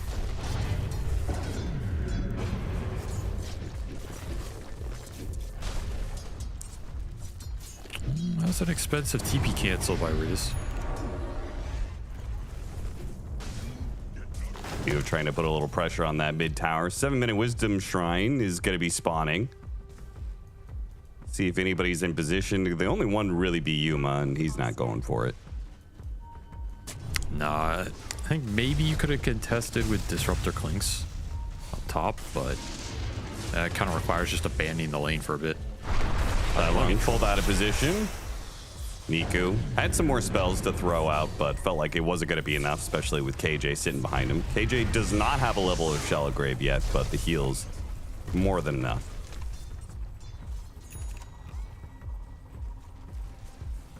Really looking for some earn charges on this Void Spear if they can get him. They're even going to salve him up. Just trying to deal with the harass. And both supports lingering here. This is a big committal of time. Really need to get some glimpse kill out of it here or something. I couldn't find the Olacore, man. All this early momentum, but you're just staring at this tiny mid. Such a tanky hero, 1400 HP, so much extra armor early. You're not just going to be able to run at this guy and kill him until you have Vessel. This feels very stagnant for me, for what Na'Vi want to be doing in this time period. I feel like Void Spirit specifically runs into this situation a fair amount. You know, he just doesn't have enough damage, but he's kind of a hero that needs to run around and get some kills to progress into the mid game. Gonna pick up an Invis rune, start looking at top. Whisper's very far forward here. He has already used all of his skill points, so he cannot get Ravage. He went for 3 levels in Kraken Shell and 3 levels in Anchor Smash for the extra farm, which means he is complete food here for Nico's rotation. All right, I like that. I don't think that's an efficient kill, but I think it's a kill you wanted just because you got stonewalled mid and you got to get some earn charges on the board. You got to get something. He is a high level Tide. It's kind of worth it on the experience. Tiny's going to get more out of this time period with killing stacks in mid lane, but you're okay with that because you weren't interacting with this Tiny mid anyway. It's also extra XP for your Disruptor, who is already almost level 6, so you get the Static Storm online, you have some extra kill threat on these cores. Maybe you can get in there and steal some of that stack XP from the Tide, or play with this Clinks and inside Heroic's triangle. Static Storm available. I don't think they can kill him with just the 2. No. Rotation instead from Na'Vi goes to the other side of the map. 2-man smoke up. Zayat's trying to enable Niku in his place, and he's gonna find KJ. Disruption into the Remnant, into the Crush. Should be pretty easy chain stun, leading to 1 kill. Can Reeves find a glimpse on Yuma? Yuma actually stops to do a little farming here. If only they knew. Yeah, I mean, they know now. They know. Drop the no ward. disruption. Zayat's no disruption, can't stop this. They'll just take the tower. If Riddis has walked like 200 units farther, that's a dead bear right there. Dire's top tower is under attack. Still, it's a nice rotation. You get the Dazzle, you get the tower, bring everybody down here. A little overkill, you lose your mid tower. So again, it's a move that's successful for Na'Vi, but not that efficient in the overall exchange. They lose a power rune, a very good one in that amp damage to the Tiny as well. So Heroic do make up for that play. With farm across the board, they don't lose the Ursa. And they're very close to this Tiny Blink. Just Brown Boots rushing the Blink. If he gets a kill here or any sort of action, he will have it. Dire are scanning.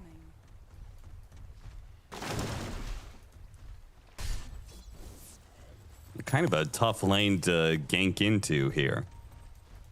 The Slardar has 1500 HP, but they also just pulled the hard camp. And Slardar is actually taking the creep wave all the way back behind the tower, so they seem to 100% know that this move from mid is coming their way. Very smart. It's going to have to go through the gate instead. Hope for the best on the other side of the map. It's a tough lane for their lineup to gank, though. They have 3 melee cores against Clinks. So, you know, either you're getting Blink Daggers up or you're not really interacting with God the Juice here. There's your Tiny Blink. Kind of awkward that they made that play right before it. Dire's structures are fortified. We'll secure the tower, though. And that whole time, Whisper was just farming. So this Tide is quietly having himself a pretty good game for playing almost entirely solo. Went the early Veil into Vlad's. It appears will be the build-up. So armor on armor for Whisper this game.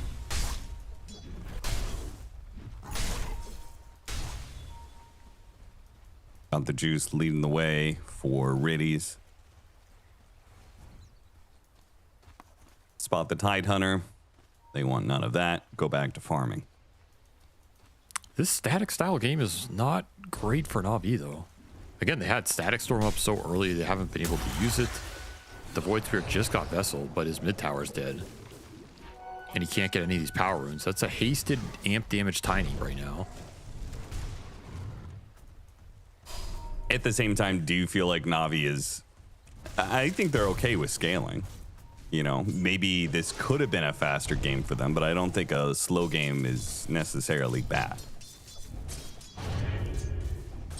I think they're fine in the ultra late, but I do think the mid game is potentially Heroic favored with how much this Ursa can ramp the tempo. Like if Ursa gets first and second Roche, I came a long way. He has Tide backing him up for that kind of play. I can see this game snowball Heroics away in the mid game. Another team with an attempted smoke. This one seems like it should land. Question is, what is it going to land on? They spot the Jakiro first. Not the better of the 2 targets. They all in commit for it, though. Tai Lung might go back in on this, though. The Ravage going to hit the Clinks, and they're just going to one-shot him. Nice and easy. One of the cores down. Niku, half HP. He's got to jump out of there. Well, Astral step to the side. Tai Lung, his Blink Dagger is going to be back up soon. Niku might get spotted here. Hides in the corner. Not seen. Steps away. Not a successful gank for Na'Vi. No, not at all. And they do not really want to end up in some full 5-on-5 against this Tide Hunter right now. He's kind of the king of the map. Or the king of the fights, I should say. They just rather find these pickoffs, glimpse heroes back, get the number advantage. They're going to try for the same play. Now there's no Ravage. Static Storm gets dropped, does not manage to keep him inside, so they have to use the glimpse early here. Final bit of damage is going to rain in, and they'll finish off Whisper eventually, but again, a trade-off still there. Spirit Vessel put onto Whisper. He's not dead yet. In fact, he's going to get a bit of a bump, and that's good enough. He's going to stay alive. Man, it is really not working out for Na'Vi. Look at all the early armor in this build. Just rushing the Shivas. Already had the plate mail. He has an extra ROP plus Soul Ring armor. It's like plus 22 armor at 14 minutes. So you add that into all the Kraken block. It's kind of absurd against an all physical lineup. Yeah, you have some Void Spirit magic damage, but it's a Slaughter Clinks lineup. So this is a minus armor built synergy that he is just rushing the best item against. And he will have it faster. This is going to be a fast Shiva's guard. Long. Is that a freebie? Does not jump for Riddies. Instead, they're going to avalanche Niku here. No Ravage to follow this up. So Niku is not going to die. In fact, they're going to turn back around. PMA here, toss in on Niku. Brings him a bit low. He has to jump out. Steps away. PMA. Oh, slowed down underneath the Macro Pyre. Not going anywhere as the avalanche covers him. Na'Vi just cannot seem to find the better of Heroic, no matter what the situation is. Whether they're initiating or responding, nothing is working. This is why I felt like they had to find a couple more kills in action in that early game, because their 5-on-5 is not stronger if Heroic are allowed to just group up and take it head on. And they are really having issues putting damage into it. Nice avalanche hit there. Good amount of damage. Yuma runs in just to make sure Tai Lung is not going to be isolated here. Very nice of him. Yuma doesn't even have a blink dagger yet. Na'Vi need to find a way to split this ball up. Maybe Slaughter Blink helps you catch her on the map a little bit more, but so far they have been unsuccessful in pulling anybody out of this formation, finding any sort of pickoff advantage. And Heroic can stay balled up to do Roche and Tormentor soon. Yep. Right? Like, I feel like there's no real incentive for them to move around the map too much. I mean, this is not tied TA, but Ursa TA's got to be pretty close, you know? True. Gives you almost everything. So the 3-man smoke, it was sticking around the Ursa for a little bit. Yuma's going to back off, farm some safer Ancients. So the 3-man move now moves to back up Whisper. To just finish Shivas off that wave. So they absolutely are happy to take a fight right now with that big item coming in. Oh, got the juice, just showed. No invisibility for 6 seconds. He's going to be tossed back into the ice path, into his doom. A bad read of the situation there, as he was playing super aggressive. And to pop out and like take farm like that and put your skeleton walk on cooldown. Yeah, that was very casual for how many heroes were off the map. Yeah. They even glimpse Whisper back bottom, which I don't even know if he minds, because now he gets to push this wave out. And they're just going to do Roche anyway, so Heroic losing nothing. Just making full team moves, but they're not getting punished on the map for it. So this is really bad news for Na'Vi, because yeah, even if you lose some heroes, it's okay if you're farming other stuff or getting stacks, but their lineup is not great at farming jungle efficiently. Slaughter, Void Spirit are like with the Vessel Blink, they're not doing Ancients, they're not clearing through stacks or anything. They'd rather be killing heroes. And so if that's not happening, Heroic are not worried about grouping up and getting punished in some out efficiency.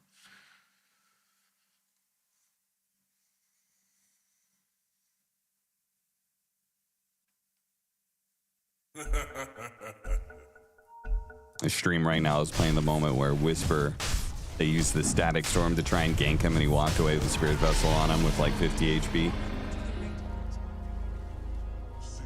Like nothing has just gone Na'Vi's way. It feels like this entire game has just been failed move after failed move. And now Heroic's up 5k with an Aegis. And kind of every item that they need right now. You got Blink Dagger Phylactery on the Tiny. The Tide ready to go with his Shivas. Na'Vi is not going to be able to do a whole lot of damage to these high armor heroes. It's a very concerning period in the game right now. They don't even have Deso charges. They haven't found anything. No vessel charges either. They have no charges of any kind. So they really need to score some kills here soon.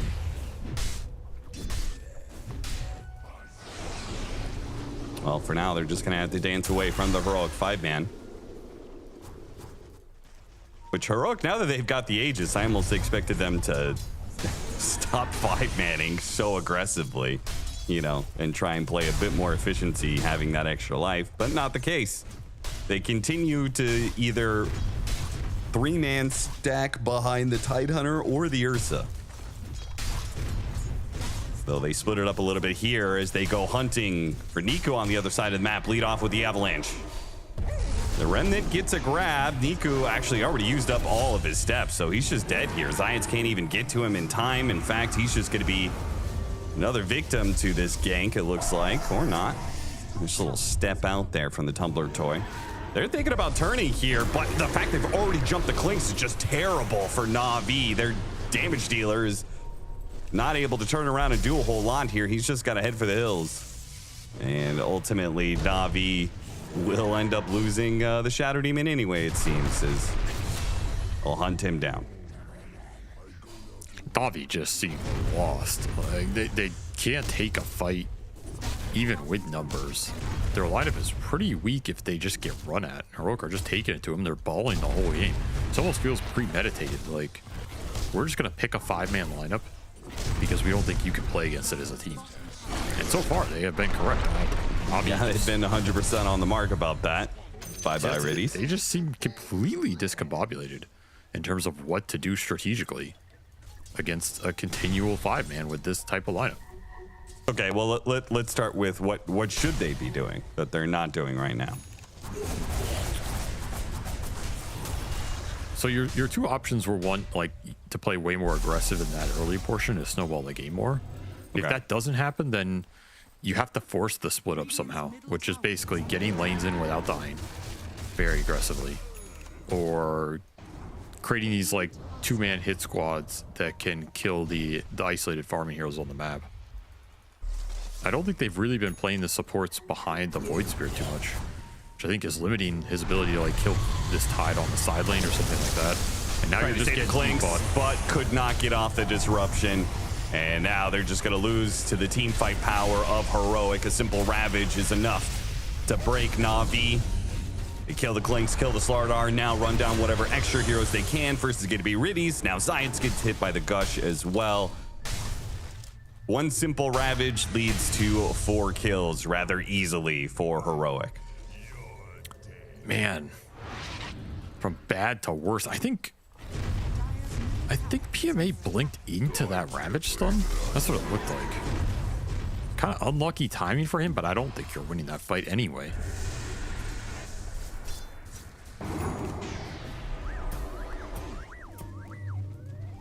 Niku got to be careful with these games.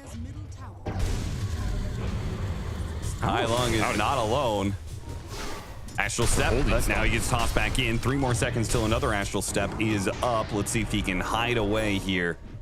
TP up in 15 seconds, so he's not going to be able to TP immediately. The rest of the team is beginning to join in on both sides. Going after Hailung here with the minus armor on him. Got the juice, can finally do some damage, but he still can't do anything to this Tidehunter. Coming in from the side, Yuma finds the Shadow Demon, gets grabbed by the Remnant. Zayats gets a little bit of distance here. See if he can stall his death. Help get the rest of Na'Vi out of here. The Clinks goes through the gate. The rest of the members back up. Na'Vi, not the worst situation. They did get a kill finally out of this. It feels like it's been a long time since they got a core kill. That's something. And I mean, the reason it happens is you find an isolated target, right? If you're pushing in these lanes, Heroic after a spawn, they are going to split up. You're going to catch some cores separated from the ball. That's when you can kill them. You do have the damage to do it with some single target burst. Yeah, last time they killed a core was the Tidehunter kill at like 8.5 minutes. Yep.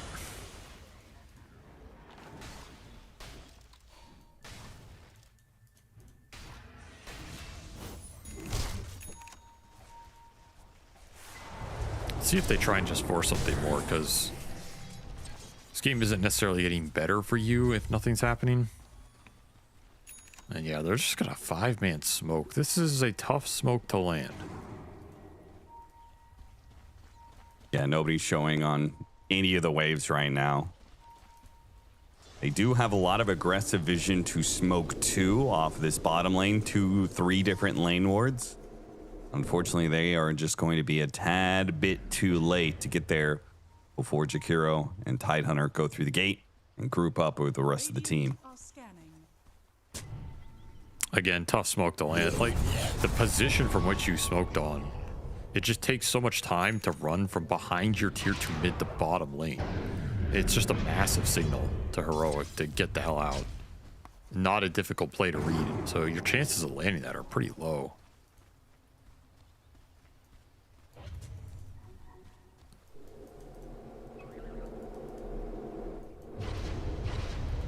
Whisper back through the gate. This man not afraid of anything this game, for good reason. Bought an early shard too.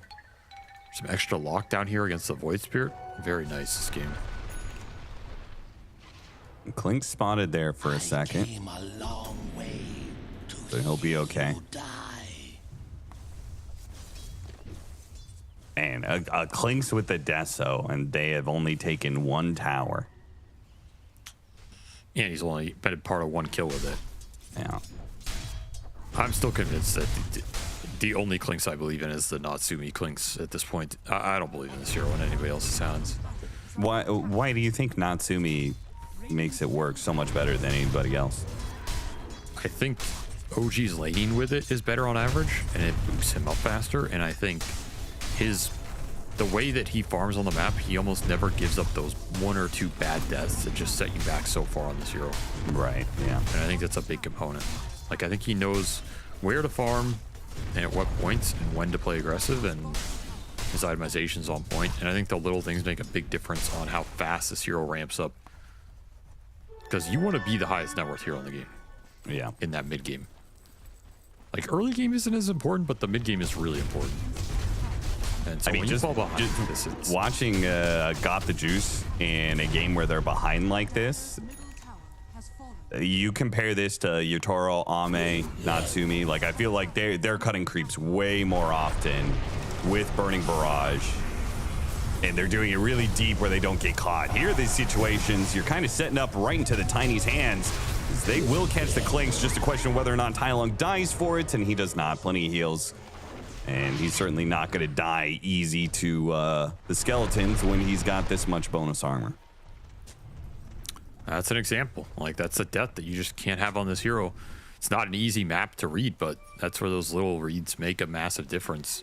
If you're cutting waves and not getting caught, this game, it can even go in your favor in terms of, like, out-farming them on the map, but that's just a death sentence. Also, their losing Roche is a massive deal with this lineup. Sure. Like, every time Ursa takes Roche, it's great for Heroic, but you're taking it away from Slardar Clinks. We'll see what Navi can do from the unfavored position, because I think this is a team that likes playing from ahead.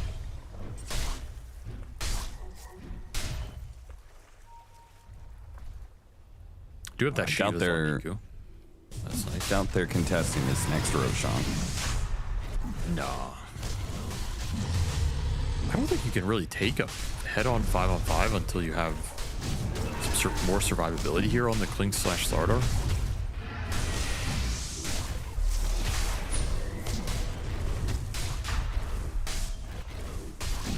You can scale in this game, especially if you can find some extra farm on your supports. Like Disruptor and SD-Ags are both very good in this game.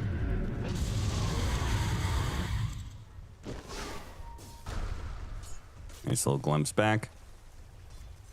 Radiant are scanning.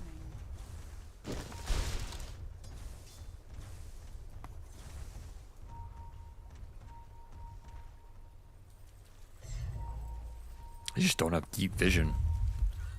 Heroic have done a pretty good job dewarding their side of the map here. They have a gem on the tide as well. So this map has become very difficult for the Clinks to play. I mean, we see I mean, Got the Juice isn't even playing it right now. He's just trying to survive. Yeah, he's gonna wait around and try and cut. Oh, I guess not. Decided against it. TP's to mid. Doesn't have the information. Like there's not any information coming off of deep lane shove. There's no deep wards. He's afraid of the gem tide potentially finding him. You can't play the like, oh, I can nightfall out of some creep cutting. Yeah. Ursa already has Basher anyway, so very scary map to play. And if the map's scary to play, they get the lanes in, they get the 5-man your high ground.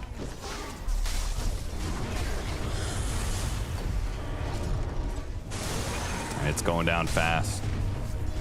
For a lineup that's not incredible at tower hitting, I guess they do have Jakiro. They're just able to park this Tidehunter in front, wait for their opportunity to make a jump. Static Storm does go out onto Yuma here. Doesn't matter. He's got Aegis, he's got BKB, and they do not have any damage without the Clinks. Got the Juice is just full ratting. He doesn't believe that they can fight. He doesn't have TP anyway for the fight. Just try and farm up his Ags and hope that they can stretch the game out long enough that Na'Vi can somehow make this 14K deficit they're in work. All right, I'm not saying this game is over because it's heroic, and as we've learned this event, anything can happen. Yeah. But this has just been this is a sad game to watch, especially if you're a Na'Vi fan. Like, this is not the team we're used to seeing at all. They just feel completely neutered.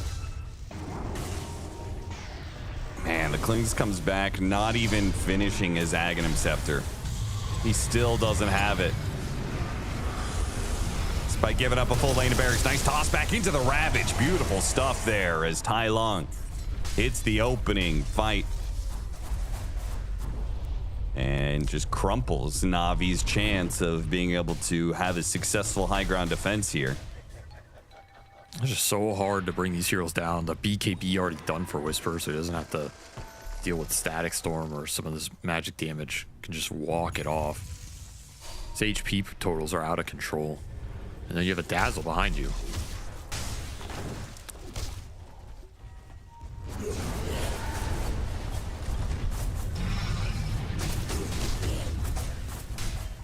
Have to wait for your Void Spirit, and then you just have to try and commit single target burst on one of these heroes with Static Storm on top. Tide BKB down does give you an opening on him if you can land it. But there's always Shallow Grave, which we haven't. I mean, I don't think KJ's had to use it much this game, but no, he really hasn't. It's another piece of the puzzle that is causing Navi's initiators issues in finding the opening. They will find nothing here. 70 more seconds left on that Aegis. Heroic. One more creep wave to hit the high ground. They just picked up an Abyssal Blade too. It's just a free game for Heroic. Doing whatever they want right now. Na'Vi gonna have to be quick on their toes, get out of here in time. Static Storm does go out, beautiful stuff, and they blow up Tai Lung right away, and the Ursa loses his Aegis. They jumped right into a Static Storm burning army, and now in the second life, the Ursa is just gonna get crushed into a lot of damage. Got off the Enrage, makes a run for it, but glimpse back, nope. BKB goes out. Yuma still has a chance here. They're trying to keep damage on him, keep him from being able to blink away. The blink is almost up. He is gonna be able to blink out a buyback from Tai Lung, as he felt like it was necessary, maybe an opportunity to turn the fight around, but Na'Vi, they give up on the chase. They back away. They'll not be caught. That was a 6 Static Storm. I mean, Heroic gave it to them a little with the, jumping both cores in on the same spot. But perfect timing on that. Perfect timing on the crush. You get the amp. You get the physical damage from the Clinks going through with the minted Ags plus Gunpowder Gauntlet. So his damage skyrocketed for that exact moment. Na'Vi strike back. They need some momentum. Can they find more off it? This would be a tiny dieback. This would be oh so sweet for them. Here. This would give them so much time to work with. Oh, it's gonna be close. Gotta have a blink Team's up. Coming. They're gonna go on him now. The Tidehunter is almost here, but the damage is already done. Tai Lung, a dieback for him. What a find. 90 seconds to do whatever you want on this map right now. If only Roche were up.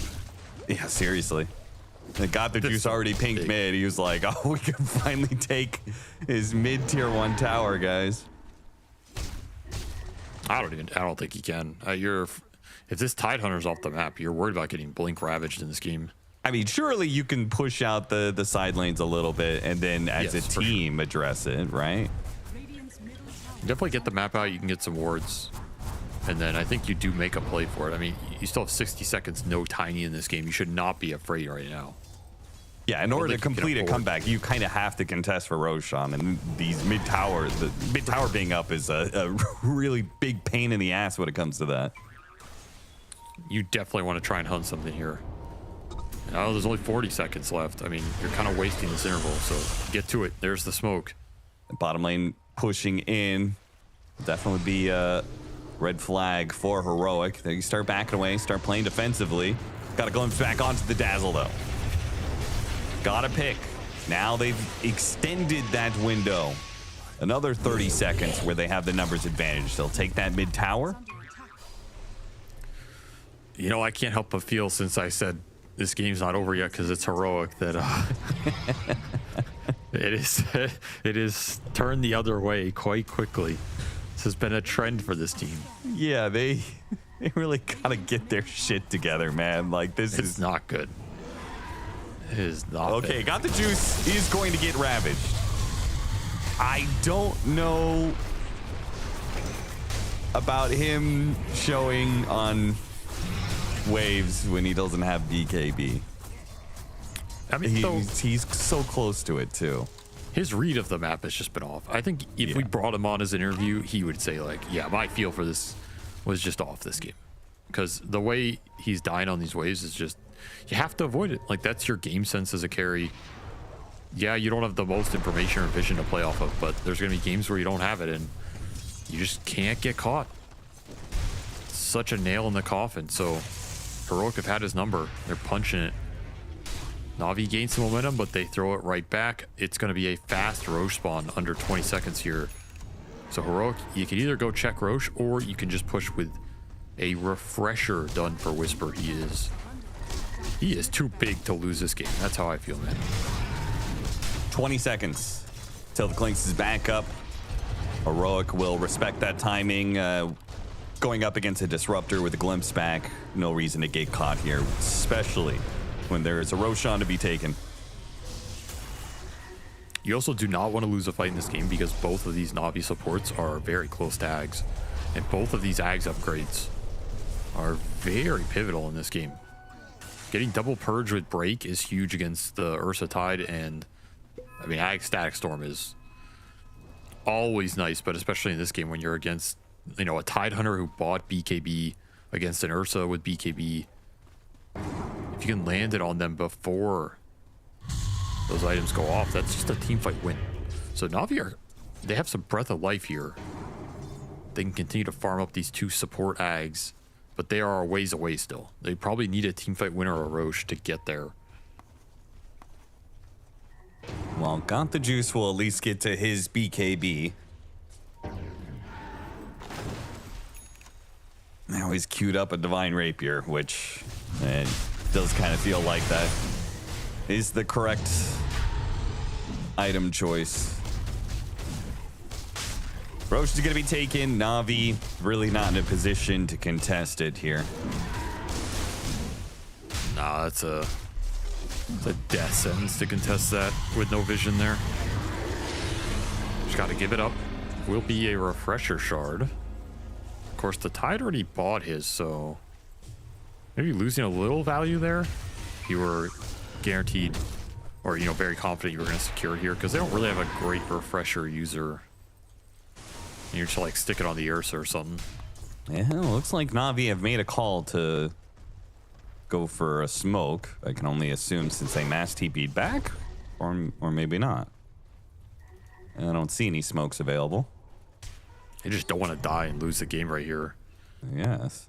I mean, Niku went A on disc, which, yeah, like, maybe it can win you a fight by the surprise factor and sitting on the front line and baiting out some Ravage or something, but This does not feel good.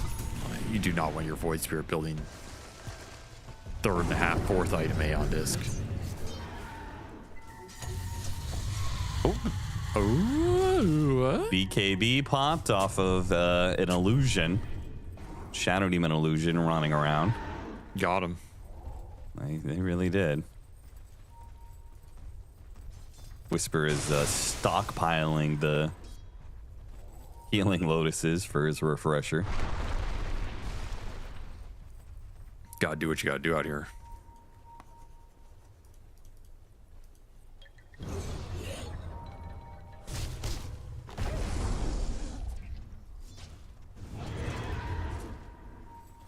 I mean, Riddy's could conceivably sell some items here to complete the Ags if Heroic push in. He's only 900 away. I don't think you can sell Blink though. I think you need Blink to. I think he has to sell his arcane boots and maybe his wand. I mean, that's rough. I don't know. I mean, you make that money back with just the right Blink daggers, Ag Static Storm. I think you sit on this until they commit. Yeah. Because you can't use it aggressively anyway. Like, the only way you're using it is they hit high ground. So you kind of wait till they hit high ground, and then if that opportunity presents itself, you sell.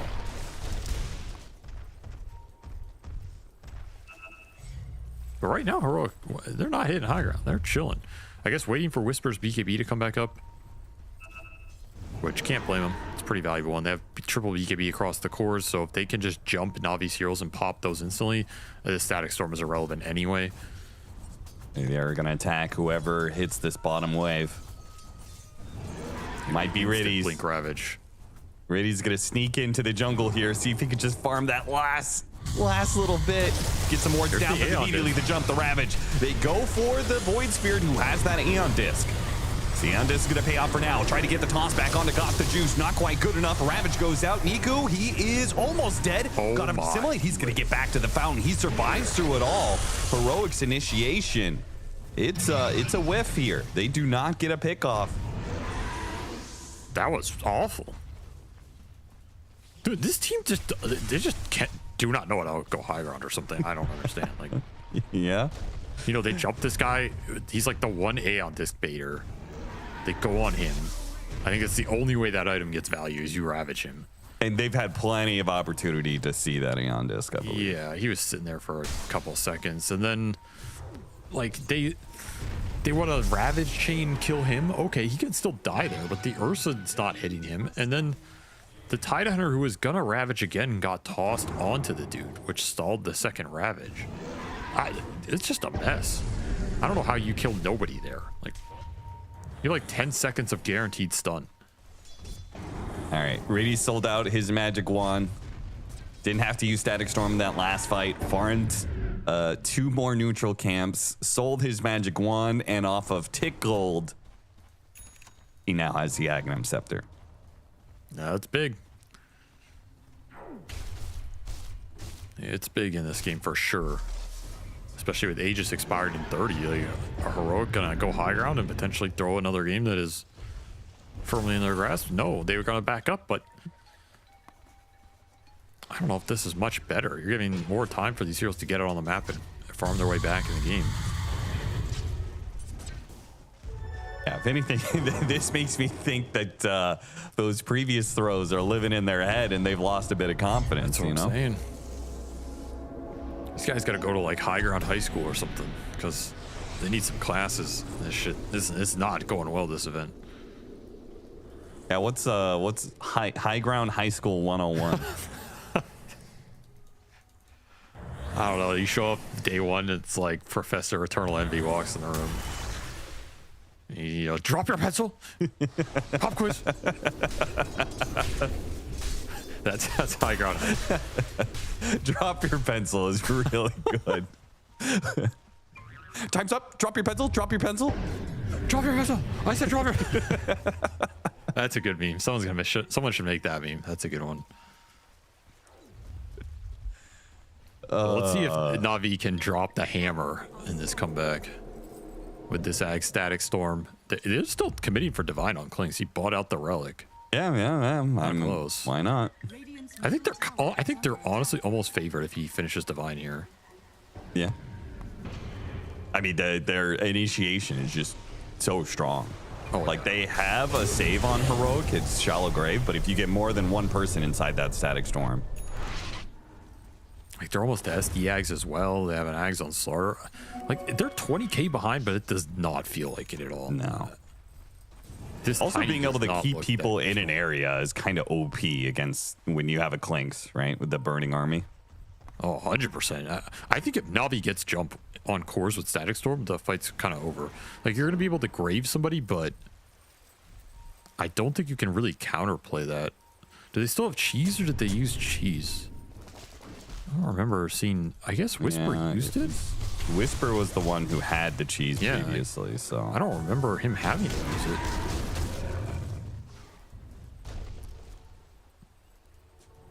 Interesting. Right, well, we're gonna collect some Aghanim Scepters here. Tiny and Jakiro will both get an Ags upgrade. That's something. Don't think these Ags are as strong as Navi's, but still gonna do a lot of damage here. I guess it's all about next Roche. Potential spawn, 45 seconds. Navi just trying to hold on to their wards on the map. Try and get to this Klink's Divine. They are very close. It's almost level 25 as well.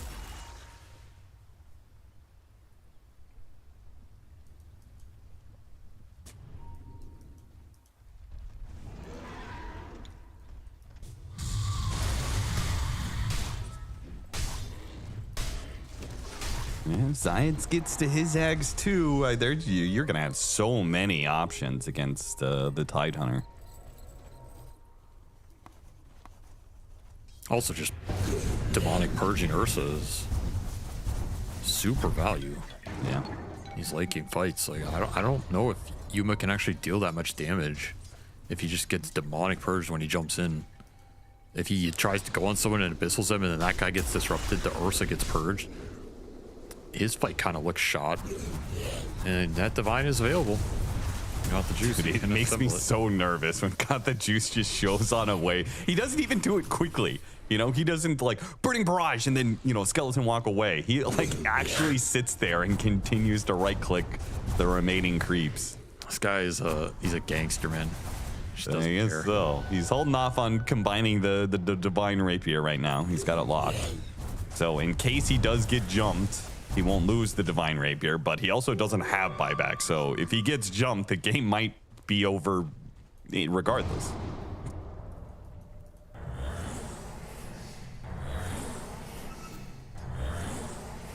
Well, there's your Roche spawn. Early, again, they've really been fast Roches this game. Just not doing Navi any favors.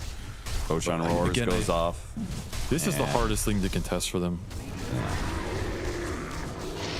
They would way rather take a high ground defense against Aegis than I think contest that Roche. Okay, so Theo is going to get, or he grabbed the refresher to give it to Tai Long.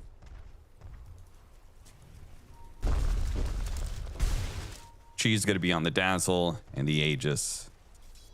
For Yuma, who's also thinking about a Divine Rapier. Not really an Ursa item, but no, I guess we need not to at all. get to this sort of late game.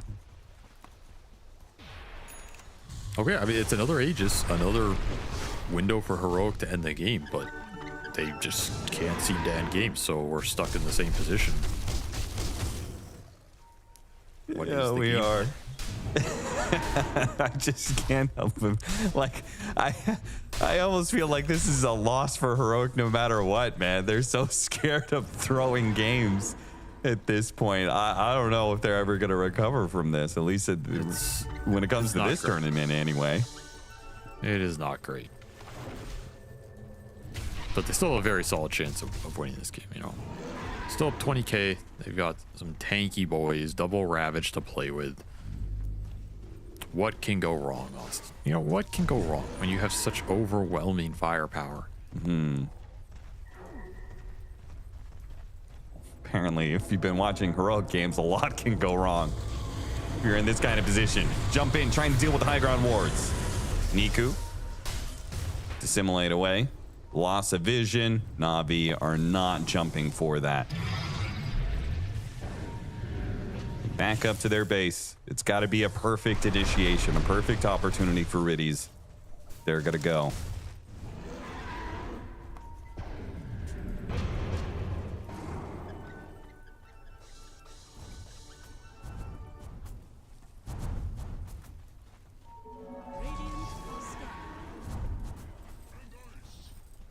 I just want to see a plan, honestly. Like, I don't even care if it goes wrong for Heroic at this point. I just want to see some decisive idea of how they're going to break this game and just go for it. Oh, the illusion baited. BKB goes off. An instant ravish on the Slardar. Isolated PMA. Deal with the high ground vision. Okay, that was kind of sick. That's Definitely a plan. Not a illusion you can prepare for. I don't blame them getting baited by that. It's a 49-minute illusion rune tide. Like, yeah, you got. That's how map control works. Didn't lose the divine. Didn't throw static storm though. Yeah, all they lost was one demonic purge charge, which is pretty whatever. But Heroic are not pushing it.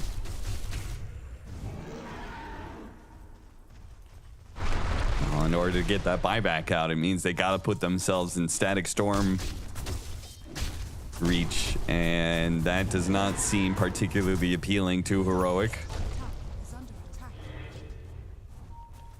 I think you have to hit high ground here as Yuma. I mean, you got to. You've got 90 seconds on the Aegis. If you don't feel confident now, you're never going to feel confident. Niku presents an opportunity, dissimulates away. Scythe of Ice onto the Ursa. Needs some help here. Gets a bit of coverage from Heroic as they pop the Dazzle ult. Keep these heroes back. Glimpse back. Got a BKB out of Tai Lung. Na'Vi continuing to chip away at the resources for Heroic. And Heroic, only 70 seconds left on the extra life. Oh, no. Oh, no. This is... You don't want to be high ground high school dropouts, man. That's not... It's not a good career path. Oh, I feel like I've seen this before, man.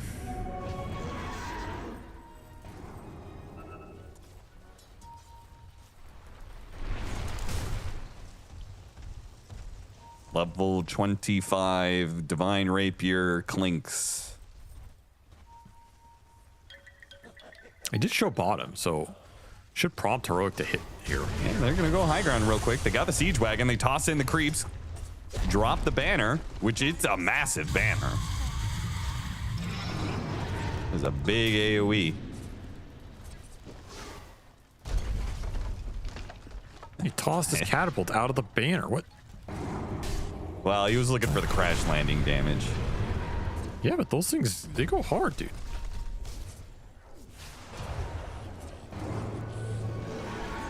Also, there's no way hitting it. They got to deal with this banner. Get the axe toss in. Static Storm placed onto Whisper. Shallow Grave is saving him some time. Meanwhile, he just got evaporated. That is going in a big bad Ursa. He's already taken out one, going for PMA as well, but he's surrounded by skeletons, and his enrage is only going to last so long. Ravage finally goes out. Miku, he's controlled up inside the anchor. He will die here. So the Ursa goes in.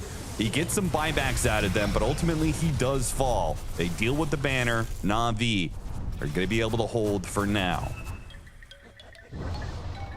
Oh, no. Oh, no. I mean, they got a little progress. They got another building. Did they? I don't even know if that was progress, dude. Like, why are they doing this? They had 5 minutes of Aegis to do this kind of banner play. And they figure out and decide to do it as the Aegis expires, so their Ursa just dies. Like, why, you know? I don't get it.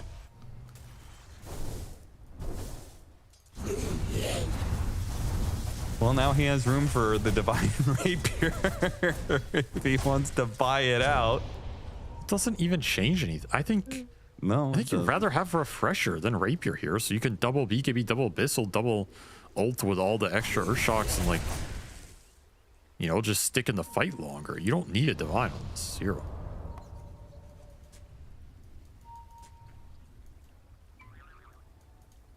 Well, let's see what Na'Vi can do. They're getting out on the map.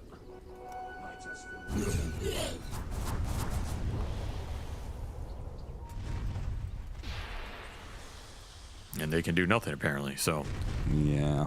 back to deal with the lanes. Well, the Void Spirit is about to become a damage threat because he has enough to buy out an item here, which looks like Daedalus, and he almost has level 25. True. So pretty big scaling. damage upgrades for him. I mean, the Hex is nice too. It gives him some soft initiation without having to commit some of the big ults. It was influential in that. Tiny is kind of scaling too. Like, he ate his Ags, has a Daedalus now. Double toss charge plus that refresher shard. So in theory, you could toss some dude 4 times. If that doesn't kill him, then I think you just GG out. Yeah.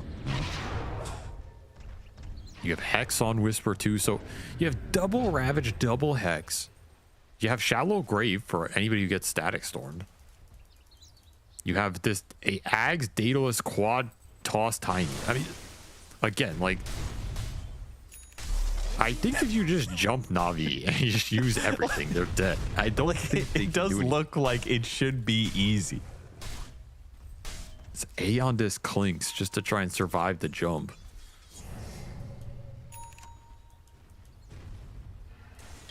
They are kind of missing a nullifier for these Aeons, but yeah, they were hoping for a Roshan quick spawn. He would actually be bottom. I also think Wind Wakers are quite good for Heroic against the Ag Static Storm, saving each other and whatever. But you are against double Demonic Purge, which kind of sucks. Oh, they're waiting for Roche. It's another pretty quick spawn. It's almost as if Gaben himself is telling Heroic, you need to go, brothers. You Don't need let to it go. get to tier 5 items. I'm going to rush spawn Roche for you over and over, but you got to go. Radiant are scanning. Just go in and use double Ravage. You got this. They have 5 buybacks available as well. No buyback on the Clinks, who bought that Aeon. And no buyback on Irides, who bought out for that base defense. So if you do find the Disruptor, he's out of the game. He will commit for another Roshan. You still have a banner from the previous one. Still have a cheese as well. Roshan roars and Na'Vi immediately smoke.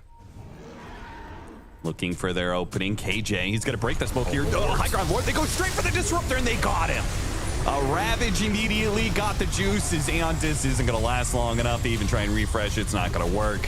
They finally did it, Avery. They got the initiation. They got him. All because KJ got a high ground ward. I mean, quick reactions from Heroic too.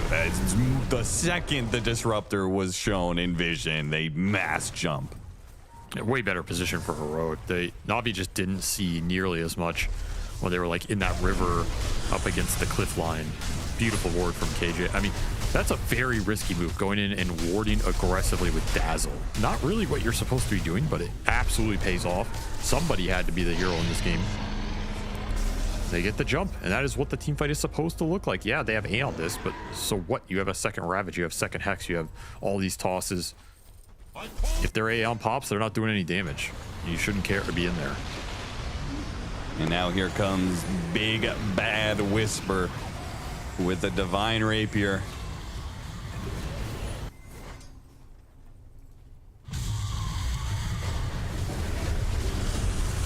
Trying to clear out the creep wave. Got him with the sight. Still have a Ravage available too. But with the anchor, it's looking like it's not even needed, Niku. He'll die 25 seconds until the Clinks is back up. But even then, he would not have his precious Divine Rapier. All right, what I don't want to see is Heroic leave the base. Like, just end it, you know, don't be afraid. You have Aegis, you have Divine, your Ursa has everything up. You can end this game. There's the buyback. Do they back out? Static Storm gonna lead out.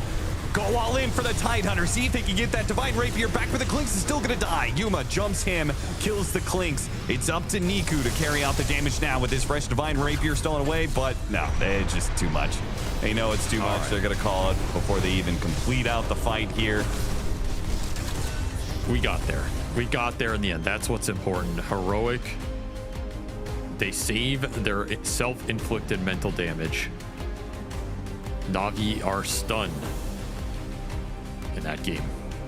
They cannot believe that Heroic managed to close out a 58-minute game where they had a 30,000 net worth lead for a majority of the game. Very strange. They finally do it. Heroic will secure a victory here. I honestly don't know how to segue because I'm watching that game and I want to be happy for Heroic to get a win after all of the kind of the turmoil, the nightmares, stage, the nightmares, and then I look at this game and I feel awkward. Like there's something about it. I mean, obviously we would just watch it together. We know the lack of going high ground is clearly a problem for them, but at least at the end of the day, they actually got a win, and they're making this group stage even more annoying for teams like Na'Vi, who could have potentially been looking at that second place spot if they were to win this series. It has to be like a big sigh of relief. Like you've played these games the other day, and even in this game, like sure they're always ahead, but you can tell that there's a feeling up in the air, and the players are kind of like showing it with their gameplay that it's just not very clean and very clear. Like you can tell also, they're memeing about it in the cast, but I think rightfully so. Like the high grounding from Heroic was not very convincing. I will say their early to mid game is great. So take those, be happy with that, but they absolutely have to look at how they close out games, how they fight, and like just the planning of how to close out these games. I mean, they were methodical in the early game, right? Like the Ursa beating out the Slardar in the laning phase, utilizing Dazzle. Then you had that kind of sweeping aggression, going for the classics, right? Get the Roshan before it moves, go for the fights, take the safe lane tower. Like Yuma was very present on that Ursa. He wasn't a farm-focused Ursa. He was like fight and farm. It was just really good early game from Heroic. It's just the stumbling of the later portion that, again, I think Heroic, they have enough replays now that one of them is going to be a successful replay review. But yeah, the steps of the tier 3 is probably their biggest opponent, I feel like, in the group stage. And yeah, stat-wise for Heroic, Yuma, he only had one death to his name, that top fight. But again, I think even though it was an awkward game, he still was, I think the early game was so strong from him, mistakes could happen. No, for sure. I would say for them, they played like, if you look at it from a individual lens, they played pretty good. But I think when it came to like the team play and like the important calls, they were kind of missing because they did give Na'Vi like quite a big window to like come back, especially from like this minute, 30 to 45. I feel like they got 3 Aghanim Scepters. They got to farm the Divine Rapier, like super big and core items without Heroic really trying to do much. So obviously, great win. But like we're harping on, for the right reason, they need to improve on it. I mean, let's just go watch a replay about it then. Why not? Let's go look at some Disruptor, Riddy's clutch play that did give a bit of life for Na'Vi, of course, as they jumped in with the Static Storm. And, Kez, if you want to take it away, but these are the things that I think a cleaner team, a better team, wouldn't just run into death here. Yeah, it's just because I like Heroic, and I love Tai Lung a lot. I think this guy is showing like a lot of promise, and he's doing a lot of good things, but they do run into these moments where they overjump. Like you're up again, it's like kind of on you to like plan how do you want to go, but once you go in too deep with the Tiny into the Static Storm, they make this play, lose their ages, mess up the high ground push. Suddenly, Na'Vi, they get another 10 minutes. And against other teams, maybe, in those 10 minutes, you actually end up losing the game. I mean, that also wasn't even an Ag Static Storm, right? That was just like playing on the BKB timings. Like, if you know what you have, you don't care about Disruptor. Just play on your own timings. You don't need to get caught like this. And of course, you mentioned the items, right? The idea of like what happens, the repercussions of that bad fight. You fast forward. So this is a screenshot, kind of like 5-10 minutes after the shenanigans of Disruptor getting those kills in the mid lane with his team, of course. Yeah, so like it's not just that you give them the time, but like look at the heroes you're playing against. There's a Slardar Clinks in the game that you're playing, and nobody has an AC. Like, how is there no AC on your heroes? I understand, like, because Quinn was saying in the green room, maybe Tiny should buy the Shivas, but maybe Tide actually has to buy it, so he has the mana for the refresher. He can go Shiva refresh, but someone else has got to buy it. Like, you have Dazzle, that's the only guy who's like giving you any armor against Slardar Clings. You know what they're gonna do, and shoot you to death. So help yourselves. Yeah, and you see the Niku, right, with the Aeon Disc, third item, right? I know SVG was like, oh, this is looking pretty bad if you've got an Aeon Disc, but he used that Aeon Disc and it worked out so and good. Then he just got a Hex. It's like, I don't know, I feel like, yeah, Heroic, just someone on the team made the call, do not go near the base. And it kind of felt like they were offering up a moment for their opponents to get into the game. And then we do have a final clip that we want to look at where this is Yuma's only death in the game, but you got to give props to Niku. He did such a good job kind of creating a partition between Heroic's engagement. But when Yuma jumps in, he's constantly just buffering, dragging them back. They're kind of like they're poking the backline just enough to kind of stop the clean initiation, right? If it's an Ursa and a Tide, if it's an Ursa and a Tiny, you know, if there's a clear 1-2 punch from a Heroic at any point of the game, Na'Vi will die. But in this fight, from the mid fight to this fight, Na'Vi was clinging on, really, really clinging on. And of course, we saw the end of the game. Just a simple 2-man Ravage, Slardar clinks, dies, game's over. But that's because Na'Vi kept kind of, I guess, forcing errors from Heroic and never offering up those heroes first. Sure, they did it once and lost the game, but again, there's so many different points where you can critique Heroic, and we could of course critique Na'Vi as well, like their early games, Slardar losing their lane, the fact they did play on the back foot, kind of praying for Heroic to give them an opportunity. Yeah, I would say I expected maybe just a little more, at least when it came to like Navi's early to mid game. I think once they did get the space, they used it like very well, because they did get to these core items. Like I was a little scared for Heroic in this game. Obviously, ultimately, they come out with the W, but Na'Vi got towards all the timings that they kind of wanted. They did at the very end make like a quite big blunder, like Riddy's running in without the buyback because Heroic had like a nice high ground ward, and then the game kind of just ended on the spot, you know, after like defending it so nicely. But you know, Na'Vi, they're overall doing well. I think they should be happy, and Heroic, I think it's just a big sigh of relief, move on, and try to slowly tweak like this mid to late game. Yeah, I mean, that's going to be a hard thing to tweak. It's something that you don't just have one chat and it gets fixed, right? That's something that needs to be fixed over time. But my golly gosh, the rest of today, of course, the best of one madness, it is going to be all concluded today to find out who our top 2 teams are. And in slams of the past, you know, here we'd be like, well, we kind of know. But look at this, look at this. OG, Na'Vi, Liquid, Xtreme, even throwing into the mix, Yandex, Heroic, and Falcons, all sitting in contention to fight for that last second place spot. Because again, the bottom teams that I just mentioned have a game in hand. If they're to win that, drag another team into the mix, it really is.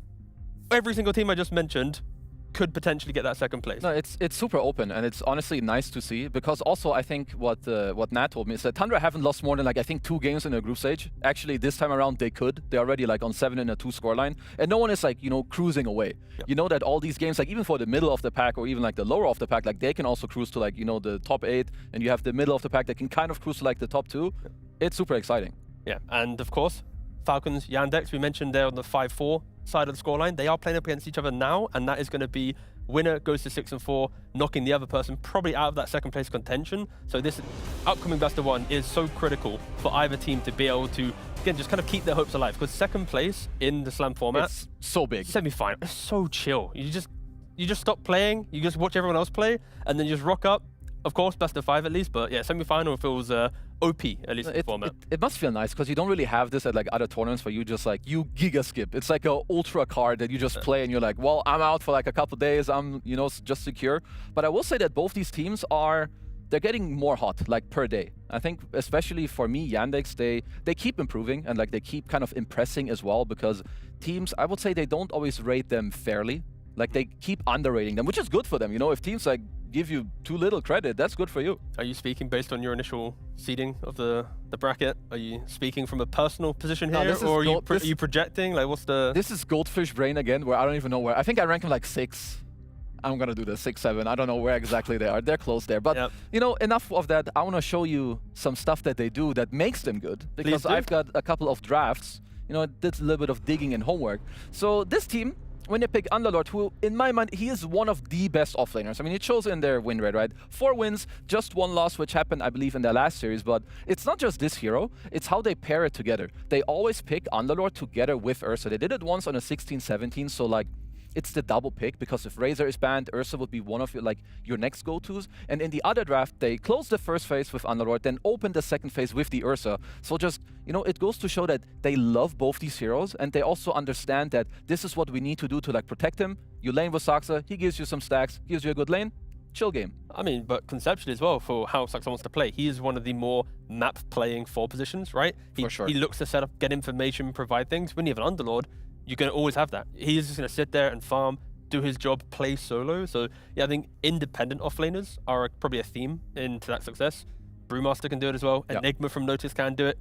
Didn't see it the other day though. It was a rough game. I mean, the other day we did see it, but we didn't see him, because that was not a good game. Yeah, but there will be another game where we'll see the Enigma, and it's like, oh my god, that's why teams used to ban it out in the first phase, right? But that was, again, a game we probably should forget. But again, I think just any time your offlaner can provide time for Saxa to do his job, you're going to feel great. And going back to the Underlord one last time, 9 games played, 78% win rate. So, and that is in this slam group stage. So it is kind of one of those maybe little sleeper heroes that people aren't really respecting as much, but when it gets picked up, It's looking pretty good. Yeah, I do think he's really good. To me, there's something about itemization, like everyone and their family, they want to buy auras, right? Because they're good, they're easy to buy, it's simple. But once you go from like the I buy these items, now you can't fight me, and then his next item is like Aghanim Scepter. So like you shut down the team fighting, so they have to resort to like playing the map and ratting. But then your next item naturally like helps you at catching them on the map globally. I think like this concept is really, really strong. And overall, he has good laning. So yeah, for me, this is like a top 3 offlaner for sure. Yeah, I'm just honestly looking back at Falcons. I'm just like seeing their results, seeing like that many losses to their name. Of course, there's been other tournaments where they've had the same, but they are currently on an upward trajectory, right? They've been able to beat MOUZ.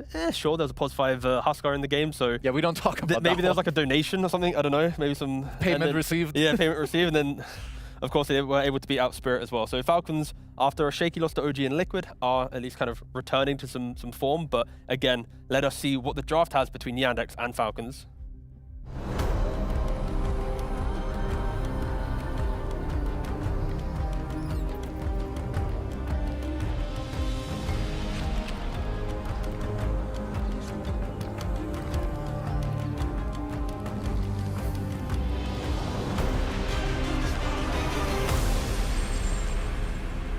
Let us see if Yandex will give away a Huskar or a Viper or a Razor or any of the other standard Falcons heroes. Any of the level 30 heroes that the Falcons do have, which is too many to ban, so you'll have to give them some.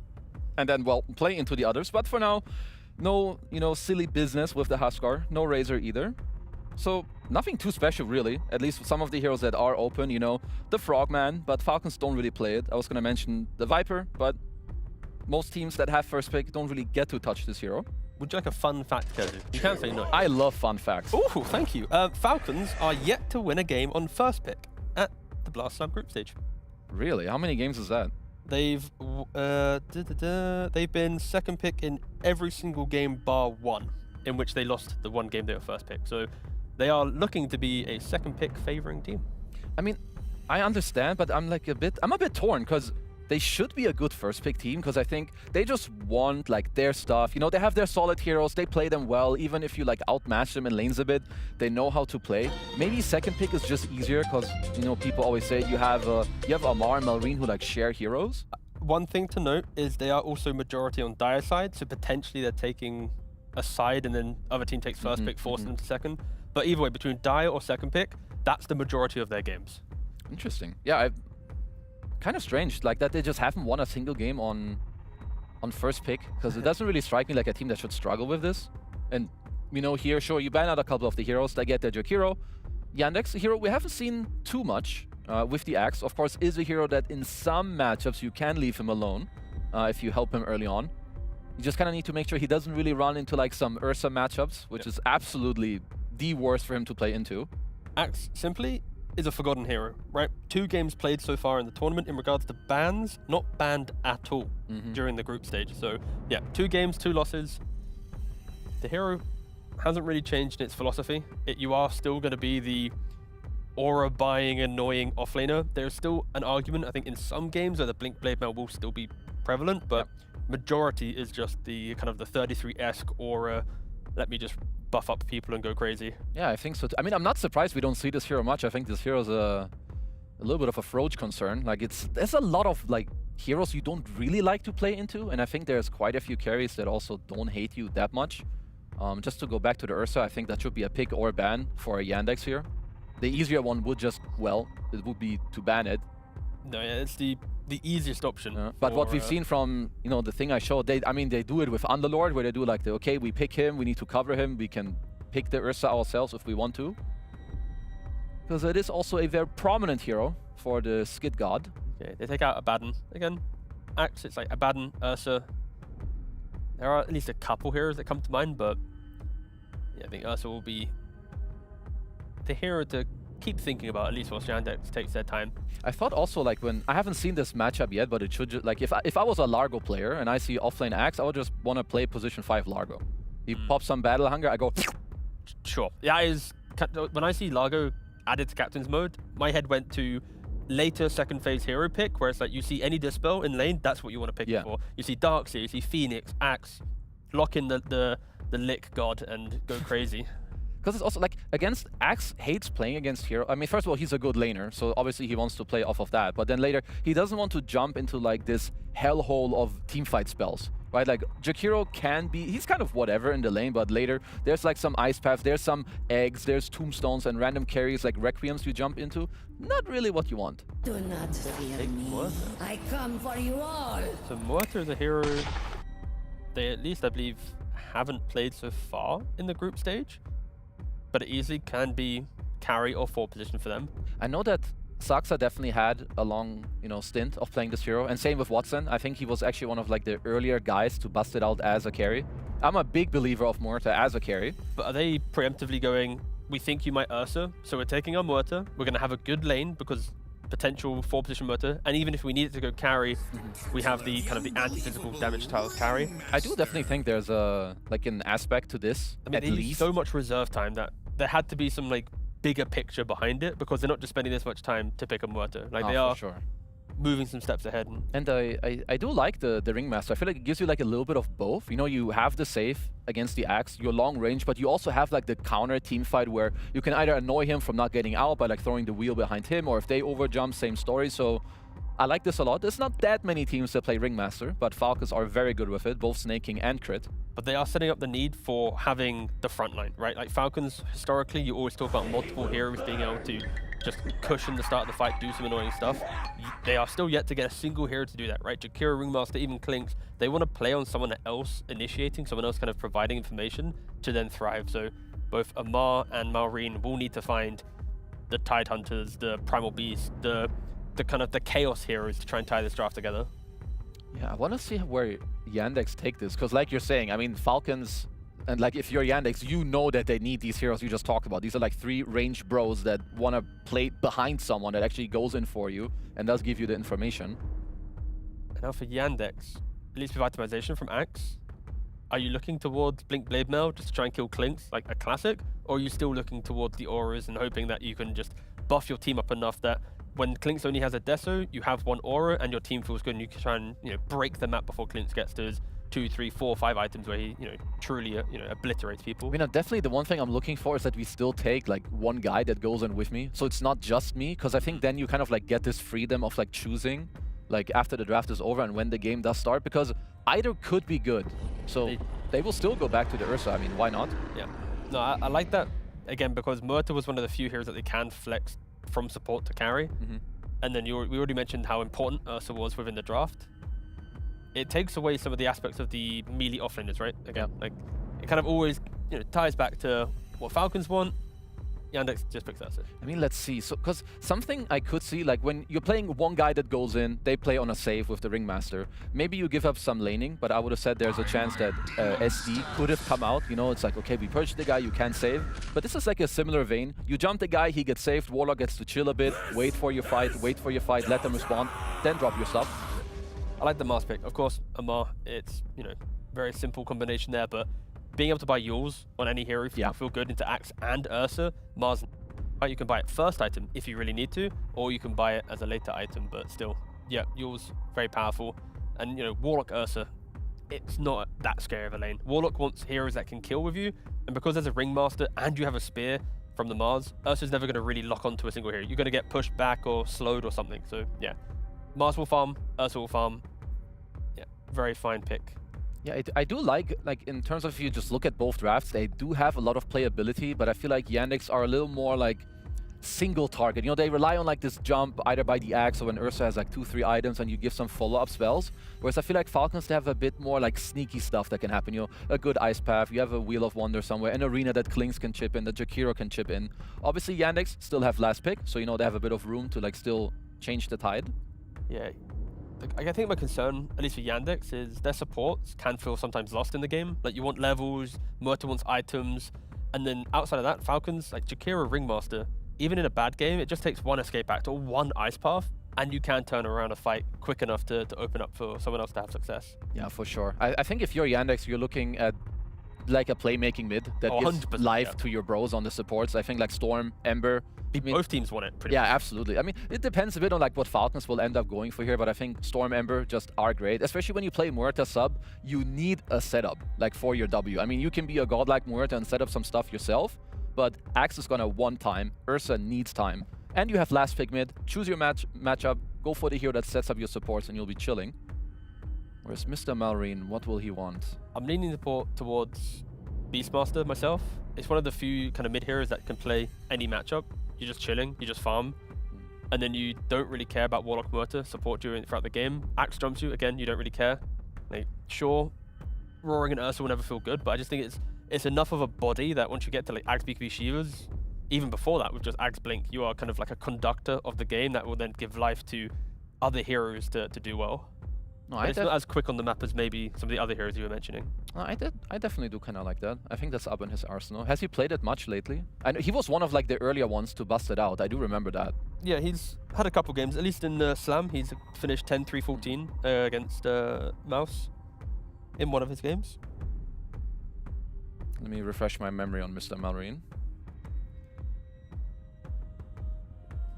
The thing with Malrine's here is like you're not really breaking the map too quickly. Like playing into a Klinks, he wants to farm Deso, and Amar wants to also kind of chill, TP reactive arena. He doesn't want to be dragged into fight. So there is an argument that Malrine having a somewhat farming playmaking mid hero is fine, as long as you all can shove waves cleanly enough that you're not getting just overwhelmed.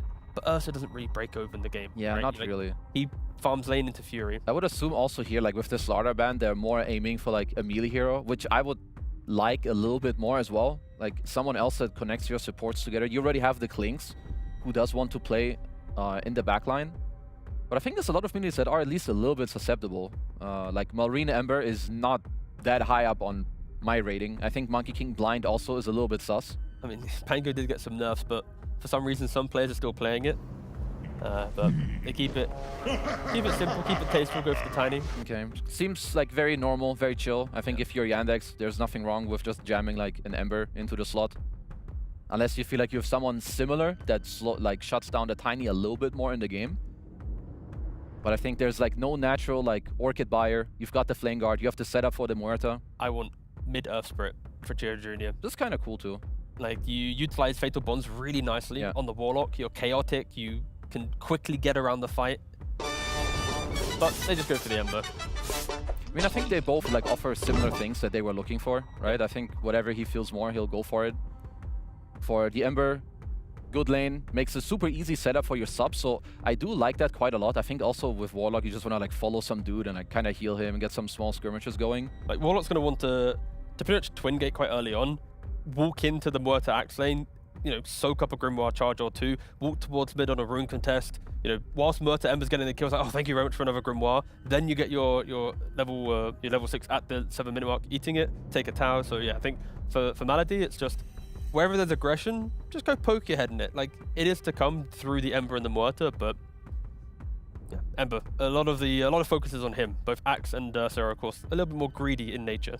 Yeah, I would say that I like both drafts a lot, and I see like the playability for both. I will say that for Falcons, kiting is quite important, because I do think that Yandex rely on these jumps quite a bit. Like the only one that will deal like a lot of damage is Ursa later. So like getting one Yules, or maybe two, or like playing a tiny that's like on a spellcast, so you know, like Force, Yules, Octarine, maybe an AC later. That's like where Falcons will take this, because to me, I like what Yandex have. You know, they've played a lot of Ursa and Watson. He's very good on this hero. They have a very good, like, you know, the support ball with like the mid support. So I feel like we're in for absolutely like a gameplay game that will decide it. I mean, they have the tools that we often ask for against the MOUZ, right? Ways to soak up an arena to then allow someone else to shine. Axe, Ursa, and Ember all can do that. Same thing to a Tiny. When he jumps in, he's not really going to 100-0 any of these cores. He's going to have to try and play for the support. So there's a world where Yandex, if their cores are online, in the right place, they can just combo break Falcons initiation, and then you feel lackluster. My thing for Falcons, though, their support, Joe, it just feels stronger in the early game. When you bring them to a rune, when you bring them to an objective, when it's a 3-on-3 fight, 2 supports and a core, I think Falcons have the edge there. Yeah, I think so too. I mean, it's gonna depend like a little bit also like this mid matchup. I guess like the Ember Warlock is kind of cool, but I want to see how Saksa gets out of this top lane. I know that Axe can skew lanes a little bit with Battle Hunger, but Kling's Jakiro as a range 4, that's not an easy lane for you to play if you're the Muerta. No, not at all. And let us not forget, of course, Yandex sitting at 5-4, Falcons sitting at 5-4. The winner of this series potentially will have the chance to continue their hopes on a 2nd place finish.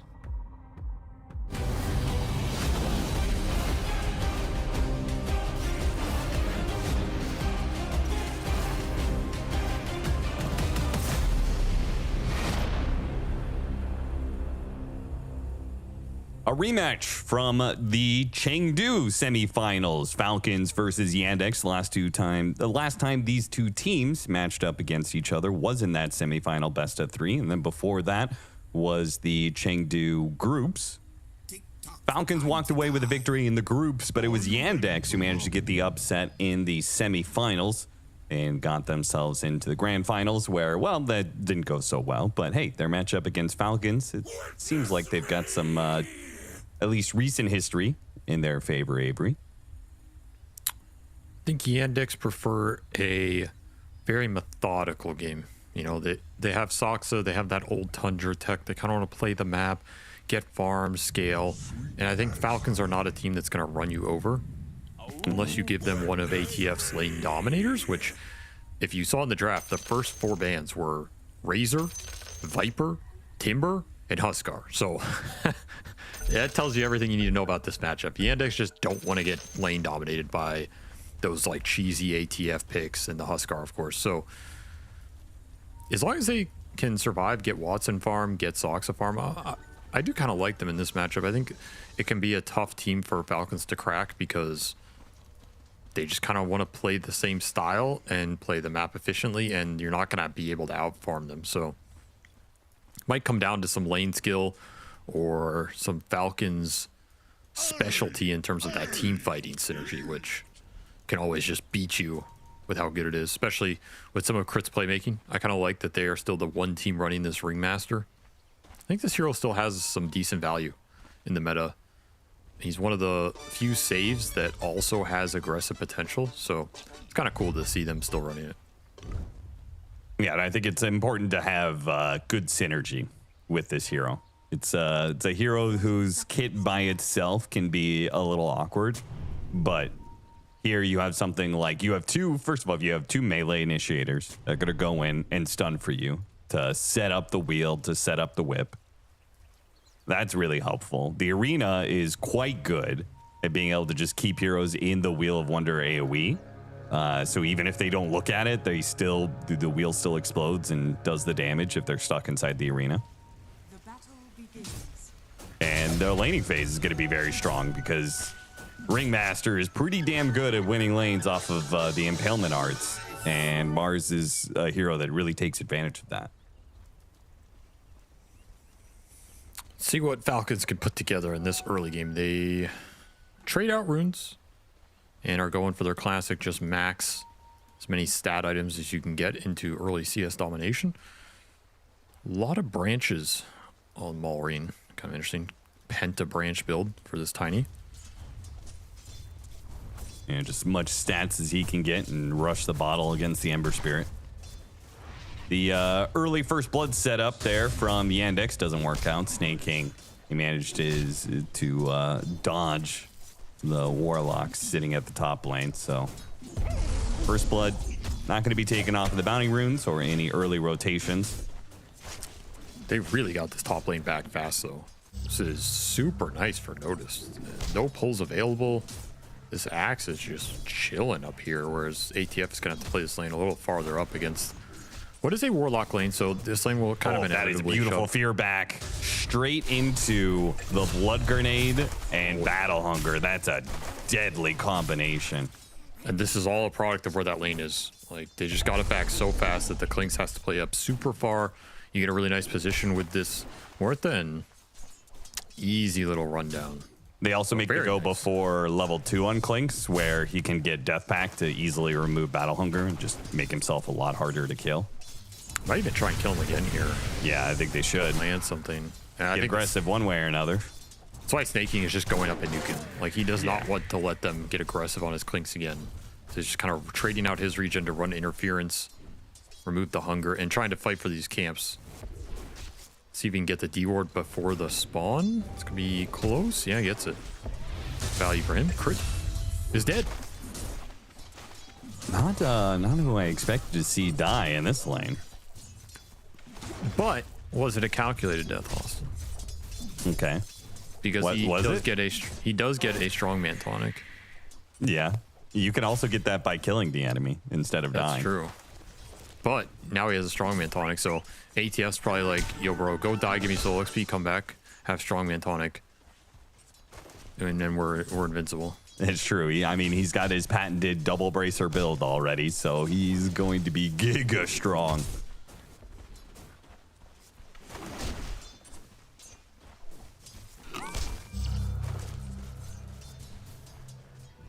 Nice toss back there. Malrine getting a lot of damage on Chiro Jr. thanks to that toss, and it will be a Fairy Fire plus some bottle hits to keep Chiro Jr. alive. Nice little bit of pressure. It looks like 15-5 for Malrine compared to Chiro Jr.'s 12-2. Malrine getting the much better of this matchup. Lanes are definitely going Falcons' way in terms of the CS capability. Early stat items paying off, particularly for this Mars and the tiny mid. And the Axe, I mean, he had the fastest start with that kill, but this is just a tough lane to play over the long run. So much ranged harass. You either have to all-in gap close Skeeter and just kill him 100-0 with the chase down, or you're just going to get forced off CS eventually. But it's going fine for Natus. The kill boosts him up. He's getting some good CS here. You just got to weather the storm. Double blood grenade on snaking could prove fatal. Malrine Jr. dropping low again. Malrine, they're battling back and forth. Both of them quite low. Both of them expend every last bit of resources they have. The bottles, the fairy fires, the magic wand charges. All of it's gone. Snaking is going to take out to the Battle Hunger. Soxa, being the nice guy that he is, lets him take out to the Battle Hunger so Natus can get that extra bit of farm. The faster he gets that Helmet Dom, the more independent Natus can be. And Soxa is free to roam around the map at that point. Man, Snaking really got owned up on this top lane. And he did. He has nothing. He hasn't been able to get pulls off. He's been killed on the side. He's not trading well. It's kind of rare I see Snaking play a lane to this rough a degree. It's a very consistent, very solid laner. And he's just been outclassed up here. I mean, he's had to invest. He bought double blood grenade, hasn't been able to use it. He bought fairy fire, hasn't used it. Raindrop now. It's a huge investment for a 5 in all these early consumables. Like, his net worth is negative GPM territory, so some work to be done for him to recover in this game. Malrine brings himself a healing salve, so he'll have the resource advantage over Chiro Jr., but Chiro Jr. got a range drop, so he's less likely to get bursted down by the tiny combo. Yeah, he'll be fine. He'll be fine, man. It's more about the power runes and everything.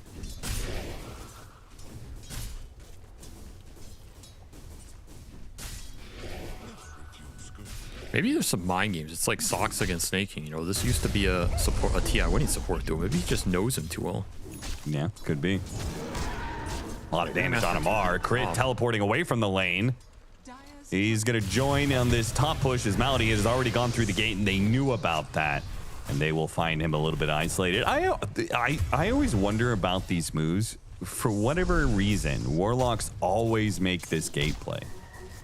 I don't know if it's just because at some point you're no longer needed in lane, and so Warlock's just kind of default to like, well, I guess I'll go gank the other lane, but it's not like Warlock's the most proficient ganking support hero. No, there's a big reason why it happens. Okay. Now I'll tell you after we watch this gank as Falcons. Get a Lotus for Omar. I mean, they're going to rotate both their supports down here. Got to get something out of this, I think. They're also on a ward. Both teams warded the gate. It's going to pay off here. Teleport coming in for Hasted Chiro Jr. Oh, okay. Looking to run down Amar. Yeah, makes the whole situation a tad bit unfair. Nice spear. Amar is likely to still be run down as there's just no way you can juke through all of this. Chiro Jr. cuts him down. Now looks at Crit as well. A lot of these heroes are going to be low here. Crit with the whip. Won't be able to keep himself alive. Chiro Jr. with 2 kills and now playing for the Wisdom Shrine. Has no TP. Another 10 seconds. He's going to have to jump out with Malrine making the rotation over and low resources. Can they still contest this though? They're going to try, but Malrine is here, and yeah, they know about it. They know about it. But forcing the Tiny to have to go there is still a victory as the Ember went straight back to mid, so a nice little rune for Chiro Jr., and it's just unfair in that scenario, but that's life. The 6-minute haste continues to be a force. Force to be reckoned with, to be sure. Back Notice has gotten to his Helmet Dom, so he's kind of guaranteed to keep top net worth here, as he is far above everybody else in this game.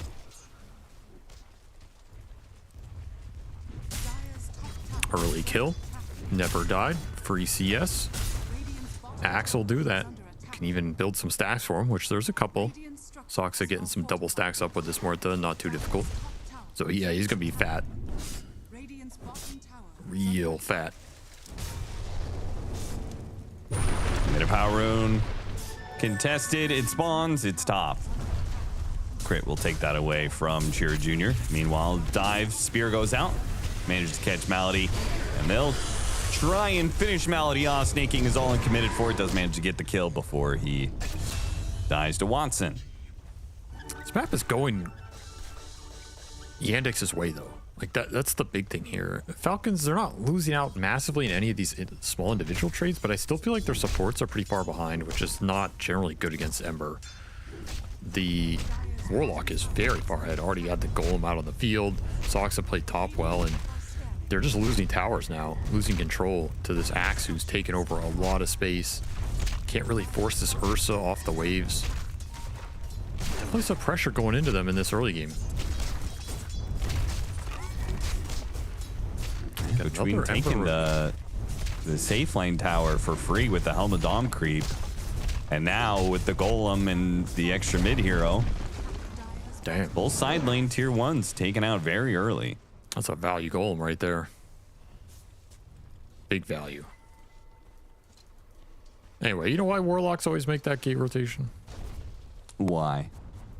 Because they push the lane out. Oh, with the Fatal Bonds? Yeah, this hero just, if you're casting spells on lane, it's going to go out. And then you're kind of sitting there, and then your options are either to pull to boost your XP up, which is generally the better option. But if you don't have access to a pull, or the pull is garbage, then it's just like a free gate rotation, right? Because you're not doing anything playing the lane when it's super far up as Warlock. I thought you were going to say because of the Grimoire. They're all just like, even though they don't really add much to the gank, they're just trying to force their off lane to go for kills so they can get Grimoire charges. No, I just think it's lane equilibrium. I think almost all the 5s that end up doing that is like, they look for that gank rotation, but they're not good at it. Just because what else are you doing in that downtime?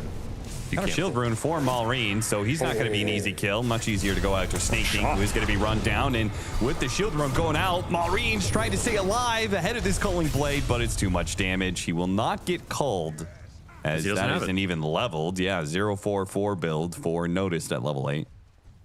Dad. Well, I mean, I want to say that's not right, but the way this game's been going, it's fine. And look at this. He's going to get a triple camp. With all these little golems, man, that is an alchemist's dream right there, but Axe will gladly clean it up too. He is fat. And he is quite jacked.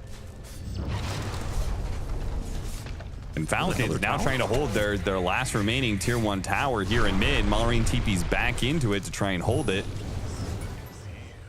But surprisingly, Golem. It might survive, but it's going to survive on a sliver of health here. Immediately gonna smoke up and go to their Clinks. Skeeter, who's scouting things out for them in the triangle. A lot of stacks here and a kill on Soxa. So they take the kill. Do they have the power to take these neutrals? That's risky. Oh, that actually was very effective. Crash landing, make short work of the medium camp. The ancient camp is still free to be taken for Team Yandex.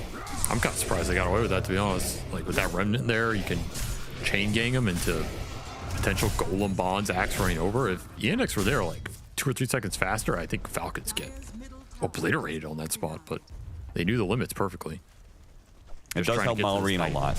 He's just trying to get over that hump to the Blink Dagger between the medium camp and now the deny on the mid tower. Malrine is almost there. Yeah, I mean, the blink on this Tiny is everything for this lineup. Brings everything together, so need it out as fast as possible here and then start making some plays with it.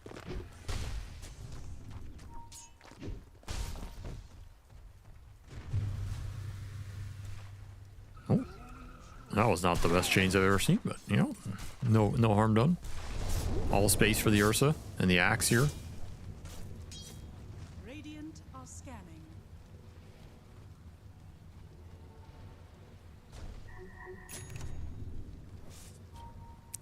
There's Tiny Blink, so time to smoke up, look for some sort of fight if you're Falcons. Try and get this Wheel of Wonder to work.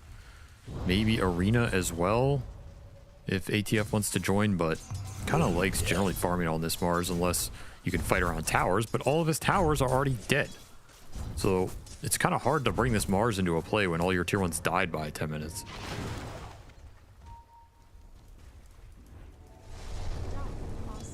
To back up Skeeter as he pushes out the top lane. Good scan though. You know about Yandex cutting him off here. They're actually going to make the jump onto the Ember Spirit, see if they can get him in the wheel. They fear him into it. Got the hypnotized. The heals are coming out though. Chira Jr. doesn't die. He's got a regen going as well. That is actually super sick for him. Skeeter is going to be slowed down by the Battle Hunger. Falcons. Oh, he is screwed. They got pulled into a fight. Oh, the whip and miss. And now Natus gets the call for the Culling Blade in the end. A spear goes out. Malady does not die to it. Amar charges in and quickly falls to his grave. Now it's just 1 by 1. They're going to die to being slowed down by Battle Hunger and Slight Chains. The heals were so impactful in this engagement. Oh, Natus is out of mana. Yeah. You can't get the Culling Blade chop either way. A massive victory for Yandex of 6K off of that team fight. Got some Culling Blade charges. Their coats of blood. They are rocking it right now. Yeah, you look at that team fight recap. Nothing for the Ursa because he's not even there, man. That's just 4-on-5 decimation. 0 going the way of Falcons in that engagement, as the heals are just too much to burst through for the Tiny, and that is a massive setback. That was your like one blink chance to try and get some big core kill and kind of turn the tide of this game, and now you're just so far behind. These heals are going to tank up even more. I think they fed him a Lotus, right? They had a larger Lotus already, plus the Warlock heal, plus wand charge. Yeah, that seems about right. It felt like he got a couple different sources of heal. Yeah, I thought someone had a Locket already or something, but I think it was just Lotus. I think Yandex I think they're one of the teams that utilizes these Lotuses really well. Falcons also save them a lot of times, but I think Soxa is very big on taking these early Lotuses and combining them and saving them. Like we saw him do it with the Shadow Shaman, right? Yeah. He prioritizes them a lot on that hero. This team thinks about them significantly, and these things are kind of underrated. I think a lot of teams just kind of collect them in the laning phase and blow through them.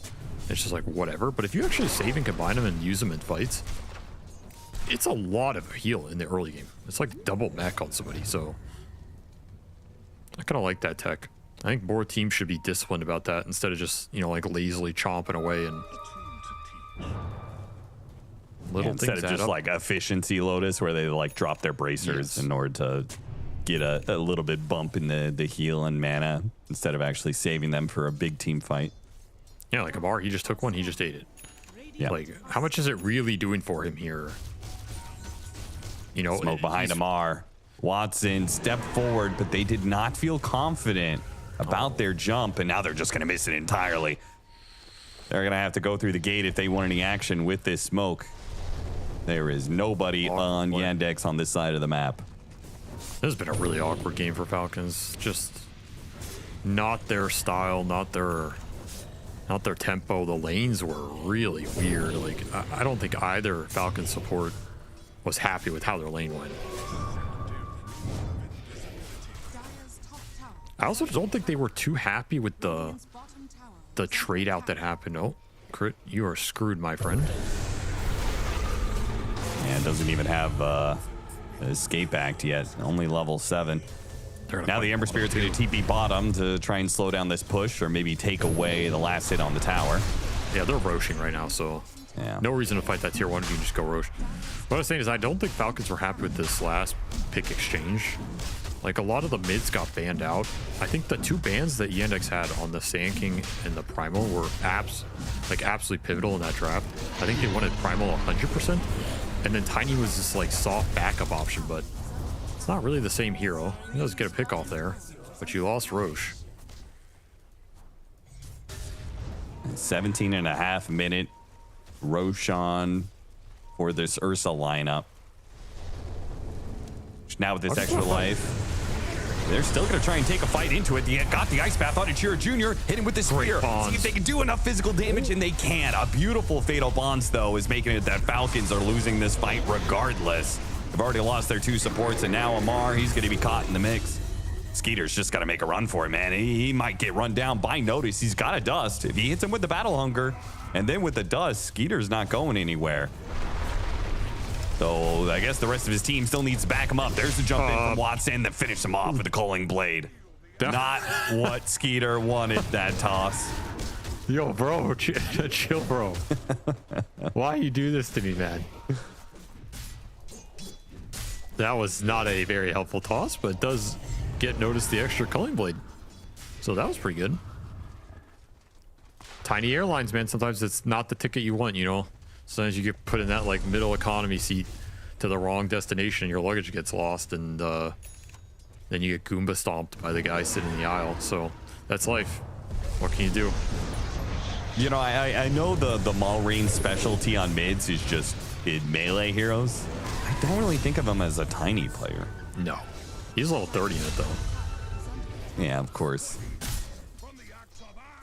It is pretty impressive how these guys have expanded. I mean, you look back 2 years ago, right? It was like Malrine and Amar had like 2 heroes Grandmaster each. Now I feel like they've got like 10, 12. It's pretty formidable. Every patch, I think their heroes get nerfed. They always have some other heroes that get buffed because their pools are so large. Yeah. It's like there's always something in the meta. Like this patch, I don't even think this is a great Falcons patch. And there's still like all these first phase bans. You know, the Razor Viper back. So now you got to deal with those. Those have been out of meta for a while, but they're absolutely Amar classic. So the circle shifts, but there's always some part of it that's activated for the squad. However, this game, they are just getting straight booty slapped out here. Yeah, Malrine, he played Tiny 12 months ago. Was the last time he played it, for starters. He's only played it 23 times in professional matches and has a 43% win rate. That's terrible for him. Yeah. I mean, you look at his win rate for most heroes, it's like 62, 65, 70%. It's a lot of those kind of numbers. Way above 50. Again, I don't think Falcons were happy with their last pick options there, and this is just not the hero you want him on. Like, he can play it fine, but nobody is afraid of Malrine Tiny, right? You don't see Malrine Tiny and you're like, oh man, it's not the Malrine Sanking, it's not the Primal, it's not one of his Siggies, and which is weird because it's still like a melee jump in spellcaster, right? It kind of fits the same archetype of all of his other heroes. Yeah, I wonder why it's not as successful for him. It's one of those peculiarities. Back into the wheel. Very pretty combo, but man, Yandex are just never alone. Every single time Falcons have started off on like the initiation they had earlier on the Ember Spirit. They may have got the Ember Spirit just like they got the Warlock here, but they are being heavily punished every move that they make. As Ember is just wrecking them. They don't have good answers for Chiro Jr. in this game, and he's just running it over, and it creates so much space. These 2 side laners are just jacked. Like, they just don't have the damage to bring all these cores down. You can jump 1 person, but then how do you win the fight after that? This draft's just been completely neutered. Sox even hunting the Mars down here, and the ATF, he's just gone. No way to get out of this.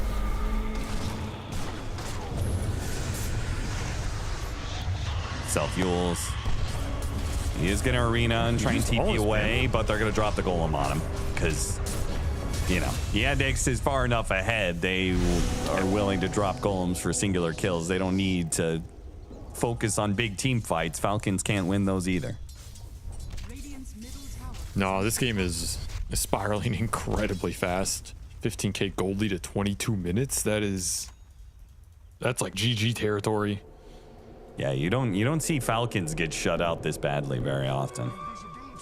Just super nice laning, especially from Sox. I feel like Sox has just been on point this game. Yeah. all these dead shots, like half the dead shots in these fights have hit some other hero at the back of the fight. Just perfect spellcasting. Smoke is gonna break on Skeeter, just who they want to see. Saksa is gonna die for it, but there's no way Skeeter really gets out of this situation. As soon as the enemy team jumps him, there is no disengage. It feels like they're gonna call this. This is one of those games I think Falcons are just gonna call. Like, they're not afraid to just get out of these games that have gone wrong. This one has gone very wrong. Yeah. I won't lie, man. Falcons. I was a bit surprised they were in this, you know, this 4-loss tie, you know, for that second spot. I was a little bit surprised just because it feels like Falcons are in a rut. Grab 2, and both 2 will die. I'm not even sure what they're doing here. That's what I'm saying. I expect the call to come out because this. You can just feel this one's over. Like, it's just not going to happen. There's no comeback coming here. I agree. They're just out of form right now. Very, very rusty or off the meta or whatever it is. A TI win can do that. I mean, how many teams have we seen you win TI and then that fire is gone, you know? You relax a little bit. Yeah. You can't relax in the world of Dota. All these other teams are hungry as hell. They're going to beat your ass. All right, there's a good pick off. Find Watson in the jungle.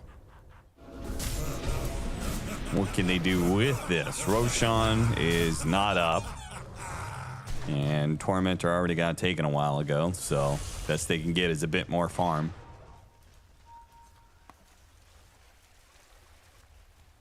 ATF is just a non-factor in this one, man. 1 in 6. You want this Yule's build? I don't think it's done anything. I mean, in theory, it's good against Stacks Ursa, but I haven't really seen it. And so he just doesn't have blink, can't make aggressive moves. He's a kind of desperation 4-man smoke, just hoping that they find something good on the map. And they are in a rather sneaky spot, considering this mid-tier 1 tower is still up. They drop a ward behind the tower to spot Warlock. Get a toss back on him. Here come the TP rotations. The Ember Spirit is going to slow this retreat down. Slight Chains goes out, holding Amar in. Missed dead shot, though. And Falcons are still set up here. After all, it's a 5 versus 3. They get the catch on the Ember Spirit. Now with the Spear as well. The jump from Natus hits Skeeter, but he can't quite do enough damage to burst him down. A lot of Klink's damage is done, and this time around, Skeeter's able to back out. The TP coming in from the Ursa, but Yandex got to be careful with this, man. You do not want to be bleeding out kill after kill to this Falcon squad.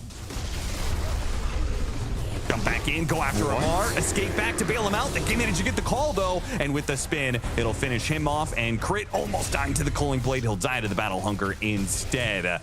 That's a massive streak. Versus 5, yeah, big stacks.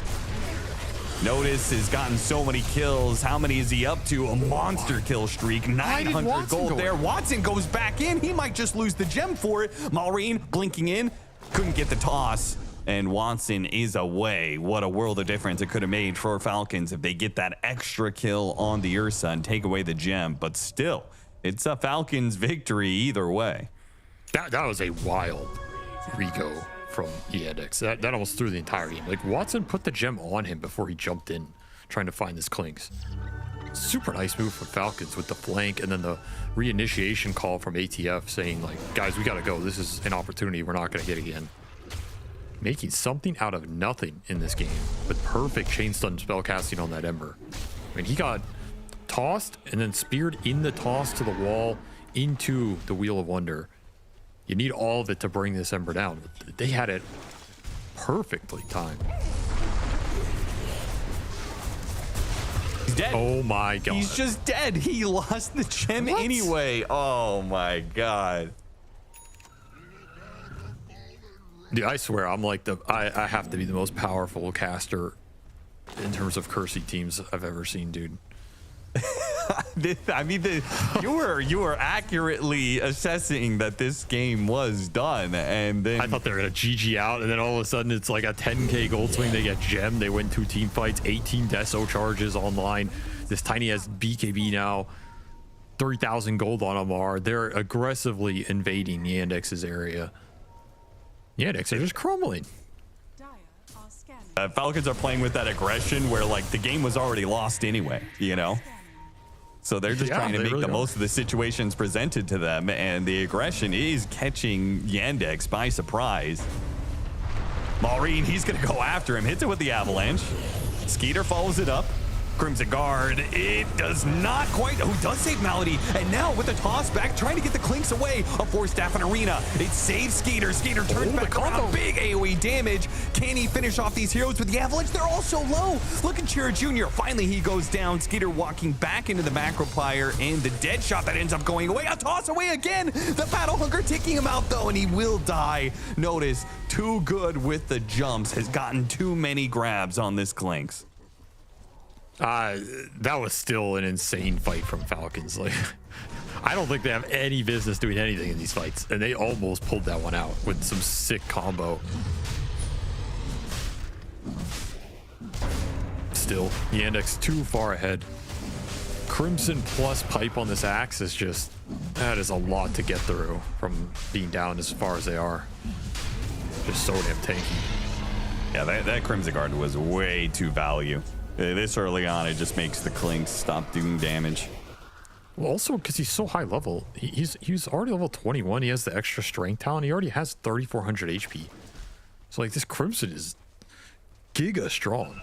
Yeah. It's not some 2,000 HP axe. This is a noticed axe. Witness me.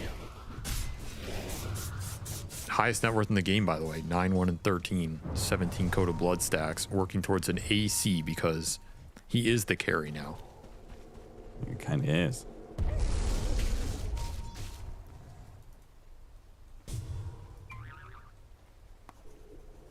Okay.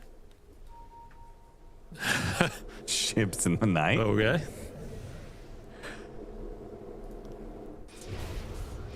Well, this game got salvaged quite a bit.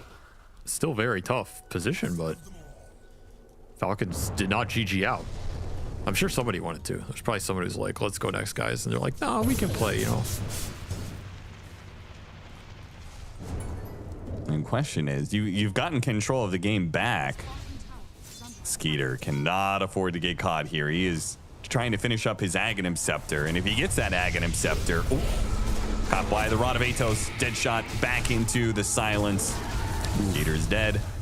And that presents an opening. I was going to say, is Yandex strong enough to go high ground, especially if this burning army comes online? But a pickoff like that, they've got a minute where it's a 4 versus 5, and they have an Aegis. I'm surprised they're not willing to hit high ground.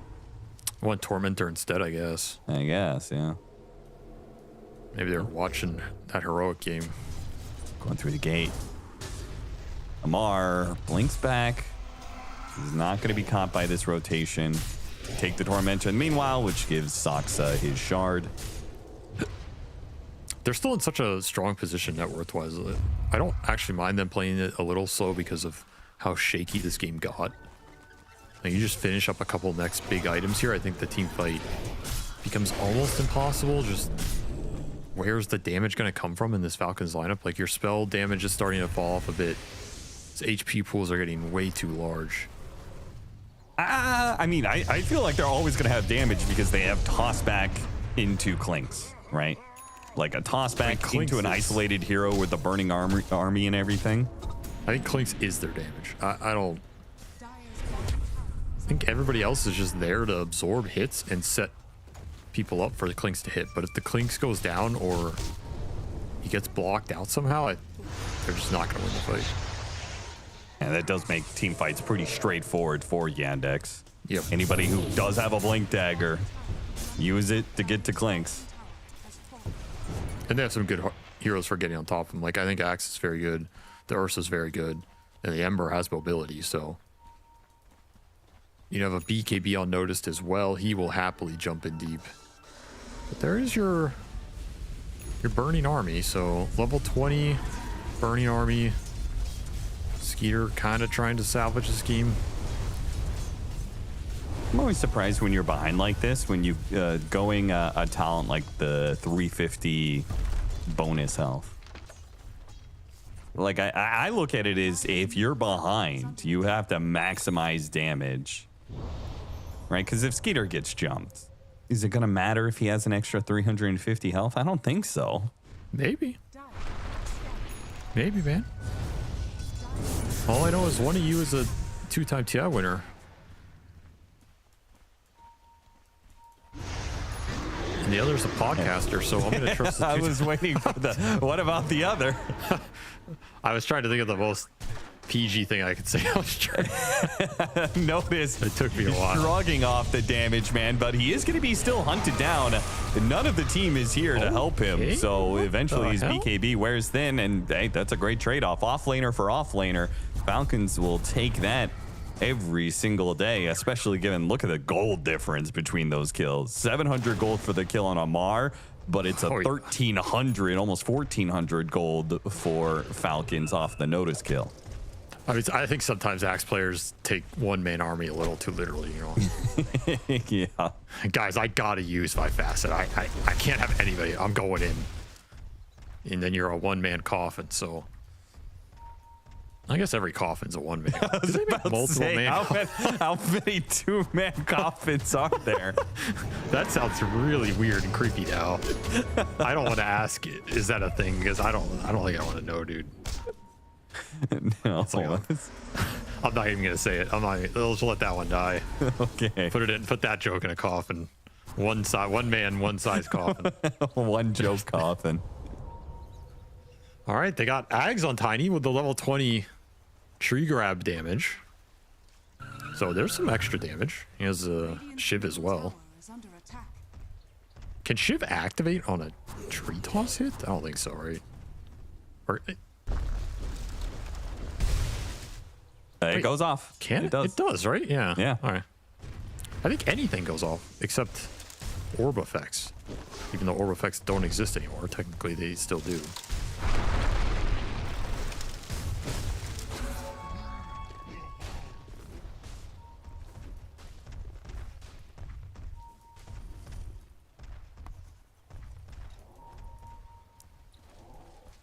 Man, is Falcons gonna come back in this game, dude? I don't know. This is... It's getting a little more dicey.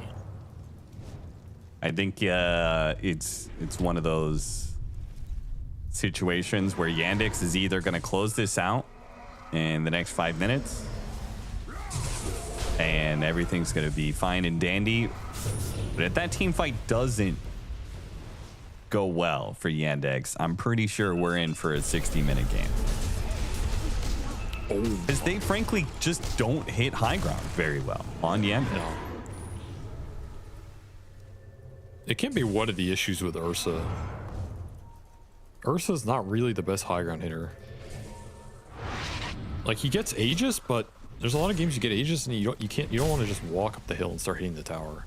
Yeah. And I think Ursa especially really hates going high ground against repositioning, right? Because like you get tossed back, you're forced to enrage without hitting anybody, right? You just enrage and try and get back into, you know, to the rest of your team. I mean, that's the issue here is the toss back threat is really annoying for their team. They'd rather just take a fight outside of Falcons base if Falcons are willing to give it to them. And Falcons, I mean, you got to catch them on these creep waves, but it's pretty hard to do that when Maureen is killing them with tree volley. And then the Clinks is, you know, one-shotting with burning barrage and then skeleton walking away. Like, this is not going to be an easy team to find. I also would still like to see the blade mail unnoticed. I don't know. I know he went this aura build and he's owning this game, but I think you can still get a later blade mail against this Clinks because he doesn't have BKB. And like, you'll just solo kill this dude. Maybe. Calling against Clinks is always kind of weird, right? Because he doesn't actually do that much damage if he's not strafed. Yeah, but you can run into the strafe. You can blade mail run into the strafe. It's a Giga Chad Axe play. Skeeter, good whip. Just to make sure that Natus doesn't get a blink off, doesn't get the call. They both survive. Falcons riding this game out, not getting caught. They're gonna go to the other side here. Dual spear. into an avalanche. Golem trying to interrupt things. They hit him with the ice path. Now the avalanche is going to land as well. The toss up in the air is going to be close call, and he does get bursted down. No way, dude. The chain stun on that was like frame perfect or something. Yeah, it was perfect. What the hell was that calculation? Drop the soul ring in order to get the gem. Now just escort the gem out of here. Malreen's got to pop BKB. They even smoke him. That's insane to me. Like that, they timed it to that degree of perfection with everybody at the distance they were. That is just pure Dota instinct to know when to go there as ATF. And now the smoke forward is going to catch more. Saksa speared back, got off the ult though, so he doesn't die to the tree volley. Dodges a lot of damage there. Still has a Lotus as well, trying to hit him with dagger, hit him with the spear, but they just can't finish him off, not without overcommitting. Can definitely see how Falcons want to take these fights off of the spear back or the toss back, and then just not commit. Make the bear and the axe go into their lineup. This is a little spooky here. Falcons, they want to do Roshan, but you know, they're doing it right next to this Radiant outpost. They can TP in. The Ember Spirit might be dead. They're going to try and make a jump on a Natus here. Wait, Avalanche tree volley. Wait, what? Did he? I can't even tell. Was that supposed to be like a blink combo, or did he just think the Avalanche was in range? I think he just thought the Avalanche was going to be in range. I mean, they seem very clear that they do not want to jump in. Yes. They only want to poke at Yandex. They do not want to give a free fight to Watson. They don't want to let Watson counter jump on top of them. Right. It's the biggest thing here. Falcons make the read here. Tree volley to check inside the pit. Can they see that a smoke gank is going to be coming their way? Cheer Jr., he's going to break it here first. Goes up to the high ground. They go after Malreen. Got the call on him. All in on Malreen. Got the chop on him. He does have buyback. So Falcons, there's still plenty of game to be played here. They either buy back and still contest Roshan, or they're going to contest it. You need a very clutch hex from Amar. Yeah, Malreen isn't going to be able to get here very quickly. Roshan's already dead. They're looking for an opening as they filter out of the pit. See if there's anything here. Notice that G blinks into him, breaks the smoke, gives chase. Slow him down by the dagger, though. Falcons will retreat successfully. That is a cheese for Cheer Jr. and an Aegis for the Ursa. Plus banner refresher shard to help you go up the hill. Well, Falcons have made a game out of this, that's for sure. I think if you're Yandex, you kind of just, you need a save in this lineup. Like, that's what you're missing. And then I think this game becomes easy to play. So Wind Waker is your best option, but nobody's really building it.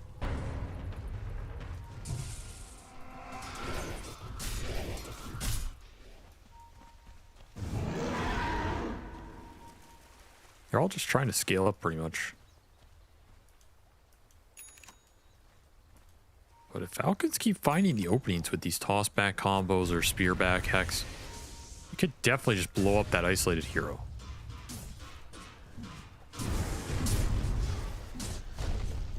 So is this going to be another Ursa Roche that just does not go high ground? I think Yandex are at a point where it's actually game throwing to go high ground. I think they just have to keep hoping that they find the pickoff that it, gives them the free high ground push. You're doing it a straight 5-on-5 or 6v5 with the Aegis. I think you lose that.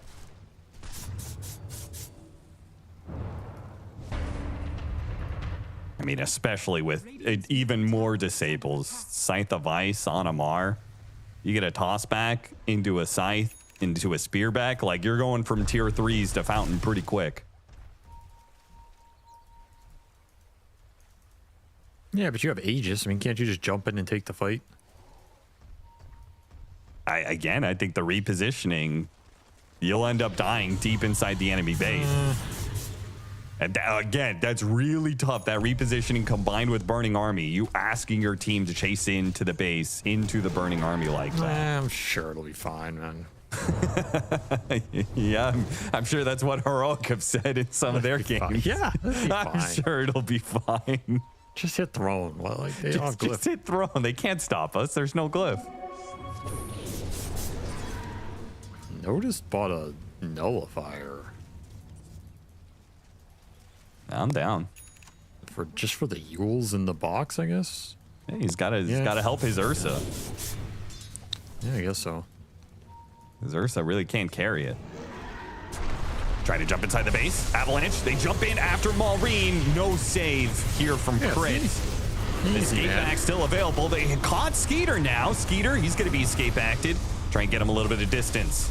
Chira Jr. chasing after him. Half HP on Skeeter. Take a lot of damage from Soxa. This Muerta is hitting him pretty hard. Gets tossed in. Avalanche, though. And Skeeter is still alive. Chira Jr. now hit him with the slight chains. He commits with a remnant and finishes them off nicely. Call now on to Maureen. What a wheel, though! A monster wheel into a spear on top of that. A perfect chain stun of all 3 cores on Yandex. And now the team fight has gone horribly, horribly wrong. I mean, what can go wrong, honestly? Jake, just jump them. Yeah, they don't have very good heroes to punish you clumping when you jump in. I mean, honestly, that was not even going that bad, but they really went deep. Like, let's be honest. If they had just been a bit more disciplined there, they got double core buy, they should get the hell out, you know? Yeah, but that's how it goes. You don't have it. Once you start going, you have to go deep. There's no other option, right? In order to kill the Clinks, they had to keep chasing. And once they end up there, then there's no way out. Okay, 2 things. One, I don't even think that outcome is that bad for them because they got double core buy. I'll agree. I agree. You can just trade buys here and then go, you know, if you kill them here. Like, Falcons cannot necessarily commit for much here. But also, you know, you just, one of the greatest 4 players of all time just hit a triple core Wheel of Wonders with no setup. So, well, I mean, what can you do? Shit happens, you know? Sometimes you get got. What could go wrong? Oh, well, apparently shit. That's what happens. I mean, who hits a triple core, no setup Wheel of Wonder? Like, you know how hard this spell is to land? That's bonkers to me. Yeah. No. It's just the goat. I mean, Skeeter. Again, this game looked lost for Falcons 25 minutes ago, so they're playing with free money at this point. This one was already time right here. This is borrowed time, 100%. So if they're gonna go in, you might as well go full hog, take full lane of barracks, or at least they will claim the first set of racks in this game. That's true. Wow, that is astounding. However, you know, again, they did use double core buy and Yandex saved all of theirs there, so they have a very solid win condition on the table now if they want to go for the base dive again. Because now, if you go for the base dive and you clean up this tinier Clinks, there's not going to be that turnaround, unless you hit a 5-man Wheel of Wonder, which I guess is like, you know, it might happen. But by the way, that was the multi-hero coffin right there. Crit put out the mega coffin and lumped them all in. That was just straight nasty, dude. It really was. I love when he does this shit and then he always, his profile pics, like if you look at his picture, it's just, he's so chill. Yeah. He's so chill. Yeah, he looks like he's very Danish about the whole thing. He's like, yes, I Wheel of Wondered them, team. Good job.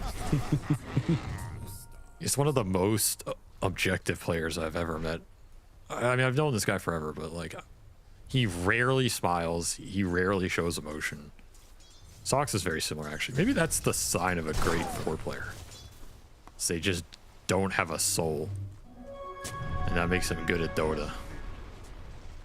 Okay, yeah, Boxy is kind of similar. He's kind of in that same way. That guy won't. He just wears. He's like full poker face sunglasses hoodie. He doesn't even show his face to show emotion. If he had, he's like the next level 4 player. That's what I'm saying, man. You can't be some happy-go-lucky kid. Like, those days are over, you know. Okay, well, Jerix. What about Jerix? One of the greatest 4s of all time, if not the greatest. He was pretty smiley. He's gone. He was a happy, chill dude. He was chill, but he made emotions. All I know is the second those fireworks went off on FY, like it's been more robotic ever since. That was the turning point in the history of Dota. That's all I know. FY smiled in like that game 4, and he was not smiling by game 5, and then no 4 position ever smiled since. They learned their lesson. Like, I'm not going to be the next fireworks god. It's not me. Oh, okay. I've got another one that I know you appreciate. Shin-Kyu. Well, he is the actual GOAT. Like, he defies the laws of Dota. He's not even a forward player. He was originally like an offlaner, so that guy just doesn't even make sense. So he's an exception. Okay. That's a good exception. I agree. He's the exception that proves the rule. Yes. That guy's he is greater than all other Dota players combined, you know. He's the GOAT of GOATs, so he gets an exception. Okay. Well, pretty sure there's some OG fans who don't take too kindly to that kind of language, but yeah, well, Jirax didn't have to carry Ame to the grand final twice, so that is true. That is true. It's just a joke, guys. I don't actually hate Ame. Please. I don't want any more hate mail. All right, just to make sure we are all caught up, I'm going to go over the level 25. So we had the strafe cooldown on Clinks. We almost have level 25 on Maureen. We have 25 on the Ursa with the overpower attacks. 25 on the Ember Spirit with the Remnant Charge restore time. And level 25 on the Axe for the AoE on the call. Those are all the 25s we have. I was going to talk about items, but Amar making his smoke initiation. Got it on notice. The rest of the team doesn't really follow this up. Skeeter can't really go up in that high ground situation, so Amar is just completely isolated against a hero he has no business trying to kill. Yeah, Falcons wanted none of that. They completely bailed on his ass instantly. Yeah, Amar and the rest of Falcons seemed on two very different pages. I think the assumption is that Amar was going to be able to get a spear that pushes them, you know, towards the rest of Falcons, so they don't have to go up that choke point, you know? Again, I just don't think you can take aggressive ghosts like that in this game. Like, the lineup is just... The Yandex lineup is so difficult to fight into. I mean, they could have buybacks on outposts there, you know? Like, how are you winning that fight? And what are those buyback timers? We talked for a long time, but they're almost up. Another minute here for the Klink's Tiny. So Falcons got through this period without Yandex doing anything. Sus. Very sus. Well, I mean, you're just kind of back, like, they get their buybacks, but you have an Aegis, so, you know, time to test this whole thing again.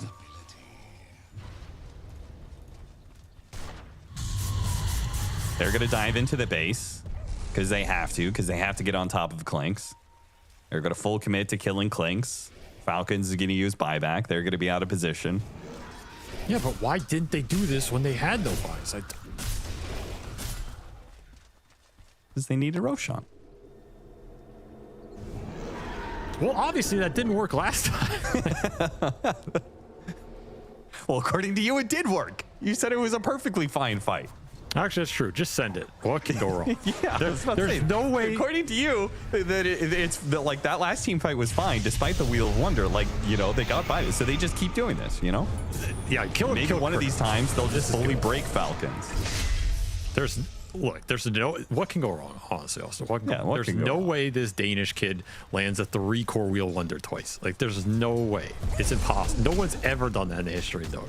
Yeah, this time it's going to be Snake King landing a 3-man Ice Path. Nah. What can go wrong? You got to believe in these high grounds. You know, or Amar with his Refresher Scythe controlling 3 heroes for 6 seconds. No, Amar's washed. Like, this guy's done. He won TI, he's done. Let's go. Let's send it. They got a lot of gold, though. That's a little concerning. I think they have like 25k unspent gold or something. Trying to add it up real quick. You're saying they don't actually have a net worth advantage, basically? Yeah, well, they actually have 25,000 unspent gold. Yeah, I was about to say, who are you talking about? Because both teams do have a lot of unspent golds. Snake King gets jumped first. Spear on notice, though. He's going to die here. Crimson Guard does not save him from the Klink's damage anymore. Chasing after him, Mar. He didn't have his blink up fast enough, and while they may have killed Notice, they don't feel confident they can keep going. I mean, sometimes you jump in and don't press PKB, but outside of that, what can go wrong, honestly? What can go wrong? Like, yeah, that's a successful Jakiro snipe. Successfully sniped Jakiro. It's one hero down. Yeah, and now they just have to wait for the axe to be up in 70 seconds, and then they will have 45 seconds to use its Aegis. They're gonna lose this game. I told you. I told you that if the game didn't end there, they were going 60 minutes. What's happening, dude? What? Like, why is this so? Why is it so hard for teams to go high ground right now? Why are you asking that question? You know why it's hard. I mean, it's hard in this game for a reason, which is that they don't have good high ground hitters, and the Falcons have very good high ground defense.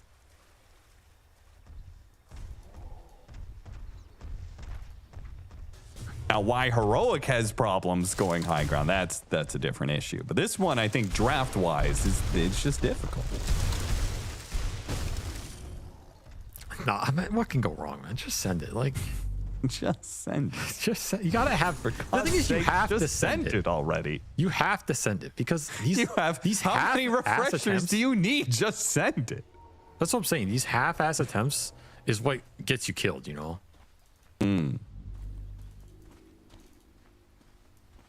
I'm also not. Just got a whole hog. Just full dedicated 5-man. You just blink into the base. Like, I want to see Malady by Blink and just like blink in 360 Warlock, drop Golem, refresh Golem. Just, you know, just I'm gonna do it the job, boys, and just start smacking this Klinks with 4 Golems. He'll die, dude.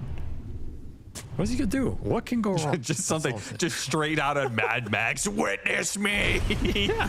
Blinks in, drops double golems, dies, does the golem on death. Yeah, he needs level 25. Actually, he needs a level 25. That's a big piece. He's holding refresher orb and refresher shard. Yeah, like this is what I'm saying. This is insane. This is insane. Shit doesn't even work. Doesn't even make sense. Like, we're past logic. Maybe they're waiting for 60 minutes or something. Like, this Axe bought a 50-minute Aeon disc after he was like 12-1. Why is he buying Aeon disc? You're not on the defensive. Like, is this like an aggressive Aeon disc? Like, I'm gonna blink in their base and pop Aeon. You know, like, it doesn't make any sense. Just buy a refresher and just double BKB call this Klinks with Blade Mail or something. Like,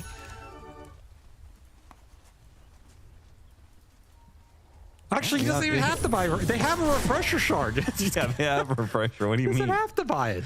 He could have bought more armor. Yeah, he could have gone AC. He could have gone. You can always go Wind Waker. Like, Wind Waker is always good in late game. Like, he gets could always go Ags. There, just Wind Waker. It's not the worst this late in the game. I don't know. Like, I just feel like we're seeing a bunch of teams today that don't know how to end. You know, there's no plan. They're just kind of hoping that they win, and that hoping is not a plan. Hope does not let you go high ground. Let me tell you that, okay? Spite. Maybe Spite lets you go high ground, but Spite is a plan. Spite is, you know, that shit is jet fuel quality high ground material. Hope is a broken ladder. Like, you can lean it up against there, but you're not climbing. Like, you're not climbing into high ground. We're getting more insights into Avery's personality than I think people accounted for. Hope is a broken ladder. Okay, that came out a lot harsher than I meant it. It's a metaphor, Austin. It's not literally. I'm not telling people that's how they should view life. I'm just saying, in this game, give up. Should not cling to hope. Hope is a broken ladder. You start climbing up that thing. It's just a bunch of wasted effort. You'll never get to where you want to go. Wait, what's the name of that ladder? They have it like Renaissance fairs. Like, it's like a Jacob's ladder or something. You know what I'm talking about? Yeah. Yeah, the one that's rigged so you like can't climb it, and the guy laughs at you. Man, what's the name? Somebody will know the name in chat. It might be Jacob's ladder. I know that's a letter going to heaven, so. I know that's Jacob's also a horror movie, so. Yeah, I was thinking of the movie. I don't know, I'm lost. I'm as lost as the Yandex are in this game. They're just sitting in their base, by the way. Like, how and why are we at this point? They're up 22k and like Watson is sitting in their base. Like, shouldn't you be welcoming Falcons outside of their base to fight you? I'm actually mega confused. Look, if I'm Yandex right now, they have all buybacks available, right? Yeah, they have all their buybacks available. Yeah. If I'm Yandex, and your theory is, okay, we can't go high ground because Tiny Toss is like too broken. Shouldn't you welcome any attempt by Falcons to fight you on the map? Like, even if someone dies, you just buy back and take the fight, you know? Like, okay, we'll cream them in a fight outside base. So that tells me they actually think they are on the back foot.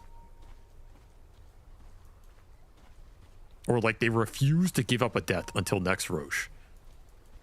Which has, I mean, I don't know what Roche has really done for them anymore. Is there... Who knows? I mean, I'm just looking around. Is there an item that changes this game somehow? I mean, Ember still has a lot of room.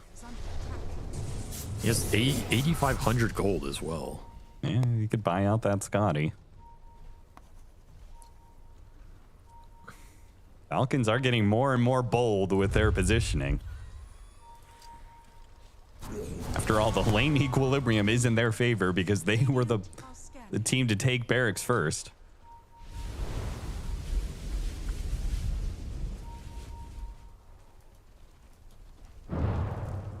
I did tell you.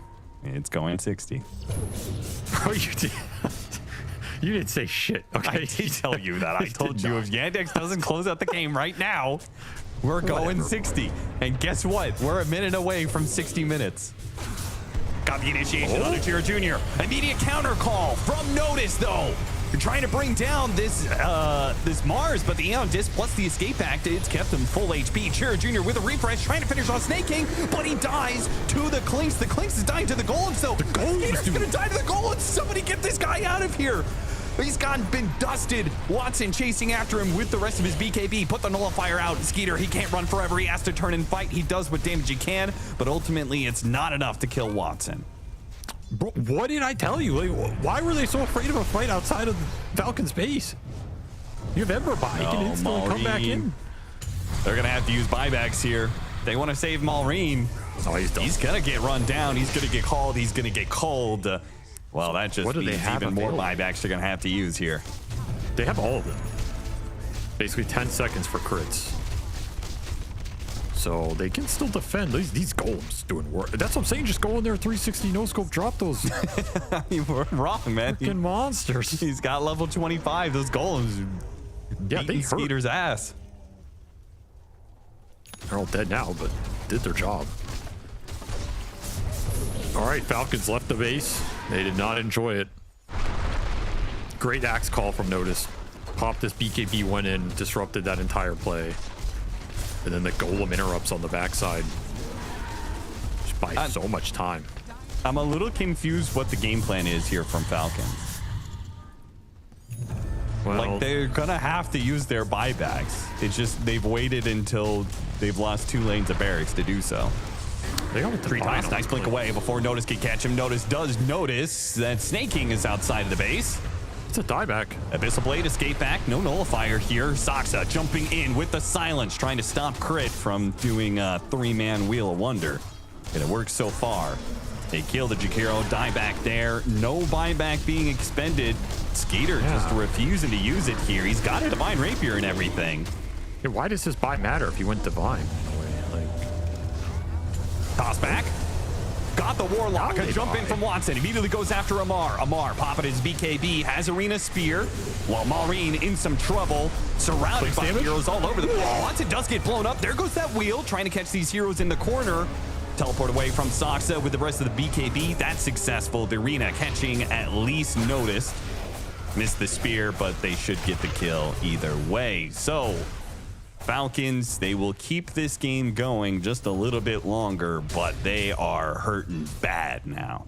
I mean, what can go wrong, honestly? Like, you just go high ground, you get Vegas, you get some buybacks. Easy life, you know? That was a strange sequence for Falcons, though, I must say. Like, they held this Clinks by until the Megas were basically already down? I don't really understand why. He's gonna have to use it there no matter what, I think. And he went Divine, so like even if you have buy but you lose your Divine, the game probably ends anyway. Yeah, but like how was it like a 10-second left on his death timer or something? Yeah, it was like 12. He waited the whole thing, but there is an argument if he buys instantly that they'll just back and it's wasted. Like, you want to bait the fight. So maybe he's waiting for that. He wanted a toss back scenario. Yeah, it's awkward. Anyway, we'll get Roshan, dead shot. Roshan roars off that dead shot. And Skeeter is desperately trying to finish this off. He's not going to be able to do this fast enough. Chiro Jr., though, instantly sight the vice. Got an A on deck to work with. Bash after bash, though. Skeeter's in trouble. Escape back, trying to get him away. He's still going to be stuck on the silence. Got a 4-staff away. Skeeter turned. Watson jumps onto him and finishes him off. That's going to be back there inside the pit. The Aegis is on the ground, but notice he gets a massive call. The Aegis is left for the Ursa to grab, and the game is finally over at 63 minutes. Yandex. I mean, this game was done at 20. But they will finally claim victory at 63. Well, I mean, that's how you win a game of Dota 2 right there, baby. Just, you never let your foot off the pedal except for the, like, 40 minutes where you have to let your foot off the pedal so you don't almost throw the game. I will say, biggest MVP of that game is the buff to Ag's Golem drop, where it has the little delay now. Oh, that thing does work in the late game fights, dude. Holy. Wow, that was quite the game between Yandex and Team Falcons. Kind of expected, though, with the group stage being this close, every team is vying for one of those 2 spots directly into the semifinals. And Yandex get the better of Falcons here. I have no idea what is happening today on our stream. All right, we had Heroic do the same thing as Yandex just displayed once more. It's like a commanding lead into then a couple blunders of the high ground, and then everything just kind of... A couple is nicely put. I'm trying my best to be PMA here, boss, but, you know, Yandex, they do eventually close it out. They do, you know, shut out Falcons. That probably getting to that second place spot. Yandex still having their hopes and dreams alive that they can maybe get their way there. So, again, props to Yandex. They do get a very hard-fought win, but so many different points of critique can get applied, and this game should have just been easier for them. Yeah, what I see in a lot of these games, like not just this one, but the other ones today, is that teams, they're playing specific periods of the game very well, but then they have one period of the game that is like the complete opposite, like as if they use all their power like elsewhere. Because in all these clips, you can also see that Yandex, they had a lot of tempo like in the early game. They did well in their lanes, they were collapsing nicely, they had a lot of like the early game stuff going on. Yeah. And they just had the lead moving forward. And then it's, again, this thing you're talking about that Heroic struggle with in the mid game, where just a couple fights, you overplay, you're not together, like here your Ursa is dead. You even had a couple fights where, similarly, I need to call it like Amar a little bit, you don't usually see him like mess up team fights with his initiations or going in, the spells don't connect. It's a bit off. But that's what Amar has kind of been doing throughout this tournament. I'd say like he had a Slaughter game yesterday where like he was jumping in by himself, the team wasn't behind him. A lot of these replays we're seeing, Yandex in open map play, they were really strong. They were utilizing their kind of poking, Ember jumping into the back line, you know, Skidder stepping up a little bit too far to try and kill heroes. That then opened them up to get golemed or called or Ursa jump. Like open map play, Yandex dominant, right? As soon as you put them near a tier 3, you know, tower, racks, it was just egregious. Like it was these type of plays against a, you know, a more informed team, you're going to be losing this game. I will say, like early on, I was very impressed with Natus for like his early to mid game, but then later, right, a lot of blunders that we already touched upon. But I will say that Yandex overall, I like the position they put themselves in, like with the draft. We haven't seen Axe too much, and they performed really well in this top lane. Like the Murata Axe, they kind of dumpstered Skeeter and Snay, like in that lane, and then they took it like into the early game, into the mid game, and did a lot of nice things. But for me, sometimes I feel like Mr. CJ. But well, I'll hold that because here, you know, they're ahead. I really like this move from Yandex, what they did. Like you see here that both Noticed and Saxa are going like into this mid lane. I would say this was a more common move like a couple months ago. Like, you know, when not every offlaner was like AFKing in the lane with some aura. So I like this a lot. 10-minute rune spawns, you go to the mid, you help your Ember even more, because from here the snowball, like it kind of started from here. Yeah, I mean that's kind of the whole kind of logic behind Yandex. Like you want to bring aggression through the map. The Axe, again, the lane went so well that once you start taking over these early towers, getting the Grimmer on the Warlock, taking the towers, you can choke the map out so early on, so you're going to feel really good. Like we have a screenshot of the minimap at some stage where like teams, like, again, I feel like I'm echoing what we saw about Heroic as well, where like here, Falcons with a 3-man smoke, you can see this, the kill score 12-3. They're trying to make this sweeping map play, trying to find a carry, but the Ursa, as you see on the minimap, he's all the way on the other side of the map. So right now, Falcons, they're smoking into nothing. Meanwhile, Meanwhile, you have the jungle just getting taken over, and look at the vision as well. It's like they've got these like little wards, like one on the dire entry to the jungle, you got one on the mid lane. Like everything that Yandex is doing is just efficiency. Hold each other's hands in the enemy jungle, Ursa farm very defensively, cushioned by your tier 1, your tier 2s. So you're never meant to die. Like that is the recipe to continue breaking the early game. Yeah, but this, I like this a lot, right, in the mid game, and that's what you're showing also. I think this is like very proper play, but then like later, at some point they need to understand when to like break that. And most importantly, because we keep talking about it, it's like the high ground. Like how can you go there? To me, like the two things I see, I think Jiro Jr. was set up for a really good game, and eventually that like kind of dropped. Maybe his itemization also isn't as perfect as it should have been. But then like later, you can use the Ember like bing-bonging around, you know, in the enemy base with his axe, Shivas, go around, like BKB it up and like give a bit more space to like your axe, to your Ursa, like how they go in. Because we see it over and over in these games. When you go enemy base, it's like the easiest way to mess up. You can kill them, they'll buy back, fight gets dragged out, someone goes too deep, suddenly the game goes back to even.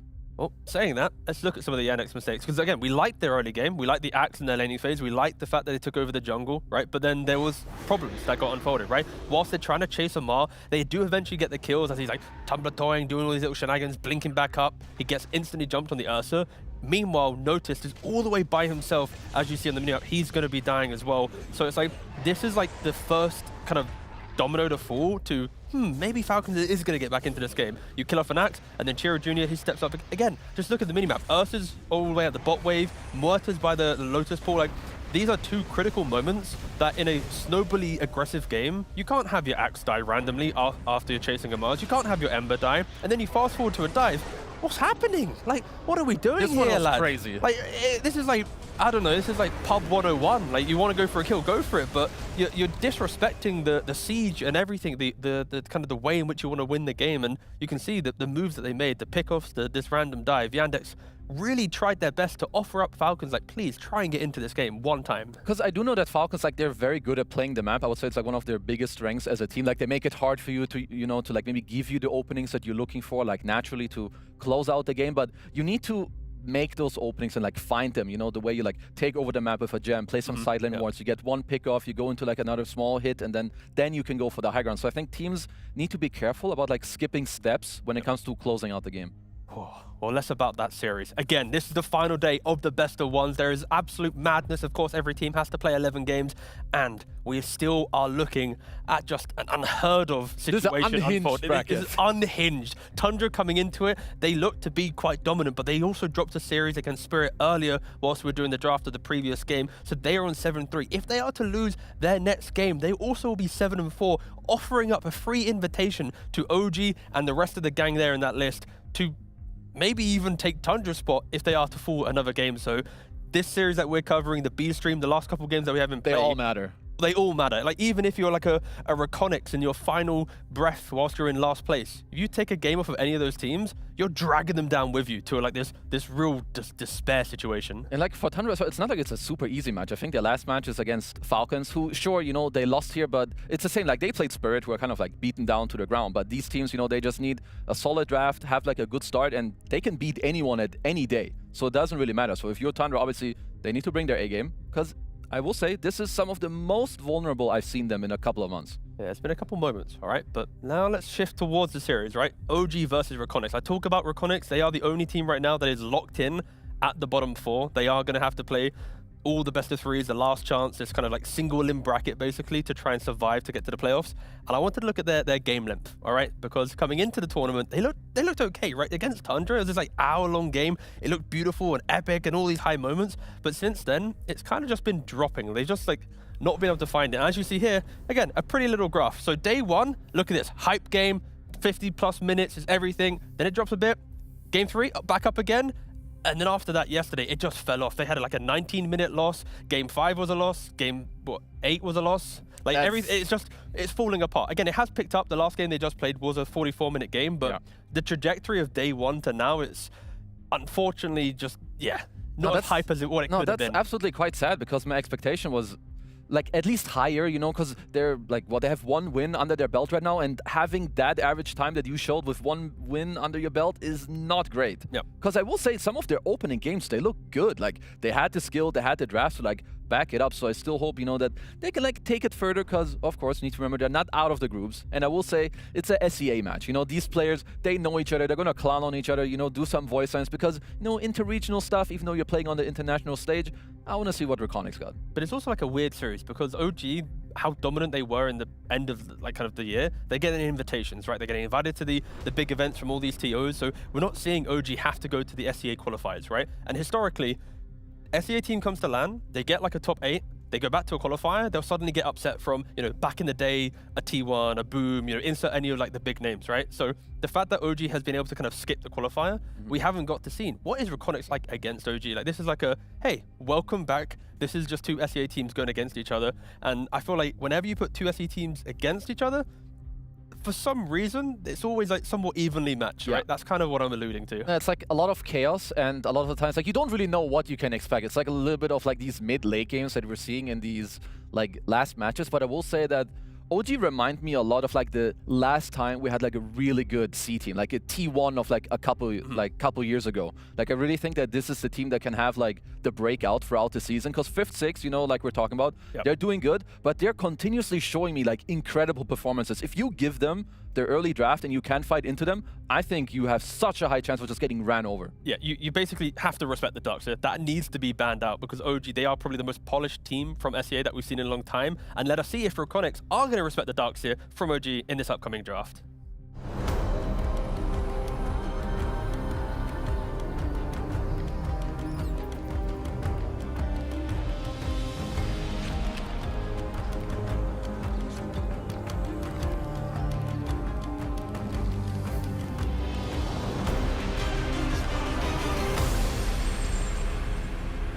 It would be, I was going to say a beautiful thing, but maybe that's not the greatest way to intro this, but it would be a beautiful thing if like an SEA team dragged another SEA team away from like the automatic top 2. It'd just be kind of classic to just the like region. Screw over the region. Yeah, but again, these two rosters are yet to play against each other.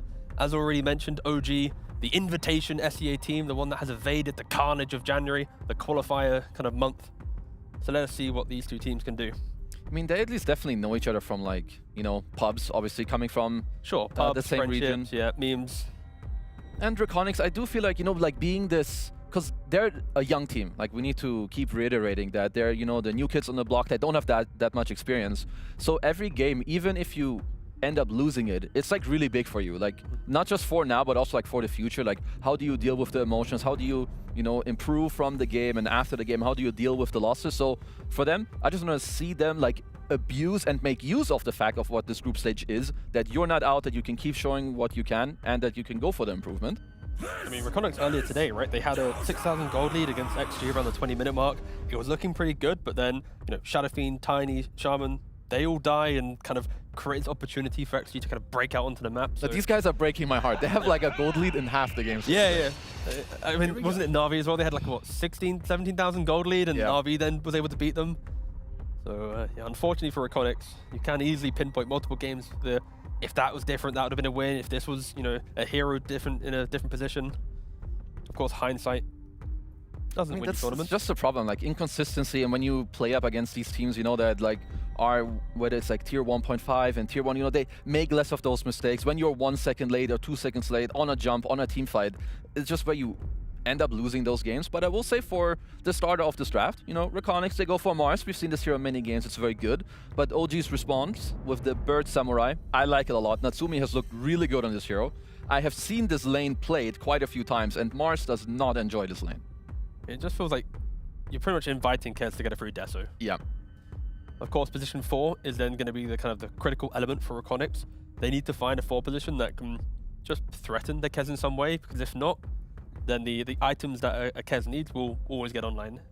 I mean, yesterday I saw, like, or was it maybe even 2 days ago, like Mr. Delul, their post 4 player on REKONIX, he had a banger game on Dark Willow. So that's definitely something I could see them bust out again.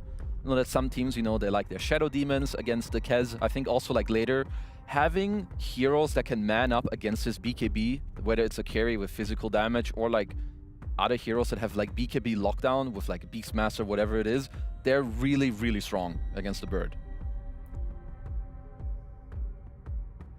We'll see where they want to go with that. Again, picking your carry this early on, it is a tell, but like, it doesn't really matter, right? You see your lane. I'm not expecting REKONIX to have the same kind of flexibility as OG with the hero. Ban the Morphling, so at least one bit of information OG is providing to kind of the rest of the teams. When we pick Kez, we only really respect Morphling. Interesting. So they do go with the Dazzle. I mean, I've been hearing a lot of Dazzle hate from especially Quinn, and I think also in some casts. I do think this hero has its spot. Like, it is, I would say it's a bit of a specialty hero, even though it seems like pretty straightforward with like heal and grave, but using, you know, the projection properly and like understanding how to do the stuff, I think is not as easy as it may seem. And I like it with heroes that can like really use a turnaround. I think Kez is the type of carry that if you play against it, you're gonna look to take him down from like full to 0.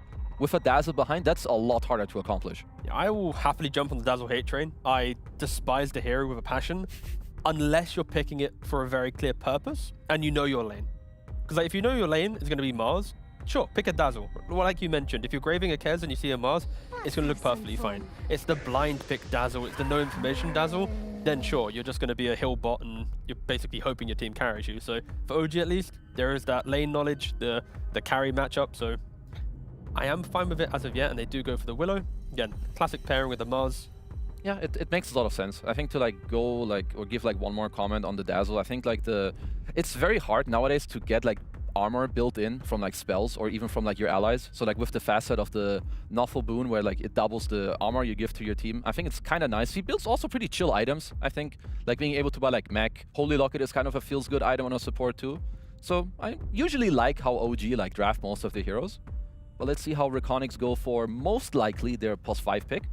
Yeah, I mean, they need to find a way to still threaten heroes, and fair play, that is a great way to threaten That's a hero. good response. I like that a lot. We're talking about, you know, Kez and Dazzle and how they want to play on the fringe of their HP. Again, we don't really need to over-explain it. Yeah. Ancient Apparition mitigates all of that with a well-placed Ice Blast. Because of Willow and MOUZ having that setup, you're never going to miss it, you'd like to think. In before Cast a Curse, you never miss for the entire game. Roll the montage, but... I mean, I would definitely love... Like, you need to address this hero. Like, AA, it changes the game in many ways because you answered, like, kind of both of OG's heroes and, like, their combo. So you need to, like, reverse Uno here if you're OG. But the issue with AA and why we don't see it is your laning is very lackluster, right? Like, you have 1 point in Chilling Touch, then you want to look at your Vortex, and you're kind of an awkward right-clicker. So suddenly when there's Beastmasters and Enigmas and just presence in the offlane, you do fall apart. And the Darkseid that we mentioned as a potential ban, we hadn't even looked at the bans in regards to the discussion that was available. And again, AA is a very weak laner. You can't stop waves getting pulled.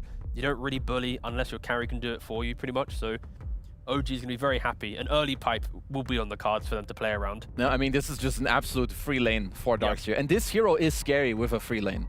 So, like you said, he's going to have an early pipe, which does kind of dumpster all these 3 heroes. I think if I will be REKONIX, I'm looking for a high damage hero, likely melee carry, so I will be looking at Sven, potentially into Darkseid. I think you want something that has over damage into auras. You already know that you will be playing into it. Yeah, you need one of the classic lanes to ensure you're actually farming. And also a hero that's independent, where you're not relying on your 5 to fix anything. Shove the wave whilst you're playing on the tower. Okay, they go for the bristleback. It is a hero that can just exist by himself, right? So it is ticking that box. He does give you, like, he's a little bit similar to Sven, but he gives you like more of like defending the lane in a way, like playing into Darkseid. You don't get pressured as much. You can pressure with the AA yourself. I'm scared for REKONIX though, because like their entire lineup is built on Bristle running in to give information for the other 3 heroes to blow one guy up. But when they blow up that one guy, what happens after that? Like, what is the next layer to their fight? It kind of feels like they've got one chance right now to kill a hero. Of course, a new mid pick can fix that. A little bit of poke and skirmish, Embers and Void Spirits, any like the vessel buying nuisance heroes will be able to kind of remedy REKONIX's kind of one fight setup they have at the moment. They're definitely like there is a problem. Like, while the Bristle makes sense on like some level, I really think they're lacking like the explosive damage. Like, you have the pipe, you have Dazzle as well, like around the AA blast, whatever, you're gonna keep healing up. You buff people up with armor, which is quite good against Bristle. So sure, I get it, but I think this is, first of all, it's not really the pick that I like, and second of all, I think when you have the situation that you have to pick your mid on 23 against the enemy mid pick that comes after, it's looked atrocious all day today and yesterday. Like, I don't want to go see some tiny into insert, you know, Spirit, and then OG is just gonna chill. Because what's going to happen is the top lane is kind of free. Spiritbreaker is going to roam to some lanes, and mid has a counter pick. Yeah, and the supports will just be food throughout the game, right? Like a Beastmaster, a Queen of Pain, any of these explosive mid laners, you see Ancient Apparition for a millisecond, you're going to die, right? And everything for REKONIX is built on that positioning. Kez also likes to buy Blink Dagger. What happens if he just goes Deso, like man to BKB Blink? So rather than initiating the fight and being a nuisance, he sits back. He lets the Spiritbreaker, the Darkseer, create the opportunity, vacuum multi-hero charge, then he blinks on top knowing Ancient Apparition has exposed himself at a point in the fight. So, I mean, even though they have counters, OG just needs to play on it. We mentioned Ember Void Spirit being options for REKONIX. They do go for the Void Spirit. Nothing too crazy. It's just Vessel buying, find the backline. When Dazzle puts his projection out, he'll just jump on top, start pressuring him, make Dazzle think about himself rather than his team. Yeah, it's also here that's not super easy to pressure with Spiritbreaker. Of course, there are chances, but if he has the Simulate ready, you're just kind of going to be chilling in that lane. But yeah, I do feel like the REKONIX draft together, it looks fine, but when you just look at what they're up against, like some of the early tempo, there's a early pipe as well, they definitely have a lack of damage after like their first array of spells. There's a minute 20 of reserve time for OG, so plenty of time for Yopaj to just pretty much lock in the best hero for himself. Just a little bit of a bit more explosive damage would be nice. A little bit of burst in the early game. And I mentioned Queen of Pain. Yeah, I mean, I would be kind of down. I think it's a fine Storm game. Obviously, if the heroes that they banned, they kind of would have liked to have them themselves in the slot. I mean, Storm is quite nice for like the Ags pool on top of like the vacuum later on. So if the game is to get a bit more competitive and you aren't, and it's like a 40-50 minute banger, then because it's kind of nice if you have a hero, I think, that can like help you get on like this AA. That is cool. I'm just a big fan of Earth Spirit mid. I've always have been. Like the pacing that you can set, buying Vessel, Shivas is a hero item, sorry, that always complements the hero really nicely. And I already mentioned that supports can be punished. They are playing for that one fight, and if you want a Vessel against a Bristle, you got an Earth Spirit. You want a Shivas against a Bristle, you have an Earth Spirit. Yeah. AA shows himself for a second, guess what? Earth Spirit's going to be on top of him. So yeah, I love the pick from OG, and it's complemented by both Darkseer and Spiritbreaker. They want to go and find fights, and Earth Spirit, every time he has Magnetize, he'll go join it. So I think OG has got a really nice, well-rounded lineup, and for REKONIX, it is really, really high execution. If you waste an Ice Blast, if you waste an Arena, you are going to get run over. You're going to see that OG aggression that we've seen kind of running rampant throughout the entire day. But if they don't waste them, they can keep this game going.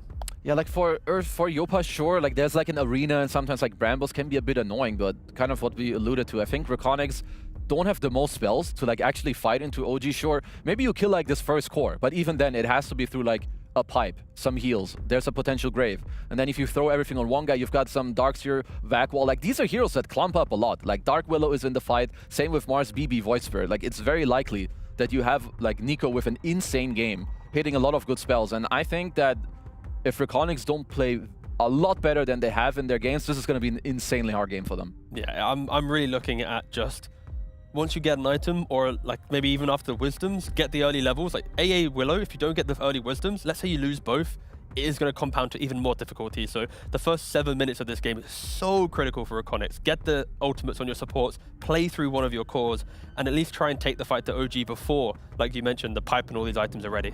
Yeah, I wonder if there's like a way where you can like combine the Willow into like some move, like some safe lane TP at some time where maybe you get like a cheeky kill on the Darkseer, because Bristle, he should have a good lane, like because they gave up a little bit of scaling with the Bristle to have some early tempo. So I'm really hoping that they try to activate it and get it in the game, because a straight game, I think, is hard to play. Again, to remind you, REKONIX are currently sitting at 1-8, the only team not eliminated, but at the bottom of the group stage. Let's see if they can drag OG away from the top two and into these the mess of the last chance qualifier.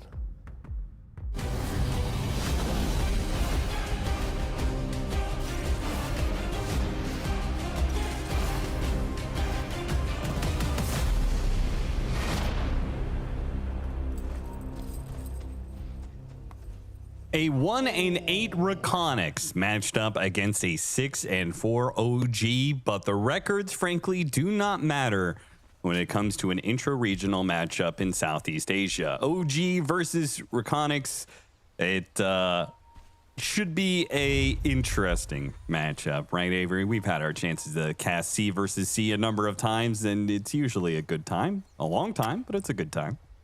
There's only two possible outcomes. It's a 70-minute complete mess, or it's a 20-minute stomp, but there's very rarely anything in between. Yeah, I would say it's like this usually trends towards the longer games. Yeah, usually, but OG's been firing on all cylinders, so this is another really fast draft that could just run this game over. I like what they got going for him. I think the Earth Spirit into AA is all, or the Darkseer into AA is always good, and if you can get some early kills on top of it. Jikroy does go down. Too much minus armor. Too many slows. Too much damage from the Ion Shell. So it is going to be 3 bounty runes and first blood. Yopaj is living the life. He has the bottle bought before the creeps even meet. What a start for OG here. I mean, it's so big. They get the body block bottom as well, which is, you know, it's nice for Darkseer. You can get the first wave out, then you don't have to use the shells as early, kind of save your resources and just CS and then play it later on. Charge will stop the counter blocks. This will go out for OG. Mid lane's already won with all that gold going into Yopaj's pocket. And top is Kez Dazzle. So if you lose that lane, I don't know what to tell you. I mean, that is about as stupid of a Kez lane as it gets. Yeah, it really is. Like, it doesn't matter. They got the counter of Ancient Apparition. It was a great counter. Sing Kez, Sing Dazzle. Very value Ancient Apparition game. You already have a hero that enables it in the Mars. But Shallow Grave on Kez is disgusting. This hero does a lot if you can feed him that extra bit of life, that extra security to make sure his Raptor dance goes off. Grave is great. The minus armor helps him a lot. The heals on the lane are great. The lane synergy is nice with the chase down. These heroes do a lot for each other.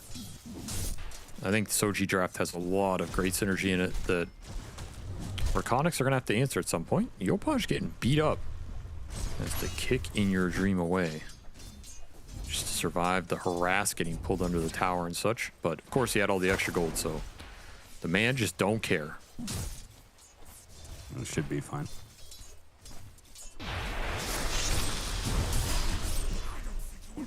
Ooh. Nice little deny. I mean, it's not good you're dying up here, but hey, you get nothing for it.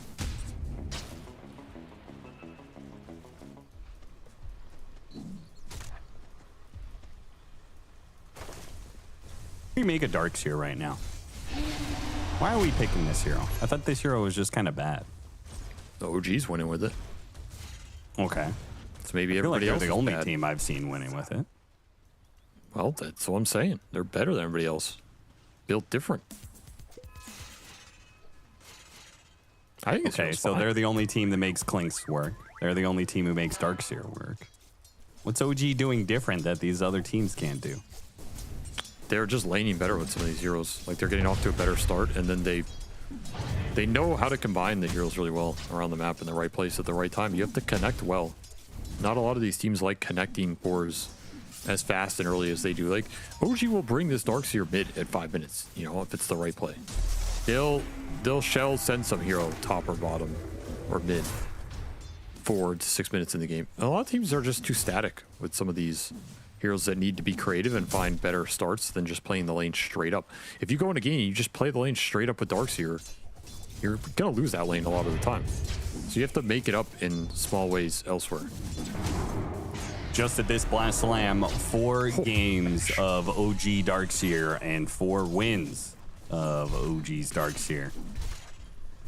Well, getting a kill out of lane is already mega value for these two, who both really want experience. Darkseer and Spirit Breaker are heroes that operate more on experience than anything else. See, already, like, the way they played this lane, they body block the wave, they push it out. Darkseer doesn't have to use a bunch of shells early. They get to save resources. He goes early wand, and then they fight for that Lotus. They hold the resources, fight the Lotus, get the charge back on top of that. That's what prompts that AA kill. AA is very weak against Darkseer lanes generally. He has almost no counterplay. He's very squishy. He doesn't like when these lane equilibriums get mega disrupted, like boomeranging back and forth.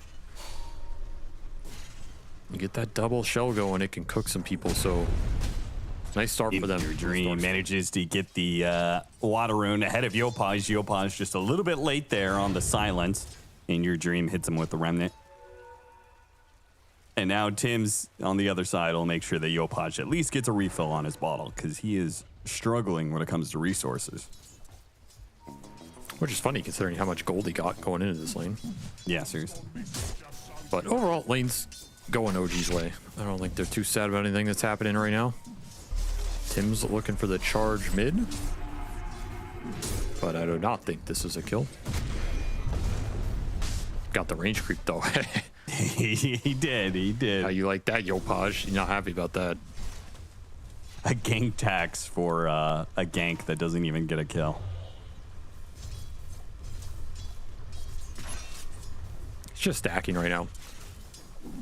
Trying to get some extra gold for Nico, giving him solo XP. Hard to be aggressive into the bristleback this early, so you're probably gonna have to look elsewhere with this breaker plus shell for some extra connections. All right, level 3 shell. Let's see what Tim's does with this. I thought maybe he was gonna like TP top and go for a charge play or something. Or he's just gonna farm stack. Yeah. It's nighttime. Creeps go to sleep. Instant into the stack kill. They did this with the Faceless Void too. Very efficient. Again, all these small little efficient things get you through these otherwise awkward laning phases. That's what makes some of these heroes work for OG better than other teams, I think.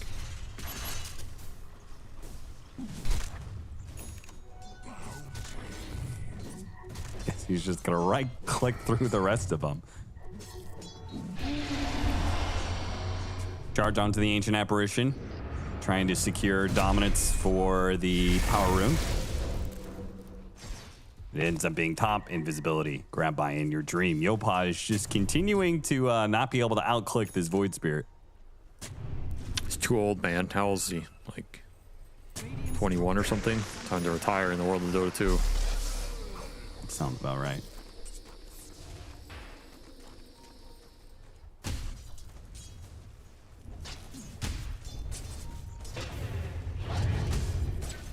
Where's the punish on the map right now for REKONIX? I mean, Darkseer's free farming bottom. He's most farmed hero in the game. The Kez is free farming top.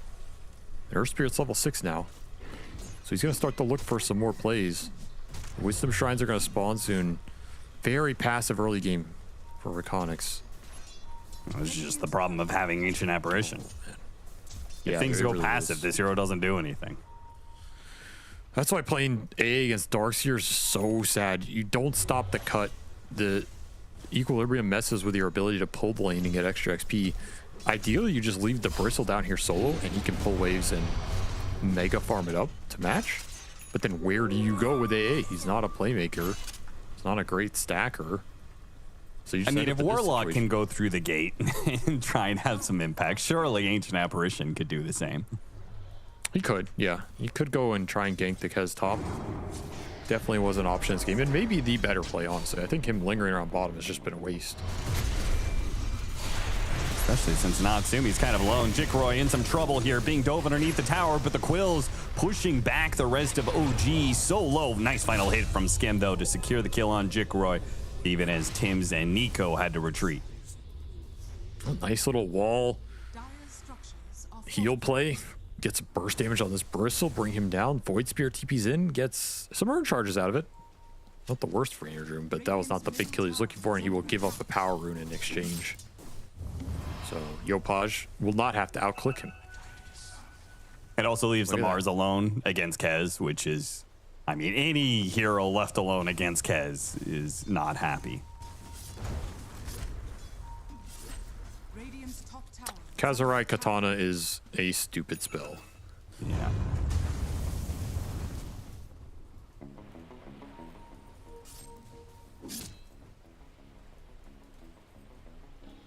Well, solid early game for OG. Nothing crazy, but just a lot of little efficiencies, and now they're going to pressure this top tower. Shield rune on Yopaj. Probably going to dissuade REKONIX from defending this with a lot of heroes. Like, that is a tough target to fight into. Just kind of mirroring each other. Both teams pressuring the enemy off lane tower, though it's going much better for OG.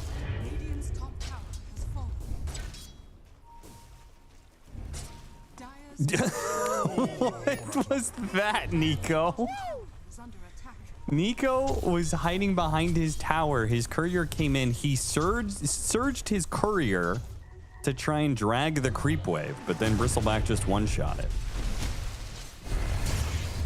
Not his finest moment. No. It was like he was doing the traffic test dummy, you know? Like he just ran that thing straight into a wall. Void Spirit in trouble, chain stun beautifully. What a connection. I'm trying to get the ultimate on Dark Willow. Shadow Realm will protect him, but they've taken over this mid lane now. Natsumi, with the pressure that he was able to put on through the safe lane, now making that same rotation into mid. This Kez is a problem. It seems like just his presence is kicking REKONIX out of lanes. They have almost no early game presence. Like, just heroes that can stand on the map and fight OG when they run into them, especially if Ion Shells are joining the fray. It's all in this Void Spirit, man. Like, this Mars got sacked. The Bristle is... It's a hero that can fight, but he's also got to farm up at least, you know, one item or something. OG just outpacing REKONIX right now, and they're going to get a charge on the Bristle bottom, an isolated hero. Yeah, he is very alone. See how many TPs are available here for REKONIX in this play, or are they just giving up Jikroy?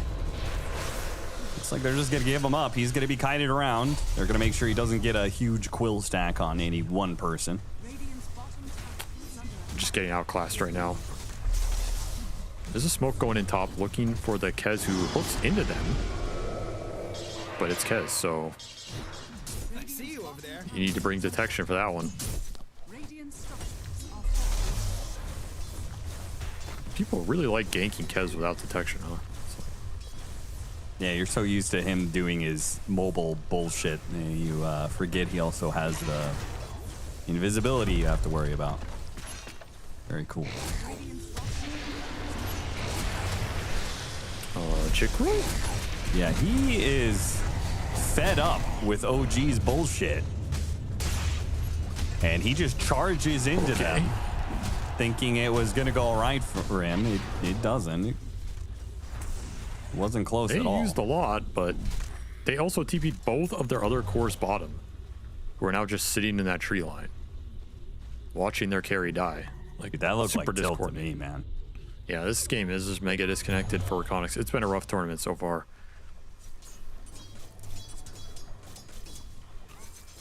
Gotta play together, though. Because OG, they definitely play together. Marius isn't going to get his level 6. Win for a rune. Pretty unnecessary. Could have just denied it. Didn't really need to pick it up. As a result, will be caught by the Spirit Breaker charge, and his chance at collecting level 6 from mid is gone. This might be one of those 20-minute stomps more than the 70-minute chaotic games. Yeah, it is looking that way. A little worried for REKONIX. Natsumi is quietly the highest net worth hero in this game on this Kez, pushing towards a very fast Desolator. And that is just going to shred this Radiant lineup. Like, who survives Kez Desolates in this game? I'm not seeing it. No, nobody has a whole lot of armor on this team, nor do they build a bunch of armor outside of the Void Spirit. And he's going to have Ion Shell Surge, plus early pipe from Nico to back him up. Yeah. It's going to be a very nasty timing. And Jikroy's kind of interesting. He went Sange, and then he's going to go an early Lotus Orb.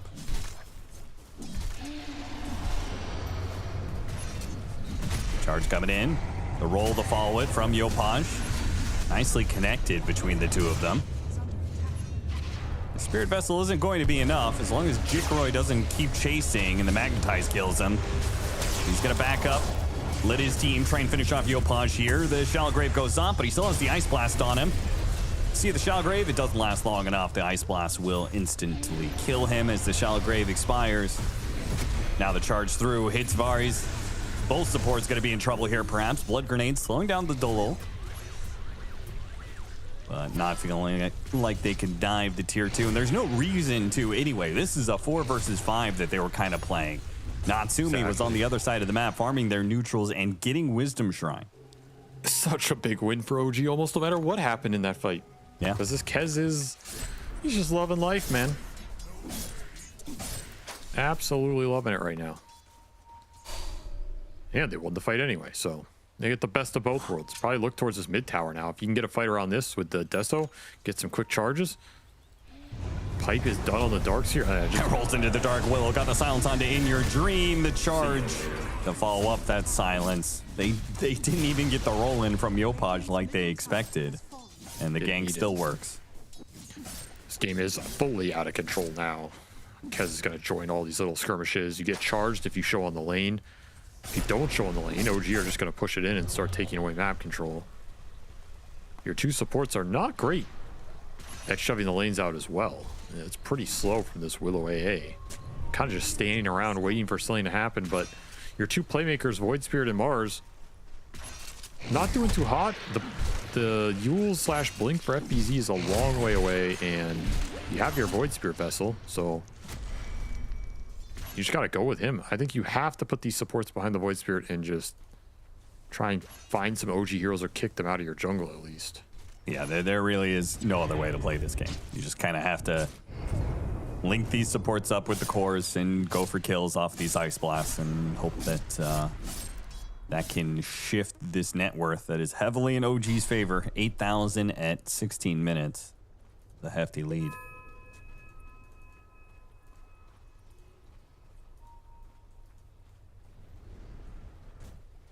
Charge through. Took his creeps, man. Oh, not popping the Shadow Realm. Didn't actually have it. Okay, well, they trade out supports at least, so it's not the but worst. he took his camp. You did take his camp. Just insult to injury, man.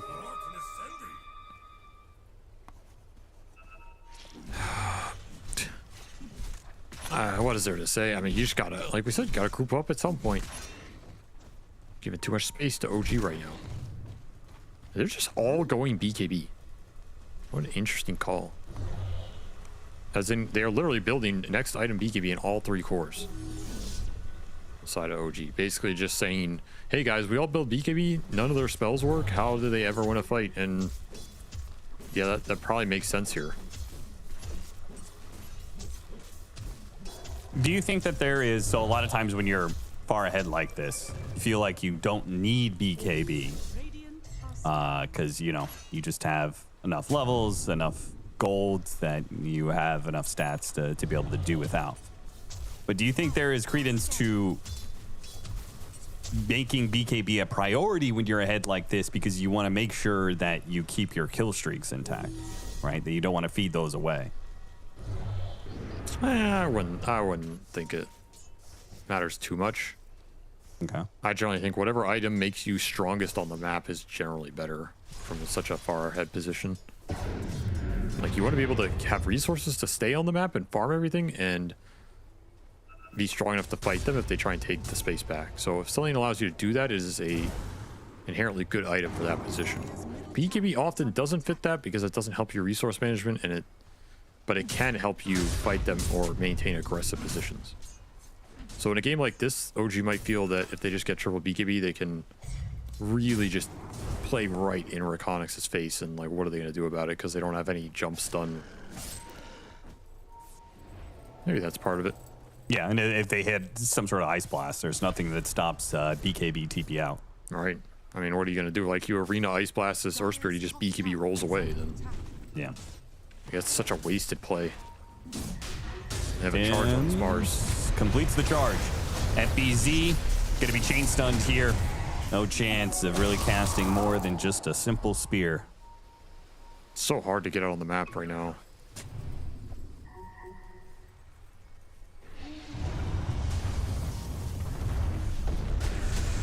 Oh, there's a haste rune. Goodbye. You get the +1. And thanks to Natsumi having so much farm, they can roach pretty quickly. Year of the horse, Austin. Year of the horse. In reference to who? Year of the calling horse. Spirit Breaker a horse? No. Isn't OG's mascot like a stallion or something? No, that's Liquid. Oh, okay, whatever. Is it, no, they had like a... Whatever, I'll get back to that. I do have a counterpoint to that. Spear on Natsumi, but he still has BKB and Aegis and Shallow Grave, actually. The Ice Blast doesn't even land. It didn't stretch out far enough. So it's Yopaj, and Yopaj is going to be the one to take out from it. Delol very low, but Tim's going to back away. Trying to reset for another charge in 7 seconds. Natsumi didn't even pop his BKB. He's going to chase after Jikroy. Chasing after a Bristleback. His back turn underneath tier 2. Natsumi doesn't give a damn. Honestly, that went pretty well for REKONIX, I think. Take down the Earth Spirit, you get something out of that fight. Your Bristol's kind of happy with that, and you don't get completely steamrolled and GG out, so that's a dub right there. So Year of the Horse. Yes, Year of the Horse, Austin. How does that relate to OG? Okay, I swear at some point, one of their like Red Bull logos had like a horse attached to it. You mean it had a bowl, perhaps, attached to it? Nah, dude. That was a certain color? Nah. Perhaps it was red? Nay green, bro. Nay green, get in there.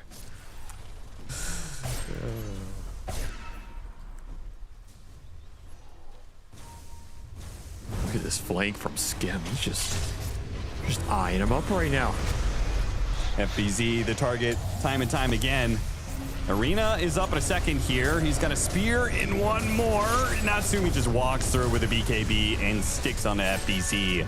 No chance there. Go back for the Dark Willow, though. It does look like Yopaj is perhaps going to die again with the Spirit Vessel on him. Likely to take out for the Shallow Grave. A little bit more damage. Jikroy trying to get it, and he finally does. He's stacking up the quills. Skem and Nico got to make a run for it. Only one of them can be surged, but okay, never mind. Natsumi is still very healthy. Jikroy trying to deal with this damage over time with the Kazurai Katana with his Lotus Orb. Playing around the Remnant. It only buys him a momentary reprieve. Ultimately, it will be death. In Your Dream goes back in after taking the Wisdom Shrine, trying to pop the Dazzle. Almost gets him, but fails to seal the deal. Skem doing work in these fights. Just so many heals going off. Really well-timed Graves. You have so much sustain to play around with these high-damage frontliners.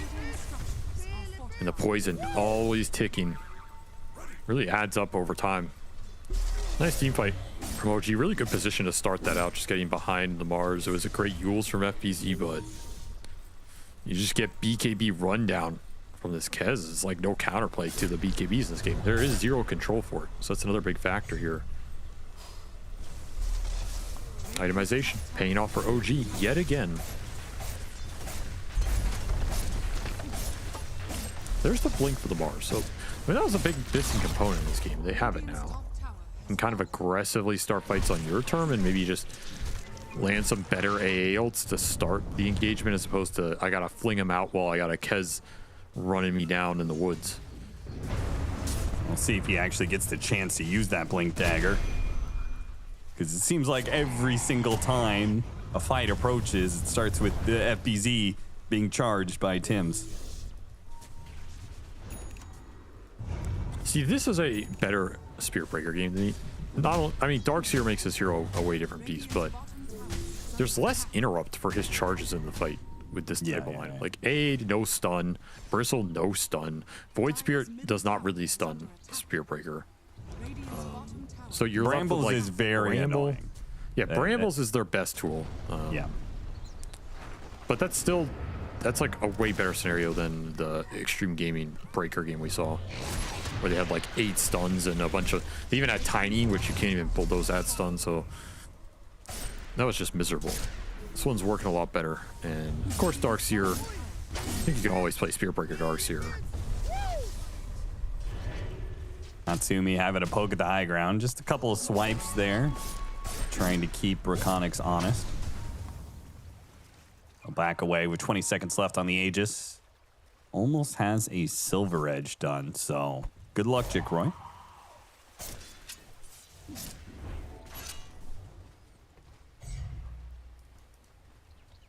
Bristle has held his ground in this game. And this is a kind of game where this pick works better than I think a lot of other picks would have.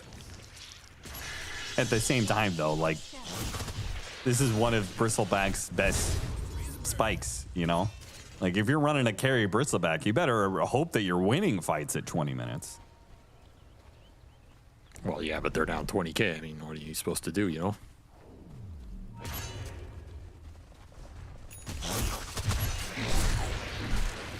Can only shoot so many quills. That is true.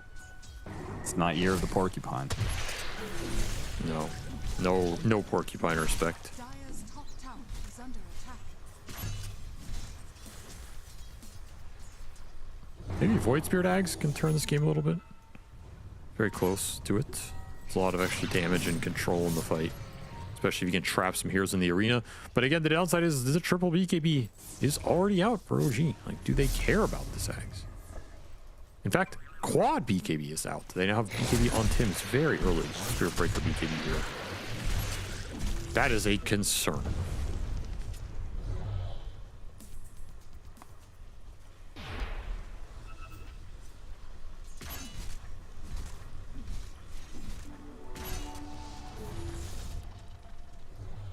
Natsumi going in with his Silver Edge. Eventually, he's going to find that opening that OG needs to close out this game.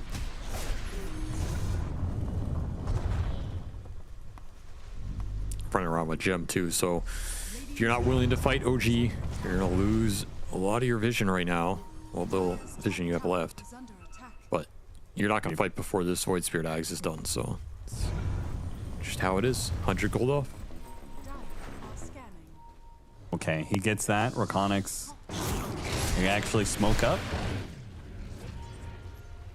Try and take a fight. He's gonna buy it right now, right as Natsumi, who's trailing the bars. FBZ is just not able to get an initiation, man. It's too brutal. tough. Just don't have the vision. OG run around doing whatever they want right now. No fear because of the early BKBs. Natsumi, a ninja on the back line. About to break his bristle to back up, but not respecting the fact that Natsumi can break him. The charge coming in, full commitment, Bristleback down. Man, this Silver Edge, instant payoff. Just takes away the entire map. Right as they hit that Void Spirit Ags, you can't even fight with it. Technically, Kez BKB's on cooldown right now. If you can maybe try and do something with the Mars is up.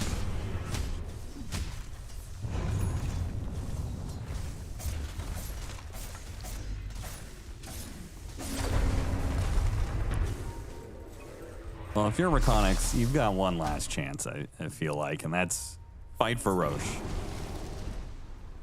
You hate your Ags timing on the Void Spirit. You really don't have any items coming in soon. I mean, that carry Bristleback is thinking about a third item Yules, for God's sake. You know, like, you don't have any scale coming down the pipeline. You pretty much only have the option of winning fights right now. Dire's courier has been killed. That is a smoke that they saw 100% with that charge. Yopaj just breaking it. Oh, managed to get the roll before the remnant grab there and couldn't get the spear latch either. Yopaj hits the BKB button. Vacuum back in. REKONIX taking the Wisdom Shrine and making a run for it here. But again, there is only so many times you can retreat in this game.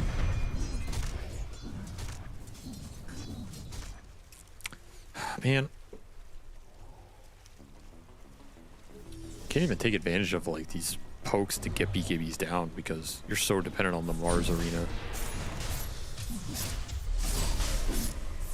Straight into Roche. Why not? I think you kind of have to fight this if you're REKONIX. I think so too, but Barry's isn't hitting the smoke button. Hey guys, you can throw. This is the only way you can play this game. I mean, you stall it out further, the win percent just goes further and further in OG's favor. I think they don't feel confident without arena, but this is like this is an Aegis that can end this game. Now they throw an AO. But it's not doing anything. Scout's Natsumi.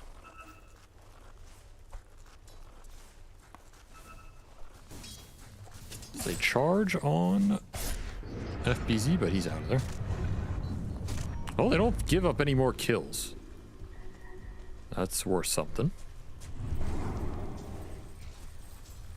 And they finished their bristle that is worth something.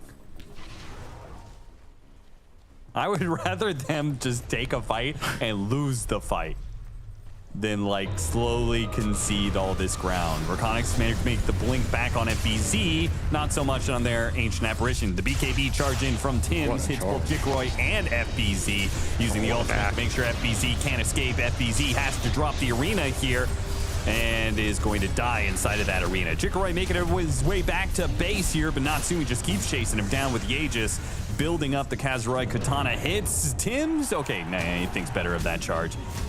Backs it up, OG, not losing a hero for it. Take out 3 and push a tier 3. Yeah, great target prioritization.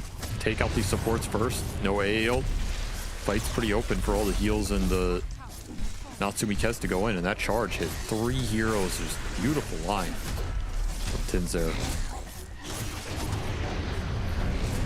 Oh, nice blast. It's going to connect pretty nicely here on a bunch of heroes. If only REKONIX could do some damage. Oh, unfortunately, their damage is being damaged by Natsumi. Takes them out pretty easily with the Raptor Dance. That was a disgusting amount of DPS right there. That was your best AL all game, and you just died trying to take the fight. Too far ahead. Yeah, I mean, I'll also add, you know, like that 3-man Spirit Breaker charge.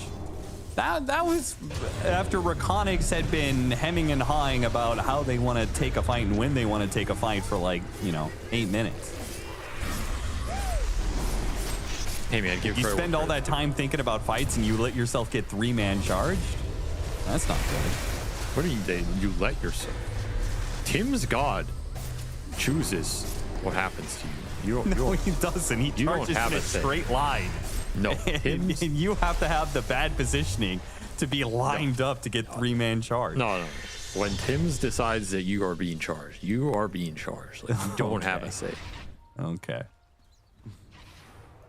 You're the horse, Austin. Get on the same I page. am the horse. You are the horse. I am actually born in the year of the horse, so, you know. Oh, really? It's my year. Yeah. Wait, no, you're not. Yes, I am. 1967 was not the year of the horse, dude. 1990. What are you talking about? What 1967? 1967 was you not. asshole. What if that actually was the year? Was 1967 a year of the horse? I have no goddamn clue. All I know is 1990 was year of the horse. Charge onto the bristle back. Kick him back behind the tier 1 tower. And a charge is coming his way.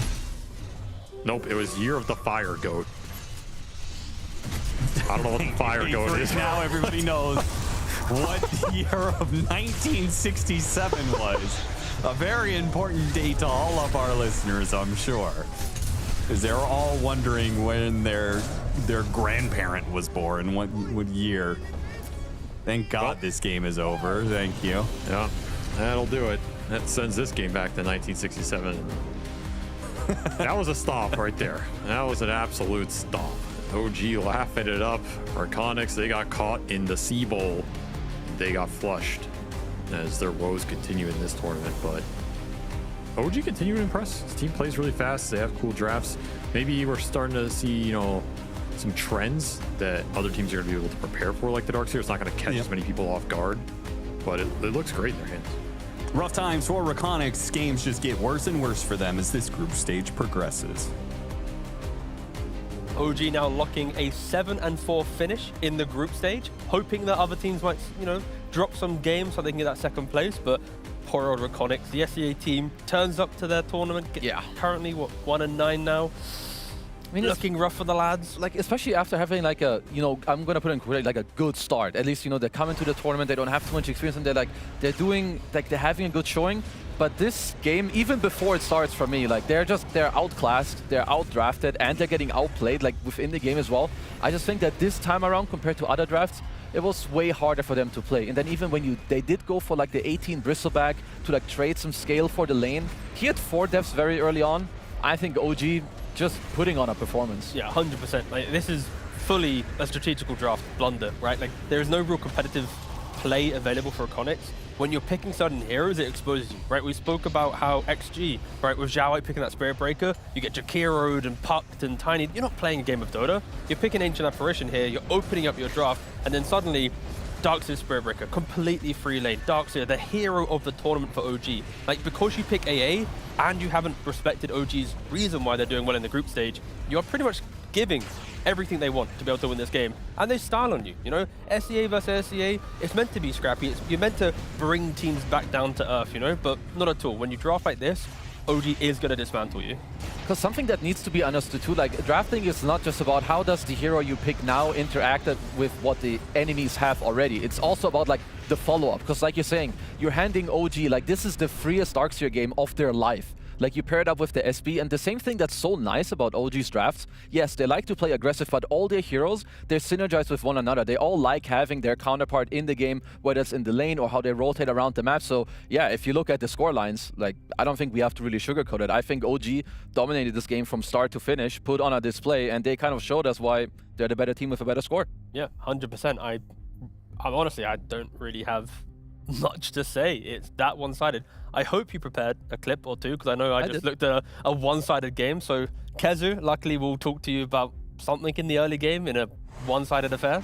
Yeah, because it's also just, obviously, it's about the things, like how do you use, you know, the things that you have. Sometimes you want to start a fight, not, like here it's Yopaj, he's starting the fight not by going on them, but like baiting them to go on him. He has the shield rune, they come around, and look how they're all connecting.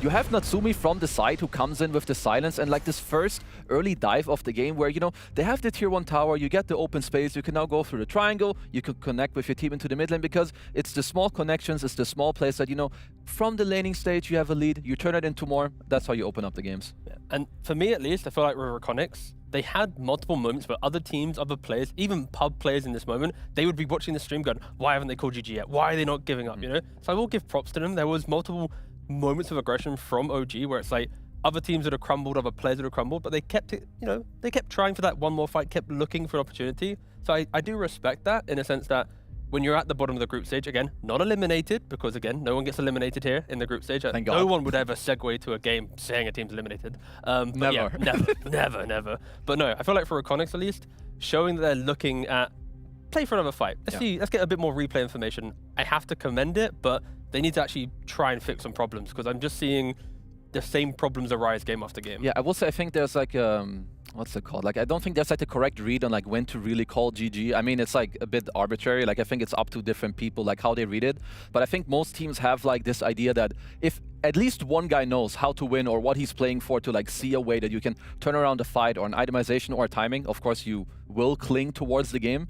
And I think especially if you look at other games, like you have your heroics and stuff that like throwing games down the toilet, you might as well stay in it. Are you in the camp of if one guy says go, you'd go? Like, is that your true belief? Or are you, like, when you were playing, are you leaning towards, guys, let's just go next, this is hurting us? I do think so, as long as you know that the one guy isn't like coping. Like if the guy's just like, oh, like, you know, we can hope to like play for this timing. Like you just need one guy to have a strong belief. And then I definitely do think you can make it happen. I just realized the way that you spoke there, I'm always the guy coping. You know, when I'm playing my ranked games, no matter what. Yeah, then I will tell you, okay, bro, it's time to go. I'm hearing Arteezy on mic, you know, talk about, oh, this is over. I'm like, hey, Arteezy, hope you're doing okay. You know what? We should keep trying. I mean, at least like that's like pubs, right? Because I mean, your pub carriers, they're gonna want to give up minute 5. Like they want ready to drop their items, destroy their items, like whatever. Or are you alluding to like a show match?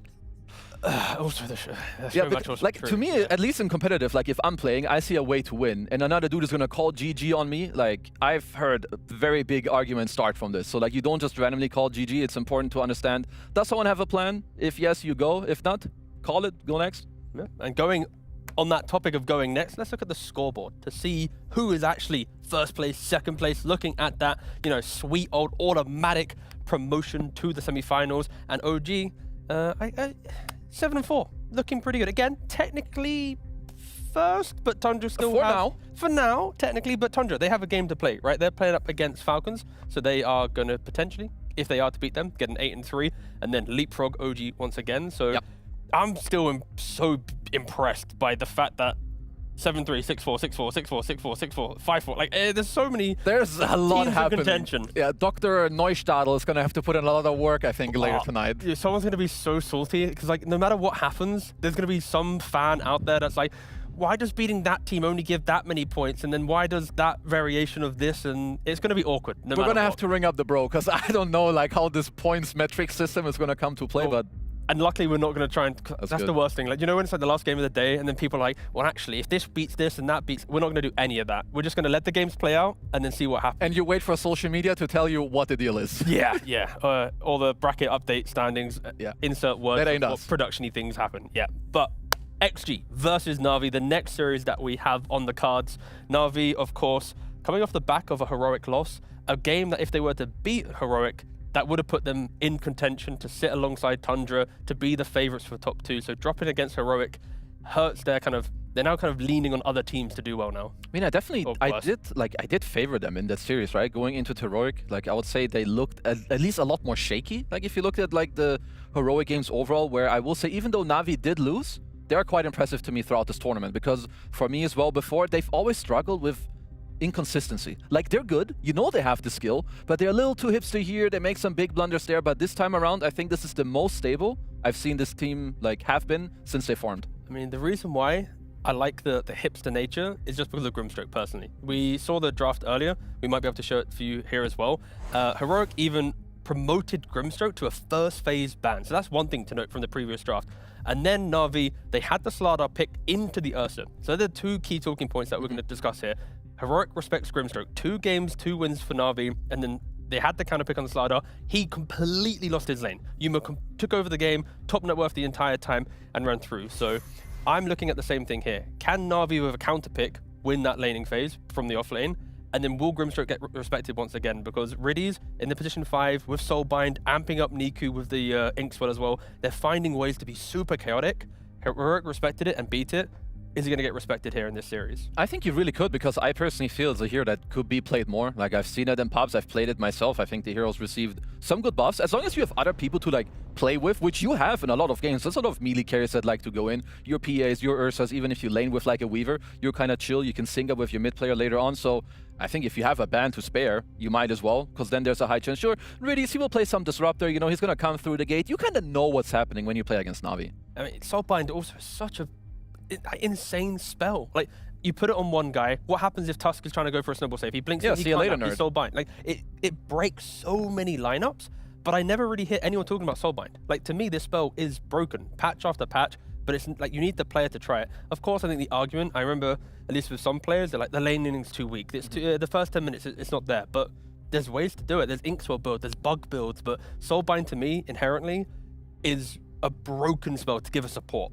To have 4 other heroes that can then utilize it, you don't even need to have spell combinations. Just leashing 2 people is, to me, insane. It is definitely like a hero you need somewhat, at least I would say, of like a specialist. Like I think even the innate, where you see people like fogging, you know, the heroes that wanna like jerk you around on like the tree line, like you see them. That's also like a big part of like the hero when it comes to like the laning, that you can actually see them, you keep hitting them. But you know, enough about the Grimstroke.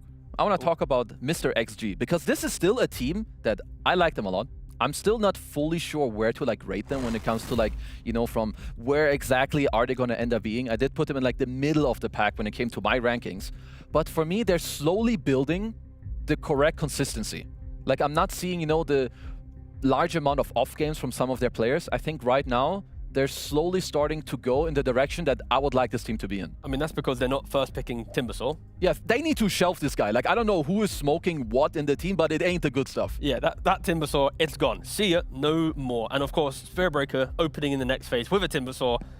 I don't want to half on it again. Maybe if you take out the Timber, the SP won't even come out. So let's just say we need only the Timber, then you don't get baited into like some weird other stuff. Whatever they need to cope to not have the Timber with the follow-up, do it. Like, look at OG, understand how they draft the Spiritbreaker, boom, go next. Timbersaw, just take away your T key maybe from the keyboard. Just never press it and you won't find the hero. Yeah, look for different letters. Like pick something else. Slardar, you know, they did well on that. Razor, they did well on that. Yep. So, yeah, of course, even in the game against REKONIX, Razor was like a last phase pick for them. Other teams are first picking, you know, respawn picking with that hero when it's available. So of course, XG still, I mean, they're always quite creative throughout a tournament. They aren't, you know, true to other Chinese teams where you have a bit more of a foundation.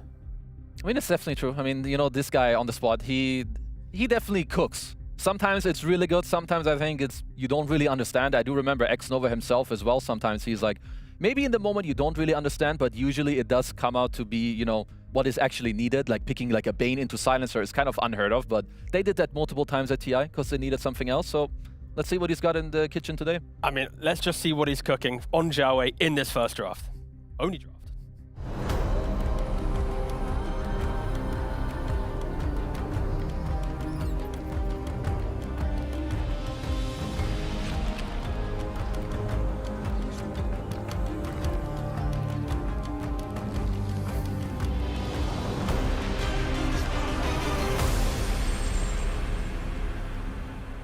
Shadow Fiend banned out by XG.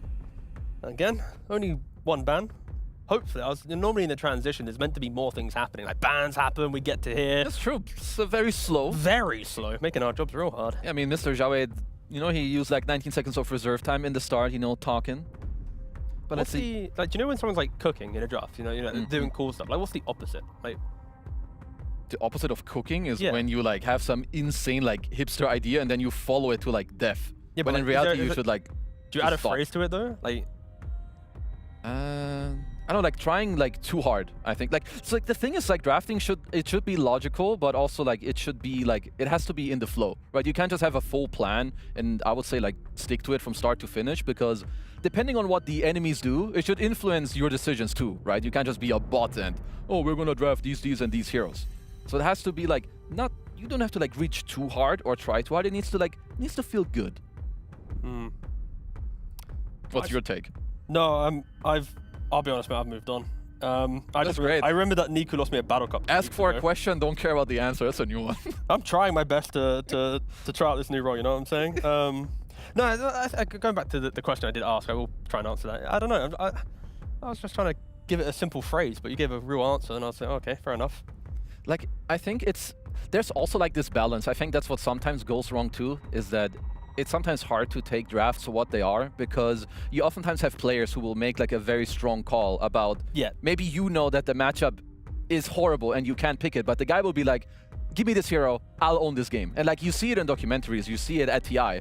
And sometimes, obviously, it does work. You need to have this faith in the player, but you need to have the right balance too, because sometimes that stuff just cooks your draft. Yeah, I mean, that's what I think, obviously, with Xiaowei, sometimes you see those ideas where it's like, often you'll have the combination, like the MOUZ, the Willow, the Centaur, the insert any ranged hero, right? Like, it feels so good that no matter what gets called by Arme or whoever, you're going to feel like the suggestion can be somewhat wild because you have this foundation. So, yeah, I fully agree. You can cook and try and do these things in a draft, but if you have no foundation, if you're calling for an ancient apparition as a blind pick, you're probably going to get punished. I do like that XG open up with the SD here. I will say from all the games that I have seen of this tournament, I actually think that Zayas has been one of the most standout players on SD. So them taking this themselves, I think is quite good for the build-up of the draft. I like it a lot more than some of the cores they've opened, you know, the Timber we've mentioned. And FY on SD also, he is quite strong on this hero. And sure, you did give the Grimstroke away, but I would say that SD overall is an okay answer throughout the game against the hero. It's a very kind of just casual opening. Like the hero, as always, like it's like the Jakiro, you know, the same hero. Just you pick it, meh, it's gonna do its job. Yeah, it's good. It's gonna stack. I think it's gonna give you like playability. It's kind of nice. You can play it with your mid. It can go into the offlane. I would say that XG are also one of the teams that can play it in the safe lane, even though that's not the role I love it in. But compared to other teams, they value laning a little less and they value the mid game a little more. So when you have like SD, other heroes like Alchemist could become a bit more prominent. You stack up the jungle, you're okay. So they're one of the few teams that could entertain this idea. Okay, now I'm just going to completely derail this conversation. I just found the Battle Cup game that I was looking at the Na'Vi games and there's a reason why I was upset. And again, just to quote the scorelines of this Battle Cup game, super important to this series and Na'Vi's trajectory in the tournament. Niku from the mid lane finished 10, 18, and 19 on a mid techies. We lost. It was really upsetting. Yeah, he really tried that game. Do you want to predict my scoreline? 2-7-12. I finished 19, 15, 16. Oh, that's why we have to mention it. There we you go. did good. Yep, that's it. All right, back to the more important things. A competitive Tier 1 tournament that can influence invitations to the international. Anyway, Na'Vi go for Razor as a response. Again, a hero that XG kind of ignored in some of the previous drafts. Again, they got their hands on it in the 3rd phase of a previous draft, so not really something that they rushed towards. Well, absolutely good hero. We've seen it, we've talked about it, but perhaps for the people that haven't watched every single game, how dare you? The hero is good because he can flex, he can go different items, but I will say that SD at least has some answers to you, right? You've got the Purge against the guy. Razor, kind of, at least when played as like a physical core, wants to play with his BKB. So, you know, it's okay, but Na'Vi will be quite happy with the pickup. Yeah, I mean, for XG, already, like when you see first pick Shadow Demon, I'm looking at don't fall into the trap of having, like, you throw in a Centaur and then you have another, like, hero that exists. And now you have, like, 3-4 heroes that just want to exist in the early game with no real, like, map play, no presence. Army trying to be the big scaling carry, and you're just hoping that Na'Vi don't make these moves. Like, that type of mentality is a reason why XG often gravitates towards the late game team, the one that wants to play slow. It's because they can sometimes fall into a trap of heroes doing the same thing in the early game. No, for sure. I think that's something that actually you have to be very careful about. And you mentioned Centaur. It's actually a hero that I could see even Na'Vi, you know, look at. It can kind of counterbalance this matchup of the Razor SD as well. Of course, you have the Stampede against the Purge. And at the same time, if you're XG, I like different heroes a bit more. I feel like Primal Beast is a hero that we have seen, but I still rate it quite high. I think also with heroes that stack, it's pretty good. It can play fast. You know, it's a good like skirmish hero. You can go like all around with the guy. Good for stacks. And XXS, he plays it really nicely. I mean, not even that, but nothing to say. When he played it against Spirit, like I've not seen a Primal Beast play that much on Onslaught. Like it was like Onslaught in, okay, disengage, straight away blink. He just kept poking them, and it was quite an interesting way to play the hero. He was never truly committing with a Pulverize. But an Underlord ban from XG, and then take the Centaur, prominent hero in play. Na'Vi do take it themselves. Again, I feel like XG, if they had access to it, it would have been picked here. Here plus position 5, very simple draft progression. So yeah, Na'Vi maybe complicating it slightly for XG. Yeah, I mean, like I said before, it just makes sense to... Sure, you do pick the Razor into the SD, but of course you're going to pick other heroes that can make use of it. You've got the Stampede, you can always find the Blink Stun later into the SD. Also, that SD doesn't like purge a Crimson nowadays. It makes some of these heroes feel a little bit better too. Okay, they do take the Primal. Yeah, makes sense. At least for now, a little bit on the money. I think it's kind of good. Other heroes you could have like thought about at least a little bit would have been like a Tide into the Centaur, but Razor does change that matchup. So Primal, they flex it. It's great with the SD. I mean, now it's up to them like what support they would really like to go for. I think follow-up damage is kind of cool if you can find it. Yeah, my fear is this is where normally they lock in like a Disruptor to play on the you're running away, you glimpse your back, but then it becomes an SD Disruptor support combination that feels really low damage. And I am worried they can do that, so they do go for Jakiro. So thankfully, I think for the sake of XG not getting too punished in the draft, they don't go for some defaults that they've leaned on. Yeah, I actually like this a lot. I think the SD has a good setup. Of course, the Primal gives a setup to the Jakiro as well. I think it's becoming a little more normal, but now that you actually have later pick on the supports, I think there's a chance that you could see some slightly different heroes.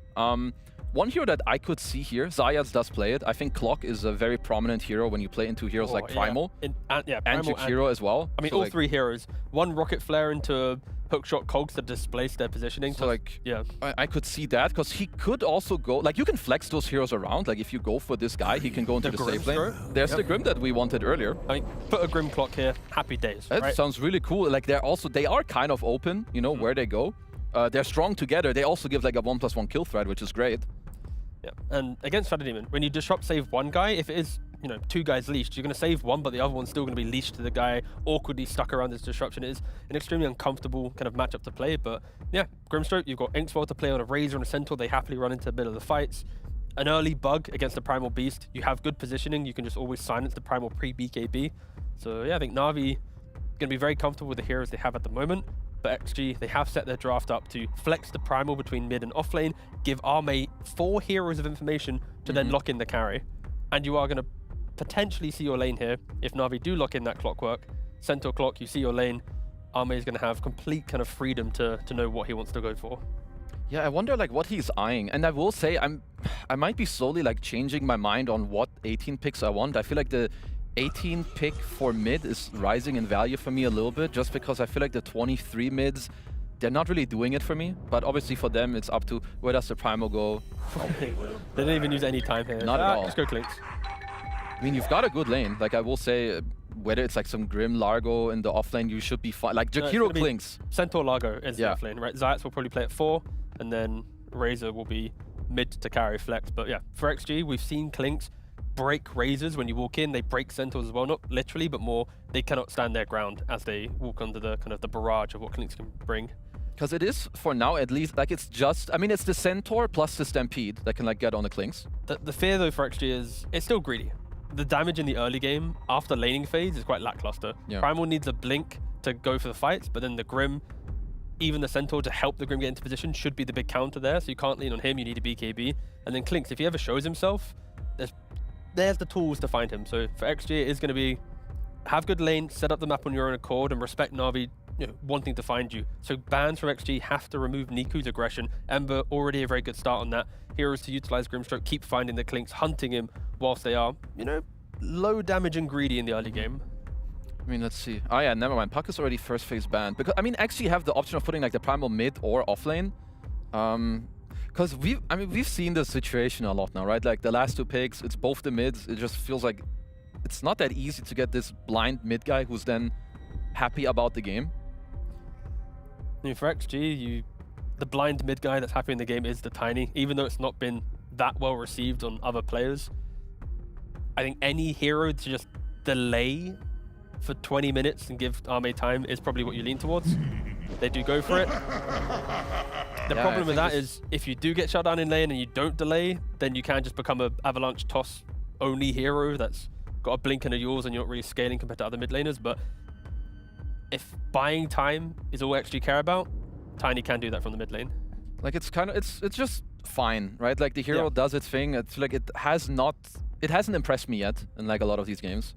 I don't know if Niku's Huskar is like very prominent, but that's something you could go for. I think your subs are okay with it. Or you just go for something more stable that your mid guys can play around with. Yep, no, he does double with the Huskar. He's a 24 pick type Huskar player. Compared to the Heroics and Falcons of the world, he kind of wants a little bit more information. I cannot remember. Okay, his win rate of so it's 24 games, 75% win rate on the hero. Of course, Huskar in a response pick, you often do just win games. Okay, like I'm trying to like soak it all in. So when you're playing this mid matchup, I mean, Tiny has some plays, and of course there is always like the Ava toss back into like a TP. I would actually like this play quite a bit. I think also it's at least one of the strengths of Primal Beast. It's a more open hero. Like he can go around, he can like gank other lanes or even look for TPs because he has the onslaught to like overall connect. But I like what Na'Vi have. I do feel like Clinks has impressed me in a lot of games, and I think if Ame can get off to a good game, like the high physical damage is very good against these heroes. But I'm kind of vibing with the Na'Vi boys here. No, I mean, Na'Vi's lineup just looks clean. They've got stuns, initiation, ways to be aggressive in the laning phase, and the early items, they overlap. XG, there's not as much overlap. It's pretty much wait for Ame to have the damage, and then Tiny needs to hold someone still for Ame to do the kill. Primal needs to hold someone down for Ame to do the kill. Like, Ame is the main character for XG. Yeah. But on Na'Vi, there's layering to it. Even though there's a Huskar on the last pick, you can see Razor taking over the game. You can see even Grimstroke in the correct scenario breaking a lot of the fights. Centaur not dying due to his tankiness into a Clink. So I think Na'Vi, they've got a lot more kind of insurance policies built into the lineup, and XG, a mistake from Ame, things can go wrong. Yeah, I do feel like for Na'Vi, like you could play this game quite clean if you have good lanes, first Aegis. I could see Nico end this game with like 0 or 1 deaths with like a clean GG. Whereas for XG, I'm looking for a play where they go mid, maybe get some tossback on the Huskar and change this matchup. Otherwise, this game, looking a little spooky. Again, XG and Na'Vi both sitting at a 6-4 scoreline. The winner of this will go 7-4, tying with all the other teams for the second place coveted spot for the semi-finals. Who knows? Nustado probably will fix that one, but the winner might have a chance at automatic promotion to the playoff semi-finals.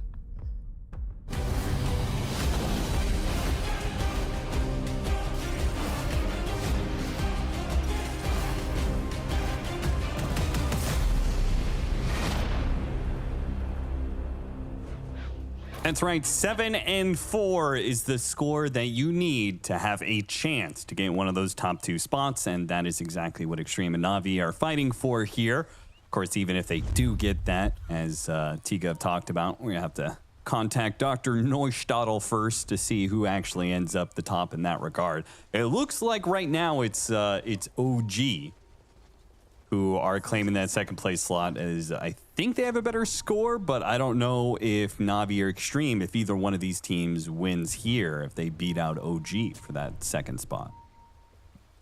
No, OG's too good. Yeah. Yeah, they already got it. I'm convinced. Okay, well, who has this game? You know, there's something about Zhao 8 getting last pick Huskard that The battle begins. even after like 10 years of drafting, he still just doesn't ban this hero. He doesn't care.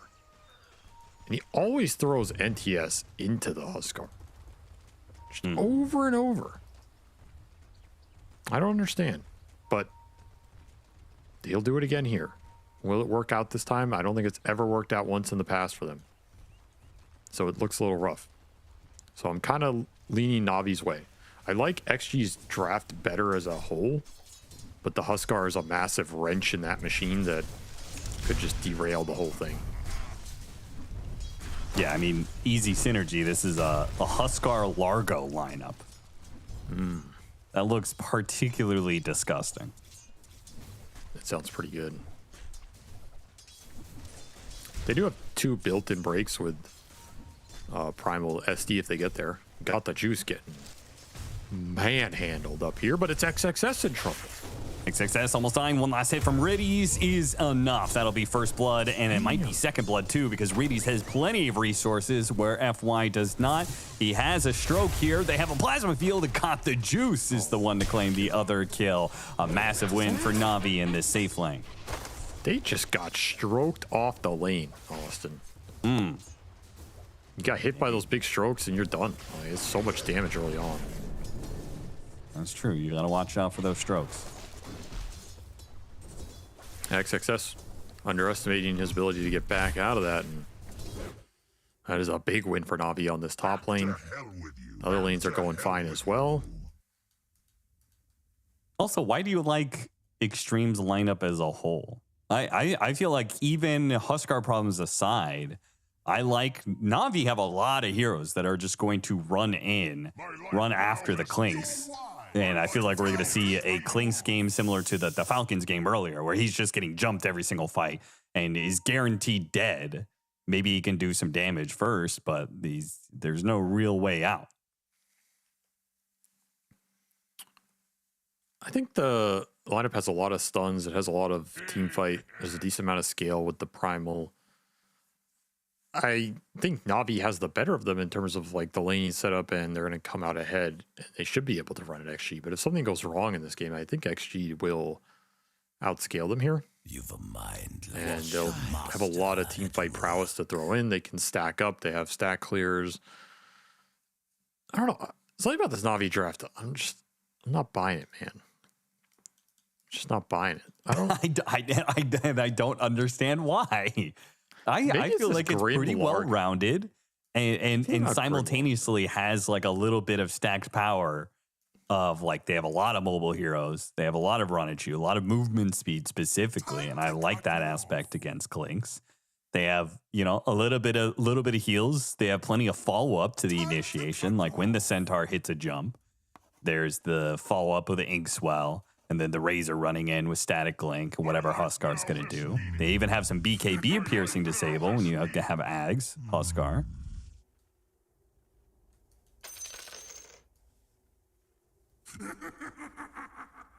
I'm just not buying it, man. No. You have to tell me why. You have to be able to explain why. That's your job as an analyst. You can't be like, I don't know, my gut. You have to be able to, I think make gut to brain connection here. I think they could have damage issue. If Link gets broken, I think Razor, Centaur, Largo can be pretty low damage. Like, yeah, you can get on top of some of these dudes, but there's a disruption. There's an Ice Path macro. There's some onslaught going through. Someone's getting pulverized. Like, there's a lot of ways to stop the damage coming out from this Navi lineup. And again, the one X factor is the Huskar. If the Huskar's ginormous, he's going in and killing everybody. Yeah, it's Huskar Dota. It's going to work. But outside of that, I don't have as much faith in the other 4 heroes really threatening XG with the high HP pools. They have the 2 highest strength gain heroes in the game. Like, I think that's often a recipe that is difficult for Centaur to crack.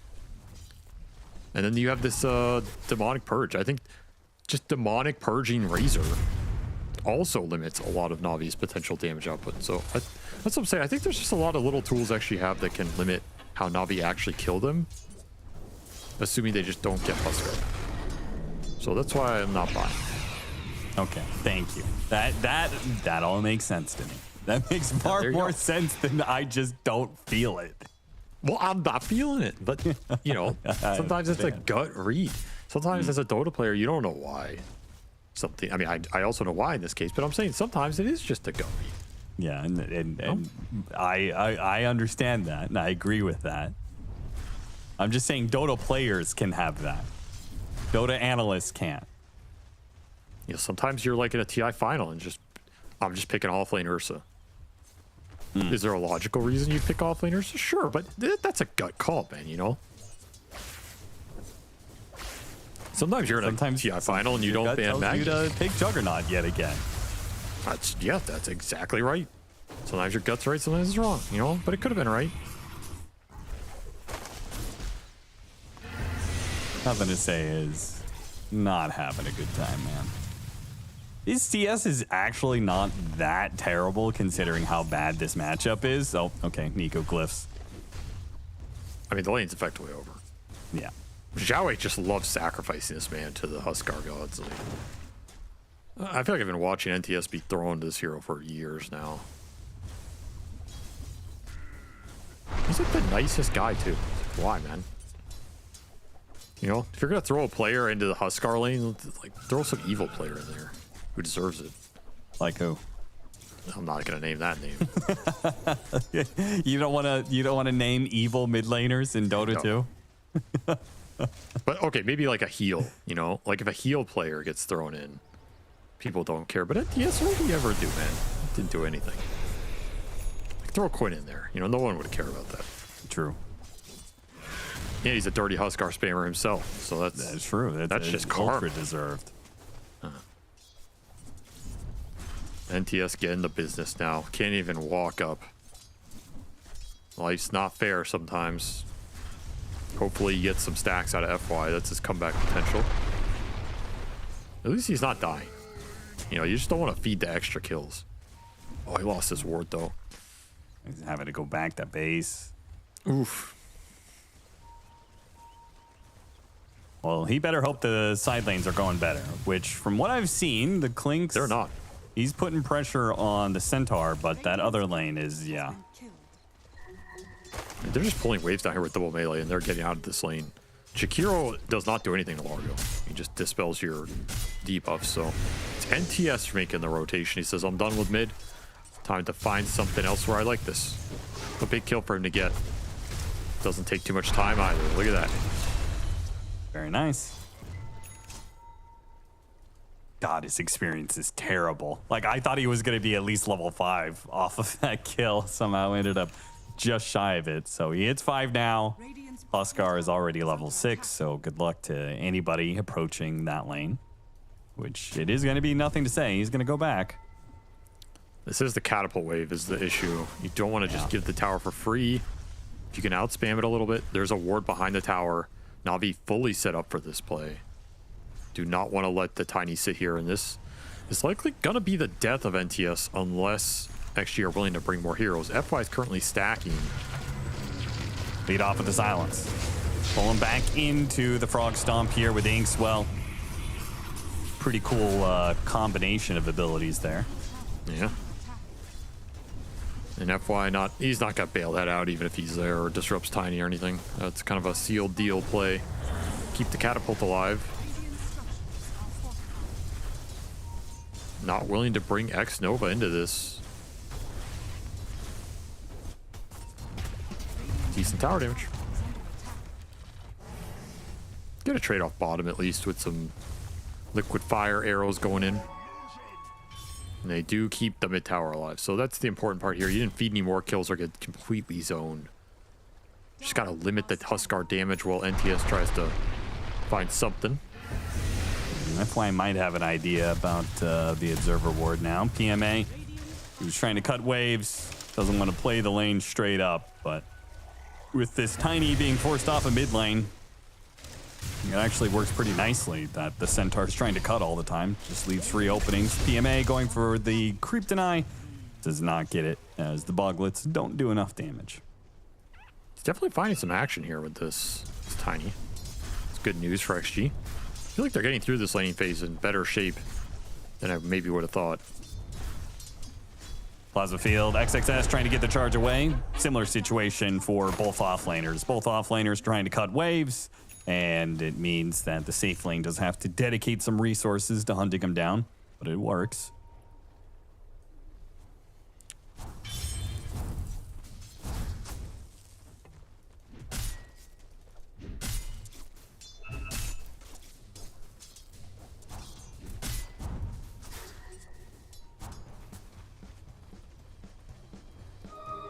Big stacks for somebody in this XG triangle. And not for nothing to say. Well, this guy gets nothing on this team. Also, XXS didn't even do that correctly. Like, you're supposed to pulverize, you're supposed to pull the ancient camp and pulverize one of them and then trample with the larger AoE. Well, maybe he didn't want to kill the ancients. Maybe he doesn't want to take all of it, you know? Okay. Well, that sounds incredibly inefficient because they're just sitting there now.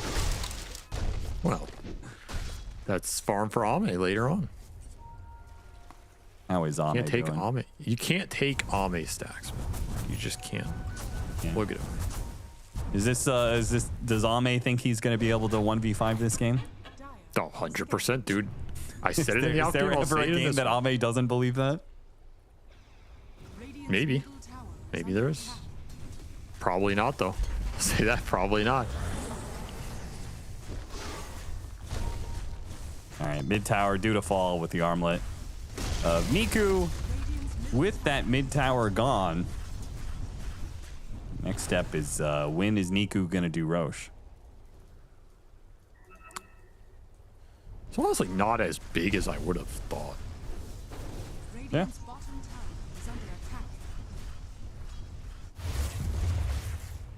I don't think he played as aggressively as he could have. Like, he didn't cut waves behind the tier 1 and kind of threaten people off the lane entirely and then go steal neutral camps while cutting the wave and stuff. Is like how you get ultra farmed. Maybe some of the Huskar experience diff, but DP away, picked up for him. Annoying Frog Stomp is just too easy of a cancel. Yeah. Yeah, that's not what you want to do if you're XG. Like, it's okay to abandon the Huskar lane, but you can't abandon it and then just feed extra kills on top. That's how this hero gets out of control. And the Centaur, who was pressured by the fact that he was matched up against the Clinks in lane, has a Helma Dominator, so he's taking the tower, and he's pretty much guaranteed to get farmed no matter what happens. XXS trying to cut out the wave so they can take the opposing safe lane tower as well, but now he's been silenced now with the Inkswell. It's a chain stun scenario. XXS dies. Plasma Field doesn't quite land onto X-Nova. And Niku can't keep chasing. Huskar powering up right now, creating some space around the map, getting some kills, getting some power runes.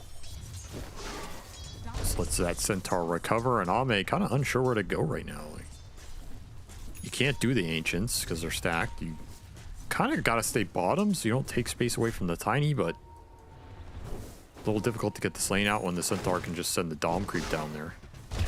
No real playmaking ability open for XG either. Need Tiny Blink, you're 250, 300 off here.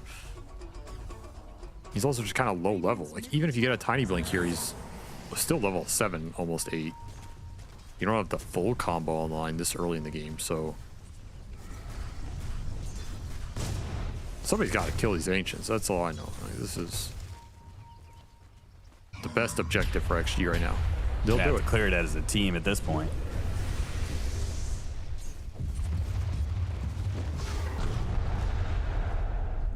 I don't think NTS got a single creep. I think he got one. He got one. He's 20 off blink. They're just bullying this man, dude. Like, what's happening? He's getting bullied by Na'Vi and his own team. Yeah. Disruption into toss. Zayat trying to make a run for it here to the haste rune, but he's demonic purged. You give him the stampede though, and that will keep him alive even as he is unable to get the power rune. Stampede's gonna be nice against this purge this game. I think normally demonic purge would cause like the Razor Huskar a lot of problems, but if you can just stampede counter it every time, who cares? A very important question: which is the best Largo song? In terms of the most powerful, or just no, what's in the song actual itself? Song? Oh well, I don't play with audio, so I've you're actually a never musician. heard them. You should have an opinion on these things. Yeah, I've never heard the Largo songs. What? You can hear Yeah, them I don't right play now. With audio. No, I don't play with audio. Do you not cast with audio? Well, my brain like autos filters it out, you know. Okay, he starts strumming the guitar and you just hear white noise. Well, I like game sound very low, and I've legit never heard the Largo songs, like the actual audio. Okay, well that'll be your job between this game and the next. You go on the Dota 2 Wikipedia and listen to the Largo sounds for me. Are they good? Or like, oh. Whatever.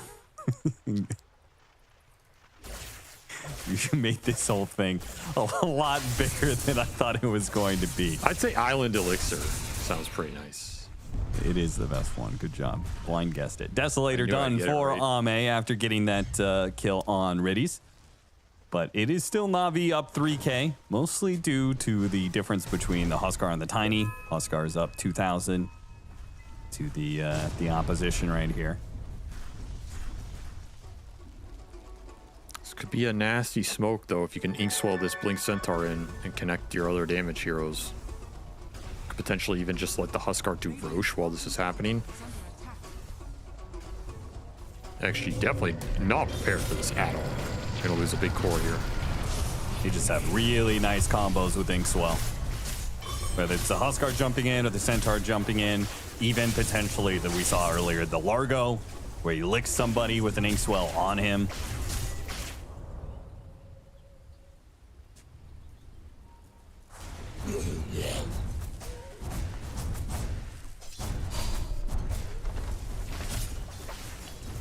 Easy tower right there. They do lose their shrine.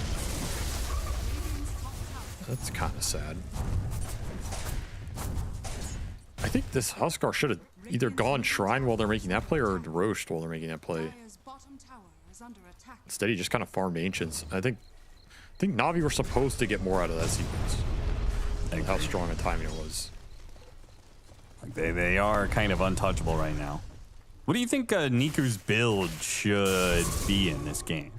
Because he's going Armlet and he was thinking about BKB and then he opted for Sanj. Now he's thinking about Heart. I kind of felt like this was a game where you could go Blink Dagger on Huskar and, you know, just hunt down the Clinks as much as you can. You definitely want BKB at some point.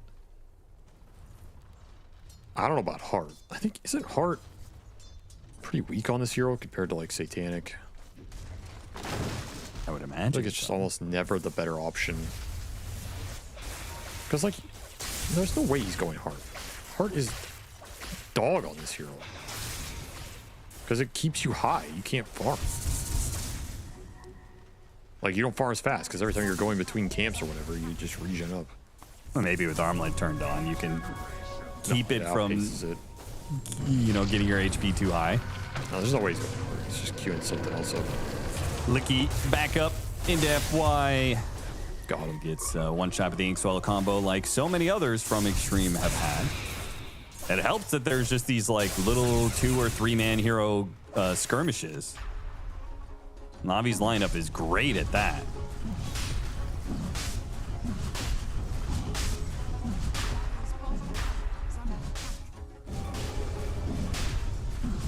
This has not been the fastest, most efficient game for Na'Vi, but they are getting the job done. That's how I put it.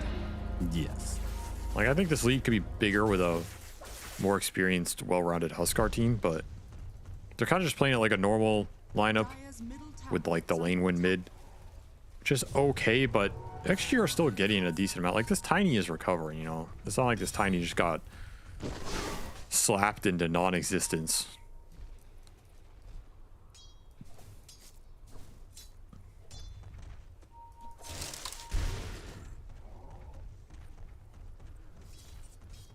I don't know, XG kind of getting stuff out on the map. Doesn't look too bad for him. Might lose NTS here though.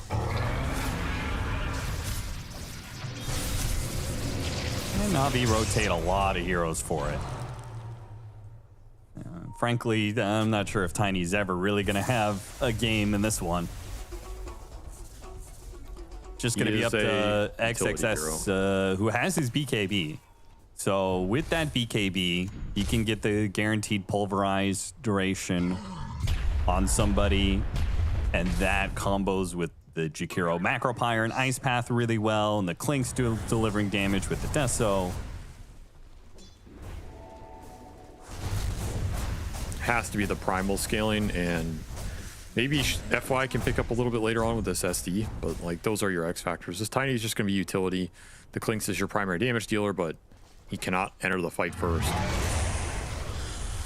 And Navi will have BKBs in this game on their big cores. He's actually going hard.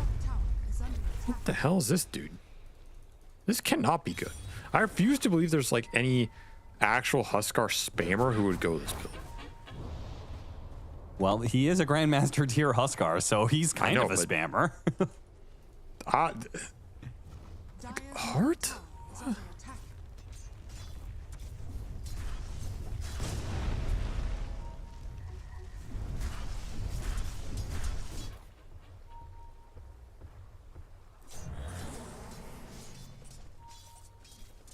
Just out of curiosity, I checked Dota buff win rate for Huskar with Heart, which obviously it's going to be above average because who the hell gets Heart on Huskar? You must be pretty damn farmed. But it is still kind of in his top 25 items it's picked up.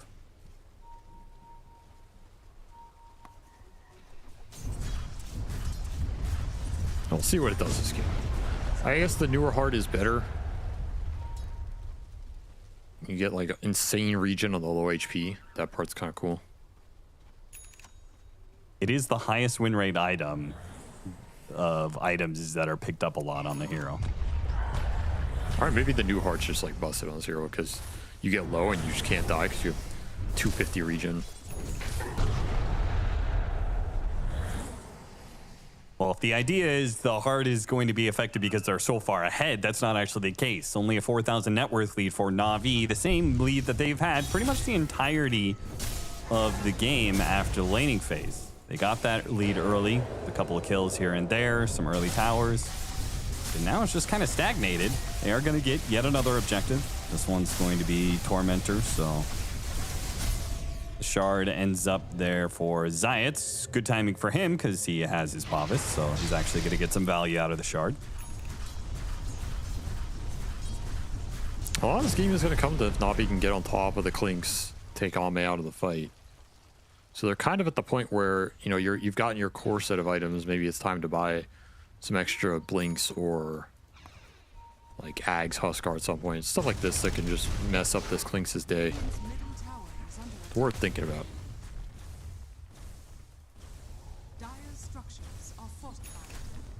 Stacked up on red items. Armlet, Sanj, Aegis, Heart, Niku. Starts banging away at the tier 2. Xtreme want nothing to do with him. They're just trying to slow down his push as much as possible. Ame is going to get some info on Got the Juice here, but he's got a BKB. No point really calling your allies to go gank that guy. Better to just cut waves. Radiant's middle tower is under attack. Radiant are scanning. The old Croak of Genius Huskar. Mana costs reduced by 15. Do you think that actually reduces genius. the health cost? True, no. That would be pretty funny. What a combination, actually. The only hero with no mana. It's still got to be good, right? The damage reverb of percentage-based life break It's just funny to me, you know? Like, Yeah. also, I don't know, like, is Huskar just running around with full HP? Is this... I'm not buying, bro. I'm not buying. His farm is so slow. Like I can't get damaged. Like I can see the heart. If you have like an Aegis, you buy heart, you go high ground, you're ending the game. You know, it's like really good for the fight. But this item cannot be good for the hero just running around the map. It kills so much of your farm. Maybe he needs to put it in his backpack every once in a while. He should. Yeah, he actually should. I'm not even kidding. He'd farm faster with the heart. And then he just subs it in when he's about to go in the fight. And he's like a low HP and he gets all the regen. Look at the armlet can barely keep him from 100% HP. This is interesting. I genuinely don't know if this item is like supposed to be built on this hero or not. And I have to believe all the Huskar spammers would probably give you like a different answer, you know? I'm sure some are like, oh yeah, it's good. Some are probably like, it's trash. Some are like, oh, in this scenario. But I guess another question is this game, is this the build you want? Because I do feel like XG have a lot of, like their lineup is kind of burst centric. Yeah. I mean, between the Tiny and Primal Beast combinations with Jakiro, they're definitely like, you know, full all in for 5 seconds to kill one hero. Like the BKB is definitely more important in this game for him, but he'll get there eventually too.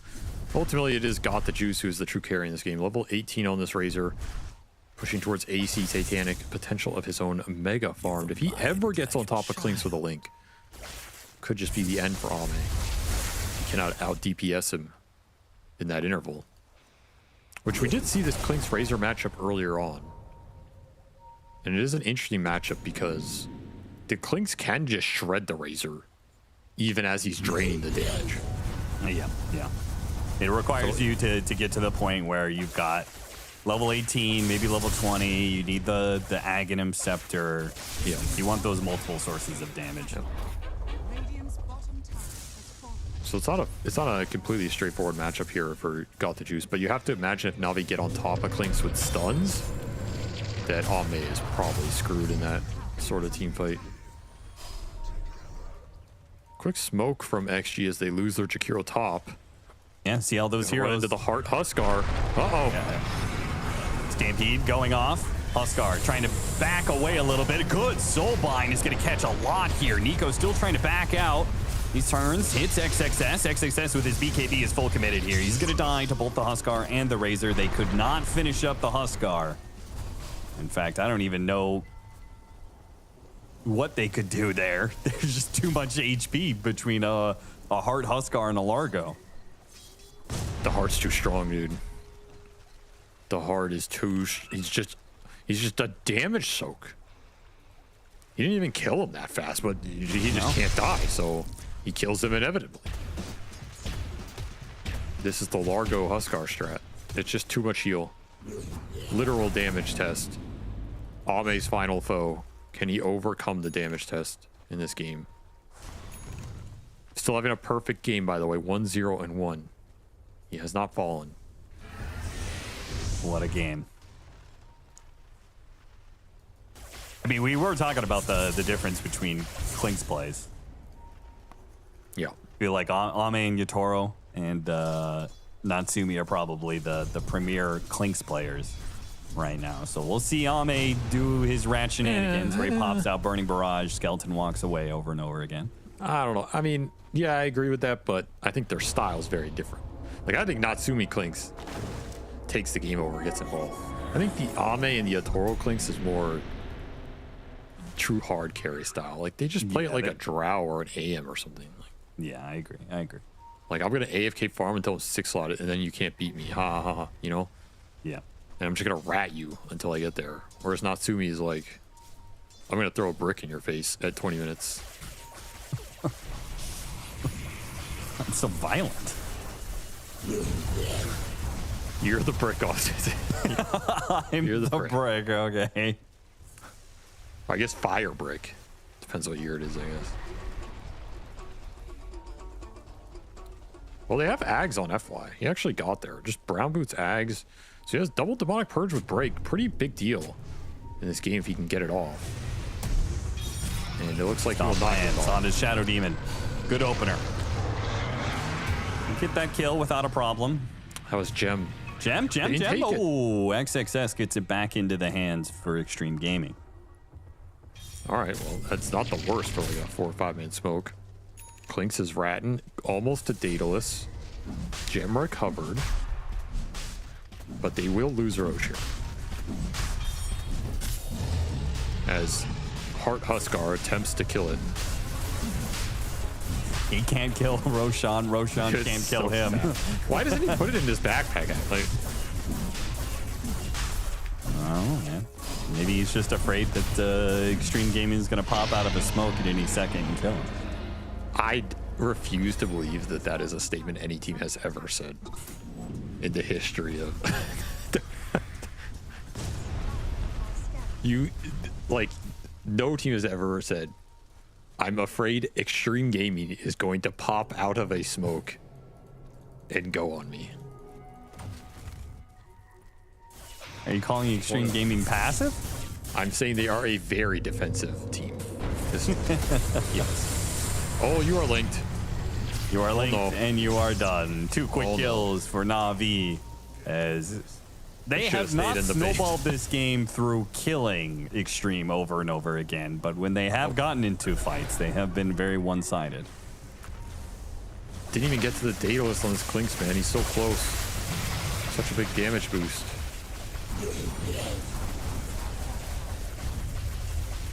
Banner protects creep wave. I'll have a few more seconds to work with before backdoor protection comes up, and another creep wave is pushing in. Satanic done, forgot the juice. Huskar at full. What will you do? It's a lot of HP to get through. Slow and steady. Slow and steady wins the race, you know? The arrows mean nothing to him as he will regen up. It's like watching Alchemist or something. Yeah, it kind of is. You should just get an AC next. Just max armor with alongside the heart. Just don't take any damage. Radiant's top tower is under attack. I mean, there's some truth in it of like, sometimes the best way to kill people in Dota is just make sure you can never die. And then the enemy just dies trying to kill you. That's basically what Falcons did for like a year, you know? Yeah, they did. It's a good strat, honestly, because it removes all decision making from your end and puts it all on the opponents. That's the actual strength of it. You just turn your brain off. You are in danger of sometimes games going long, which you don't have the better late game lineup. Maybe that's concerning, though. Na'Vi, I don't know if they have the better late game lineup, but they certainly are no slouches going. I mean, they're acting like they do. And would they lead? I think that's true. Razor's a ridiculous late game hero with Refresher and Double Eye Storm nonsense. Oh, yeah. I don't think they're too worried here. Grimstroke is also a pretty stupid late game hero. You can either get Ags or Hex, and at that point, both of them on the Link are just ridiculous to try and play into in the ultra late. So they definitely have some very solid scale. Plus Cart. You always have Workhorse that can bail out like the Razor Huskar, and then what does Ame do in that interval? Oh yeah, that's the counter to the Shadow Demon Demonic Purge. Right? Yep. They slow down the Razor. You just put him in the cart and keep that drain going.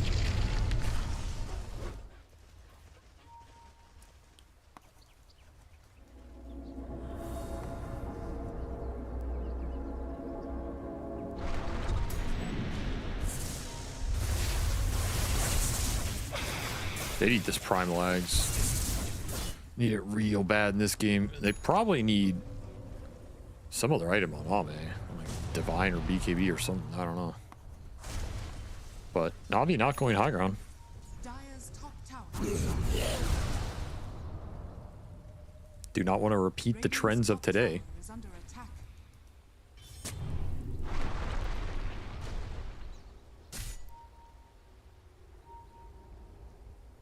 Definitely some very one-sided games. We close out this group stage.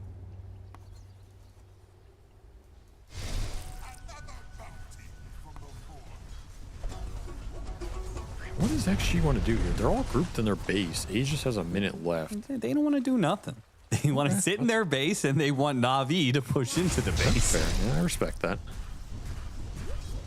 And Na'Vi is not going to grant them that opportunity, as they're just going to let this Aegis tick out. Oh, they do want to do something. They're smoking down bottom, looking for the frog. Pop out, blow up Giants real quick. See you later, nerd. Just like that, they retreat back to the base. A successful game. It would be really funny if they just backed up and sat on their high ground again. Just 5-man smoke to give the middle finger to Giants. Probably got lulled into sleep in this game and just decided to farm away for the first time in 20 minutes and instantly died. Now Na'Vi will try and find retribution. But the Shield Rune Centaur, they're not touching that bad boy. Goes back in with XXS, gets a grab onto this Razor with a follow-up Macropire Ice Bath. It does a decent amount of damage, just not enough to finish off these heroes. They needed Ame to deliver some damage onto Got the Juice, but instead Got the Juice gets onto Satanic, heals up the full, and let's not even talk about the hard Huskar. They land the Ice Path. Got him He's on got the ice nothing pad. left. No Satanic this time around, so he will die in the second go from Xtreme Gaming. Now the Avalanche toss back onto the Huskar. Broken Huskar on top of that. Try and give him a lick to get him out. TP away. Nope. Denied instantly by the ice path from Xnova. Good read of the situation. Niku still making a run for it, though. Nothing to say. Blink up. 3, 2, 1. Goes in. Avalanche toss up in the air. Not quite enough damage. Niku with the armlet toggle. Now gets hit with the ice path. Here comes a big boulder. Licky trying to pull him back. Again, he's going to be broken. Can they finish off this Huskar? It's everything they have. The heart is too damn good. Okay, heartbroken on Huskar. Good God. What the hell was this fight? Dude, XXS is a monster, bro. This guy is... He is the best offlaner in China. Like, I don't know who else makes that play. He gets ganked by 4 heroes, and he just throws a rocket. Stuns 2 of them, and it's like, time to go. And just absolutely delivers 10,000 damage. This decimates Na'Vi. He forced so much out of the Razor early on in that fight. Very clutch disruptions by FY2. He bailed him out at the end. What a team fight from XG out of nowhere. Down 20k. Clutch. Very clutch.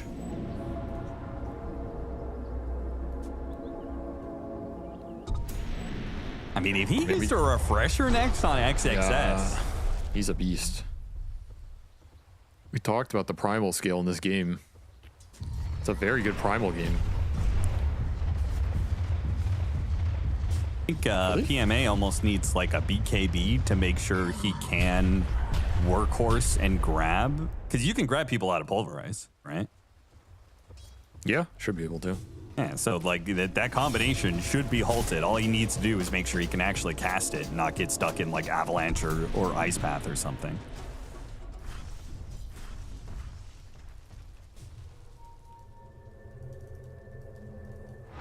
Okay, this is the last time I'm going to say anything about this Huskar Heart, but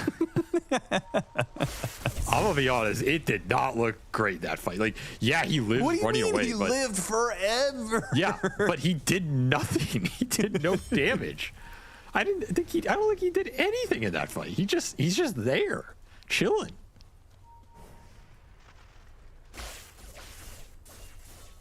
It's bizarre, man. I don't know how to evaluate this. He did live for a very long time. That was cool.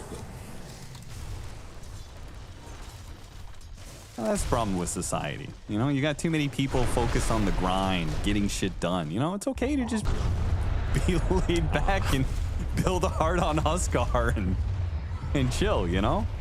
I will say if he finishes Ags, I think this build it comes together for me, because then you're just some like frontline unkillable dude and you're just taunting people for 3 seconds every 7. Okay, but he won't be unkillable by the time when he gets to that point. We're then going to be at Klink's level 25, you know, 5-slotted. He's not going to be untouchable at that point. I don't know. He looked pretty unkillable. He looked pretty unkillable to me. Yeah, when he got killed. That was a fluke, dude. He just messed up the armlet toggle. Fluke. 5-man spoke up from Na'Vi, trying to play for Roshan right now. Rosh, Could be top. Will be top. They're still missing the Razor 25 because that fight went so bad. Yeah. It's a big deal here. Ame also missing his 25, but he has a full MKB done after that. Play for the high ground. Ward's got the toss back on the Centaur into the Ice Path. Macro Pyre. Now the grab with a Pulverize. The Centaur is down. Jump in from the Razor. Beautiful rock, though. Goes out from XXS. Stalls some of the aggression. Still, though, the Razor so much with the damage on BKB is Razor. just pushing through, and he's got too much. They can't fight him. Not yet. Dude, he got the double link off the Soulbind. That was so much damage, plus 260. Man. Flares Boda on top of that. He's just, that is not a fight XG we're willing to take. Yeah, it's going to be so scary if he takes the attack speed talent at 25-2, double damage and double attack speed steal. Oh, you absolutely take it. Yeah. He's a monster now, especially if he gets a refresher shard here. Oh boy. This is the late game Razor that we were promised.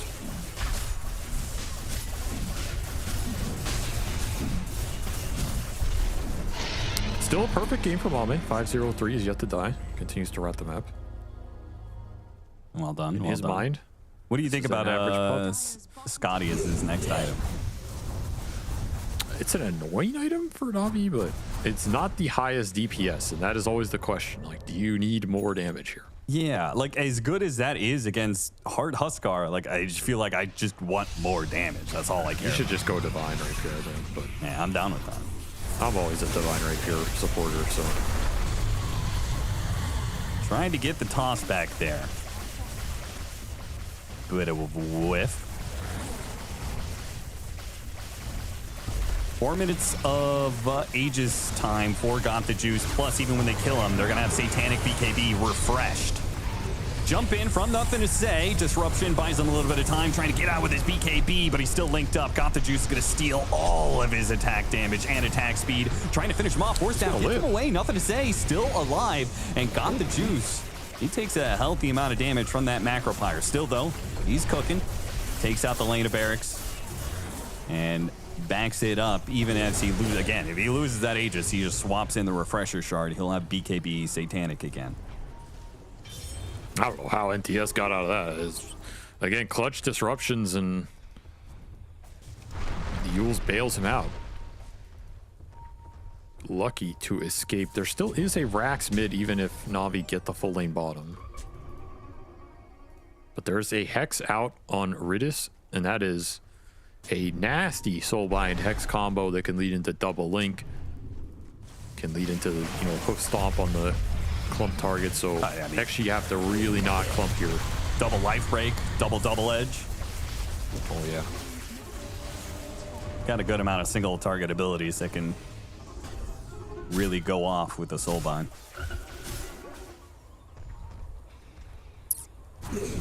Do have that refresher on the Primal 2 now though.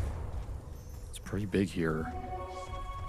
I don't know, this game is still winnable for XG, down 20k, but they can pull something out of their hat on this high ground. Definitely doable. They have a very strong high ground lineup. Klink's tiny toss back, Jakiro, SD in the base, always annoying.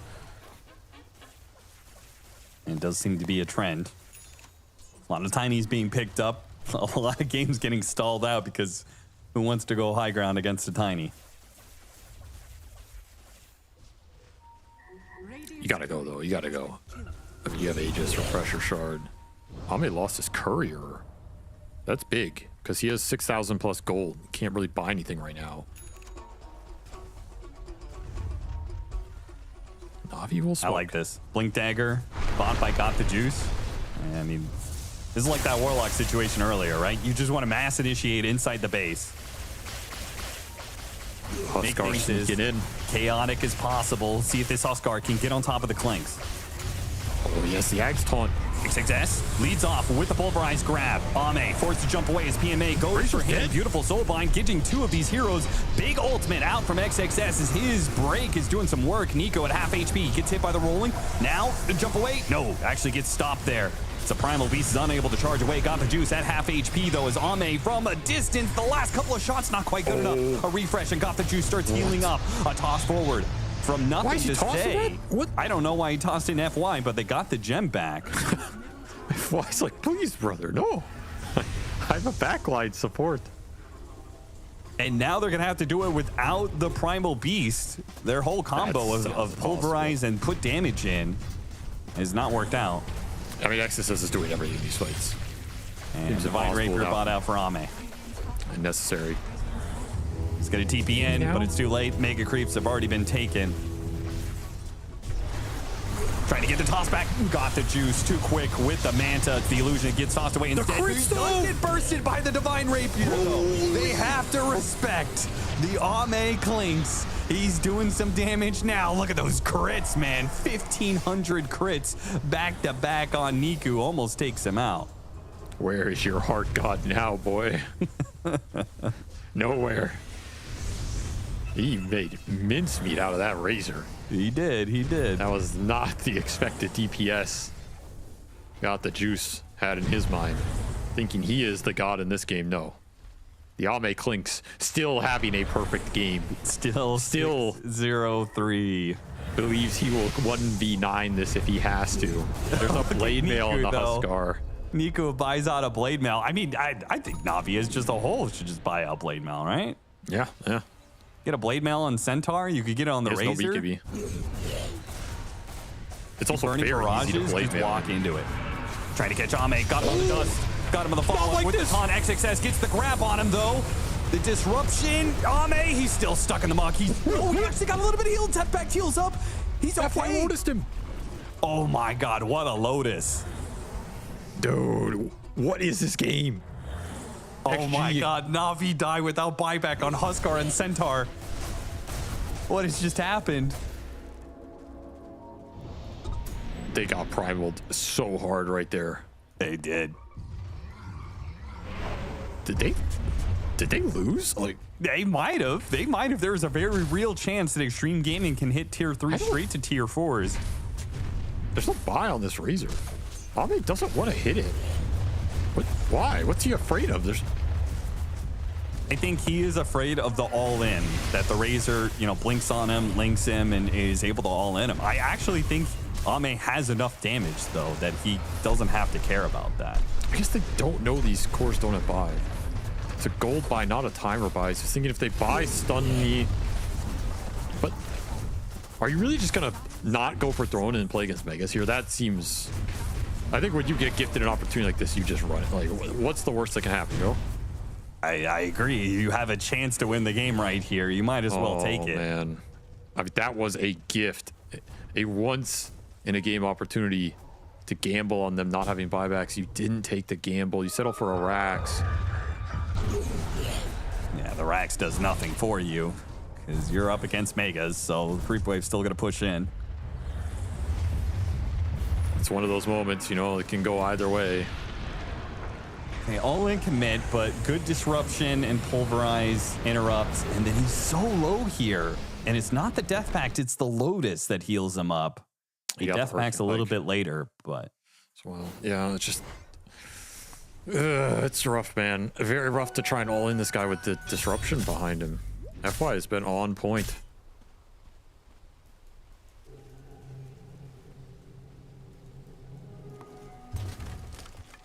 Okay, but level 25 Huskar, right? He gets the life break damage. Then the heart's really cooking.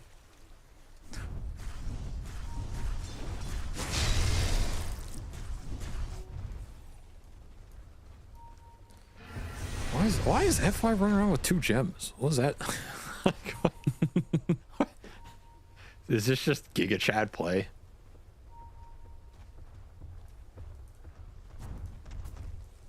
Dude, it's like Kevin Gates, weird, you know? He's got 2 gems.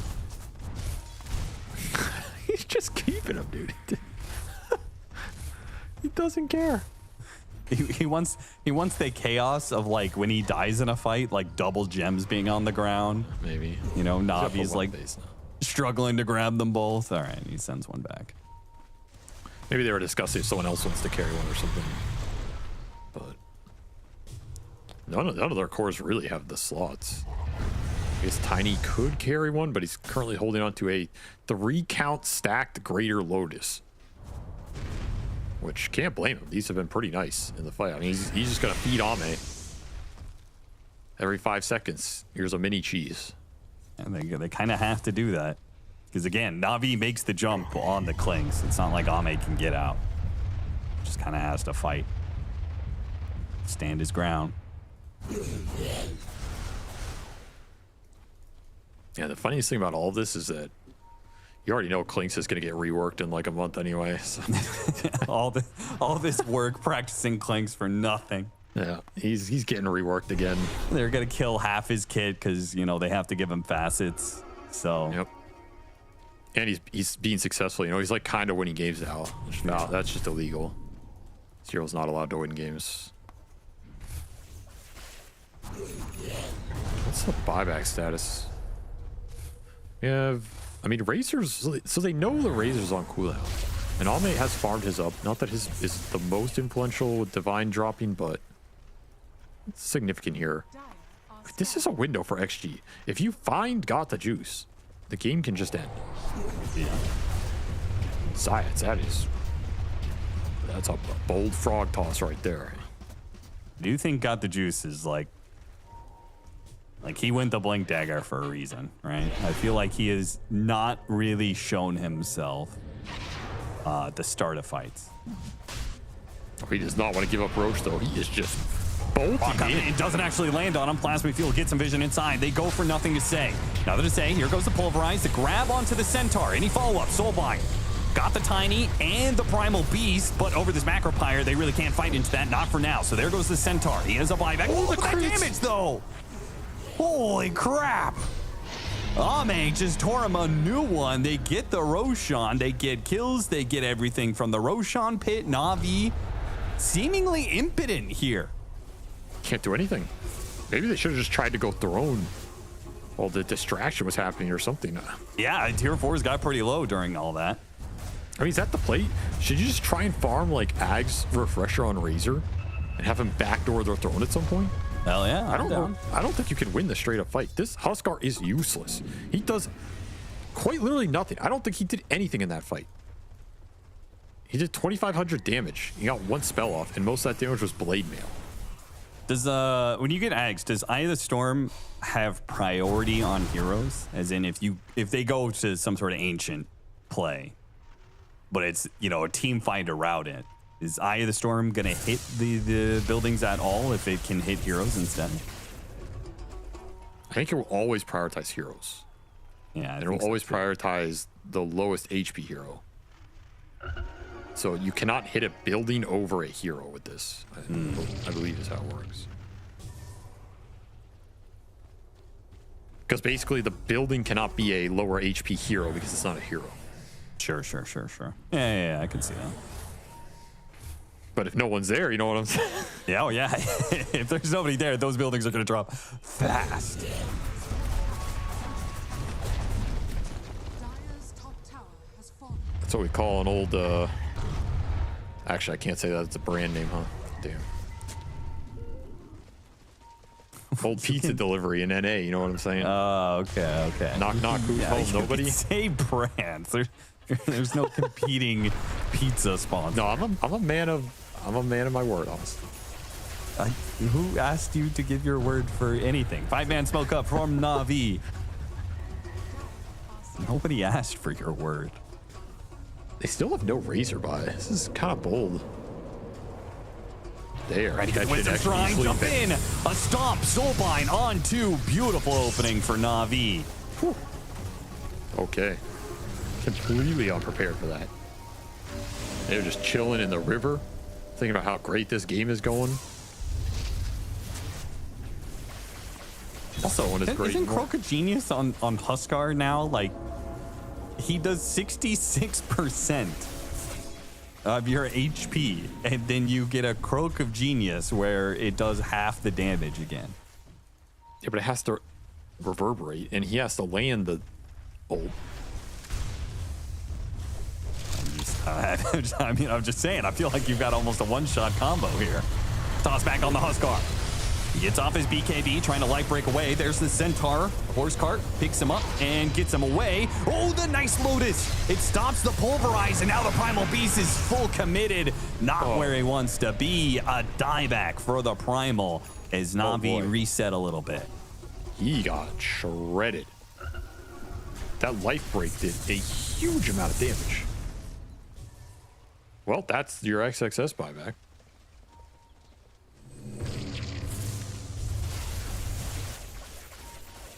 You still have Aegis.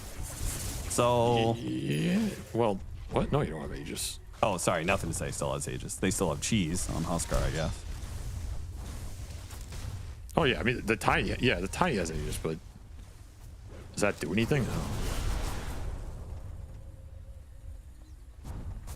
And Navi, you're going to push into it anyway. You have to stay, hits him with the Yules, gets rid of the shield rune. Tier 4, one down, toss him back into the ice path. Once again, the cart goes out, and while they save the Huskar, they kill the Tiny. Aegis down. Niku. Nothing to say, tries to come in, isn't able to blink right away, so no toss back here. And got the Jew, showed himself for a second there. Gotta do something here if you're XG. 45 seconds till the Primal Beast is back up. Navi, they've used an Eye of the Storm. It's halfway through its duration. They push forward. Going after the Ancient. Ame pops out, trying to do what damage he can to push Got the Juice off the Ancient. Does a damn good job of it, man. Huskar chipping away at the Ancient where he can, though his damage isn't really that intense at full HP. Silence on FY. FY soulbound up next to X-Nova. He goes down. No buyback there either. 3 versus 5. Niku almost dying there as Ame with the Divine Rapier is trying to put enough damage to kill these Navi heroes, but they just keep on resetting. Another toss back. Doesn't send him far. Niku licked, trying to get him out of there. Niku turns, fights with the light break, and they get the kill. Ame trying to dance away from Got the Juice. XXS back he does manage to do so successfully. Nobody from Navi is dead yet. And they back. They retreat. They say the Primal is too terrifying.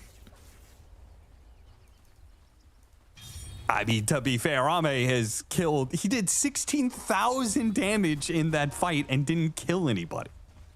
The heart Huskar has come online. He might not do the building damage, but he is doing the mental damage right now. Watching him in Ancient it's so full pathetic. HP is really funny. He goes for it. Once again, trying to get the toss back. Once again, the card is there to be able to stop it. Nothing to say. In some trouble, but the Huskar dies out. Centaur caught inside the ice path. Bad news. Soulbind. It holds back XXS. XXS in some trouble here. Good macro Pine trying to stall these heroes, but it doesn't change the fact that XXS is dead. A dieback is on the table for him. PMA all in. Good Hurricane Pike, but he can't do enough. Got the Juice is able to hunt him down still as the real damage dealer is here. Second life for Ame, but this time with no Divine Rapier. Can't really threaten the Razor the same way he could before. Zayat picked up the Divine Rapier, turns it into a Spell Lamp Divine Rapier. The 4-man, they'll wait for the Centaur before they go in for the final blow. There it is. BKB hits the throne. Full in, commits to take out the Ancient. Got the Juice, just needs a little bit more. Ame can't do enough damage. They will finish off the Ancient and close out their final game of the Blast Slam group stage. Well, that definitely got a little sweaty there. I'm still not convinced by some of the itemization of that game, but Navi get the job done. Not the most aggressive game, not the highest octane game, but they do close it out with the Razor scale. That's why he just got back. He's like, hey guys, what happened? Did you win that one? No, they did not. It went horribly wrong in the last few minutes. I feel like XXS simultaneously had the best plays in that game and the worst plays, but that Soulbind really ruined him in the fight. Like, Soulbind absolutely won that down the stretch there. Otherwise, I think Primal just tramples him. So, cool pick there from the group stroke, proving its worth. Yeah, very sick pickup for Navi. Great drafts all around as they take the game over Xtreme. I mean, I don't think I've seen that in...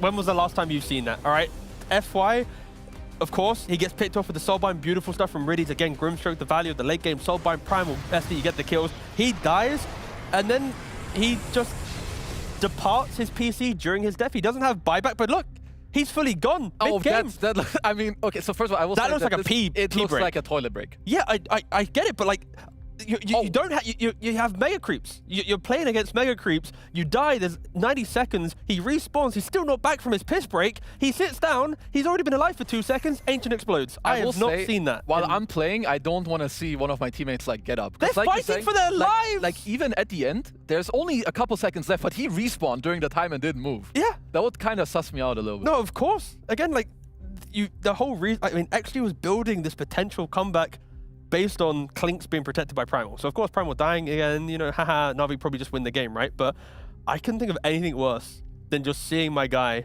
you know, I'm defending my Ancient, he's relieving his bladder, you know? He had better things to do. That toilet was necessary.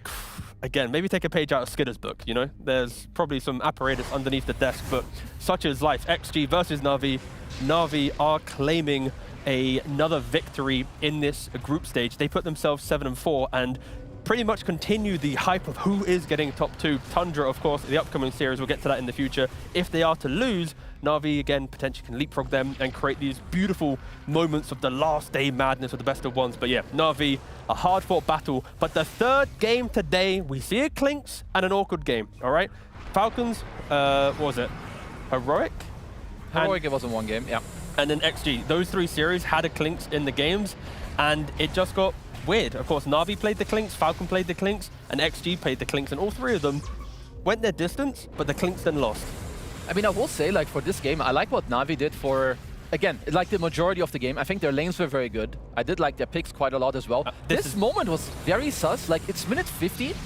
Why are we at the Wisdom? Like, Wisdom Shrine doesn't really matter, and then it's not just one guy that's protected by the second bro. You're, like, on top of each other, holding each other's hands to, like, just die together. Yeah. I will say that XG did some good things and some very clutch things. Like, I will say that XXS, his scoreline did not really, like, what's it called? Like, it didn't reflect the gameplay and the impact he had. Same with Ame. Hey. He's beyond godlike right now. Guess what? Ame might have been godlike, but FY, he had a piss ball performance.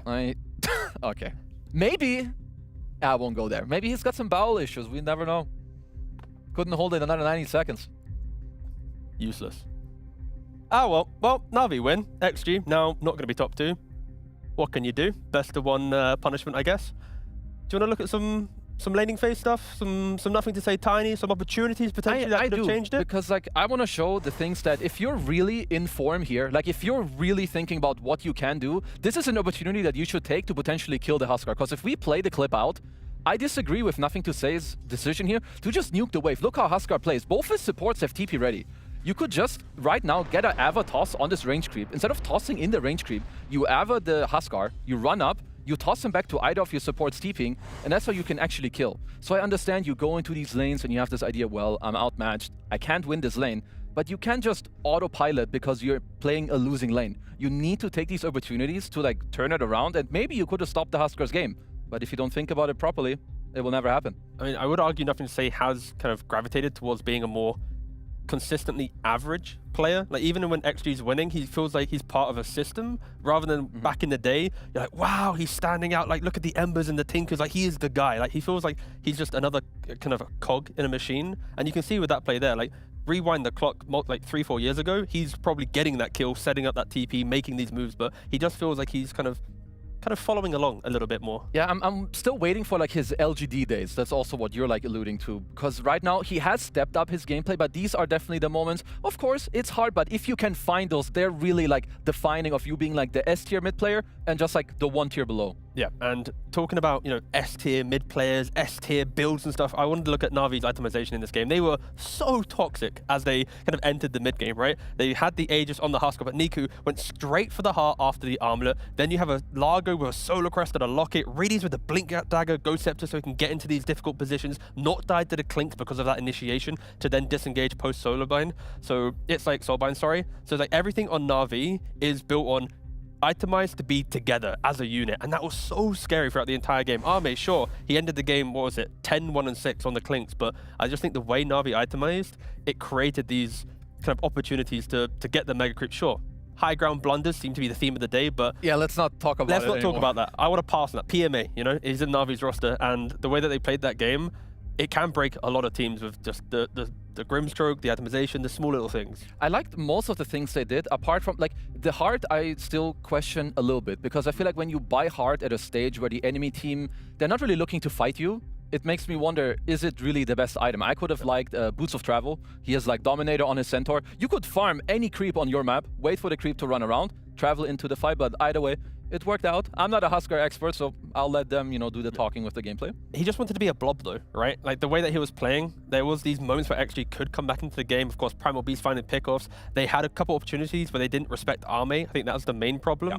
So, you know, the whole idea of Huskar and his build was just find the Clinks, live long enough that someone else can kill him. It just didn't work out. Again, we have some highlights for you in regards to XG finding some of those opportunities and maybe drawing out the game.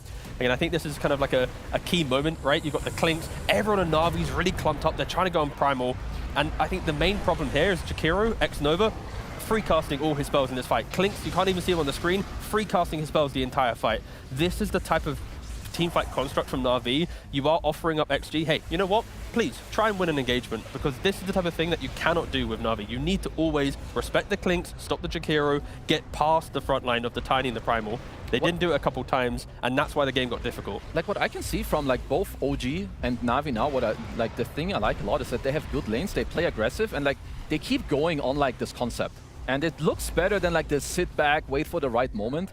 Whereas I will say the one thing that Na'Vi should take away from this game, apart from like the mid game and high ground stuff, the fact that Ame had only one death in this game, and I think it occurred at the very, very tail end, while you have map control the entire game, is a testament that that is something you should look at. I think Klinks needs to be able to receive some deaths when you have a 10k lead, 20k lead, map control, and a gem for the entirety of the game. Yeah, and completely irrelevant stat.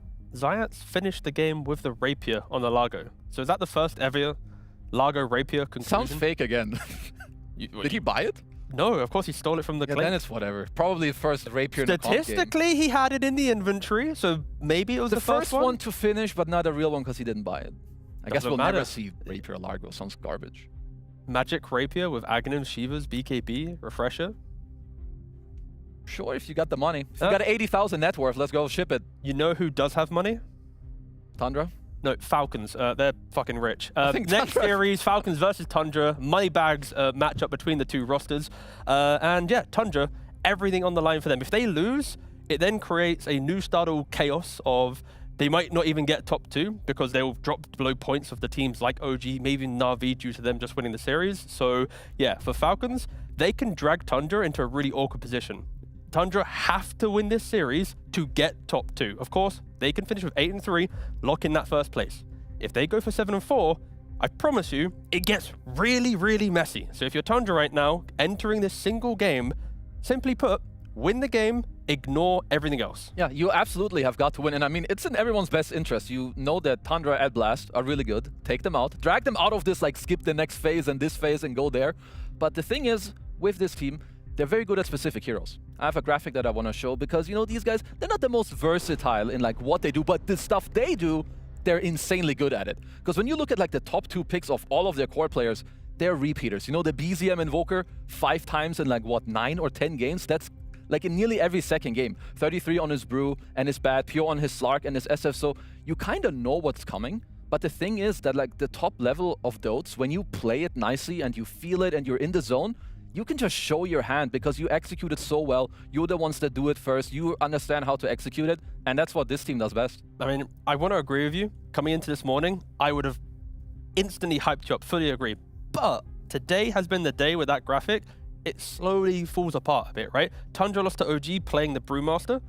Tundra then lost to Team Spirit playing the Brewmaster and the Invoker. So it's not as if it's been a flawless group stage where the top heroes that we've seen, the Slark also on Pure lost to Na'Vi as well. So a lot of the big comforts, they've had moments of being dominant, but there's also stats on, wait, they can be beaten. So it's not as if, yeah, there's a little bit of cracks forming for Tundra. It's why they're in this like awkward potential tiebreaker situation. But again, if they win it, they're safe. It's so simple. Yeah, it's honestly just, it's understandable. You know, when you know what they're gonna pick, you can prepare for it. They are the best at it, but like we're saying, they're showing some weaknesses. And that's important. Well, Falcons look pretty weak as well. So what, the battle of the weak 2 teams vying for the top spot of Tundra? Who cares? Let's see what happens in this upcoming draft.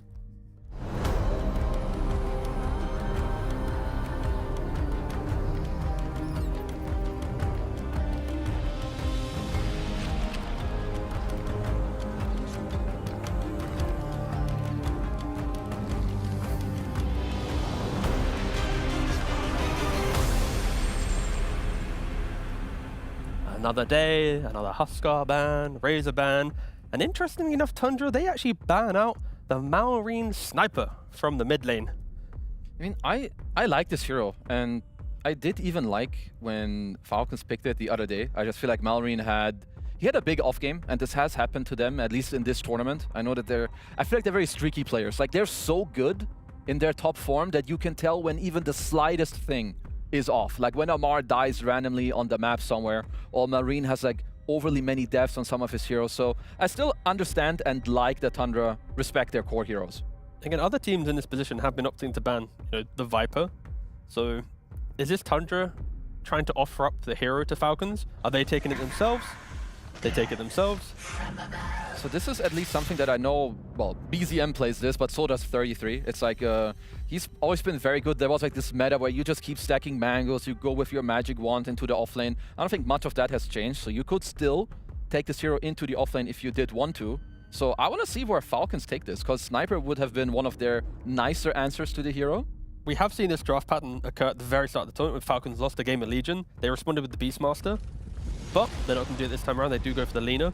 And that is going down the theme of Tundra's ban, right? Tundra bans the high-range sniper that can play into the Viper.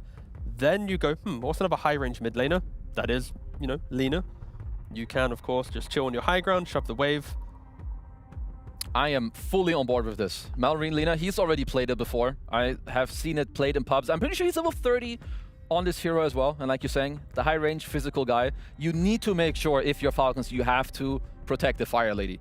Take out heroes that are able to jump you, that get on top of you easily, whether it's Centaurs or Clockworks. Like, these heroes should not be in the pool. And at the same time, you need to protect Lina. Have heroes that go in, look for Mars yourself, protect her. I mean, but this is where Falcons, a lot of their side lane cores enable this type of gameplay, right? It's the Mars in the off lane, it's the Ursa, the Abaddon in the safe lane. They naturally like to investigate the fight.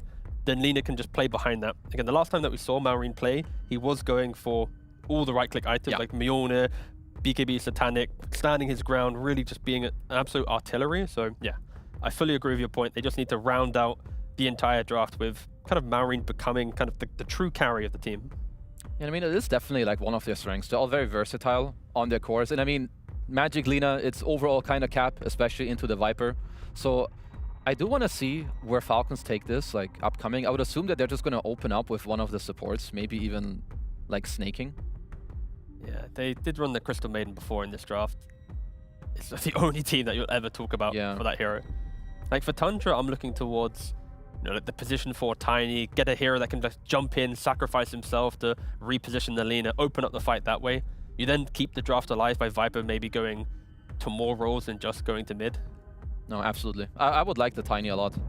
I think the 13 CM would really suss me out. I think that's like, you need to be like the best CM player in the world to pick it like double blind, or maybe even some of, like you CM 13, I think you're asking to get Tiny tusked on the upcoming Sword on Tundra, and they're just gonna slaughter you in the lane. So what would you 13 pick here? Like a Tusk, a Ringmaster, like have a bit of more save in play? Yeah, probably one of those, like maybe just like slightly less volatile, or the ones where you feel like that crit can take it like into the offlane too. So either of the ones you mentioned, I think they're kind of, like they're pretty good. I mean, it looks like Falcons themselves. I understand that they like this Lina into Viper, but I don't know how...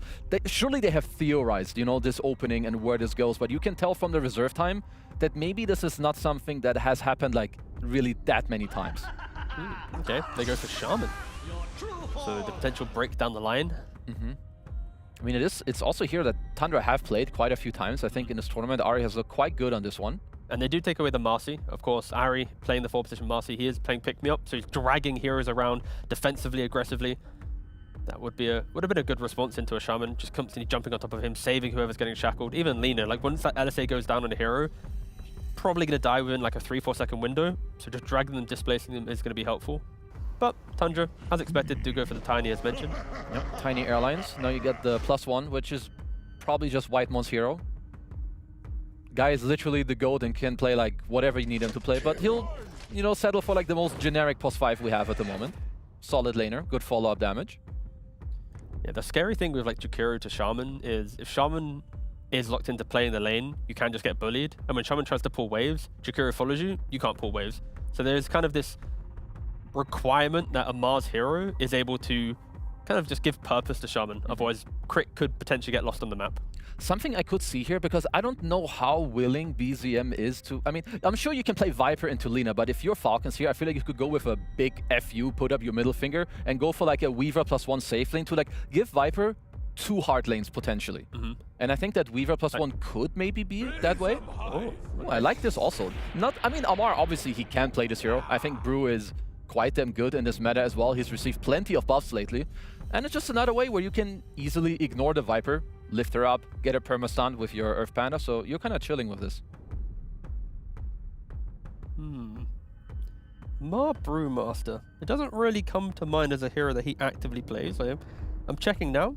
He played it 2 months ago. Again, he did win, went 11-0-11 on the hero. That's quite good. And I will say for the ones that aren't the Giga Brewmaster players, them taking away the 4th Spirit, that's a buff to you. That's a buff for sure. Because before that, he played it in 2024 where it didn't look so hot. He was just losing games. So yeah, not the biggest hero for him. Again, 2024 to now, only a couple games to hand. So we'll see what he can do then. They do run back the Largo. So what is it now going to be? I think Snaking has been playing 5 Shaman. At least I've seen him pub. He has, because for now what I've seen is that it's mainly been Crit playing the Largo. They did show that to us yesterday. Yep.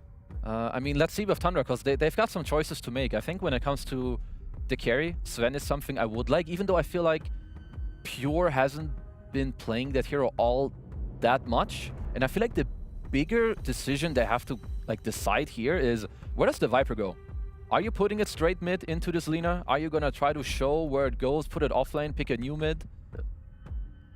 And then you just go for the Sven. Yeah. I mean, I do think it makes sense, because with what we've talked about from Falcons, you know that Lina is the majority of the carry, at least for now. You're an answer to the Brew and a secondary jump. She has to die. And Tundra, when you have Viper Jakiro who kind of want to spit at you from a distance, if Tiny's by himself, your draft will get very lost very quickly. Especially with Brew cutting through, Largo saving heroes.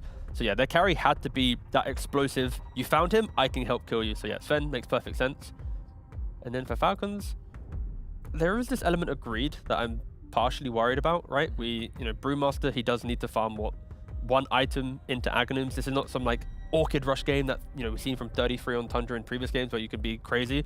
This is more of a traditional looking build from him. So there's 6,000-7,000 gold needed on Brew. Same thing for Lina. Yeah, I'm just trying to think where they want to go with the I feel like 33 wouldn't mind taking the Viper into the offlane and just being your aura bot. Doesn't mid just become a farm battle? Lina pushes wave, Viper pushes wave with the Toxin. Lina might click you a couple times. If you max your second, you just shove it, then you hit the jungle camps. Yeah, I think so. So maybe it's just kind of up to them to decide which hero can we take that helps our draft the most. Can we find the jumper or the team fight from mid or from the offlane? What makes it easier? Because if you go Viper, Tiny offlane, I think that's also fine. You can chill there. But if you put the Viper mid, I think if you can find the correct guy to lane with Ahri top with the Tiny, it's a similar story. So it's a bit of a trade-off. I think the potential guy for offlane would become Tidehunter then. Just for another blob. To try and kill Tide, Lina has to do so much through that. You also buy pipe, you stand your ground. Then Sven eventually will utilize the tankiness of Tide to find the Lina. You'll use one spell, boom, then you get killed. I think there is an argument for a hero like that, especially with the Ursa band coming through from Tundra. I definitely do think that makes sense. They will take out the Ursa and the Klings for now, so just high physical damage guys. I mean, if they were to look at a mid, I don't know if there's anything super crazy other than your generic mids that are gonna do okay in the lane and then they give you some jump. There's nothing real. I don't think there are heroes that do both, which makes mid Lina quite strong. There's very few mid heroes that will jump you later and beat you in the lane. And for Falcons, we're looking at a skidder hero in the last phase. Again, it just needs to be a hero that can get through that potential. One, respect to Tidehunter, that potentially is going to be coming. Again, you have a ban if you can't play into it. They do pan out the Tide, so that does simplify. Because again, for them, it's you've got the DKs, the Abaddons, as soon as you see Viper go mid, it does kind of give a bit more freedom to Skidder. If you see the Viper in the offlane, then it does force him down a slightly different route of a hero pool. And they go for the Timbersaw. Okay, so in fairness, when you're trying to think of blobs in the offlane, Centaur Tide gone, Timber kind of fills that next void. So nothing too crazy, because stylistically, the two bands to pick, they all kind of merge into the same hero when you think about the archetype of hero. Yeah, no, I do think that this checks out. And 33, if you go back 1 or 2 years, I don't think Timber is the hero you really, think about when his name comes up. But ever since a few months ago, Last Blast, he started with the Treads, Timber. he's very good on this guy. He can build the auras that they want, so it's pretty good. Is the guy that can go in front, gives you lots of damage.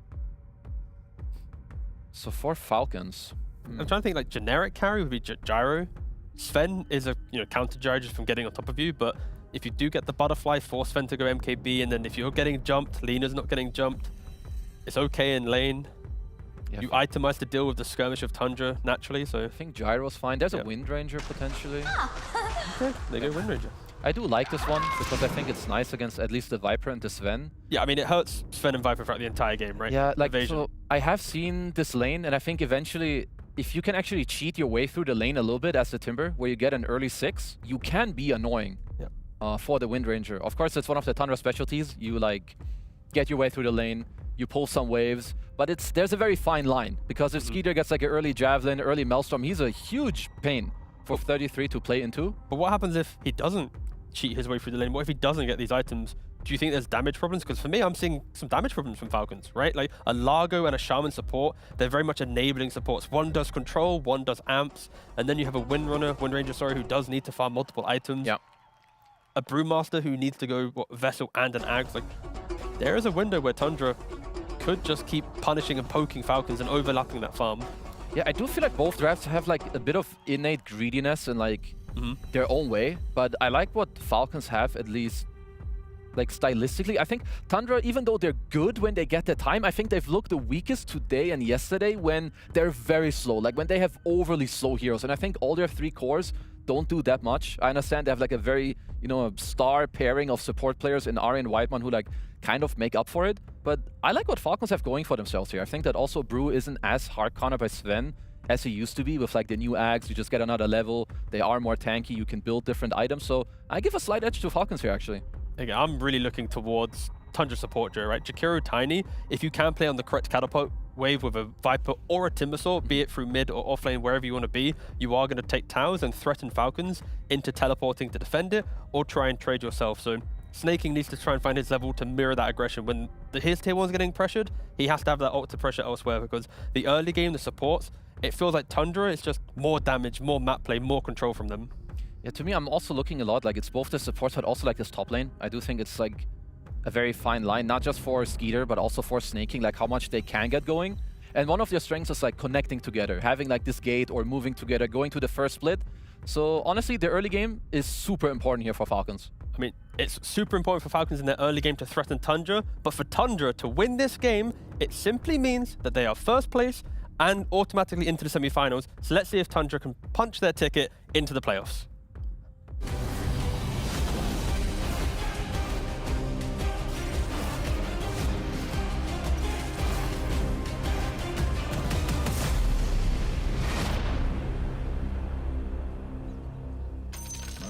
Mallory known to be a melee mid-hero specialist, but if there is one ranged hero that he has his name attached to, it is Lina.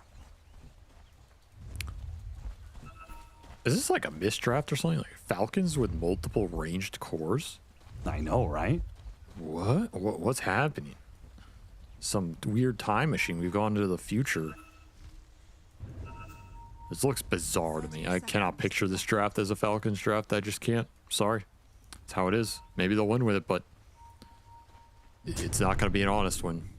It's also even weirder because they have Largo. So it feels like they should want to do their strength melee boys, but yeah, ended up with, I mean, they drafted the Lina right away and then end up with a Wind Ranger because it looks to be just too good of a Wind Ranger game. It's solid here. You can get a fast meal and you're up. He really threatens everybody in this game pretty well. Skeeter definitely would have had a kill if the shackle shot landed, but they get the kill regardless. Seems like the extra damage from the Tangled Facet not required. Didn't want to skill Timber Chain to try and escape there. Interesting, but either way, it is Snaking who gets all that extra gold. The Shaman with the boots first, paying off. See, let that be the lesson of the day. Just buy boots on position 5, no matter what your team says. I agree. Always works. Boots Blood Grenade. Yeah, that's it. Works for a Boots lot of Blood heroes. Grenade. Go for the first blood. If you don't get it, say that your pizza arrived in DC. That's classic NA tactic. Be interesting to see how well Malrine can do with this Lina against the Viper. An old school counter pick, but this is a new school Viper. ATF is not happy about the double melee off lane wave pulling. Yeah, you're gonna get the wave back, but takes a crap ton of harassing. This will be a free farm lane for Pure on this Sven. So you'll have to make up for it with the Wind Ranger lane. Make sure Skeeter is also getting free farm, which he is so far. Double melee off lane for both teams. Gonna struggle in the early game. They finally did it. Finally got the creep wave back. It's parked in front of Amar's tower. While Skater and Snake King continue to go at it against the double melee matchup they're matched up against. So both safe lanes will have a big advantage in this regard.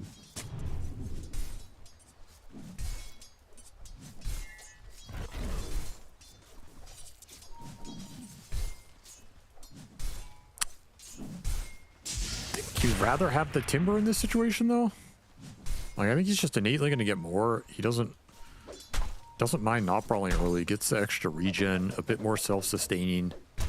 He has better recovery through stacks than Brewmaster. Yeah, 100%. You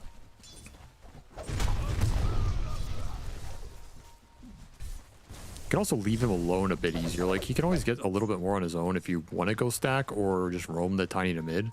Whereas leaving this Brewmaster alone top, it does not feel nearly as good. I don't think Largo is as successful a roamer. He's not as good a stacker. And no. The Brew is also a lot more susceptible to just getting run down in this lane.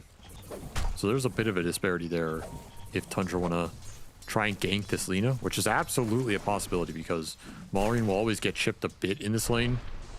You can just like even solo smoke this tiny around in mid and toss him into the Viper, easy kill.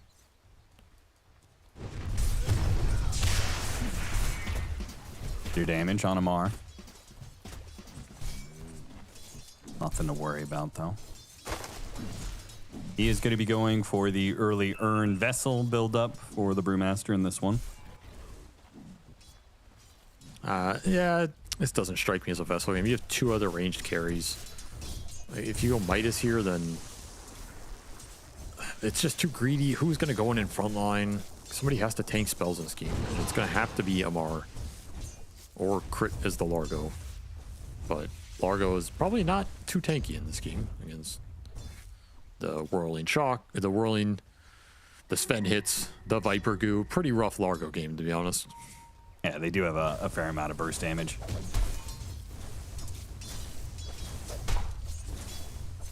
You know, it's funny, Amar, when we had him on the podcast, he talked about this matchup specifically.